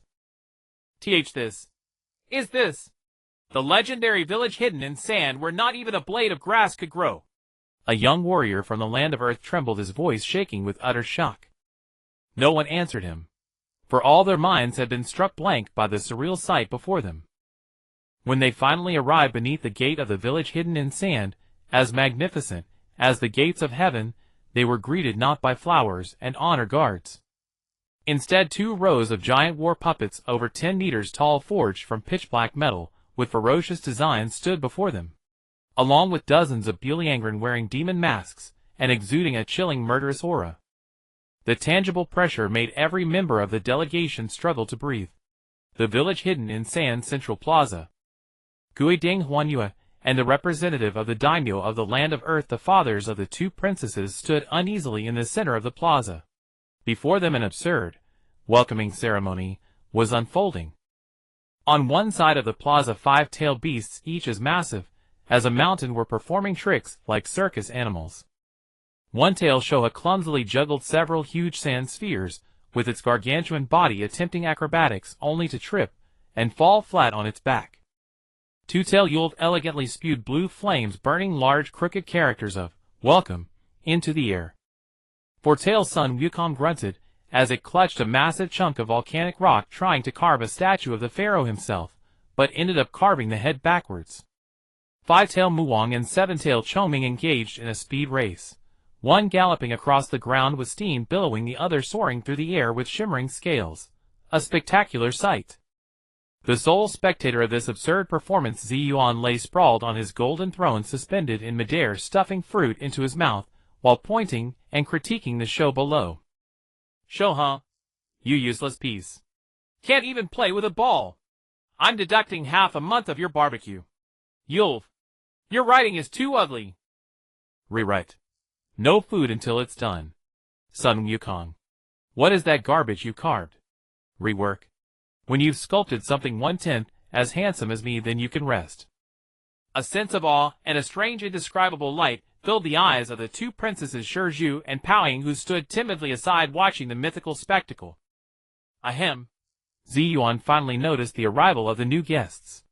He sat up from his throne, drifted slowly before the two princesses, and circled them twice, like an old man appraising goods. Not bad, not bad. One earthy and sturdy looking should be very fertile. One watery and delicate seems fragile, but hey, I like it. He stretched out his chubby little hand, pinched Princess Shizhu's elastic arm without hesitation, and then touched Princess Paoying's smooth cheek. All right, I've received the people. You can get lost now. He waved impatiently at Gui Deng Huanyue and the Land of Earth representative. For the remaining business contracts and technology transfer nonsense, go talk to my chancellor, who's about to die from overwork. Don't bother me. The two envoys, as if granted a pardon, scrambled and were escorted by the Bewildered to see Lai Do. As for you two, Zi Yuan looked at the delicate noble beauties before him, a glint of calculation flashing in his azure eyes. Come, I the pharaoh will take you to meet your seniors. Holding one princess in each hand, he headed toward the harem. The pharaoh's palace had now been expanded into a vast living area capable of accommodating hundreds, complete with pavilions, bridges, and flowing water. When Shizhu and Paoying saw the dozens of consorts, each strikingly beautiful with different temperaments, all possessing powerful bloodline limits, they were utterly awed. So they were merely two insignificant newcomers in this vast harem. All right, everyone is here. Zi Yuan clapped his hands, gathering everyone in the central courtyard of the palace. He cleared his throat, his face lighting up with an ecstatic, fervent expression, like a Chunibu teenager. From today onward, I announce a monumental decision. You are no longer merely my consorts, my breeding tools. You will become the sharpest blades and the sturdiest shields in my hands. I have decided to establish a divine legion, one that belongs solely to me and stands above all hidden villages. He spread his arms, as if embracing the entire world. I've already thought of the legion's name. It shall be called Valkyrie. I will personally train you, arm you with the finest resources. Would release Sharingan, ice release dead bone pulse. All of your powers will be fused together. In the future you will follow me to crush all who defy me and conquer the entire ninja world. Your names will resound through heaven and hell. Zi Yuan's speech was full of incitement. The reactions of the women present were varied. Warlike individuals, like Uchiha Ling, had excitement blazing in their eyes. The women of the Senju clan exchanged glances, feeling that their pharaohs seemed to be having another episode. The newcomer Shizhu and Paoying were completely dumbfounded. They had originally thought they would merely be sacrifices for political marriage, spending their days trying to please the pharaoh to benefit their countries. But now they were to be enlisted in some Valkyrie legion to conquer the world. Was this the wrong script? Zi Yuan paid no attention to their reactions. He was already completely immersed in his grand blueprint.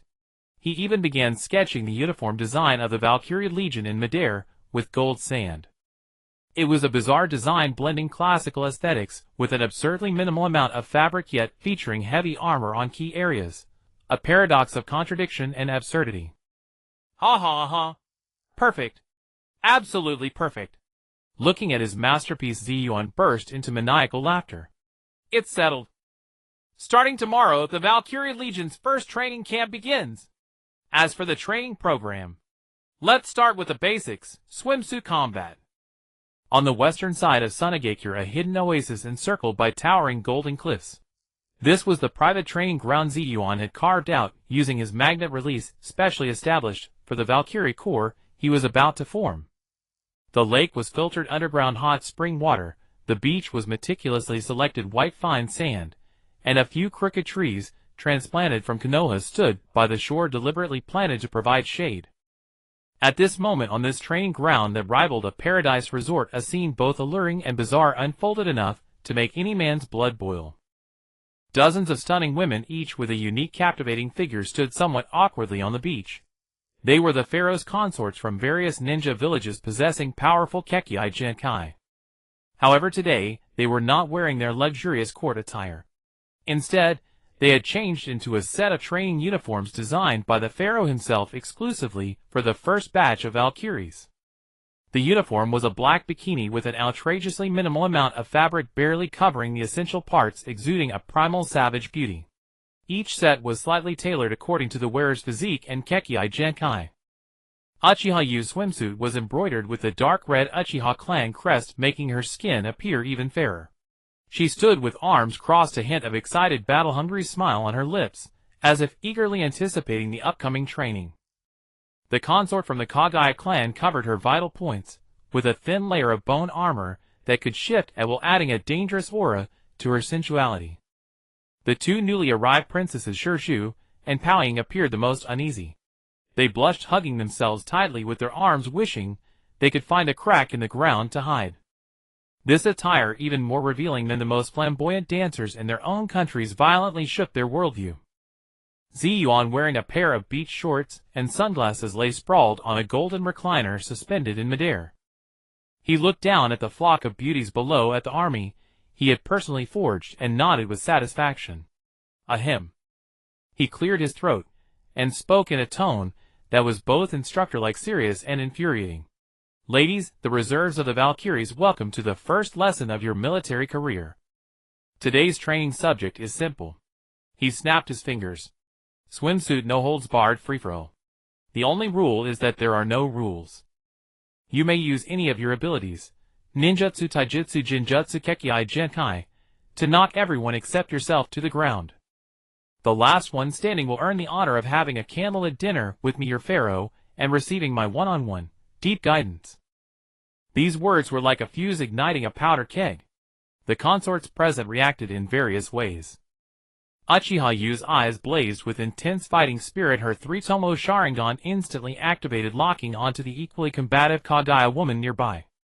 Several consorts from the Senju clan exchanged knowing smiles, quietly retreating a few steps, while their hands began to form hand seals in secret. Their physique gave them a decisive advantage in prolonged battles.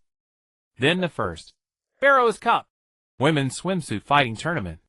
Zi Yuan dragged out his tone, then suddenly swung his hand down. Now begin. Before his words faded, Uchiha Yu and the Kagaya consort had already turned into two afterimages, crashing violently into each other. Bone blades and flame-wreathed kunai sparked blindingly in midair. Your taijutsu is still this sharp. The Kagaya consort licked her lips, eyes gleaming with excitement. Your bones are still this hard too. Uchiha Rei snorted coldly, her Sharingan spinning rapidly, penetrating every movement of her opponent. On the other side, battle erupted instantly. Ice released ice crystal arrows. A woman of the Yuki clan waved her hands, and dozens of crystal-clear ice arrows rained down, like a storm covering a wide area. Princess Shirshu from Iwagakure, under extreme tension, her instinct took over. Earth release earth-style wall. A somewhat crooked but sturdy earthen wall rose from the ground, precisely blocking all the ice arrows. Oh! Zi Yuan raised an eyebrow. Interesting. The battle grew increasingly chaotic. A Hyuga maiden activated her Byakugan, seeing through the Jinjutsu woven by a Kurama clan member, and the two engaged in a mental duel. An Inuzuka girl together with her ninja dog executed the combination technique Fong Wolf Fong, charging recklessly across the field, knocking over several consorts who tried to sneak attack. Zi Yuan watched with relish, never ceasing his tactical guidance. Hey, the one using ice. Your movements are too wide. If you stretch any further, the strap on top will snap. And you? Yes, you, the one playing with bones. Don't stick your butt out so high when you attack. It looks good, but it's a huge opening. Powing. Don't just stand there. Drown them with water. Soak their clothes. Yes. That's it. With his encouragement, Princess Powing timidly unleashed a water release technique she didn't even know she had learned. A small-scale tsunami rolled across the beach. In an instant, the entire training ground was splashed with water, revealing glimpses of beauty. Zi Yuan took off his sunglasses, his azure eyes gleaming with the light of someone appreciating a work of art. This is the army I have always dreamed of. He watched those stunning women moving with agility and grace, their curves fully displayed in battle, feeling that he had really gone to great lengths for the peace of the ninja world. Alright, warm-up is over. He clapped his hands. An invisible, powerful magnetic field instantly enveloped the entire beach. All the consorts who had been fiercely fighting felt their bodies weighed down, pinned to the spot by an irresistible force, unable to move. Today's training ends here. Zi Yuan sat up from the recliner, a devilishly benevolent smile spreading across his face. As a reward for your hard training, I, your pharaoh, have decided to personally examine your bodies and relax your muscles tonight. Everyone will get their turn. The next morning, within the pharaoh's bedchamber, the colossal white jade bed resembled a cotton field that had weathered a cataclysmic tempest, with silk quilts and dozens of women's garments of various materials strewn about in careless disarray. The air was thick with the mingled scent of sweat and the unique aura of dozens of supreme bloodline limits. At dawn, Zi Yuan sat on the steps outside the hall, basking in the breeze, one leg dangling in the air. He was brimming with energy, devoid of any fatigue. Between his fingertips, several strands of sand, gold finer than silk, coiled like sentient spirit serpents, weaving ceaselessly. Gradually they formed an intricate and exquisite earring in his grasp. Not bad. The dual cultivation method is indeed the unparalleled way to enhance team cohesion and individual strength. He admired his handiwork and nodded with satisfaction. Just then Lai Dou's face, etched with the signs of overwork and exhaustion, appeared from the steps below. Pharaoh, an urgent report of the highest priority from the Bloodline. Speak. Zi Yuan did not raise his head, continuing to polish the earring in his hand. Half an hour ago, definitive news arrived from Konoha. Lai Dou's voice was lowered to a whisper, yet every word was crystal clear. The first Hokage, Senju Hashirama, has passed away. Zi Yuan's movements abruptly halted. The nearly finished sand gold earring silently slipped from his grasp, falling 1,000 meters into the void below. A profound silence descended upon the halls, both inside and out. Lai Dou did not raise his head. He knew this was not the time to disturb the pharaoh's thoughts. He continued his report. According to intelligence from within Konoha, Senju Tobarama has officially assumed the position of the second Hokage. Furthermore, following the last wishes of Lord Senju Hashirama, the main branch of the Senju clan and most of its members have begun preparations for relocation. Their destination is our village. And there is a third matter. Lai Dou retrieved a scroll sealed with a special material from his bosom.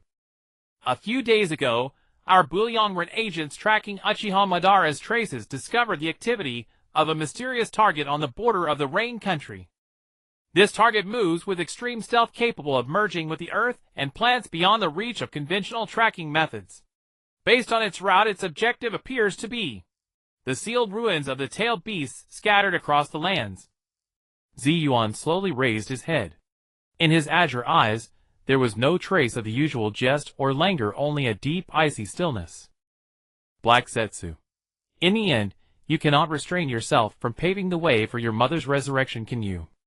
Hashirama, you too could not escape this destined end. Flashbacks of that man's hearty laughter, his crestfallen expression after losing everything at the gambling table, and his solitary silhouette skipping stones by the river, all these scenes crossed his mind. A surge of inexplicable restlessness, unbeknownst even to himself, welled up within him. Enough, I understand. He rose from the steps gazing at the miracle city that had risen from the earth under his will. As for that pitch-black shadow, do not bother with it. Just have someone follow at a distance. Do not alert the snake. It cannot stir up any trouble for now. Yes. As for the relocation of the Senju clan, Zi Yuan paused silent for a moment. Make the arrangements yourself. The highest standards, the best treatment. Tell the Senju clansmen that their arrival in Sunagakure is not to live under someone else's roof, it is to come home. Whatever they desire, land, wealth, or status, as long as I can afford it, I will give it. Your will, Lido replied with reverence. He could sense an unprecedented solemnity in the pharaoh's voice. Chancellor, your subordinate is here. Prepare the carriage. Yes. May I ask where the pharaoh intends to go? Konoha. Zi Yuan turned around. The sunlight streamed from behind him, casting a long solitary shadow of his small figure. I am going to see a friend off on his final journey. His face bore neither sorrow nor anger, only a pure serene indifference. And also to see if his legacy has been squandered by his undependable younger brother. Half an hour later, 100-meter-long flying vessel shaped like a streamlined fighter jet and made entirely of black iron sand glided silently from the apex of the pharaoh's pyramid. The vessel had no wings or propulsion devices. Under Zi Yuan's terrifying magnet release, it transformed into a black streak barely visible to the naked eye, tearing through the clouds and hurtling eastward. Inside the bedchamber, the awakened consorts gathered at the window, gazing worriedly at the departing streak. Uchiha Suki approached the drowsy Senjuke and nudged her with an elbow. Hey, is that Hokage really dead? Her tone was tinged with complexity. Senjuke nodded silently, her eyes slightly reddened. Our pharaoh. It seems to be the first time he has worn that expression. Will he be safe in Konoha? That second Hokage is no pushover. Upon hearing this, Suki's lips curled into a cold, alluring arc. Safe. I'm only worried about whether the second Hokage will live to see the sun tomorrow. Meanwhile, in the council hall of Sunagakure, Lido stood before a vast map of the shinobi world, issuing orders one after another with methodical precision. Order the Bullion to seal off all routes to the Fire Country. Detain any suspicious individuals. Command the 1st, 3rd, and 7th Puppet Corps to enter first-level combat readiness. Complete assembly at the border. Notify the Tail Beast Strategic Force. Except for Shikaku on standby, all members are to be on alert. Also issue a top-level communique in my name to the Reikage of Kumogakure and all allies who have signed peace agreements with us. Lido raised his head. His murky eyes gleamed with a cold, piercing light like a desert wolf. Tell them, our pharaoh is attending a funeral. If a single hair on his head is harmed there, I will not hesitate to make the entire shinobi world his burial ground. Lido raised his head. His murky eyes gleamed with a cold, piercing light like a desert wolf. Tell them, our pharaoh is attending a funeral. If a single hair on his head is harmed there, I will not hesitate to make the entire shinobi world his burial ground. In the land of fire, Konoha village. The sky was shrouded by a thick leaden layer of clouds, and the cold, drizzling rain added a touch of desolation and chill to the village already immersed in grief. The streets were sparsely populated, with all shops closed. The villagers, dressed in black mourning attire and white armbands, silently gathered toward the Hokage Rock Plaza in the center of the village. The funeral of the god of shinobi, the first Hokage Hashirama Senju, was to be held here. Yet at this solemn and oppressive moment, a colossal shadow, as if capable of devouring light, enveloped the entire Konoha village without warning. Everyone instinctively looked up, and the next moment their faces were filled with astonishment. 100-meter flying vessel, constructed entirely of pitch-black iron sand, and shaped like the skeletal remains of a prehistoric beast, silently hovered above Konoha village. What? What is that? Is it an attack? At a time like this? A suppressed commotion rose among the crowd. Dozens of A and BU ninjas instantly appeared on the rooftops, poised for battle.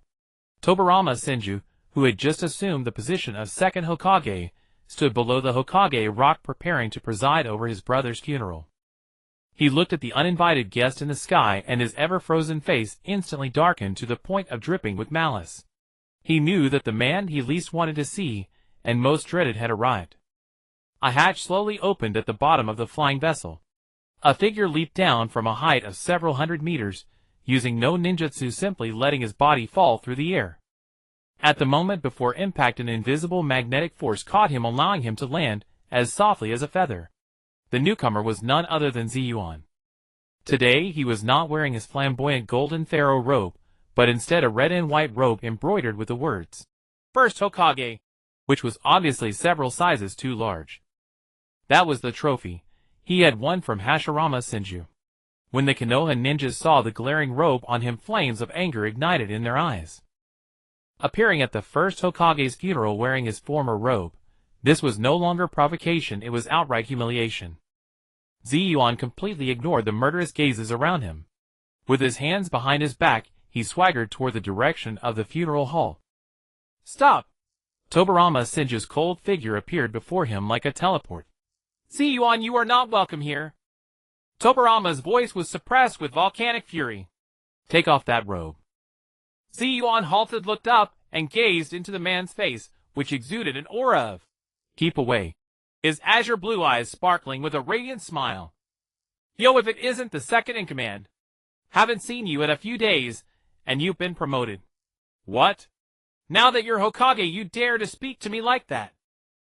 I tell you, this robe was personally lost to me by Uncle Hashirama. I'm wearing it today so that he can see even in passing how good his taste was." As he spoke, Zi Yuan deliberately puffed out his small chest, letting the oversized robe flutter in the wind. He bypassed Tobirama and strode directly toward the simple yet dignified coffin made of the finest wood placed in the center of the plaza. The coffin rested quietly, surrounded by white flowers. Zi Yuan walked up to it and silently gazed at the Senju clan emblem on the wood. The plaza was dead silent, with only the cold rain and suppressed breaths. No one knew what the capricious young pharaoh was thinking at that moment. After a long while, Zi Yuan slowly extended his hand and gently placed it on the cold coffin. "Hey, old man." His thoughts were audible only to himself. "You sure left in style, leaving such a big mess for your bitter, resentful brother. But don't worry. What you lost to me I'll take good care of. Including your clan, your village, and your unfinished, naively ridiculous dream." He withdrew his hand, spun around abruptly, and faced the thousands of Konoha villagers and ninjas in the plaza. His face no longer held any trace of jest, instead it was replaced by a majesty that ruled the world. His gaze swept past everyone, finally resting on the Senju clan members at the front of the crowd, their arms wrapped in black mourning bands, their expressions sorrowful. "Listen to me, Senju clan." His voice, amplified by chakra, echoed clearly throughout the plaza. "Your clan leader Hashirama Senju entrusted you to me before his death. He hoped you would go to my Sunagake, your village, a land without conflict or hatred, and begin a new life. There you will coexist peacefully with the Uchiha clan, never to fight again. This was his last wish, and also my promise to him. Now I have come to take you home." These words were like pouring cold water into boiling oil. The entire plaza erupted in an uproar. "What? He wants to take the entire Senju clan away. What does he think he is?" And Tobirama Senju, upon hearing these words, his frozen face finally shattered completely. "You? What did you say?" He spoke word by word, each syllable squeezed through his teeth, carrying bone-chilling coldness and murderous intent. "My brother's last wish. Zi Yuan, you dare to falsify my brother's last wish in front of everyone. My brother would never make a decision that betrays the village and the clan. Falsify." Zi Yuan sneered. In his azure blue eyes 3 black tomo appeared and spun, eerie and powerful. "Tobirama, ask yourself and ask your clansmen. What was Uncle Hashirama's greatest desire? Wasn't it for the Senju and Uchiha to coexist peacefully? In Konoha, can you achieve that? Do you dare to let the Uchiha clan enter the village's upper echelons? Do you dare to let them live in the same neighborhood as the Senju? You don't dare. Because your heart is filled with prejudice and hatred toward the Uchiha.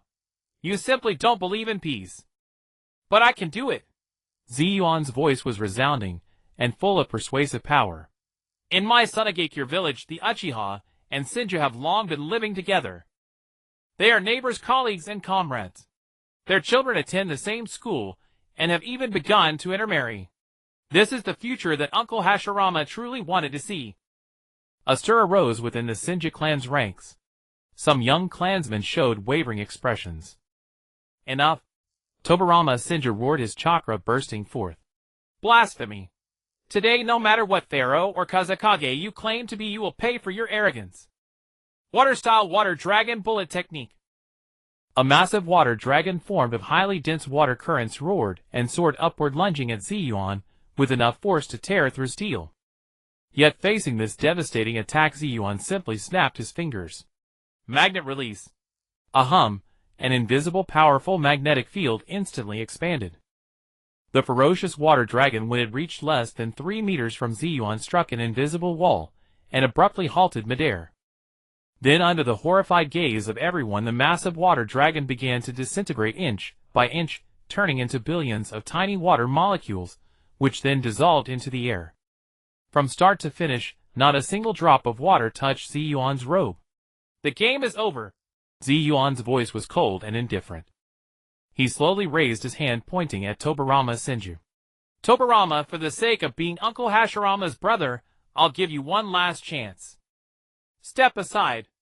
Otherwise, I wouldn't mind having Konoha hold 2 funerals today. The calm words carried an absolute pressure that made it impossible to breathe. Icy raindrops silently washed over the silent plaza. All eyes were fixed upon the 2 figures locked in confrontation.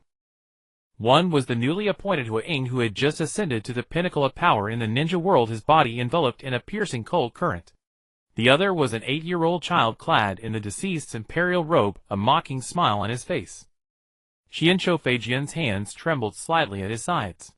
He had been suppressing the urge to tear apart this madman, who had defiled his elder brother and shaken the village's foundation.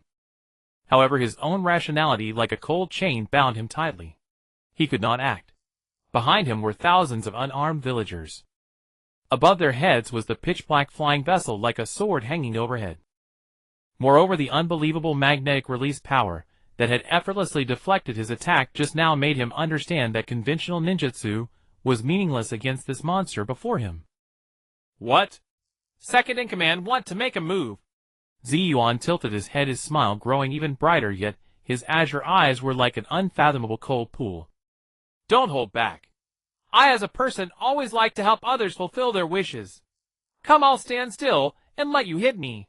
He even spread his arms, assuming a posture of being at someone's mercy. This posture was more insulting than any venomous curse. Feijian's teeth ground audibly, and a trace of blood seeped from the corner of his mouth. Just at this tense moment, on the verge of eruption. Enough! An aged yet extremely steady voice rang out from the crowd. The crowd automatically parted to form a path. An old man of the Qianzhou clan, leaning on a wooden staff with white hair and a face etched with the marks of time, slowly walked out. He was the chief elder of the Qianzhou clan, Qianzhou Dechuan. He was one of the few living fossils who had followed Qianzhou Fujin since the early Warring States period, witnessing the rise and glory of the Qianzhou clan. His seniority was even half a generation above Qianzhou Zhujian. Elder Dechuan. Feijian's pupils contracted slightly at the sight of the newcomer, and his murderous aura involuntarily receded a bit. Elder Dechuan ignored Feijian. He tottered to the cold coffin, reached out a wrinkled hand, and gently stroked the wood. After a long while he turned around, his murky old eyes sweeping over every Qianzhou clan member present, finally landing on Feijian. Feijian, do you know what Zhu Jian was most worried about before he left? Feijian remained silent. Elder Dechuan sighed, his voice filled with endless sorrow. It was not the village nor the position of Wang. It was the endless hatred that had continued for centuries between our Qianzhou clan and the Yuzhibo clan. Zhu Jian spent his entire life pursuing peace. He thought that by establishing the 2 clans could set aside their hatred. But he was wrong. The old man's voice suddenly became stern. As long as prejudice remains, as long as suspicion remains, so-called peace will always be just a mirage. Feijian, your hostility toward the Yuzhibo has been etched into your bones. The moment you became Huang, Zhu Jian had already foreseen the future where the 2 clans would again become antagonistic. These words struck Feijian's heart like a heavy hammer. So in the final moments of his life, he came to me. Elder Dechuan took out an old scroll sealed with special chakra from his bosom. This is Zhu Jian's handwritten will. It states that he entrusts the future of the Qianzhou clan to someone who can truly realize his dream of peace. He gave all clan members a chance to choose to stay in this village full of prejudice and estrangement, repeating the same mistakes, or to go to that new paradise where the two clans can truly merge. Elder Dechuan unfurled the scroll. The familiar chakra aura of Qianzhou Zhu Jian on it could not be faked. His gaze finally fell upon the young pharaoh, who had been watching the show like an outsider. Perhaps Zhu Jian's judgment was not wrong. This brat, though eccentric and lawless at least in his domain, the Yuzibo and Qianzhou are truly equal. A single stone stirred 1,000 ripples. The Qianzhou clan's camp erupted completely. So, this is the true last wish of the first-generation lord. Go to Shine Village and coexist peacefully with the Yuzibo. Can this really be possible? The younger generation's eyes sparkled with longing and hope for the future. The older generation, however, wore expressions of struggle and hesitation. No, this is impossible. Feijian let out a low growl. Elder, you have been deceived by him. This must be his scheme. Scheme? Zi Yuan finally spoke, casting a glance at Feijian, as if looking at an idiot. Second in command, did you get your head stuck in a door? If I really wanted to scheme, would I need to go through all this trouble? I could just fly this thing flat in your mind and pack up your Qianzhou clan to take away. Wouldn't that be done? He pointed to the ill-omened flying vessel in the sky. I give you the right to choose, not because I am merciful. It's only because I promised Uncle Zhu Jian to fulfill his wish in a peaceful way. To put it bluntly, I just find it troublesome. These extremely arrogant yet irrefutable words left Feijian completely speechless. Elder Dechuan spoke again, with his aged yet powerful voice. Descendants of the Qianzhou clan, now the time of choice has come. Those who are willing to follow the first-generation lord's last will go to that new land and seek true peace between the two clans. Please stand behind me. Those who are willing to stay in my and continue to guard this home built by the first-generation lord's own hands, I too respect your choice. The plaza fell into dead silence again. All the Qianzhou clan members were making the most difficult decision of their lives. Finally, a young Qianzhou ninja, gritting his teeth, was the first to step out of the line and stand behind Elder Dechuan. His action was like a signal. More and more people began to move. There were families with children, hopeful youths, and even a few respected elders. Within the span of a single instant, more than half of the Qianzhou clan chose to leave. Qianzhou Feijian watched helplessly as his clansmen left him one by one. He saw the resolute, even slightly relieved expressions on their faces. He felt as if something inside him was being drained away bit by bit. He had lost utterly. Not in terms of power, but in the deep-rooted prejudice against the Yuzibo that he had always clung to. Zi Yuan watched the tragic drama of family separation before him, nodding with satisfaction. He jumped down from the coffin and walked over to the group of Qianzhou clan members who had chosen to leave. Very good, you have made the wisest choice. Now board that ship. In half an hour we will set off for your new home. He turned around, cast one last glance at the utterly dejected Qianzhou Feijian, and revealed an extremely kind smile. Second brother-in-law, don't be too sad. Feel free to visit our Shine Village when you have time. After all, you will be our only relative in my from now on. Having said that, under Feijian's blazing gaze, he walked with his hands behind his back, humming a tune, and ascended the slowly descending stairs leading to the flying vessel. The leaden cloud seemed to split open a crack. A ray of faint light pierced through the clouds, illuminating the pitch-black arc that was about to carry a clan's future. In the Shine Village, at the Bewildered headquarters within the Pyramid Hall, Lido stood with his hands behind his back, like a lifeless statue, silently gazing at a massive three-dimensional sand table made of pure black iron sand. Upon the sand table, the topography of the entire ninja world was precisely replicated using sands of different colors. At this moment, 17 faint red dots were slowly moving across various parts of the table. They represented 17 assassination squads, or intelligence teams from different forces harboring ulterior motives, attempting to secretly harm Shine Village. Let us begin. Lido uttered 3 words, and his voice echoed lowly through the empty chamber. As his words fell, more than a dozen black figures materialized without warning from the deep shadows behind him, and in the next instant, they silently merged into the darkness and vanished. A silent cleansing sweeping through the dark corners of the entire ninja world thus commenced. On the border of the land of fire, and the land of earth deep within an abandoned mine, 5 ninjas clad in the standard armor of IWA Village were sitting around a flickering campfire whispering in voices only they could hear. Has the intelligence been confirmed? Is that brat from Suna really returning to the village via this route? Absolutely. It was intelligence bought with the life of our mole inside Konoha. The leading IWA Jonin lowered his voice, his eyes gleaming with greed and excitement. If we intercept and kill that so-called pharaoh here, the bounty promised by that Tsuchikage will be enough for all of us to live comfortably for the rest of our lives, or even start our own factions. But I heard that brat's strength. A young ninja began to speak, but his voice abruptly stopped. For in that instant the campfire that should have been blazing brightly suddenly extinguished. The mine shaft plunged into absolute pitch-black darkness. Who? The IWA Jonin reacted swiftly, leaping to his feet with his hands already forming hand seals. In response, a sand-gold spear wrapped in black lightning shot out from the darkness, its speed surpassing the reaction time of nerves. A soft sound of flesh being pierced. The Jonin's body was impaled against the rock wall behind him. Before he could utter another sound, the light in his eyes quickly faded. The remaining 4 IWA ninjas, still reeling from the sudden turn of events, saw the shadows around the mine begin to warp. Several figures wearing fierce demon masks appeared silently beside them, like reapers crawling from hell. In less than 3 breaths the battle, or rather the massacre, was over. 5 still warm bodies were arranged neatly deep in the mine. A bewildered wearing a judge mask stepped forward, took out a special sealing scroll from his pocket, and absorbed the 5 bodies along with every trace of blood into it. He pressed the communicator against his ear, and reported in a mechanical, emotionless tone. Fire Country's 7th squad target eliminated. Meanwhile, on the open sea of the land of water, a mist fast ship disguised as an ordinary merchant vessel was sailing at full speed under the cover of night. Inside the cabin, over a dozen elite mist ninjas were carefully checking their weapons. That Suna brat is far too arrogant.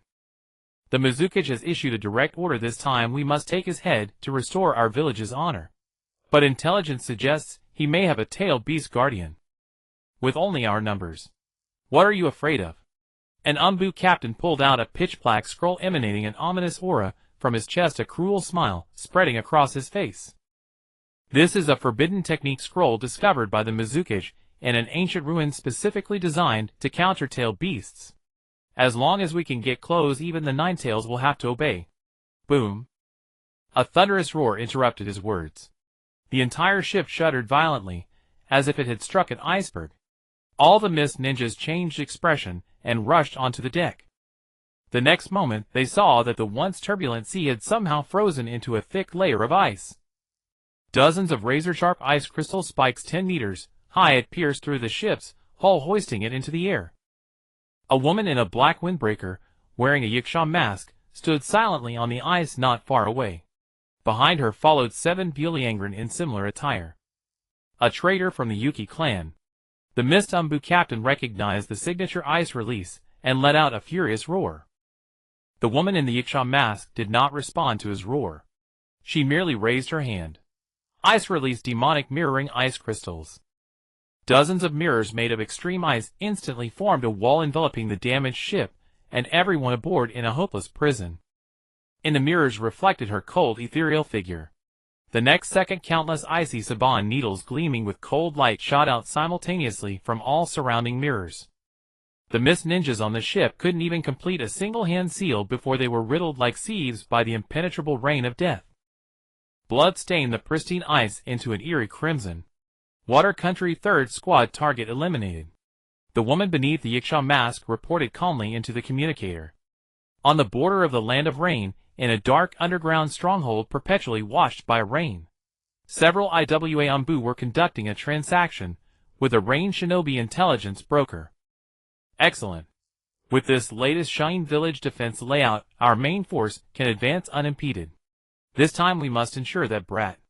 His words were interrupted once again. A violent explosion rang out at the entrance of the stronghold. Before the smoke cleared, over a dozen black figures slipped silently into the stronghold like a school of fish. Leading them was a man wearing a Rakshasa mask. On his exposed arms were white bone spikes unique to the Kadai clan. "You are?" The Iwambu's words were cut short as the ground beneath his feet suddenly burst open. Countless sharp white bones, like a forest of death breaking through the soil, instantly filled the entire stronghold. "Dead bone plus dance of the early fern." A cold voice echoed softly within the stronghold. The Iwambu and the intelligence broker were all pierced by the endless bones, their deaths gruesome. The man in the Rakshasa mask walked over to one of the corpses, retrieved the so-called Shrine Village defense layout from the blood-soaked chest. He glanced at it and let out a sneer. Only those rock-headed fools from Iwa Village would believe such a flawed fake intelligence. He casually stuffed the fake intelligence back into the corpse's chest and turned to leave. Land of Rain first squad target eliminated. At the same time, inside the Land of Wind, on the border of the Land of Grass, on the outskirts of the Land of Boiling Water, in over a dozen hidden locations, brief yet extremely fierce battles erupted almost simultaneously. All forces that harbored ill intentions towards Shrine Village and the young pharaoh, whether assassination squads sent by the two great ninja villages, bounty hunters hired with heavy gold, or rogue ninjas hoping to fish in troubled waters, without exception, all fell as cold corpses under the precise and efficient assassinations of the Bewildered. Not a single survivor. At the Bewildered headquarters in Shrine Village, on the sand table before Lido, the 17 red dots representing threats went out one by one. Finally, the entire sand table was left with only pure gold representing safety. Report to the Grand Minister: all 17 target squads have been eliminated. The Bewildered leader wearing a judge mask appeared behind Lido at some point, kneeling on one knee and reporting respectfully. "Casualties." Lido's voice was calm. "Our side 0 casualties." "Good." Lido nodded slowly, his gaze sweeping over the sand table that looked almost too clean. "Well done. But this is only the beginning." He raised his hand and lightly tapped the areas representing Iwa Village and Mist Village. "Pass my order, immediately initiate the second phase of the Bewildered cleansing plan. It's time for our spies to play their true role." "Target." A chilling light flashed in Lido's eyes. "Uproot all forces that dare to have ill intentions toward the pharaoh and our Shrine Village, starting from within. Plunge their villages into endless internal strife and suspicion. Let them have no energy left to covet what does not belong to them." From beneath the judge mask came a response that was both deeply respectful and tinged with fervor. "As you command." Several hours later, a familiar black streak appeared on the horizon. The flying boat carrying Zi Yuan returned safely in the glow of the setting sun. Lido stood atop the pyramid, gazing at the slowly descending flying boat. On his face, perpetually etched with weariness, a faint, barely perceptible smile of joy appeared for the first time. "Welcome home, my pharaoh," he murmured to himself, then turned and walked toward his office, where endless official duties awaited him. After tonight, the undercurrents of the ninja world would have a few less discordant notes. Sunagakure Central Plaza. The pitch-black airship descended slowly, stirring up a storm of yellow sand. As the hatch opened, hundreds of Senju clan members filed out. They looked up at the legendary desert kingdom before them, all etched on every face. 3 pyramids gleamed with golden light under the setting sun. 2 colossal trees blotted out the sky. The artificial lake shimmered, and the streets were clean and orderly. Is this really a desert?" A young Senju rubbed his eyes vigorously. "Don't just stand there." Zi Yuan leaped down from the hatch, brushing off imaginary dust from his hands. "Retsudo, the people have arrived. Settle them as planned. Remember the best houses and the best treatment." "Understood." Retsudo bowed respectfully, then turned and waved to the hundreds of Suna shinobi behind him. The prepared teams immediately stepped forward, guiding the Senju to their new homes. At the edge of the plaza, hundreds of Uchiha clan members watched from afar. When they recognized the Senju clan, the air froze instantly. An Uchiha girl stood at the front, her Three-Tomoe Sharingan spitting involuntarily. "Senju!" She spat out the 2 words through clenched teeth. Elder Tokugawa Senju saw the Uchiha emblem as well a complex glint flickering in his aged eyes. Between the two clans lay centuries of blood-soaked hatred. Even now standing on the same land, the hostility remained like molten magma ready to erupt at any moment. Zi Yuan watched the tense atmosphere, but instead of being nervous, he grinned. Aw, not a bad vibe. He sauntered over with a swagger, planting himself between the two clans. Since everyone's so energetic, I'll cut straight to the point. From today on, you Senju and Uchiha are all citizens of my Sunagakure.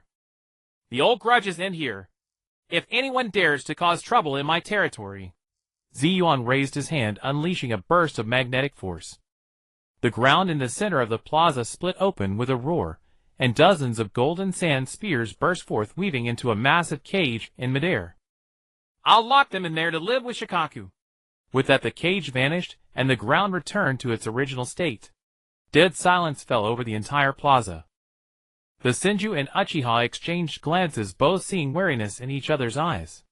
This pharaoh's power was far beyond their imagination. All right, what are you staring at? Zi Yuan clapped his hands. Go about your business. Uchiha, show the Senju around. Anyone who dares to make trouble for me, you'll face the consequences. The Uchiha girl finally suppressed her hostility.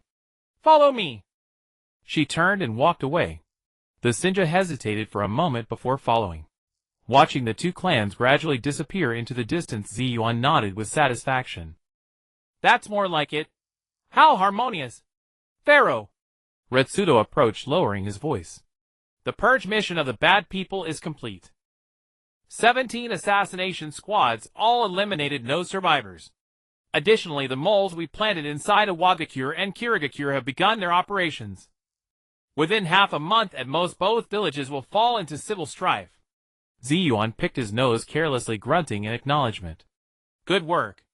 Reward? By the way, is there enough food in the village? We've got a few hundred extra mouths to feed. Plenty. Retsudo opened a scroll in his hand. The grain shipped from the Land of Fire last month can feed the entire village for 3 years. As for water, the development of the underground river is proceeding smoothly. Also, the first phase of the Valkyrie Corps training has concluded. Per your instructions, I've selected the 12 most outstanding to form the personal guard. Zi Yuan's eyes lit up. Oh! Who are they? Uchiha Rei Senju Tani Kagaya Noka Hyuga Mina Hozuki Hyoka. Retsudo rattled off 12 names, each belonging to a consort with a top-tier bloodline limit. Zi Yuan licked his lips, a lecherous grin spreading across his face. Excellent, excellent. Have them attend me tonight. I want to personally inspect the training results. As you command. Retsudo recorded the order expressionlessly, long accustomed to the pharaoh's ways. Just then a commotion broke out in the distance. Zi Yuan looked up and saw Senju and Uchiha gathered again at the edge of the plaza. But this time, the atmosphere was a bit different. A young Senju was craning his neck, arguing with an Uchiha girl. What's so great about your Uchiha's Sharingan? Our Senju are the strongest. Bullshit. The Sharingan can see through every move you make. Our physique and chakra reserves can crush you. The Sharingan can control your mind. The two argued more fiercely, and the surrounding clansmen began to stir. Zi Yuan watched with great interest, making no move to stop them. Pharaoh, should I intervene? Retsudo frowned. No need. Zi Yuan waved his hand. Let them argue. Arguing leads to familiarity. Besides, I'd love for them to fight. Once they fight, I'll have a reason to arrange marriages between them. Retsudo's mouth twitched as he finally grasped the pharaoh's true intent. Sure enough, the argument soon escalated into a physical scuffle. The Senju boy threw a punch, the Uchiha girl sidestepped and kicked him in the side. The two exchanged blows in the plaza, their moves fierce and precise. Instead of breaking it up, the surrounding clansmen crowded closer, even starting to place bets. I'm betting on the Senju. Bet on the Uchiha. Listening to the shouts, Zi Yuan laughed even more heartily. See? That's what I call integration. Once they're tired, let the elders from both sides mediate. And casually mention marriage. No one will object. Retsudo finally realized that his pharaoh wasn't keeping order at all. He was digging a trap. Brilliant. Half an hour later, the Senju boy and Uchiha girl were both exhausted. They lay on the ground gasping for breath, neither having gained the upper hand. Zi Yuan then ambled over. Had enough. If you're done, get up and come with me. They scrambled to their feet looking confused. Zi Yuan didn't explain, simply leading them outside the village. A quarter of an hour later the three arrived at a barren stretch of land. See this? Zi Yuan pointed at the yellow sand. I'm planning to develop this area into a new residential district exclusively for the young people of your two clans. But there's a condition. You must form a household, one Senju paired with one Uchiha, to qualify for a house. The two youngsters' eyes went wide. What? You heard me. Zi Yuan picked his ear. My Sunagake here has limited land and too many people. Singles don't get to hog resources. If you want a house, go find a partner. Senju with Uchiha, Uchiha with Senju. If you can't manage it within 3 months, you'll live in a tent. With that, Zi Yuan turned and walked away, leaving the two dumbfounded youths behind. Retsudo followed, a faint smile curling at the corner of his mouth. The pharaoh's move was ruthless. By forcing intermarriage, in a few years the bloodlines of the Senju and Uchiha would completely merge. By then, who would remember the grudges of their ancestors? Evening, the pharaoh's palace. Zi Yuan soaked in the hot spring, enjoying a rare moment of leisure. Pharaoh, the 12 personal guards you requested have arrived. A maidservant reported respectfully. Let them in. The hatch opened and 12 stunning consorts in Valkyrie uniforms filed in. All wore tight black combat suits that accentuated their graceful figures. Zi Yuan's eyes nearly popped out. Not bad, not bad. Come over here. Tonight let's have a thorough discussion on how to enhance combat effectiveness. The 12 consorts exchanged glances, blushes rising on their cheeks. They knew it would be another sleepless night. Moonlight filtered through the stained glass windows, spilling across the luxurious palace. Outside, Sunagakure was ablaze with lights. The Senju and Uchiha were settling into their new homes. Little did they know that the pharaoh's meticulously orchestrated grand drama of integration had only just begun. The morning sunlight struggled to penetrate the heavy curtains of the pharaoh's bedchamber. Zi Yuan rose from a pile of warm, soft, and fragrant forms, stretching with a huge yawn, and the bones of his entire body emitted a series of crisp, overloaded sounds. Last night my dears were simply too energetic. That Yuzebo Ling fellow directly used illusion magic to turn the entire bedchamber into a starry battlefield, claiming that she wanted to feel the pharaoh's power in the universe. Lord Pharaoh, you are awake. A timid maidservant entered, carrying warm water, her eyes downcast, completely afraid to look up at the amorous scene covering the bed. Zi Yuan took the towel, roughly wiped his face, then grabbed a meat bun from the bedside table, and stuffed it into his mouth, giving orders through a mouthful. Where is Lido? Tell him to come to the council chamber to see me. Half an hour later, in the council chamber at the top of the pyramid, Lido, with two huge dark circles under his eyes, clutched a stack of scrolls thicker than a city wall, standing like a statue about to crumble before the huge sand table. What is it? Speak. Zi Yuan plopped down onto the pure gold throne, swinging one leg idly in the air. Lord Pharaoh, the resettlement of the Chincho and Yuzebo clans is basically complete. Lido's voice carried a bone-deep weariness. He paused, then added, However, last night a total of 37 conflicts broke out between the two clans. Among them 3 armed clashes, 34 verbal altercations, 21 injuries, and 15 newly built houses damaged. Hearing this, Zi Yuan nearly sprayed out the meat bun. Only 37. He raised an eyebrow, his face full of disappointment. I thought there would be at least 100. The corner of Lido's mouth twitched imperceptibly. We have Biliangren patrolling around the clock. Once they detect signs of a large-scale conflict, they immediately intervene to stop it. He opened the top scroll, his expression turning serious. The real problem is not here. Elder Dechuan of the Chincho clan, together with several clan elders, submitted a proposal to establish an independent Chincho district in the western part of the village to be governed autonomously by them. The Yuzebo side also submitted a similar proposal. Zi Yuan's smile instantly turned sly. Trying to create a state within a state on my turf. He jumped down from the throne, walked with his hands behind his back to the sand table, looking like a little adult. Go summon those troublesome old fellows to the square. Today I, the pharaoh, will personally teach them a lesson on integration and development. The central square of Shine Village. Hundreds of Chincho and Yuzebo clan members stood clearly separated on both sides, with an invisible chasm between them. The air was thick with a tense explosive atmosphere, even a glance could spark a fire. Zi Yuan with his hands behind his back sauntered with a swaggering gait through the middle of the two clans. Behind him Li Do, and a squad of Biliangren exuding a cold aura followed closely. Is everyone here? Qianshou Elder Dechuan leaning on his cane tottered forward. Lord Pharaoh, I believe that the grievances between the two clans run deep, and forced integration may backfire. Regarding the intermarriage policy, could it be? No. Zi Yuan cut him off bluntly, his voice low, but carrying an indisputable authority. I called you here today not to hear your opinions. He swept his gaze over the crowd, his eyes passing over faces filled with anger, resentment, or confusion.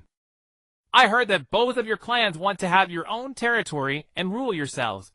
Now I tell you, not a chance. I'll even weld the window shut. In Shine Village, there are only two kinds of people, my subjects and my enemies.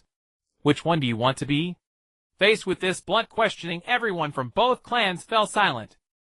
I know you can't stand each other. The Qianshou think the Yuzibo are a bunch of crazy red-eyed maniacs, and the Yuzibo think the Qianshou are all muscle-headed blocks of wood. So what? Zi Yuan suddenly walked up to a sulking Yuzibo girl, reached out his chubby hand, and unceremoniously pinched her elastic cheek. I ask you, do the Qianshou men have any fewer parts than other men? The girl's face instantly flushed crimson, and she shook her head. Zi Yuan then turned and walked to a defiant-looking Qianshou boy, looking him up and down. Let me ask you again, are the Yuzibo girls uglier than others? The boy instinctively glanced at the Yuzibo girl, who had been pinched, then shook his head, as well his cheeks burning. Then there you go. Zi Yuan suddenly clapped his hands, his voice rising sharply. You Qianshou have tenacious vitality and immense chakra reserves. The Yuzibo possess the Sharingan and are gifted with extraordinary talent. I brought you together just to see how outrageously powerful the children born from the union of your bloodlines could be. You two clans must breed. Breed like crazy. The more the better. The stronger the better. By then an army of Yuzibo with immense chakra and Qianshou with the Sharingan will be the blade with which I the Pharaoh will conquer the world. Your children will stand at the pinnacle of the ninja world. This is the only way forward for your two clans, and it is your shared supreme glory. This arrogant yet utterly seductive speech made all the young people present involuntarily quicken their breathing. In some eyes the original hostility gradually faded, replaced by a strange light mixed with curiosity and ambition. But we really can't get along. Someone in the crowd weakly objected. Can't get along. Then fight. Zi Yuan grinned, revealing a set of stark white teeth, like a little demon. Li Do, convey my order. From today establish a marriage duel arena in the east of the village. Anyone with personal grievances between the two clans can settle them in the ring. One-on-one, no restrictions on methods, but to the point of submission. However, he changed his tone, his smile becoming extremely cunning. Let's change the rules. The loser doesn't have to marry the winner. Instead, both of you will have to go to the desert border and reclaim wasteland together for a year. No one is allowed to escape. What? Everyone was completely stunned. You can fight, you can decide the winner. But after the fight, you will share the consequences together. I don't believe that after spending every day together facing the yellow earth and working side by side, eating, living, and laboring together, you won't cultivate some revolutionary camaraderie. As for those who can't find a partner, within 3 months, they will go be a playmate for Shoha. I've said it, no one can change it. Having said that, Zi Yuan ignored the completely petrified crowd and turned to leave. Li Do followed behind, lowering his voice, his face wearing its eternal fatigue. Lord Pharaoh, there is one more thing. The daimyo of Feng Kingdom has arrived today. Zi Yuan's steps paused, and a cold smile curled at the corner of his mouth. Let him wait. Keep him waiting for half a day. Say that I the Pharaoh am busy with family affairs, and have no time to see him. Let him see clearly in this desert divine kingdom, who truly calls the shots. Outside the main gate of Shine Village, the scorching sun hung high in the sky. The convoy of the daimyo of Feng country had been waiting for 3 hours. The ornate palanquin rested on the sandy ground, surrounded by over 100 guards in formal attire. The daimyo himself sat inside the palanquin, fine beads of sweat glistening on his forehead, yet he dared not show the slightest discontent. Through the gap in the curtain, he could see the legendary desert-defying kingdom before him. 3 pyramids dazzled under the sunlight, 2 towering trees blotted out the sky, and an artificial lake shimmered with ripples. The streets were bustling with people, and the cries of vendors rose and fell, a scene utterly unlike the barren heartland of Feng country. "My lord, shall we urge them?" A servant whispered. "Shut up!" The daimyo lowered his voice, a shadow of gloom flickering in his eyes. "That pharaoh is not someone we can rush." Outside the palanquin, Lido stood with his hands behind his back, expressionless in the shadow beneath the city gate. "Prime Minister, the daimyo has been waiting for a long time. Should we announce him?" A Sunagakure ninja asked. "No rush." Lido glanced at his pocket watch and said calmly, "The pharaoh said to let the daimyo first experience the prosperity of Shine. Once he has seen enough, an audience will be granted." Meanwhile, in the eastern district of Shine Village, the newly constructed marriage duel arena was already surrounded by villagers eager to watch the commotion. At the center of the arena, Qianshou Yuanfei and Yuzhibo Yin faced off, their faces flushed red. "I refuse to believe I have to find a partner within 3 months. Qianshou Yuanfei stood with his hands on his hips, defiant. "Same here." Yuzhibo Yin crossed his arms and snorted. "Instead of being forced into marriage, let's fight. The loser goes to reclaim the wasteland." "Suits me." They both formed hand seals simultaneously, chakra beginning to surge. Just as they were about to strike, a dark shadow descended from the sky. Mu Wang's massive body landed steadily on the edge of the duel arena, kicking up a cloud of sand. Zi Yuan sat on the horse's back, holding a skewer of grilled meat, chewing and watching the action. "Fight, don't stop." Zi Yuan took a bite of meat, speaking indistinctly. "I, the pharaoh, came specially to watch the show. Get on with it." Qianshou Yuanfei and Yuzhibo Yin both froze. With the pharaoh present, the atmosphere instantly became delicate. "What? Scared?" Zi Yuan raised an eyebrow, a mocking smile on his face. "Weren't you so arrogant just now? Come on, show me. Whoever wins gets a reward from the pharaoh." The two exchanged glances, gritted their teeth, and assumed combat stances. "Fire release, great fireball technique." Yuzhibo Yin struck first, conjuring a massive fireball that roared forward. "Earth release, earth flow wall."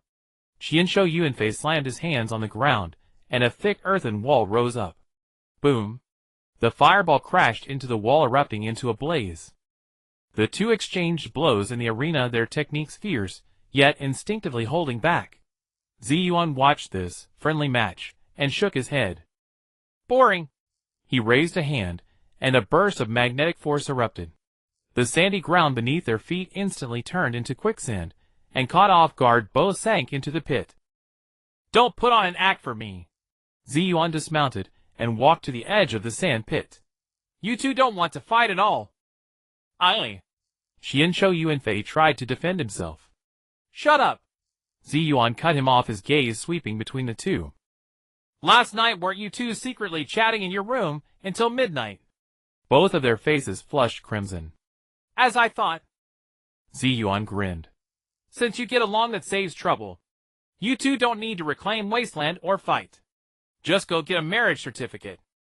The wedding will be in 3 days, and I'll officiate it personally. WH. What? Both were utterly dumbfounded. Can't understand human speech. Zi Yuan dug in his ear. I, the pharaoh, detest dawdling. You two clearly have feelings for each other, yet you hesitate and pretend to be aloof. Hurry up. Register at the Civil Affairs Bureau this afternoon. If you don't, I'll have Shikaka bury you in the sand until you agree." With that, he turned and left, leaving the two young men staring at each other in bewilderment. The surrounding villagers burst into a wave of good-natured laughter. Half an hour later, in the council chamber of the pharaoh's pyramid, Lido stood respectfully holding an intelligence scroll. "Pharaoh, the daimyo has been waiting for 4 hours. Zi Yuan lounged on the throne, legs crossed with a nonchalant air. Almost there. Let him wait another half hour, then bring him in." "Yes." Lido paused and continued. "According to intelligence from the Bullion, where the daimyo of Feng country has brought joint letters from the daimyos of what country, Lake country, Tu country, and Shui country. The content involves reducing financial support for ninja villages across the nations and Lido's tone grew grave. Establishing a daimyo alliance to reclaim military dominance over the ninja villages. Zi Yuan's eyes narrowed slightly. Interesting. He slowly sat up straight, his smile fading. These fools finally can't sit still. He reached out, signaling Lido to hand over the scroll. Unrolling it, he saw densely packed clauses. Things like restricting the scale of ninja village development, standardizing salary standards for ninja villages across nations, the daimyo's authority to appoint and dismiss personnel in ninja villages. Each clause targeted the core power of the ninja villages. Humph. Zi Yuan tossed the scroll onto the floor. They want to seize power. He stood up, walked to the window, and looked down at the bustling Shine village below. These parasites that only suck blood, do they really think there's something? He turned to Lido. Go invite the daimyo in. Remember, no need to be polite. Just bring him straight here. As you command. A quarter of an hour later, the daimyo of Feng Country, escorted by 2 bullion, entered the council chamber trembling. As soon as he stepped inside, he felt an invisible pressure bearing down on him. The towering pyramid interior was studded with luminous stones, illuminating the entire hall, as bright as day.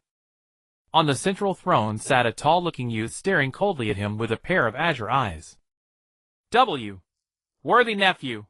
The daimyo braced himself and stepped forward, attempting to bow.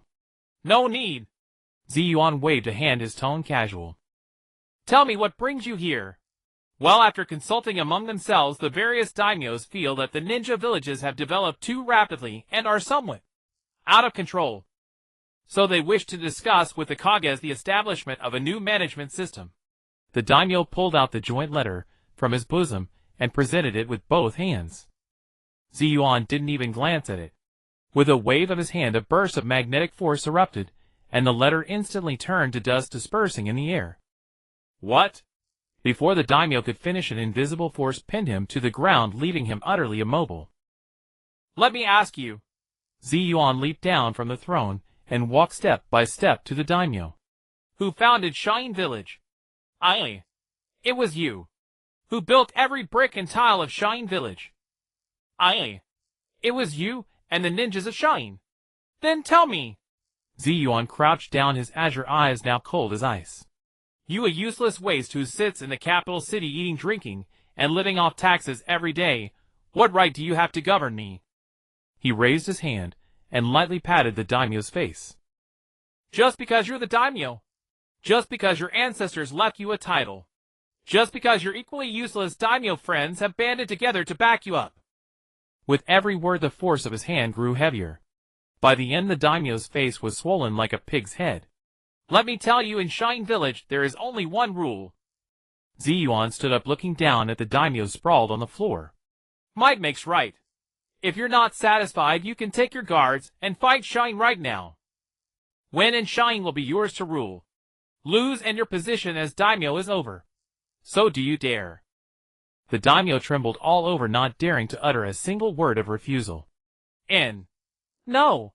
Then get lost. Zi Yuan kicked the daimyo's backside. Go back and tell those fools, do whatever you want with your daimyo alliance. But if anyone dares to touch a single hair of my Shine Village, I will erase their country from the map. And one more thing. He walked back to the throne and sat down again. From now on, triple the annual funding to Shine. If you're short by a single tael, I'll pay a visit to the capital. The daimyo scrambled out of the council chamber. Lido walked over to Zi Yuan, a rare smile appearing on his face. Pharaoh, isn't this a bit too radical? Radical? Zi Yuan let out a cold laugh. These fools should have been cleaned out long ago. Keeping them around only causes trouble. Issue orders, have the bullion closely monitor the movements of the daimyos from every nation. If they ever dare to band together and cause trouble, strike directly. Leave none alive. As you command. Night fell and Shine Village was brilliantly lit. Xianshou Yuanfei and Yuzibo Yan emerged from the Civil Affairs Bureau, their faces flushed, each holding a brand new marriage certificate. A large crowd of villagers had gathered to watch, cheering and offering congratulations. The first couple. The first couple. The first intermarriage between the Qianshou and Yuzibo clans. The two kept their heads down, their faces red enough to drip blood. In the distance, Zi Yuan stood atop the pyramid watching the scene with satisfaction. Excellent. A good start. He turned and walked into his palace chambers. Tonight was the rotation of the 12 consorts. Behind him, Li Do silently recorded everything that had happened that day. The history of Shine Village was rushing forward at an unprecedented pace. And those who tried to block this torrent would ultimately be ground to dust. The next morning in the pharaoh's bedchamber, Zi Yuan crawled out from among the concubines, yawned, and walked to the window. Outside, the hidden sand village had fully awakened. On the streets, members of the Senju and Uchiha clans passed by each other, still wary, but at least no longer engaging in fights. Lord Pharaoh, it's time for you to attend to state affairs. Li Do's voice came from outside the door, laced with bone-deep exhaustion. I know. Zi Yuan casually threw on a robe and walked out of the bedchamber barefoot. In the council chamber, Li Do had already prepared a thick stack of scrolls. Tell me what new troubles are there today. Zi Yuan plopped down onto the throne, swinging her legs back and forth. Yesterday, the daimyo of the Wind Country rushed back to the capital and immediately convened a meeting of the nobles. According to intelligence from the Black Unit, he's plotting to unite the daimyos of other countries against us. Li Do opened the first scroll. They plan to cut off supplies, block trade routes, and force the hidden sand village to submit. Zi Yuan picked her nose, utterly disdainful. Is that all? There's more, Li Do continued. The daimyo of the Fire Country is also involved. In Konoha, Tobirama Senju, though unwilling to cooperate with the daimyo, hasn't openly opposed him either. That's second in command, Zi Yuan sneered. He's probably hoping I'll fail. But it doesn't matter, let him watch the show if he wants. She stood up and walked to the window. Issue an order from today onward, the hidden sand village becomes self-sufficient. Halt all import and export trade. But Lord Pharaoh, that will cause a short-term shortage of supplies. So be it. Zi Yuan cut off Li Do. Let those Senju and Uchiha go reclaim wasteland and farm together. I want to see if we can thrive without outside help. She paused, a mischievous smile curling at the corners of her mouth. And let those daimyos see who truly depends on whom. Li Do was taken aback, then broke into a knowing smile. Understood, my lord. By the way, how are the newlyweds? Zi Yuan suddenly asked. Sarutobi and Uchiha registered their marriage last night. As you instructed, the wedding will be in 3 days. However, Li Do hesitated. The two are extremely awkward, barely daring to speak to each other. Normal, Zi Yuan laughed. Everyone's like that before marriage. On the wedding night, they'll be more eager than anyone. With that, she clasped her hands behind her back and walked out. Come, let's check on the singles. The countdown has already begun. At the new residential construction site in the eastern district of the hidden sand village, hundreds of young Senju and Uchiha were toiling under the scorching sun. Some carried bricks, others mixed mortar, a scene of bustling activity. But on closer inspection, the two clans remained clearly divided, each doing their own work. At this rate will the houses be built in 3 months? Zi Yuan shouted from the edge of the site. Everyone froze and turned to look at her. Lord Pharaoh. Several young Senju quickly put down their tools and ran over to bow. Enough talk. I ask you, do you want to live in new houses? Yes. The crowd answered in unison. Then work hard, Zi Yuan said, walking to the center of the site and pointing at the half-finished buildings. Let me do the math for you. At your current pace, you'll only finish 50 houses in 3 months. But how many marriageable young people are there in both clans combined? Nearly 300. That means at least 200 of you won't get a house, and will have to report to Shikaku. At these words, all the young faces turned pale. So, Zi Yuan's lips curled up. If you want houses, you need to speed up. How? Simple. Cooperation between the clans. Senju are strong, so they handle heavy lifting. Uchiha have sharp eyes, so they handle precision work. Division of labor will double efficiency. I'll give you a week to come up with a cooperation plan. In a week, I want to see the progress double. If you can't, Zi Yuan swept her gaze across the crowd. Then get ready to be sparring partners for Shikaku. With that, she turned and left. Among the crowd, a young Senju gritted his teeth and walked over to the Uchiha side. Hey, how about we try cooperating? The Uchiha girl opposite him glanced at him, paused for a moment, then said, "Fine." Once the first pair broke the ice, others followed. Soon the young people of both clans began tentatively communicating. Though still wary, at least they were talking. Lai Do watched the scene and murmured in admiration. "Lord Pharaoh, this is brilliant." "Of course." Zi Yuan puffed out her small chest proudly. "To make them cooperate, words alone won't work. They need to know that not cooperating will have dire consequences. People are driven by necessity." Back at the pyramid, the moment Zi Yuan sat down, a commotion erupted outside. "What's happening?" A guard rushed in to report. "Lord Pharaoh, a group of merchants at the village gate requests an audience." "Merchants?" Zi Yuan raised an eyebrow. "Let them in." After a moment, a dozen richly dressed merchants entered the council chamber. The leader was a plump middle-aged man with a fawning smile. "Your humble servant greets the Lord Pharaoh." "Cut to the chase." Zi Yuan waved impatiently. "Well, we heard that the Hidden Sand Village is going self-sufficient and cutting off foreign trade. We find that a great pity." The middle-aged merchant rubbed his hands together. "The goods from the Hidden Sand Village are of the highest quality at fair prices. We merchants all depend on this village for our livelihood. So after discussion, we decided to ignore the daimyo's ban and continue doing business with the Hidden Sand Village." The merchant lowered his voice. "If the Lord Pharaoh is willing to sell us goods, you name the price." Zi Yuan's eyes lit up. "Aren't you afraid of offending the daimyo?" "We are, but we can't cut off our own source of income." The merchant sighed with a bitter smile. "No matter how powerful the daimyo is, he can't control us wandering traders. As long as there's profit, a little risk is nothing." "Interesting." Zi Yuan stood up and walked over to the merchant. "Lai Do signed long-term contracts with them. The price will be 20% above market rate, but cash only, no credit." "Yes. Also," Zi Yuan added, "help me deliver a message to the daimyos of each country. Please speak, Lord Pharaoh. Tell them their blockade means nothing to the Hidden Sand Village. We'll eat, drink, and live just fine. On the other hand, without our goods, see how they explain to their nobles." The middle-aged merchant couldn't help but give a thumbs up after hearing this. "Brilliant, Lord Pharaoh. I'll see to it immediately." After the merchants left, Lai Do approached. "Lord Pharaoh, you are tit for tat." Zi Yuan grinned.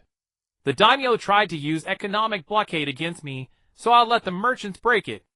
After all, businessmen are money-driven, they'll follow whoever pays more. Then the daimyos will not only fail in their blockade, but also face complaints from their own nobles. Kill two birds with one stone." Lai Do was genuinely impressed. In the evening at the Fate Duel Arena, two more pairs of young Senju and Uchiha stepped onto the stage. But this time their fights gradually turned into sparring sessions. Some even sat down to chat after the match. "Your fire release is pretty good. Teach me." "Sure, if you teach me earth release." Zi Yuan watched from afar, nodding with satisfaction. "Almost there. In another half-month, the second and third pair should appear." "Wise as always, Lord Pharaoh." Lai Do complimented. "By the way, how's the wedding preparation?" "All set, just waiting for the feast in 3 days." "Good." Zi Yuan stretched. "I want this wedding to be known throughout the village. Let everyone see that the union of Senju and Uchiha won't bring the sky crashing down. Then who would dare oppose the intermarriage policy?" Night fell, and the Hidden Sand Village was brightly lit. The young Senju and Uchiha were still sweating on the construction site. Under the moonlight, one could faintly see a Senju youth carrying bricks and chatting with an Uchiha girl, both laughing. Zi Yuan stood atop the pyramid watching the scene, a smile curving at the corners of her mouth. "The 3-month countdown has begun. Let's see how many pairs will succeed in the end." Behind her, Lai Do silently recorded everything that had happened that day. The history of the Hidden Sand Village was advancing at an astonishing pace. And those who tried to stop this torrent would eventually realize how terribly wrong they were. 3 days later, the central plaza of Shine Village. It had been transformed into a sea of festive red. Hundreds of round tables hewn from massive boulders and draped in red cloth stretched from the center of the plaza all the way to the village entrance. On every table were roasted sand beast legs sizzling with oil, and mugs of frothing wheat ale. Today was the wedding day of Qianshou Yuanfei and Yuji Boyin. It was also the first public wedding between the Qianshou and Yujibwa clans in the history of Shine Village, and indeed, in the entire shinobi world. The entire village was deserted. Everyone had surged into the plaza, craning their necks to witness this historic moment. At the center of the plaza stood a platform built of pure gold dust gleaming dazzlingly in the sunlight. Qianshou Yuanfei wore a black ceremonial robe with red trim, a large red flower pinned to his chest. His expression was as tense as if he were about to attend a promotion ceremony for the Bullion Run. Beside him, Yujibwa Yin was veiled in a red bridal cover, her white wedding gown embroidered with golden flame patterns, making her already tall and slender figure appear even more striking. But beneath the veil, her hands were tightly clenched together. The auspicious hour has arrived. With a long resonant announcement, a figure descended from the sky, landing steadily on the platform. It was the gallant and dashing Zi Yuan. Today, he was not wearing his pharaoh's robe, but a similarly golden yet more formal master of ceremonies attire. The millennium puzzle around his neck had been polished to a brilliant shine. Dear fellow villagers of Shine Village, brothers and sisters, good morning. Zi Yuan raised a megaphone made of iron sand, his voice echoing across the entire plaza. Today is a wonderful day. Today we gather here to witness a milestone moment for our Shine Village, and indeed, for the entire shinobi world. The most handsome lad of the Qianshou clan and the most beautiful lass of the Yujibwa clan are finally coming together.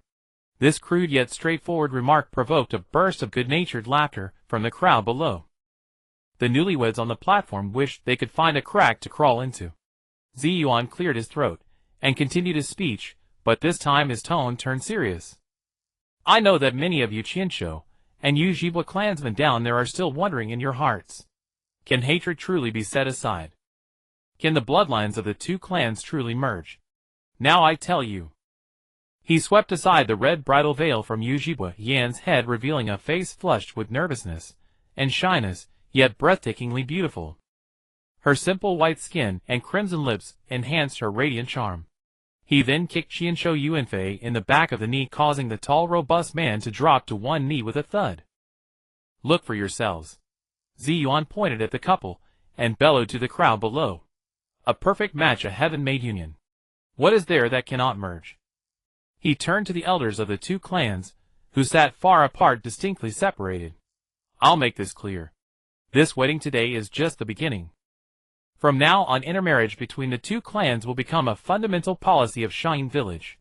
It is an iron law.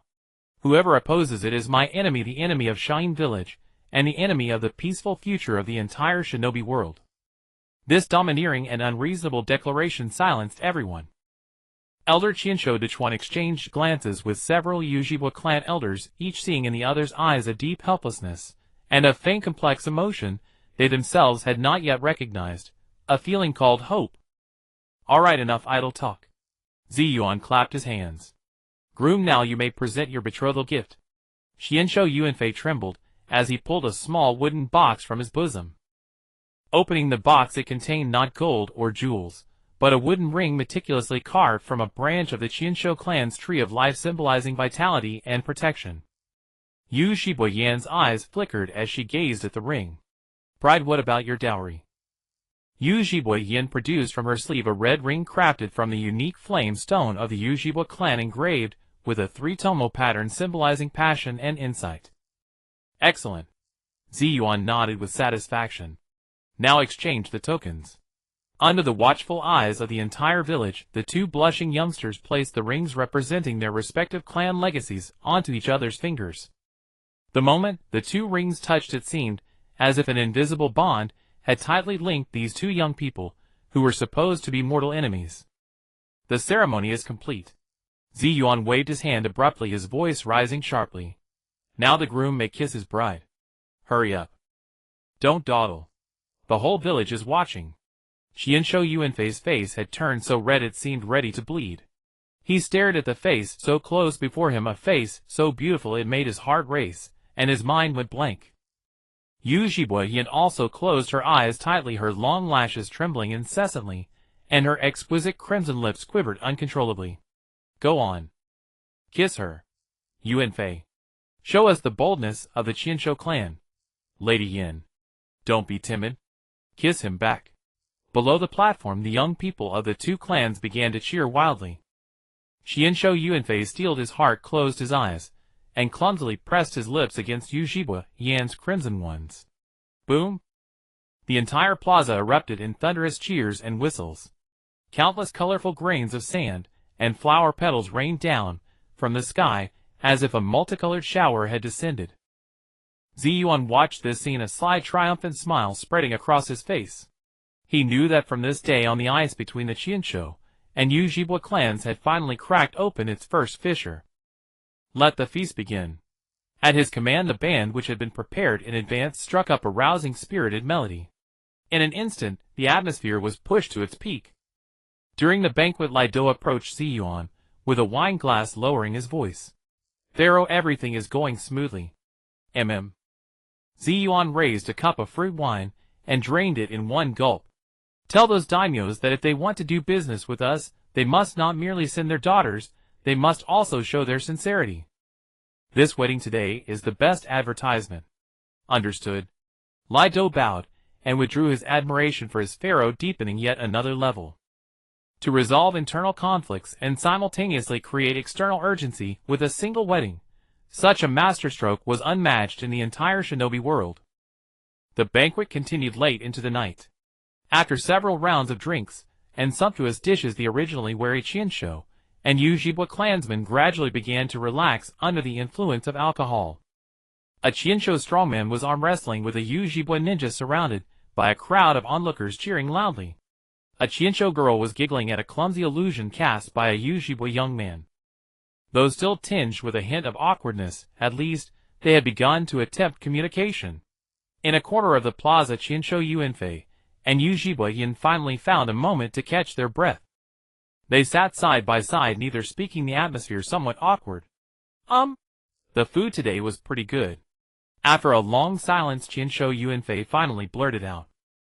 Yujiba Yan lowered her head and replied softly. Another stretch of silence. "From now on, I look forward to your guidance." Qianshu Yuanfei gathered his courage, turned his head, and looked at the woman beside him. Under the moonlight, her face, now free of shyness, was breathtakingly beautiful. The corner of Yujiba Yan's lips curled up almost imperceptibly. She reached out and took the initiative to hold the broad, warm hand of the man beside her. In the distance, Zi Yuan stood atop the pyramid, overlooking the lively yet harmonious scene below, a look of immense satisfaction spreading across his face. An era has ended. Another era has begun. 3 months in the vast river of shinobi history were but a fleeting instant. Yet for Sunagakure, it was a cataclysmic transformation, a rebirth. The morning sun lazily bathed the revitalized eastern district of the village. Once, this was a construction site where young men from two clans, who could barely stand the sight of each other, were forced to haul bricks and mix mortar together. Now hundreds of two-story buildings, uniform in style yet each with its own subtle ingenuity, had risen in neat rows. On the streets, a Uchiha woman hung freshly washed laundry alongside her Senju neighbor, chatting about today's market prices. A Senju youth helped an elderly Uchiha man next door repair a leaking roof. Occasionally, small children from both clans could be seen chasing each other and laughing as they toddled down the street. If one of them stumbled and fell, the nearest adult would pick them up, pat the dust off their clothes, and pop a piece of candy into their mouth. The centuries-old blood feud, it seemed, had been quietly eroded and diluted by the mundane, everyday rhythms of the past 3 months. Yet there were always those stubborn, unyielding souls. Beside the marriage duel ground, a massive sandcastle park had been built, Shoha's new home. At this moment, in the sandpit of the park, a peculiar spectacle of performance art was unfolding. A dozen eligible bachelors from the Senju and Uchiha clans stood dejected, their faces devoid of all hope. Under the supervision of the giant Tanuki Shoha, they were using sand to build an enormous, intricate castle. "Hey, you with the red eyes! You're slacking off. The castle spire must be made of golden sand. Golden sand, understand? Only then is it worthy of my status." Shoha placed his hands on his hips and roared with his raspy voice, swaggering and bullying. "And you, the long-haired one. The moat is far too shallow. I want a moat that can raise sharks." These unyielding souls, who would rather die than bow to the arranged marriage, had finally been unable to escape the laws set by the pharaoh. They began their 1-month sentence of playmate servitude. Zi Yuan stood atop the pyramid in the distance, holding a telescope, watching the miserable single men in the sandpit, laughing so hard he doubled over. Chancellor C. I told you there are always those who just don't get it. Lai Do stood behind him, and even his perpetually stoic face rarely cracked a smile. Your Majesty is wise.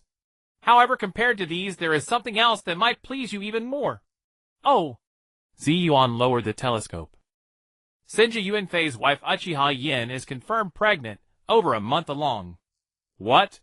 Zi Yuan's eyes went wide, brighter than the telescope lens. Really? That fast? He snatched the report from Lai Do's hand, read it 3 times carefully, and upon confirming it slapped his thigh. Ha ha ha. Excellent. Perfect. My pharaoh's forced mating plan has finally borne its first fruit. Let's go! Straight to the central plaza. I want to tell everyone this good news. The excitement on his face was even more intense than when he had extorted a fortune from the Kage.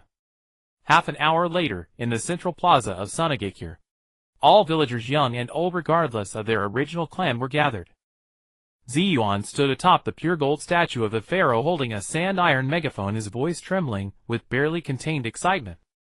My people, today I have tremendous news to announce to you all. He pulled Senju Yuanfei and Uchiha Yin, who were blushing and so nervous they could barely walk, and sank to the front.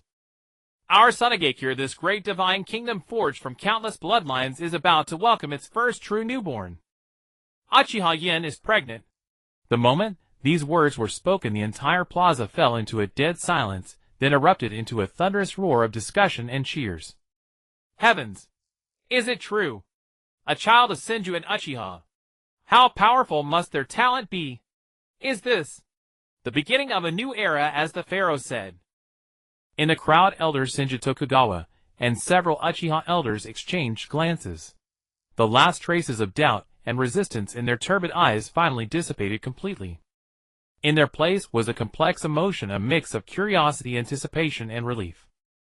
Perhaps this eccentric, lawless young pharaoh could truly lead them toward a future no one had ever imagined. This is the best gift I can give to all of you. Zi Yuan spread his arms, basking in the fervent, reverent gazes of the crowd below. Starting with this child, more powerful new generations fusing the blood of both clans will be born on this land. They belong neither to the Senju nor to the Uchiha. They belong only to Sunagakure, to us. Like you, they are the true masters of this nation. This highly inflammatory speech ignited the passion of all the young people. They cheered and shouted as if they could already see an invincible legion of geniuses conquering the entire shinobi world. Just as the atmosphere reached its peak, Lai Do's figure appeared behind Zi Yuan like a ghost. Your Majesty, it's time for business. Zi Yuan clicked his tongue, reluctantly jumped down from the statue, and followed Lai Do into the council chamber deep within the pyramid. Inside, a massive sand table showed Sunagakure's territory, now several times larger than 2 years ago. Speak, Chancellor. How is the village's foundation now? Zi Yuan plopped onto the throne, crossing his legs. Your Majesty. Lai Do unrolled the scroll in his hand, his voice steady and powerful. After 3 years of rapid development, our village's permanent population has reached 150000, with over 35000 shinobi. Among them, more than 8000 possess various bloodline limits. Economically, the 2-pillar industries, Peace Highway and Desert Tourism, have brought us an annual revenue of over 5 billion ryo. Our treasury has been expanded 3 times. Militarily, the Bloodline organization has completed its initial expansion, with members spread across the 5 great nations, and an intelligence network preliminarily established. The puppet army has completed its first re-equipment, tripling combat effectiveness. Externally, Konoha has suffered greatly from the Senju clan's migration. The new Hokage Chinsho Fujian is overwhelmed with troubles. Iwagakure and Kirigakure still reeling from previous defeats, and the daimyo's military budget cuts are embroiled in internal strife, unable to attend to their own affairs. Kumogakure, under our electric power cooperation project, has become our staunchest ally. In short, no single power in the shinobi world today can pose a threat to us. Lai Do's report was concise and precise. Excellent. Zi Yuan nodded in satisfaction. 3 years of arduous struggle, 3 years of frenzied infrastructure. Finally, it was time to flex a little muscle. He stood up, walked to the massive sand table, and gazed for a long time at the vast expanse representing the endless desert. Chancellor, I am here. Transmit my order. Zi Yuan's hand pressed heavily onto the center of the sand table. Initiate the Sea of Creation plan. I will use my magnet release to draw endless iron sand from the depths of the earth, building a 100-meter-high embankment encircling the entire land of wind. Then let Madara and the water-style shinobi of Kirigakure expand the canal we dug from the land of rain into a true great river channeling endless waters. Turn this desert into a lush inland sea. Lido listened to this mythic monumental plan, and his usually impassive face showed an uncontrollable fanatical excitement. As you command, your majesty. His voice trembled slightly with emotion. He could already see years later a golden divine kingdom surrounded by a blue ocean, like a brilliant gem embedded in the center of this continent. And their pharaoh would become the sole creator god of this new world. Deep within the land of wind, at the heart of the boundless desert, the Genesis Sea project was officially set in motion at Zi Yuan's command. Hundreds of Sunagakure engineers, under the protection of Muang and Madara, began to precisely inject special metals into the sand along the pre-planned routes, using the magnet release. They constructed a winding underground vein and network that would secure the foundation of a 100-meter-high colossal dam encircling the entire land of wind, like the arteries of the earth. High above Zi Yuan floated his gaze, sweeping across the yellow sands soon to be transformed. Below him 5 colossal tail beasts, like mythical titans of creation, reshaped the terrain with unimaginable power. Muang galloped its 4 hooves, causing the earth to tremble violently with each charge. It instantly solidified the sand into compacted blocks, raising the nascent dam structure like a bulldozer. The scorching steam from its nostrils baked the sand into iron hardness. Madara, its entire body wreathed in blue flames, ran gracefully at the forefront of the formation. Its destructive blue flames melted all solid rock formations in its path, clearing the way for excavation. The molten rock, upon cooling, formed a solid black base layer. Shikaki, using its immense wind-release chakra, generated a massive whirlwind behind, precisely transporting tons of sand onto the dam solidified by Muang, further compacting it with wind pressure. Komi eyes circled overhead, scattering 7-colored scales that seemed to bring life to the land about to be transformed. Thousands of Sunagakure shinobi followed closely behind. They employed their respective earth and magnet release techniques to refine and reinforce the sand moved and shaped by the tail beasts. The air was thick with flying sand and the roar of surging chakra, a clash of nature and human power at its zenith. For the first time, this barren, silent desert felt the pulse of life. Too fast. A Sunagakure shinobi involved in the project stared wide-eyed at the dam rising visibly before his eyes, his mouth agape. Is this the power of the pharaoh? Another Uchiha, his Three-Tomoe Sharingan spinning at high speed, tried to track Muang's swift movements, but failed completely. Don't gawk. Speed it up.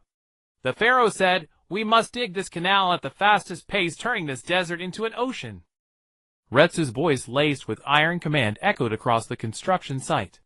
He stood on the command platform, his gaze steady. Beside him was the head of Sunagakure's Technical Division, Uchiha Rei. Technical Division, continue precise guidance of magnetic nodes according to the blueprints. Ensure structural stability of the dam and canal. Rei's Sharingan captured every detail accurately across the site. Her commands were calm and precise, turning the colossal project into a seamless operation. Within Sunagakure village, another group of shinobi was engaged in equally intense work. They were water-release shinobi from the land of water, who had defected to Sunagakure. Collaborating with Sunagakure's magnet release users, they widened and reinforced the canal extending from the land of rain. Madara, at the canal's origin, used its high-temperature flames to melt rock and dig a channel deep beneath the earth. Then countless water-release shinobi combined their efforts to draw water from the canal's depths, allowing the rain from the land of rain to begin flowing into the veins of this desert. On the southern border of the land of wind, a massive water wheel made of gold dust turned slowly under the blazing sun. The water wheel, over 100 meters in diameter, channeled vast amounts of groundwater along special aqueducts to various greening bases deep in the desert. Pharaoh, the greening progress here exceeds expectations. Komai accompanied by a group of shinobi sped through the air. It spewed 7 colored scales, and wherever they fell the yellow sand quickly turned green as sprouts burst from the ground. Zi Yuan watched all this, a look of satisfaction on his face. Excellent! This is just the beginning! He withdrew his gaze and looked up at the sky. His gaze seemed to pierce the thick clouds, seeing the reactions of other lands. Konohagakure, the Hokage's office. Tobirama Senju paced restlessly. Brother, what are you thinking?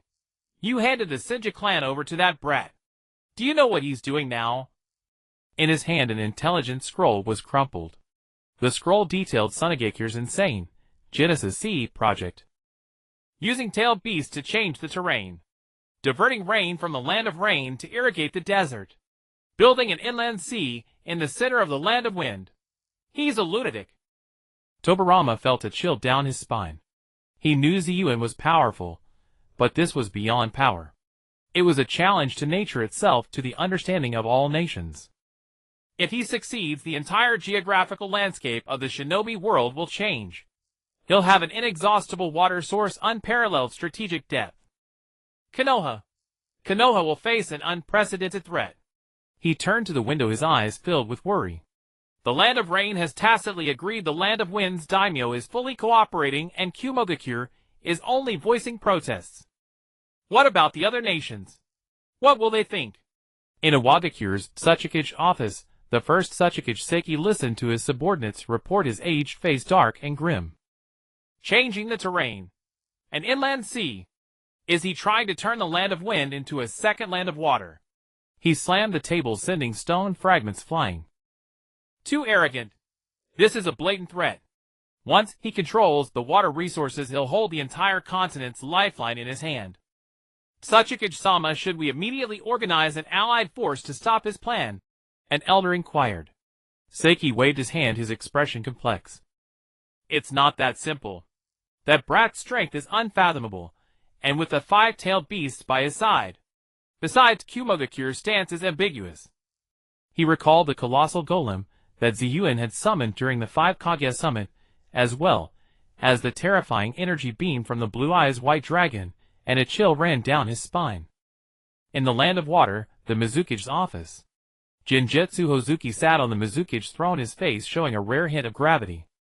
Second Mizukage-sama, according to intelligence from the bad people, Sunagekyu's Genesis C project is advancing rapidly. The canal at the Land of Rain's border has already reached a preliminary scale for water diversion, reported a Kirigakure shinobi. Divert water. How dare he? Genjutsu stood abruptly. The rainfall in the Land of Rain is astonishing, but if it's diverted in large quantities, it will eventually affect our water cycle in the Land of Water. He's undermining the very foundation of the Land of Water. He was about to issue an order to assemble forces when he stopped. The image of Zi Yuan summoning the Blue Eyes White Dragon, which leveled a mountain peak with a single blast, and sent him fleeing in terror, flashed in his mind. It was an absolute power that could not be contended with. Mizukage-sama, many of our village's water-release shinobi, after being defeated by Zi Yuan-sama, have secretly gone to Sunagakure one after another. Bastard! Genjutsu slammed his fist on the table, a mix of anger and helplessness. He knew he could no longer suppress all dissent like Byakuren had. At the top of the pyramid in Sunagakure, Zi Yuan looked at the intelligence from various shinobi villages, a playful smile on his face. Has saying no, but their bodies are honest. He walked to the massive sand table and extended a canal made of gold dust precisely to the Land of Rain's border. Chancellor, issue my orders. At your command, my lord. Retsu's voice was as steady as ever. Deliver a note to the daimyo of the Land of Rain. In recognition of their recent vigorous support for our water conservancy projects, I the Pharaoh have decided to provide them with our latest hydroelectric power technology and assist in building large-scale hydroelectric plants free of charge. Furthermore, starting next month, Sunagakure will officially sign a freshwater resource sharing agreement with the Land of Rain. All their farmlands will no longer depend on rainfall, but will receive stable freshwater irrigation from us. Of course, in return, they are to supply us at cost. Zi Yuan's lips curled into a mischievous grin. 100 female shinobi from the village hidden in the rain each year. Retsu accepted the order and turned away calmly. He knew the pharaoh was binding the land of rain firmly to Sunagekir's war chariot. Night fell. The construction teams in Sunagekir were still brightly lit. Countless tailed beasts and shinobi toiled in the darkness, reshaping the fate of this ancient desert.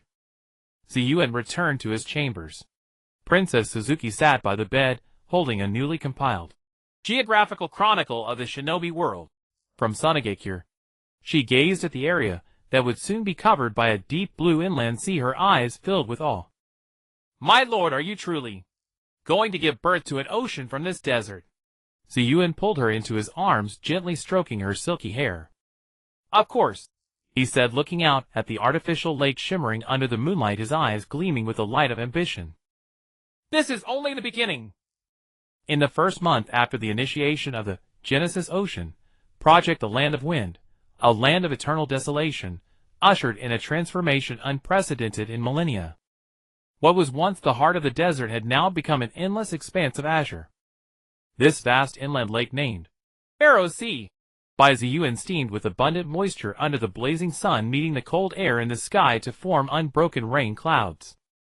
They brought long-awaited sweet rain to the parched earth. Newly born rivers, like veins of the land, carried the lake water to every patch of soil that thirsted for irrigation. On both sides of the embankment, the once golden sand was now covered with lush green grass, and even tiny colorful flowers bloomed. The hidden sand village had officially been renamed the heaven-defying kingdom. A brand new port city, grander in scale, rose abruptly on the eastern shore of the Pharaoh's Sea.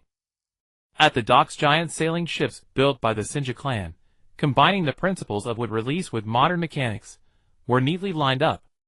The Coast Guard, composed of Uchiha clan members, piloted patrol boats driven by magnet release, weaving back and forth across the sea.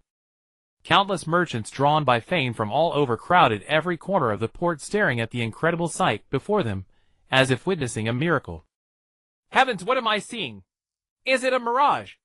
I heard the pharaoh of the hidden sand created a sea from the desert all by himself. Not just a sea. Look at those farmlands over there. The watermelons they grow are sweeter than those from our land of water. Amid the chatter, a massive dragon-headed treasure ship made of pure gold, with the most extravagant design, slowly sailed out of the harbor. At the bow, Zi Yuan, wearing a pair of beach shorts and sunglasses, lounged comfortably in a rocking chair. Behind him, Princess Seizi gently peeled a crystal-clear grape and fed it into his mouth. Seizi's belly was already slightly swollen. Husband, where are we going? She asked, gazing at the rippling blue sea, her eyes still carrying a hint of disbelief.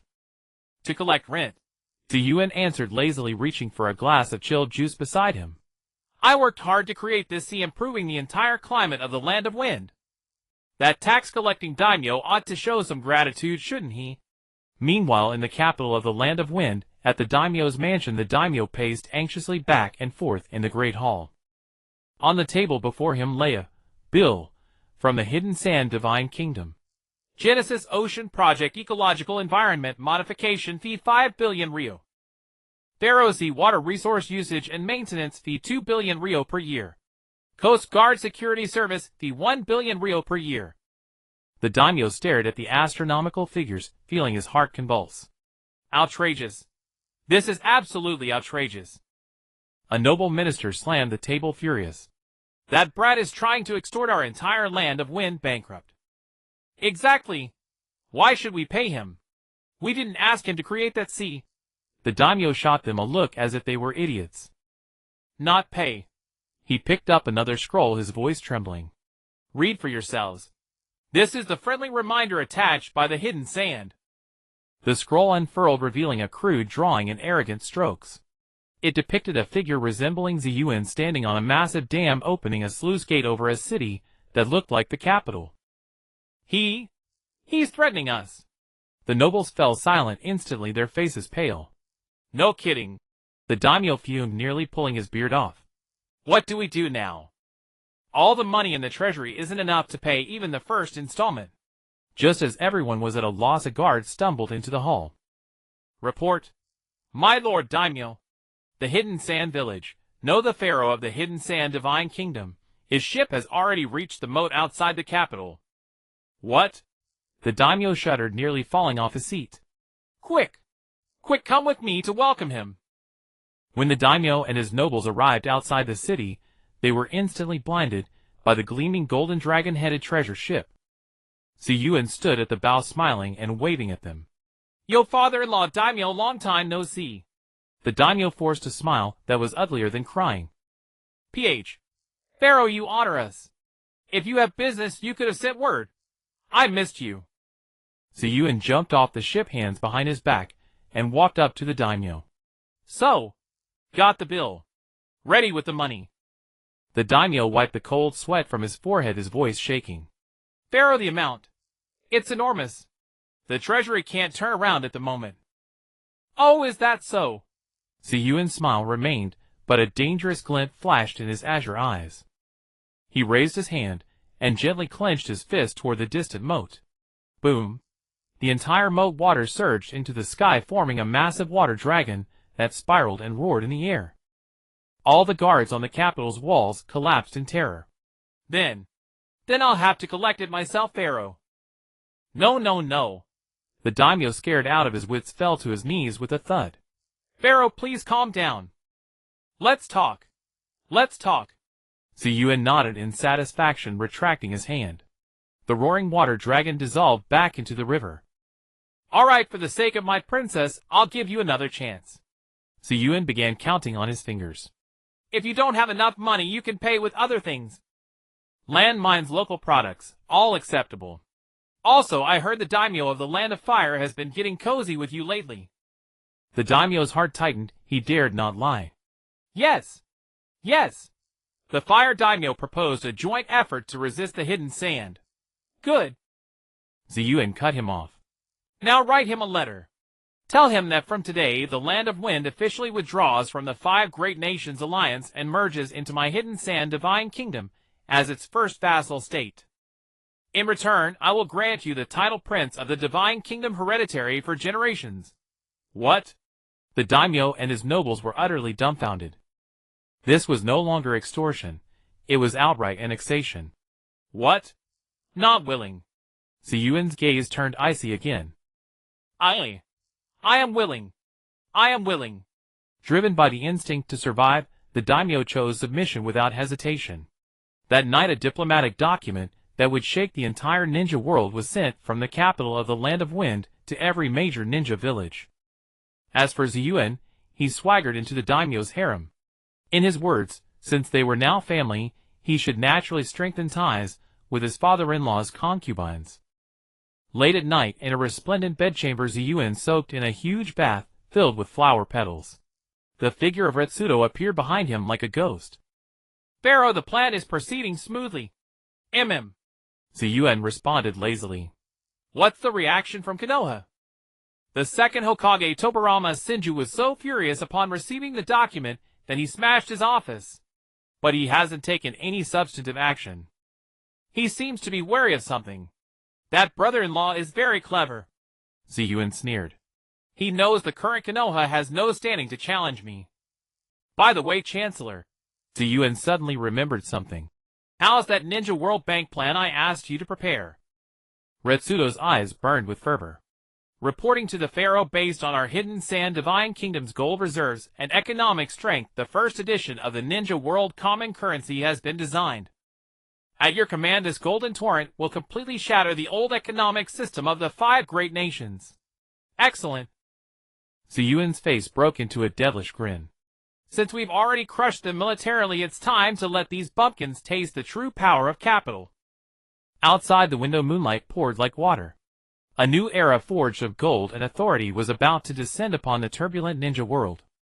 3 months after annexing the Wind Country, in the new port city of the Shine Divine Country, a bustling metropolis had risen on the eastern shore of the Pharaoh's Sea, becoming the most prosperous trade hub in the entire shinobi world.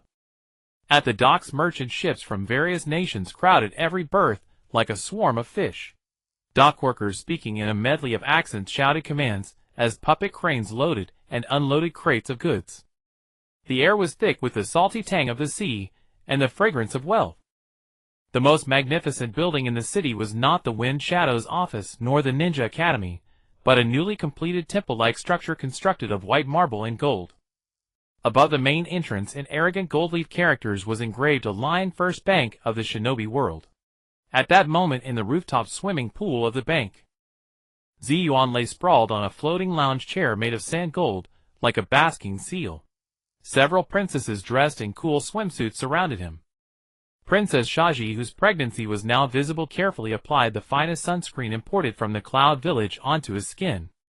Yu Zibo Ling, wearing sunglasses, lay on another lounge chair not far away, idly observing the clouds, with her Sharingan calculating their drift speed. How boring! Zi Yuan yawned, casually picking up a glass of juice chilled with the ice release technique. Where is the Chancellor? Have him come see me. This pharaoh has thought of a new game more interesting than sunbathing. Half an hour later, Lai Dou's face etched with exhaustion appeared in the courtyard by the pool. He bowed respectfully to Zi Yuan, who was still on the lounge chair. Pharaoh, you called for me. Yes. Zi Yuan sat up from the lounge chair. Chancellor, tell me, are we now the richest village in the shinobi world? Lai Dou pondered for a moment, and replied meticulously. Your Majesty, considering our gold reserves, mineral resources, and the cash flow from the Peace Highway and port trade, our comprehensive financial strength is at least 3 times that of the other 4 great nations combined. Good. Zi Yuan nodded with satisfaction, then flashed a devilish grin. Then why do we still trade with those colorful pieces of paper that look like toilet paper? Lai Dou was stunned, not understanding the pharaoh's meaning.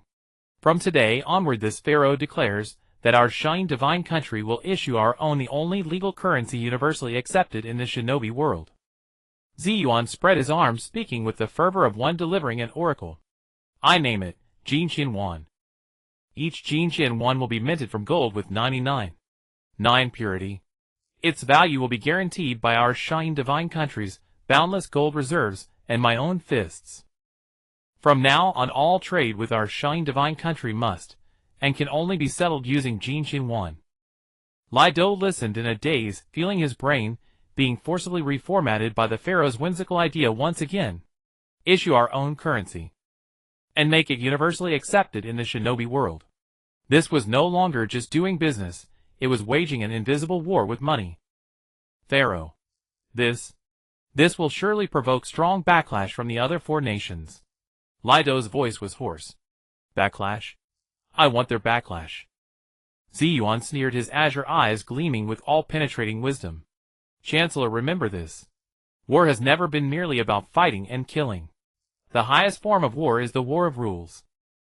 When all merchants begin to pursue our stable and value-preserving Jinchuriki Yuan, their paper currencies, backed by the daimyo's credit, which can depreciate at any moment due to war, will become worthless.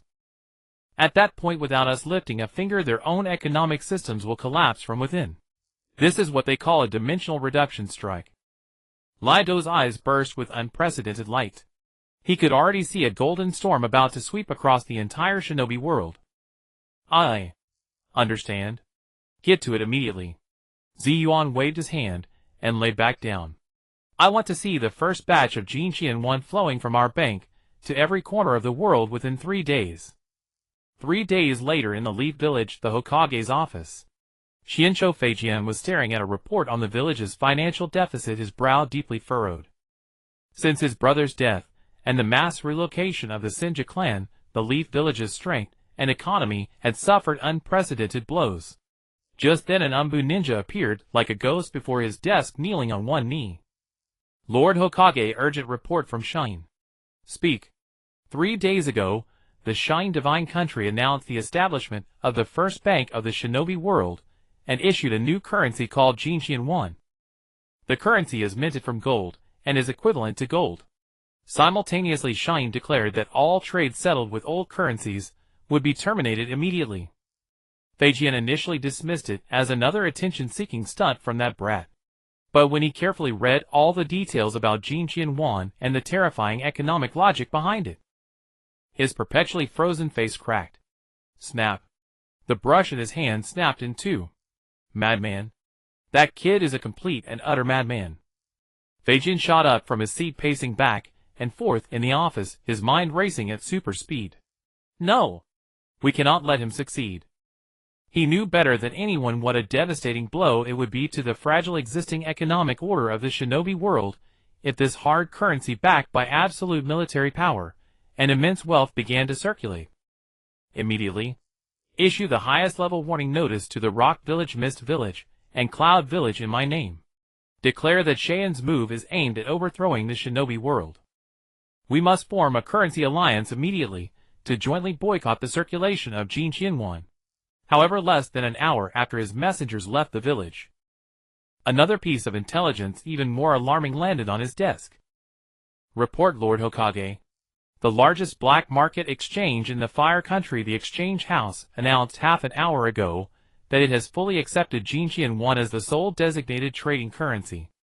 Merchants across the country are frantically dumping the currency issued by our Leaf Village to exchange for Jinchuriki.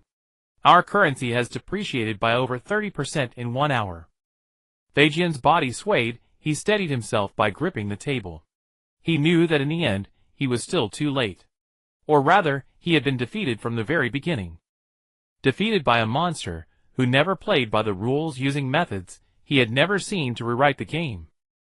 At the top of the first bank of the shinobi world in the Shine Divine Country, Zi Yuan looked at the report Lido presented, which recorded the collapse of various nations' currencies and the skyrocketing value of Jinchuriki, and let out a satisfied burp.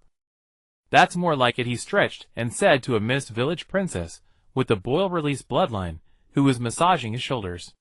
War is indeed the most expensive and most profitable business in the world. Darling, once we've made all the money in the world, what shall we do next? The morning sunlight filtered through the intricately carved pure gold window lattice, casting a layer of crushed gold across the top floor of the Newport City Bank. Zi Yuan sat upon the massive bed that could easily accommodate 5 people, before him a plate of icy crystal grapes imported from the land of Earth. These grapes, grown only in the frigid extremes, exuded an aura of chill, with each orb melting instantly upon the tongue. Beside him, Hinata Mina gently kneaded his shoulders, with her soft, boneless little hands, her touch perfectly measured. Darling, the people outside are about to break down the bank's doors. Mina's voice was soft and sweet, a hint of helplessness in her pale eyes. Zi Yuan took a bite of the grape, the juice trickling down the corner of his mouth. He carelessly wiped it with his imperial god robe. What's the rush? Let them queue. If they want the money pills, they need to learn the humility of begging. Below the bank building, thousands of merchants from various countries stood under the scorching sun, clutching their own paper currency tightly, their eyes filled with madness.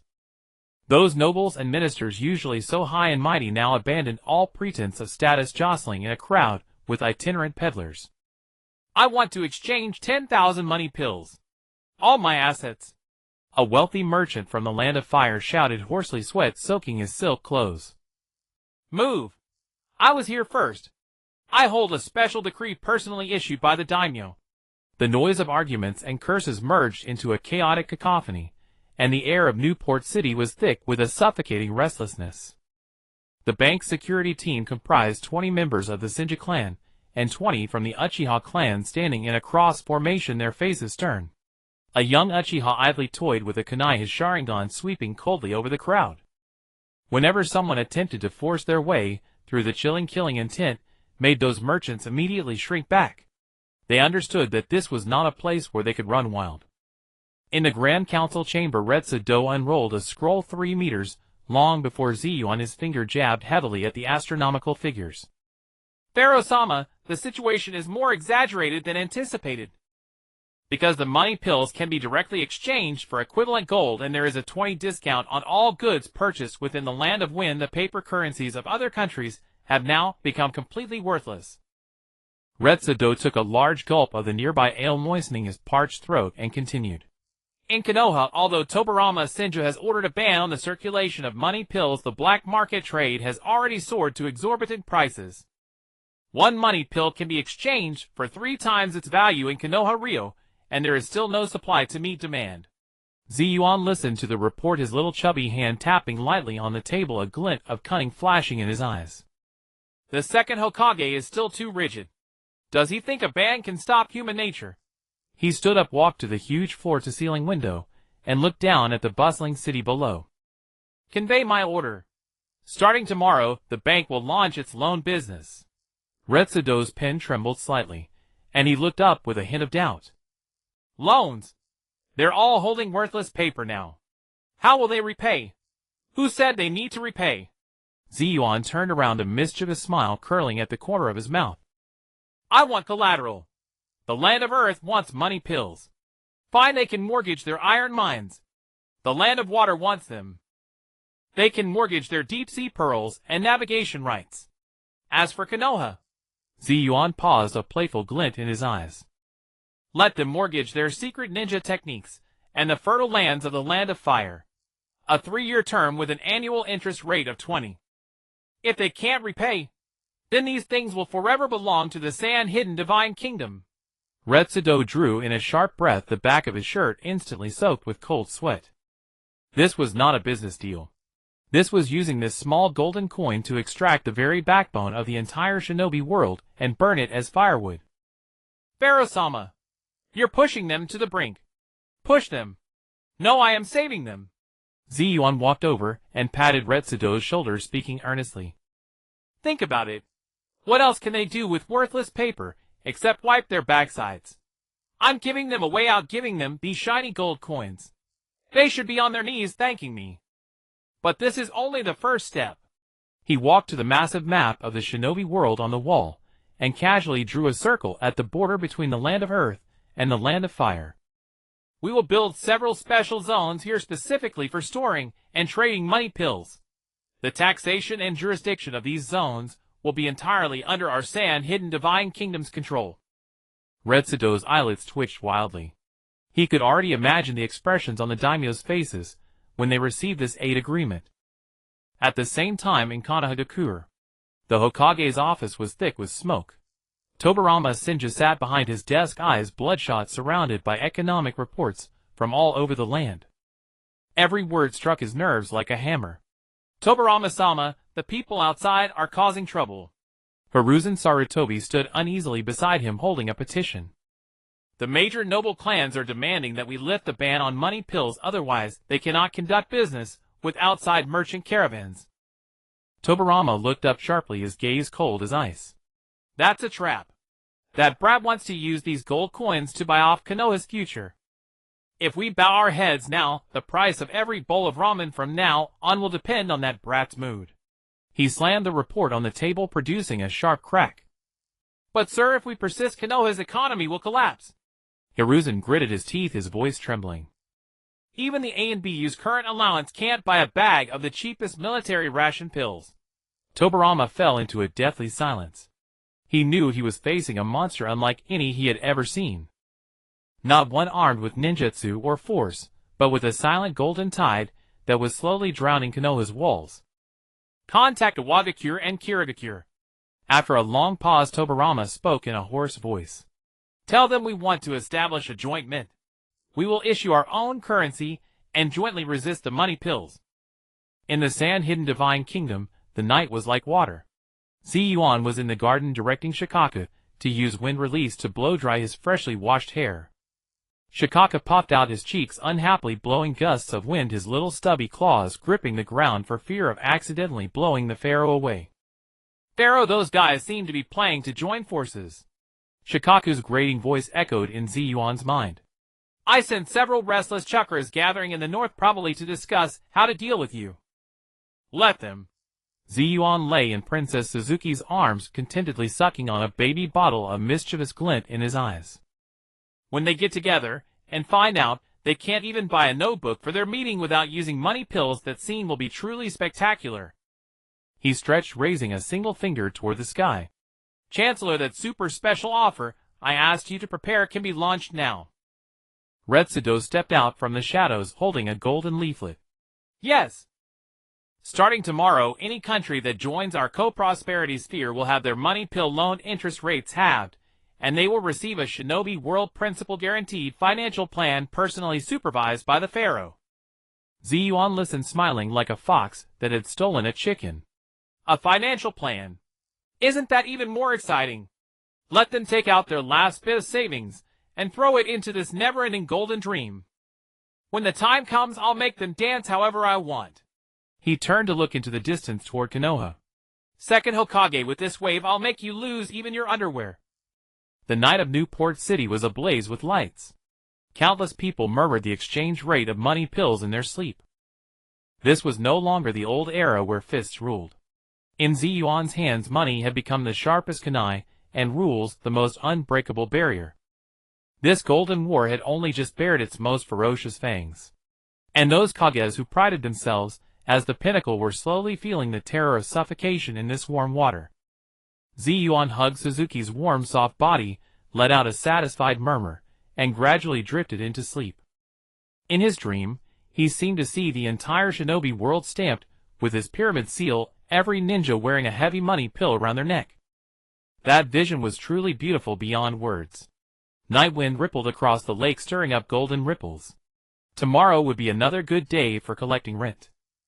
The next day, in front of the Pyramid Bank, the first sign for the financial plan had just been hung up. The merchants who had been hesitating instantly erupted. Principal guaranteed. And a 10 return. This is truly a blessing from the pharaoh. Quick! Pawn all my antiques. I want to buy the maximum. The tide of madness rose once more. The golden vortex centered on the land of wind was expanding wildly across the entire shinobi world. No one could escape. No one wanted to escape. This was the power of desire. And this was the first real grand gift Zi Yuan had prepared for this world. Far away, deep underground, Madara Uchiha stared at the gold coin brought back by White Zetsu. He gazed at the arrogant, smiling face of Zi Yuan on the coin, and remained silent for a long time. This brat is more ruthless than me.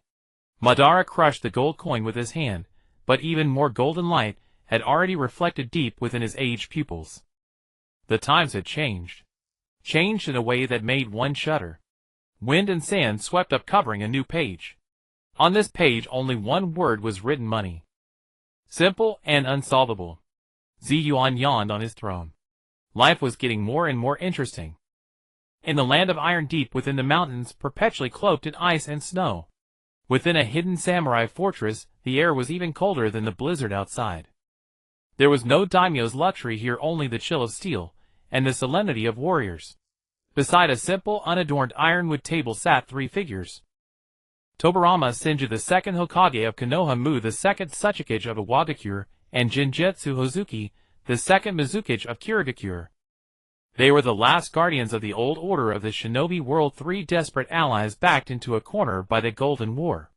Before Tobirama sat a single cup of cold, untouched tea. His ice-carved visage betrayed no emotion, yet his deep red eyes were like a pool of water about to freeze over.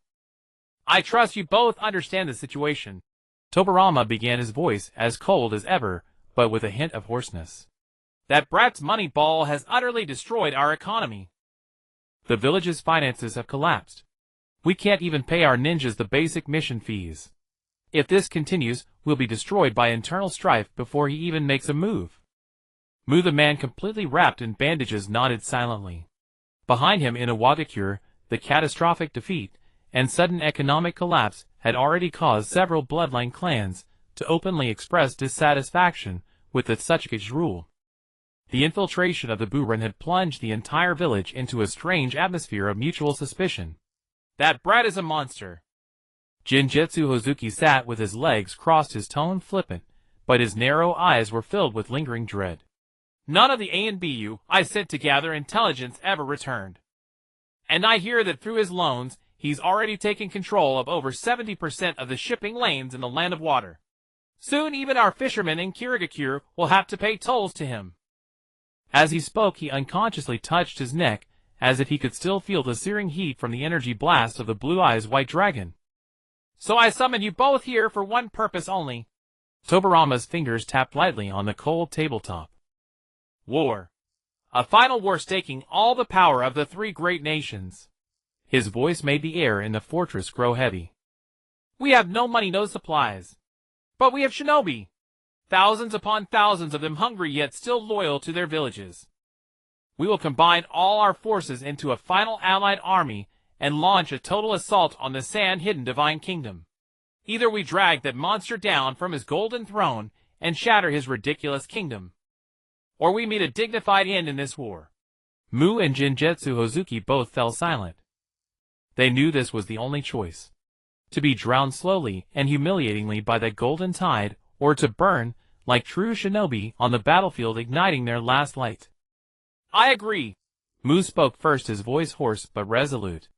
Iwagakure will deploy every able-bodied shinobi, myself included. Since even the usually reclusive Mu has said so, Kirigakure naturally cannot fall behind. Genjutsu Hozuki spread his hands. But I have a condition. He looked at Tobirama. In this battle, I and the first Tsuchikage and first Mizukage must all be on the front lines. We must use our strongest power to confront that monster. Agreed.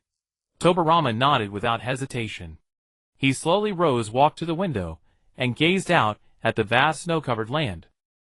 3 days from now assemble at the Land of Fire border. This battle is not for peace nor for profit.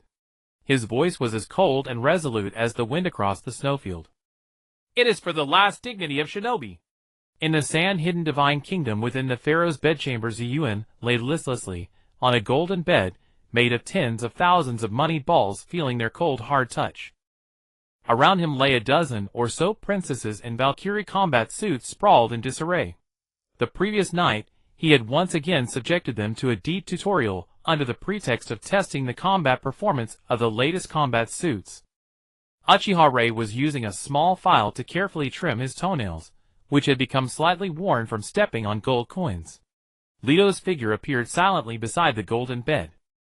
Pharaoh, what you predicted has come to pass. His voice carried its eternal weary tone.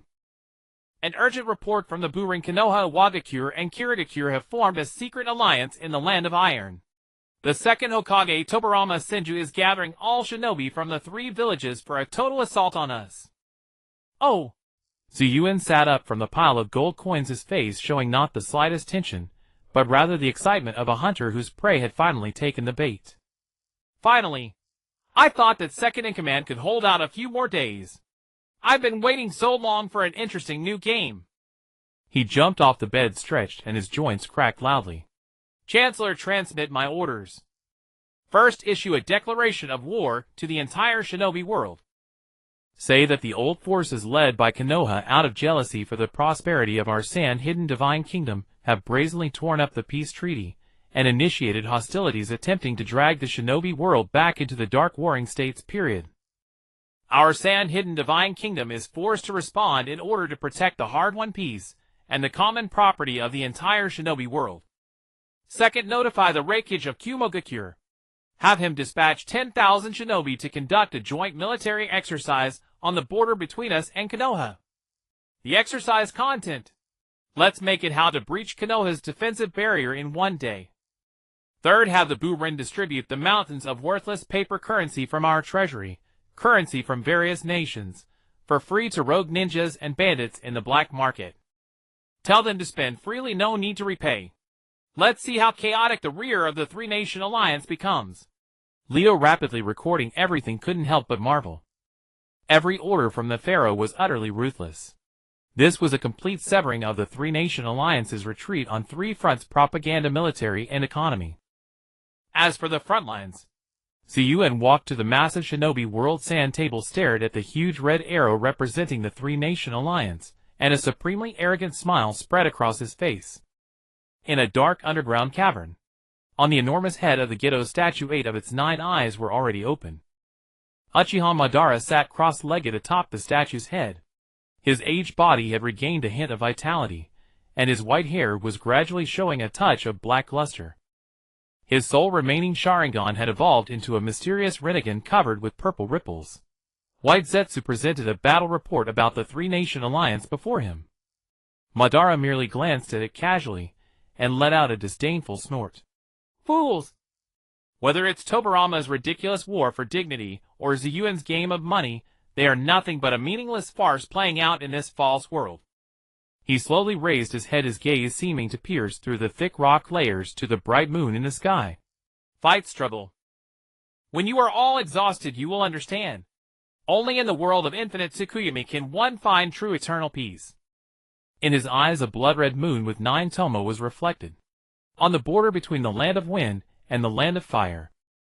Along a defense line stretching for several kilometers, tens of thousands of shinobi from Konoha, Iwagakure, and Kirigakure formed a surging dark and tragic wave of determination. The border between the Wind Country and the Fire Country lay like a colossal scar across the heavens and the earth. The sky was leaden gray, and even the wind carried the scent of rust brushing against the faces of tens of thousands of shinobi in the Allied forces, bringing a bone-chilling cold. This was a black torrent composed of all combat-capable shinobi from the three great villages Konoha, Wagakure, and Kirigakure. They stood silently on one side of the defensive line, their suppressed chakra coalescing into an invisible dark cloud with each person's eyes burning with determination and sorrow. They had no retreat. Before the economic avalanche triggered by Moneyball, the villages were already precarious. Continuing would only lead to internal strife and ruin. This battle was their final charge for the dignity of shinobi in the old era. Tobirama Senju stood at the forefront of the formation clad in deep blue armor, his arms crossed over his chest. His face carved like ice betrayed no emotion. Yet his crimson eyes were fixed on the horizon, as if trying to pierce through the yellow sands. Behind him stood the equally grim-faced second Tsuchikage Mu, and the second Mizukage Jinjetsu Hozuki, who lounged with crossed legs appearing relaxed, but with every muscle tensed. Time passed in suffocating silence minute by minute. On the distant horizon a glimmer of gold appeared. That golden light grew rapidly, and soon everyone could see it was a vast golden cloud composed entirely of pure gold dust. Upon the cloud an extravagantly luxurious golden throne emitted a dazzling radiance. A figure sat regally on the throne gazing down at the tens of thousands of allied forces, with the indifferent look of one observing ants. It was Zi Yuan. Behind him stood Prime Minister Retsu along with dozens of Badlands wearing bronze ghost masks, and dark gold cloud-patterned black robes motionless, like the most loyal guards exuding a chilling aura that made hearts tremble. Without a word of nonsense, without a moment of hesitation, the moment that golden cloud floated above the battlefield, Zi Yuan slowly rose from his throne, stretching his limbs, as if just waking up, his face still carrying a trace of idle laziness. "So slow," he muttered, then lightly snapped his fingers at the vast desert below. Magnet release. Boom. The earth began to roar violently, as if an ancient giant beast that had slumbered for 1,000 years was awakening from the depths of the planet. Under the horrified gaze of all the shinobi in the allied forces, the yellow sand beneath their feet surged upward in a frenzy.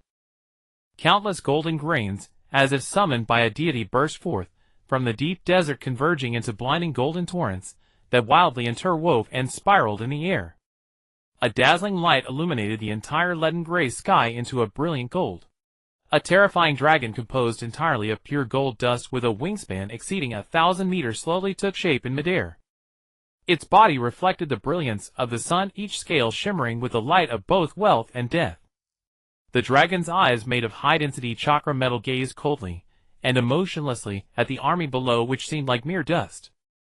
This was the ultimate manifestation of magnet release, a murderous art built from endless wealth, the sun god winged dragon form. This is...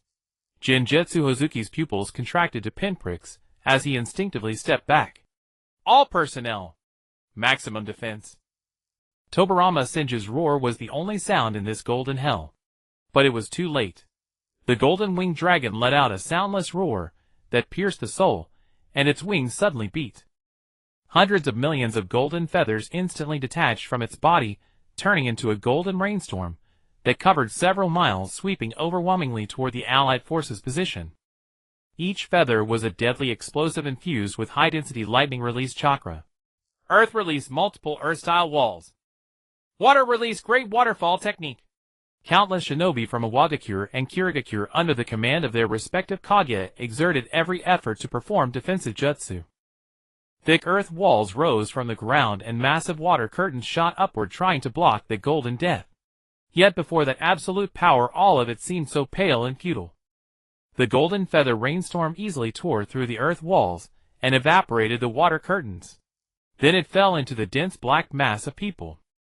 Boom, boom, boom, boom, boom. An indescribable, unending series of violent explosions instantly engulfed the allied forces' front lines. The light and heat of the explosions turned thousands of shinobi along with the ground beneath them into scorched earth. Flesh and blood flew, severed limbs were thrown dozens of meters into the air only to be torn into finer fragments in the next wave of explosions. Screams did not even have time to be uttered before they were drowned out by the deafening roar. With just one strike, nearly 10,000 shinobi of the Allied vanguard vanished into thin air in that splendid and cruel golden fireworks display. The pungent smell of blood and burnt flesh mingled, pervading the entire battlefield. Rivers of blood were no longer enough to describe the horror before them. This was hell, a hell of despair built from golden blood. Monster! A surviving Konoha shinobi, seeing the front line now gaping like a wound bitten by a giant beast, completely broke down. He threw away his kunai, fell to his knees, and wept uncontrollably. But the slaughter had only just begun. Roar! The golden-winged dragon opened its enormous maw once more, and a massive energy ball over 10 meters in diameter, composed of a highly compressed electromagnetic cannon, rapidly formed in its mouth. Tobirama! Mu roared. Dust release detachment of the primitive world technique. He pressed his hands together, and a pure white, seemingly all-consuming cubic beam of light shot from his palms, meeting the golden energy ball. Lava release scorching river rock technique. Jinjutsu Hozuki no longer held back. He knew that any further hesitation would mean death for all of them. He summoned a massive mirage that spewed a torrent of magma mixed with oil and acid enough to melt steel. Flying Thunder God Slash. Tobirama Senju transformed into a blue bolt of lightning, vanishing from his spot. He appeared atop the golden dragon's head, the lightning-reed short sword in his hand, stabbing fiercely toward the dragon's nape at a speed beyond limits. He aimed to sever the connection between the caster and this monster. Boom! Dust release and lava release struck the golden energy ball simultaneously. The collision of three ultimate forces unleashed an energy storm even more terrifying than before. White light, red light, and golden light intertwined, tearing half the sky apart. But Tobirama's lethal strike missed. In the instant before the indestructible Flying Thunder God blade touched the golden dragon's scales, it was firmly blocked by an invisible, overwhelmingly powerful repulsive force. Second in command, you're too slow. Zi Yuan's mocking voice sounded in his ear. Unbeknownst to Tobirama, Zi Yuan had already appeared behind him, holding a massive, exaggerated scythe made of pure gold dust. My turn! Without giving Tobirama any time to react, the golden scythe swept down at his waist with a roar that seemed to tear space itself. Tobirama's pupils contracted sharply. In the split second between life and death, he activated the Flying Thunder God technique and barely vanished from the spot. The next moment, he appeared 100 meters away, his back soaked with cold sweat. He had felt just now that he had brushed past death. Above, the energy storm gradually dissipated. The golden-winged dragon was unscathed. Mu and Jinjutsu Hozuki, drained of enormous chakra, had turned deathly pale. All troops charge! Retsu's icy voice transmitted through the Badlands communication devices spread across all of Sunagekyu's positions. Kill! Tens of thousands of Sunagekure shinobi clad in uniform armor, and with high morale, surged like tigers released from their cages, launching a general offensive from the other side of the defensive line. Their eyes held no fear, only fanatical worship of the pharaoh, and boundless killing intent toward the enemy. The puppet army, the Bloodline Limit Squad, the Tail Beast Army. The war machine of the Sunagekure Divine Kingdom, suppressed for years, had finally bared its most ferocious fangs. War had entered its most primitive and cruelest mode, a meat grinder. The battlefield could no longer be called a battlefield. It was a colossal meat grinder soaked through with gold and blood. Tens of thousands of Sunagekure shinobi, like a torrent injected with fanatical stimulants, stormed the crumbling defense line of the Allied forces with reckless abandon. They were well-equipped and coordinated. Puppeteers manipulated gleaming mechanical puppets, reaping a bloody harvest among the crowd. Special units with Kekkei Genkai acted like sharp knives, effortlessly tearing apart any formation that dared to resist. Monsters! They are all monsters! A Konoha shinobi, watching his comrade impaled through the chest by a bone-white blade sprouting from the arm of a Kagaya clan Sunagekure shinobi, had his spirit completely shattered. He dropped his kunai and turned to flee, but what greeted him was a sand-iron spear wrapped in black lightning descending from the sky. On the other side, the Iwagakure shinobi attempted to build defensive barriers with their proud earth release. But those thick earthen walls before the magnet release capable of manipulating metal were as fragile as paper. Countless fine gold dust particles, like sentient vipers, burrowed into the cracks of the earthen walls, instantly detonating and dismantling them from within. We cannot retreat. The village is behind us.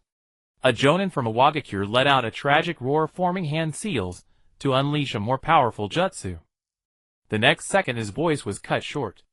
A black shadow emerged from beneath his feet, twisted without warning, and rose to form a figure in a bronze mask, a Liangren, whose short blade silently slashed across his throat.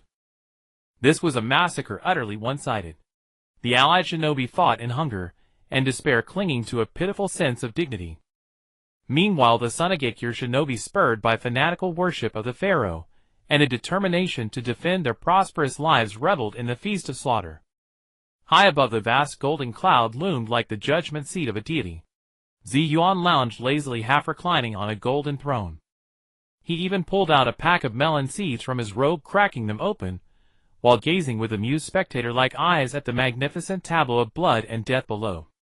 Tis, the special effects are far better than those cheap movies from my past life. He spat out a seed shell, and casually pointed at a stubborn allied stronghold below. Chancellor, add some seasoning over there. As you wish. Lightu's voice was cold and steady. The golden-winged dragon of Ra in the sky let out a silent roar, its massive wings flapping once more. Another slightly smaller, but more precise shower of golden rain poured down upon the coordinates. In an instant, hundreds more lives were reduced to ashes in the golden light. He must be stopped. On the ground, Shinsho Feijian's figure turned into a blue bolt of lightning, darting through the chaotic battlefield. His crimson eyes, like high-precision radar, locked onto the leisurely figure in the sky. It was this brat. If he could kill him, this nightmare would end.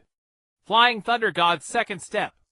Feijian hurled a specially crafted kunai inscribed with a technique formula toward the sky with all his might. The kunai turned into a streak of light, piercing through layers of obstacles, aimed straight at Zi Yuan's brow. Oh! A glint of amusement flickered in Zi Yuan's eyes. He didn't even move. With a mere thought, the kunai about to touch his skin was frozen in midair by an invisible, powerful, repulsive force. The next second, Feijian's figure appeared above the kunai, his short blade wreathed in lightning, stabbing down with speed beyond limits. However, what greeted him was Zi Yuan's face, close at hand, wearing a mocking smile. Too slow, second in command. Zi Yuan extended a single finger and gently tapped it against the tip of Feijian's blade. Vroom! A terrifying magnetic storm erupted instantly. Feijian felt an irresistible, violent force surge from the blade tip. Every bone in his body groaned under the strain, and he was sent flying backward, like a man struck by a high-speed train tracing a helpless parabola through the air. Dust release detachment of the primitive world. At that moment, a pure white cubic beam of light, as if capable of devouring everything, shot from the other side of the battlefield, tearing through space, aimed directly at the massive golden-winged dragon of Ra in the sky. It was Wu. The second Suchikage had finally seized the opportunity to unleash his ultimate technique. Faced with this attack that could disintegrate things at the molecular level, Zi Yuan merely curled his lips in disdain. This again. Can't you come up with something more creative? He raised his hand and gently clenched it toward the white beam. Magnet release Shinra Tensei. Boom!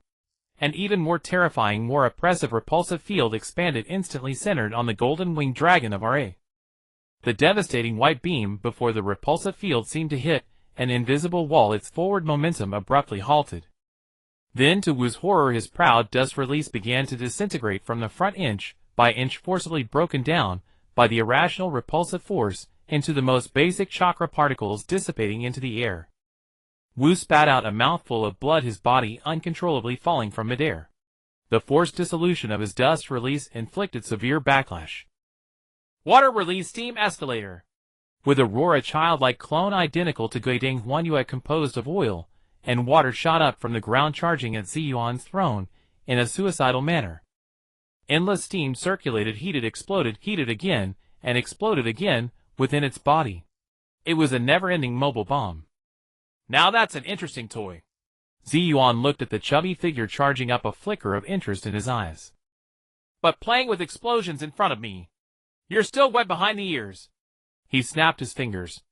Magnet release gold dust burial. With a thunderous roar over an area spanning thousands of meters, all the sand surged upward madly, forming a golden tsunami that soared into the sky. That golden tsunami did not attack the Allied forces, instead it caught up to the childlike clone at even greater speed, enveloping it layer by layer. Finally, in midair, it condensed into a massive pure gold solid sphere over 100 meters in diameter. Boom! Boom! Boom! Muffled explosions came from within the golden sphere, one after another, ceaselessly.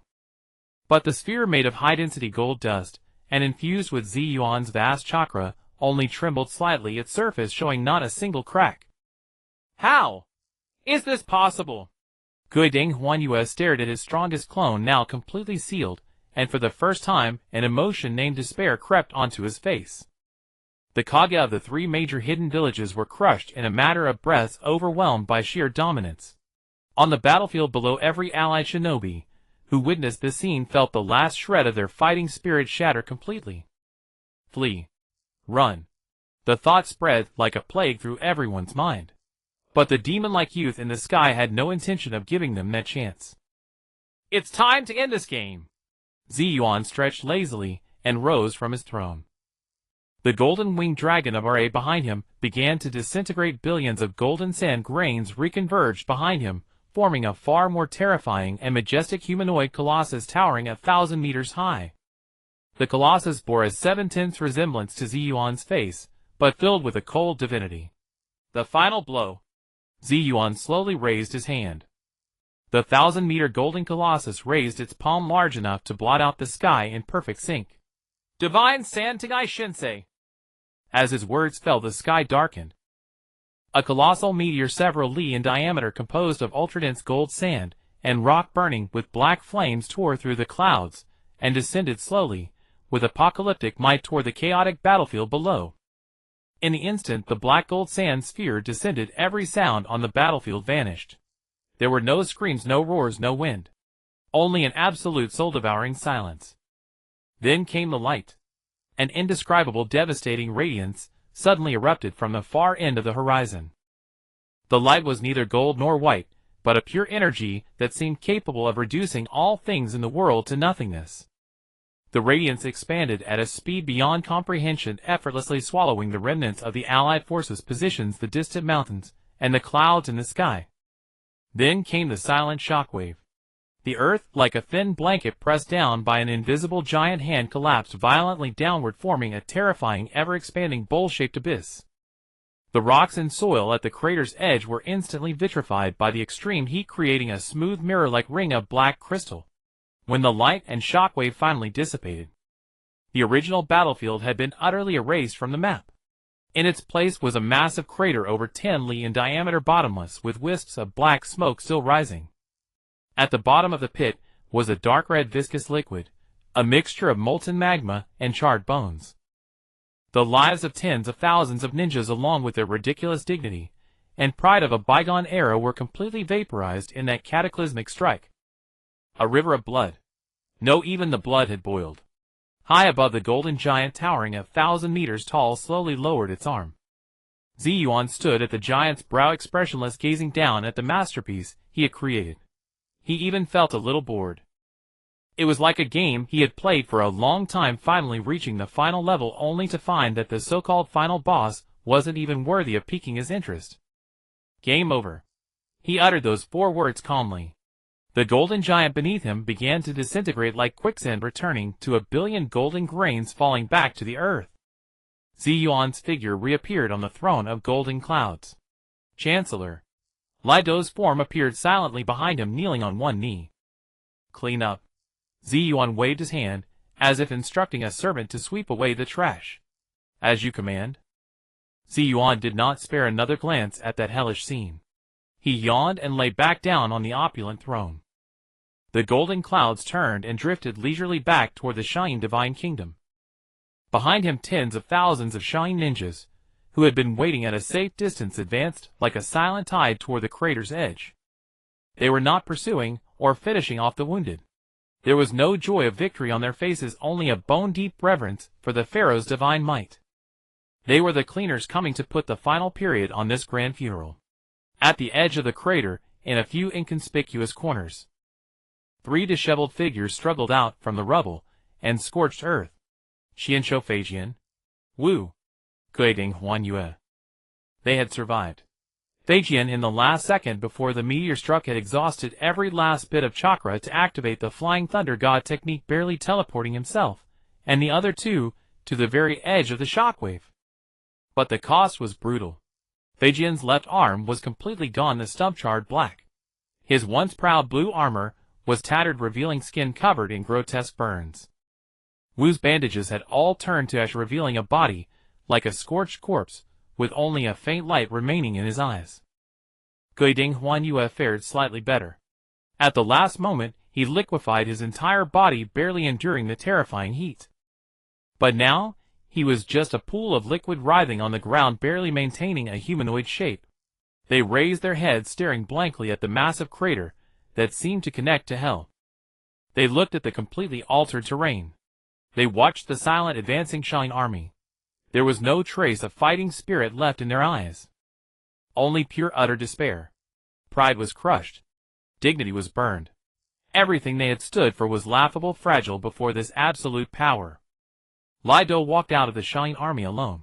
He carried no weapon, simply walking slowly before the 3 Kage and looking down at them. There was no arrogance of a victor on his face, only the calm of one delivering a verdict. He did not speak. He simply took 3 pre-prepared scrolls from his robe and threw them in front of the trio.